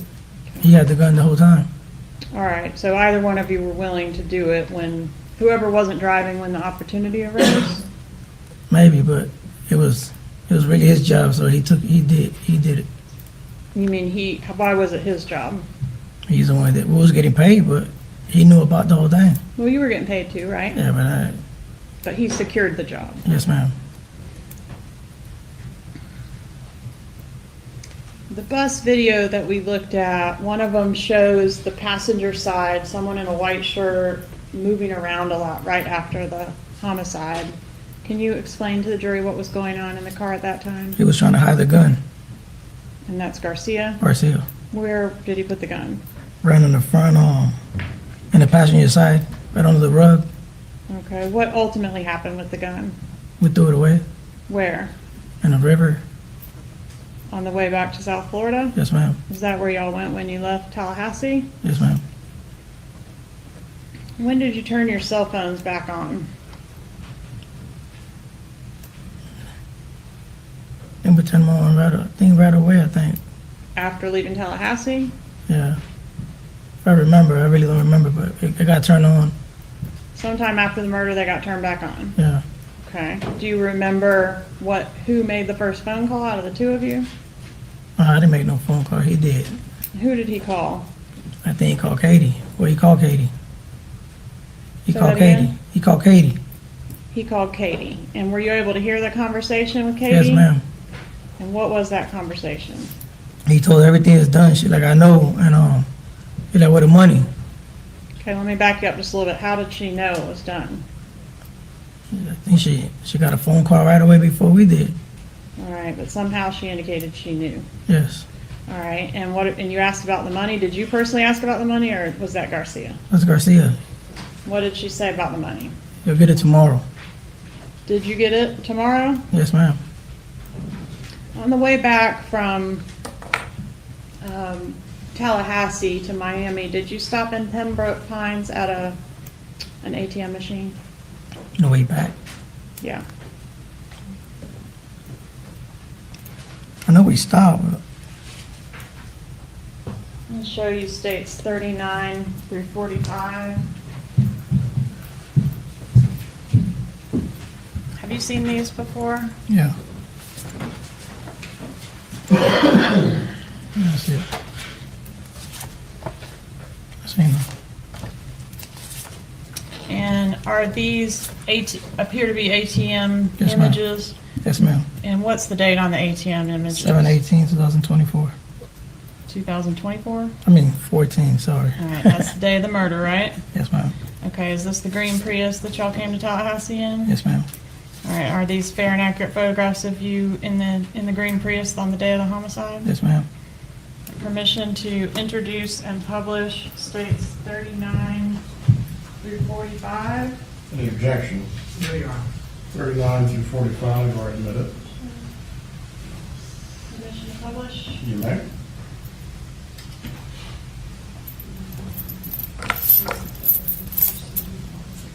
Sure. That was Dan's mom, the victim's mom. Ruth.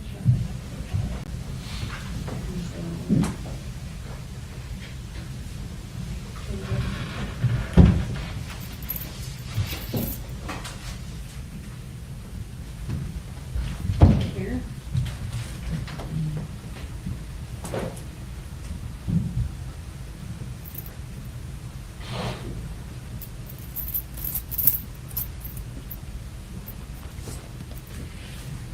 Publishing states 39 and 40, please.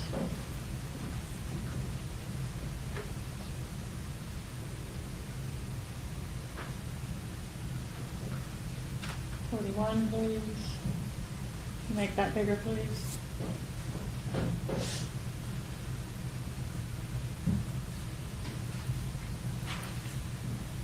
Who's pictured in this exhibit, Mr. Rivera? That's me and Garcia. Who's that in the foreground, closer to the camera? That's me. I'm the driver. Okay. 42, please.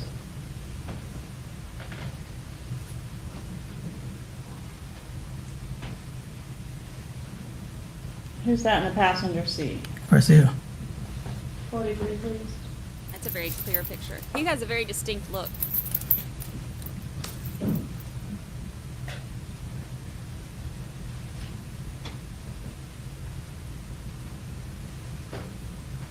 And 44.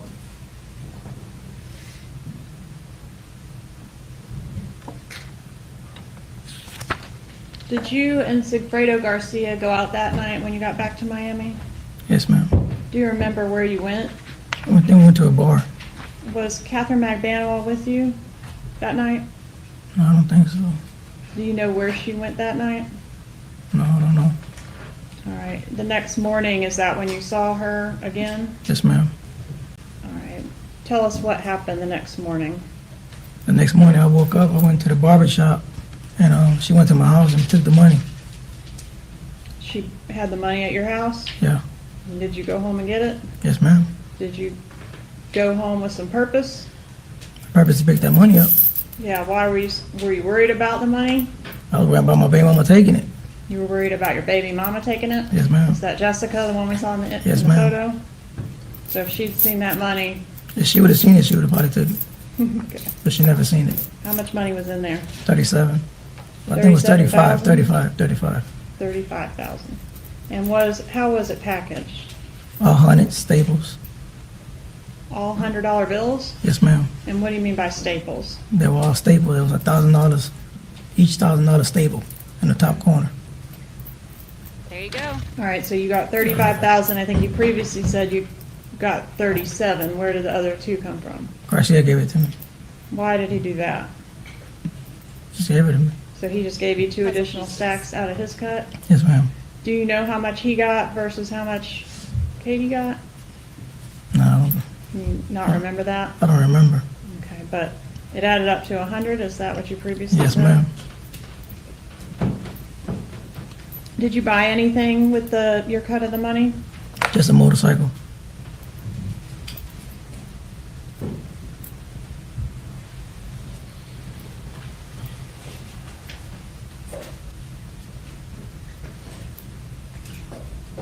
Annie said it was stapled into stacks of thousands, which is exactly what Approach Brian you with said. states 46 and 47. That's an extra specific detail. Is that a picture of the motorcycle you bought with the murder money? That's Garcia's. That's Garcia's. What about 47? Is that your Yeah. motorcycle there? That's mine, yeah. Okay, and this is Garcia. Garcia's.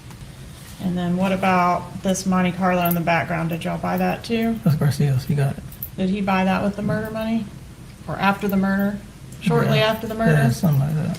All right, are these fair and accurate photos of those vehicles? Yes, ma'am. Judge, at this time, I'd ask to move into evidence states 46 and 47. Any objection? No objection. States 46 and 47 are admitted. I publish 46, Your Honor. You may.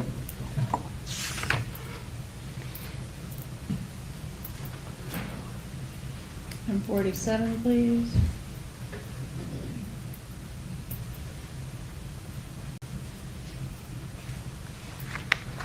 Did you make any changes to your cell phone after the murder? Do you remember? I don't remember.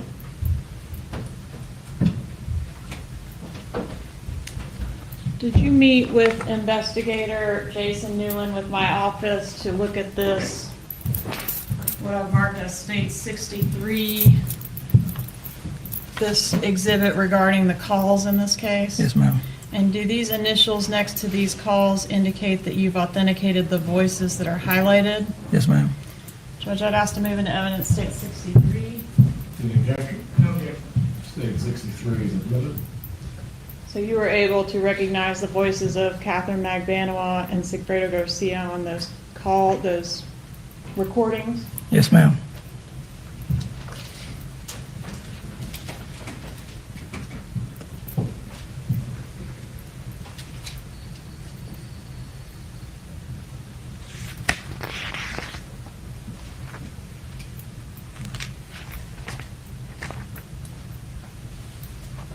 Have you ever had any kind of contact with any member of the Adelson family? No, ma'am.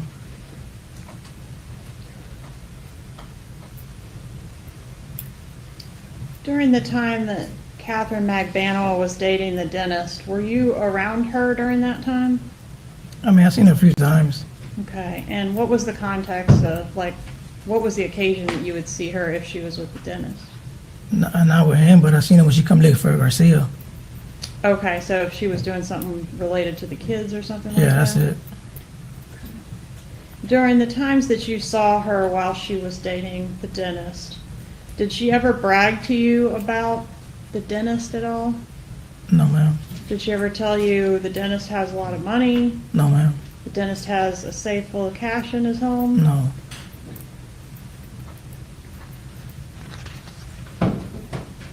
So do you even know who the dentist is? I mean, do you know who he is here Never in the met him. courtroom? Never met him in my life until today. Okay. Well, the dentist's lawyers have indicated that you and Garcia got this idea on your own to come to Tallahassee and kill the professor. Is that true? No. He laughed. That's a good one. Did you kill him and then try to get Katie to blackmail the dentist? No.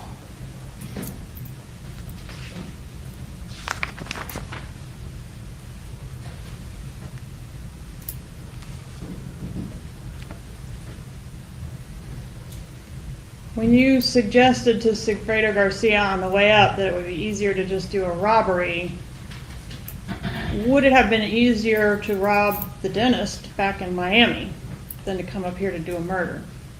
I never said nothing about him because I don't know him, but I said, let's go rob the lady.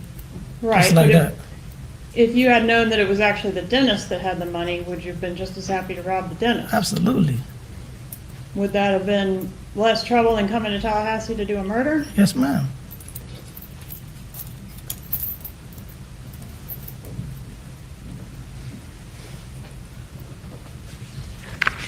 One moment, please, Your Honor. Take your time. He laughed at that defense theory. I mean, we all did, let's be honest. No further questions, Your Honor. Oh, defense. Ralph, do you wish to begin your cross-examination this evening? Yes. May I have one moment, Your Honor? Take your time. Oh, is he going to wait till Monday? If he waits till Monday, then I might have to go to the trial Monday. Judge, I think it makes sense to wait till Monday. Very well. Members of the jury, we are going to recess at this point. Oh, he's pissed. Cross-examination of the witness will take place by the defense on Monday morning. Once again, I'm going to give you the same instruction that I've given throughout. You're not to discuss this case with each other or anyone else.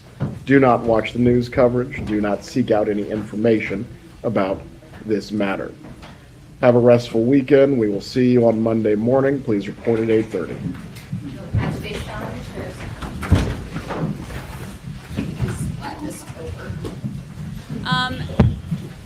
Is Kathy still in here?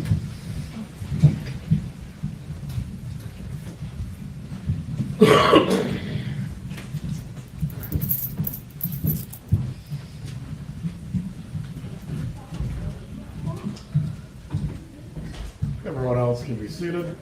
Do the parties have anything to raise before we go into recess? No, Your Honor. Enjoy your weekend. Mr. Rauschbaum, the juvenile concert awaits. I can't wait.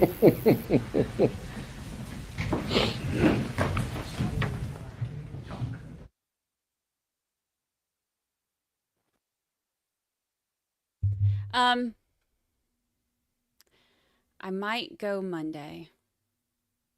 Monday's gonna be good. Yep, I'm gonna go Monday. Kathy can cover the stream Monday, so I'm gonna go Monday. I can't not be in there for this cross-examination. Kathy's gonna babysit y'all. Yes.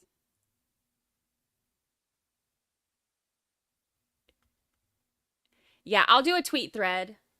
I'll do a tweet thread and then I can call in on lunch break and give y'all details too. But everybody's like, pass him my number. How are you gonna call you? You want me to see if he'll put you on his visitation list? Put you on the call list?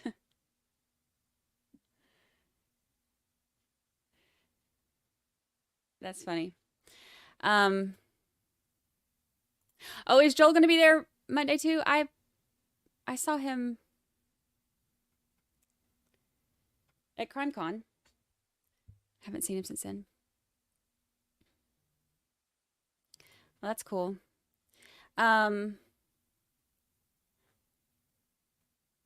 Yeah, so I'm gonna go Monday.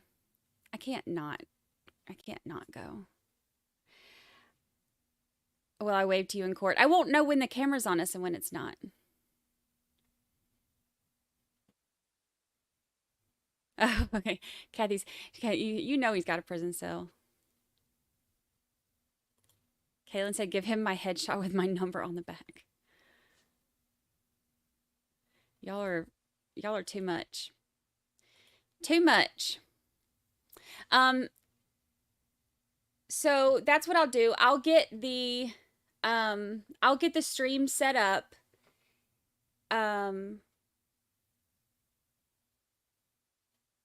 We'll do it on this channel so that way everybody gets the notifications. Or I mean, I can probably set it up to where it streams on both channels. I can see if I can do that. I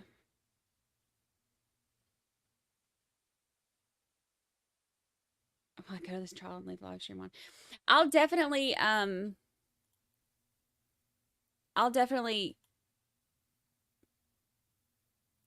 I won't have to put Lucy in the seat. Kathy's gonna host for me. So I'll get everything set up so that it's all the same as how it always normally is.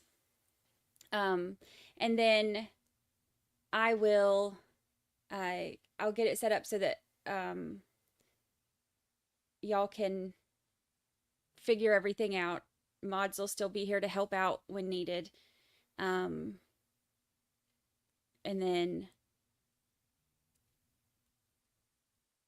then I'll be live tweeting. It'll be fun. Chat will be a riot when Brandy's not here. Ah.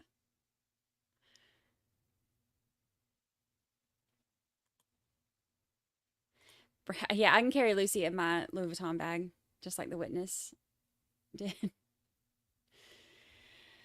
It'll be fun.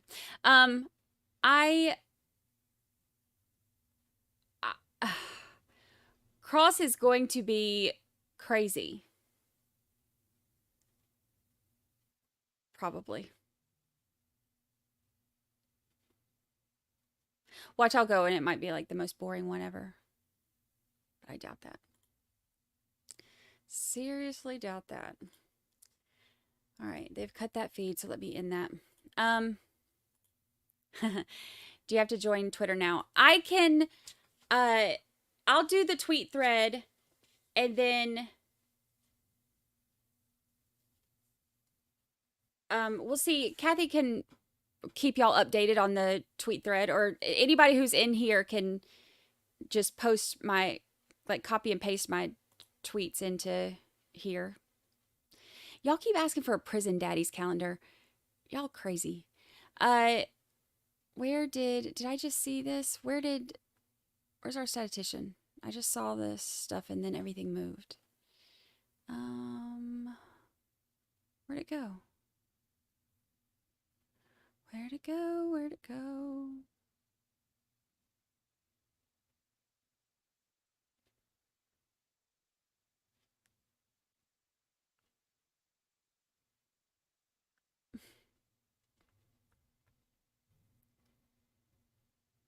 Oh, there it goes. Okay. I was going to say, it moved.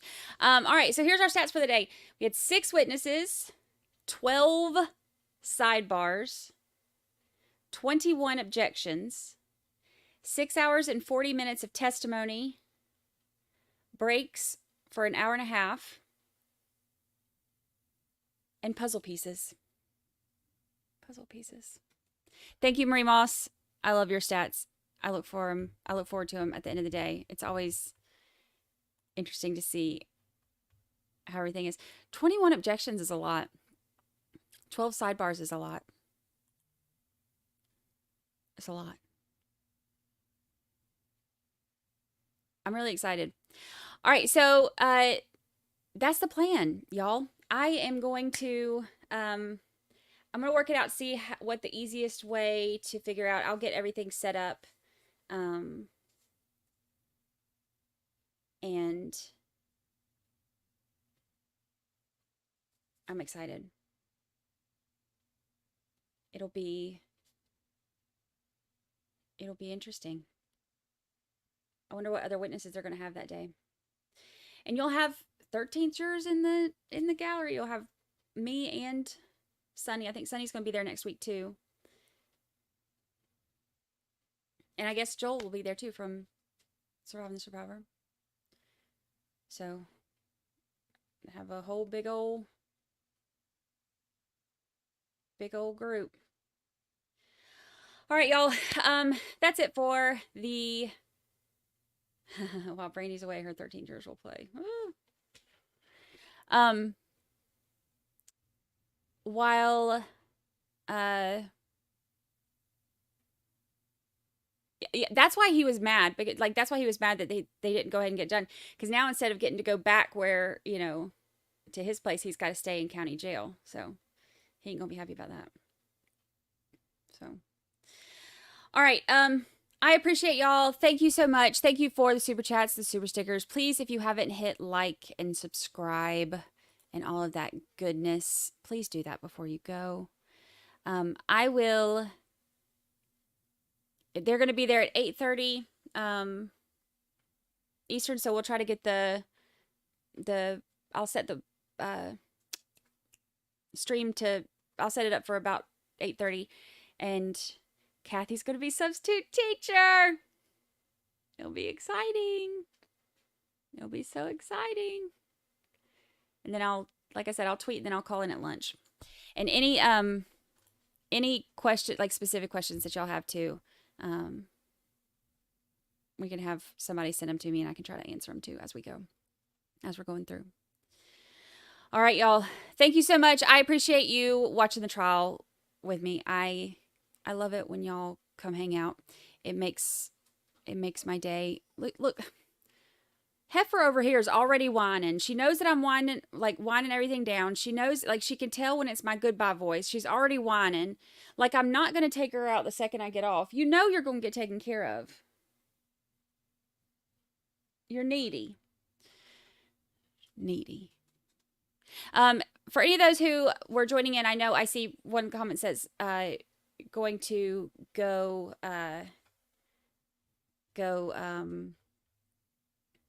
watch the other ones. Today's only the second day of testimony, so it's just today and yesterday that so you got plenty of time to catch up over the weekend before our spicy cross-examination on Monday. It's gonna be crazy. All right, y'all, I appreciate you so much. Thank you for hanging out with me, and I will see y'all on Monday.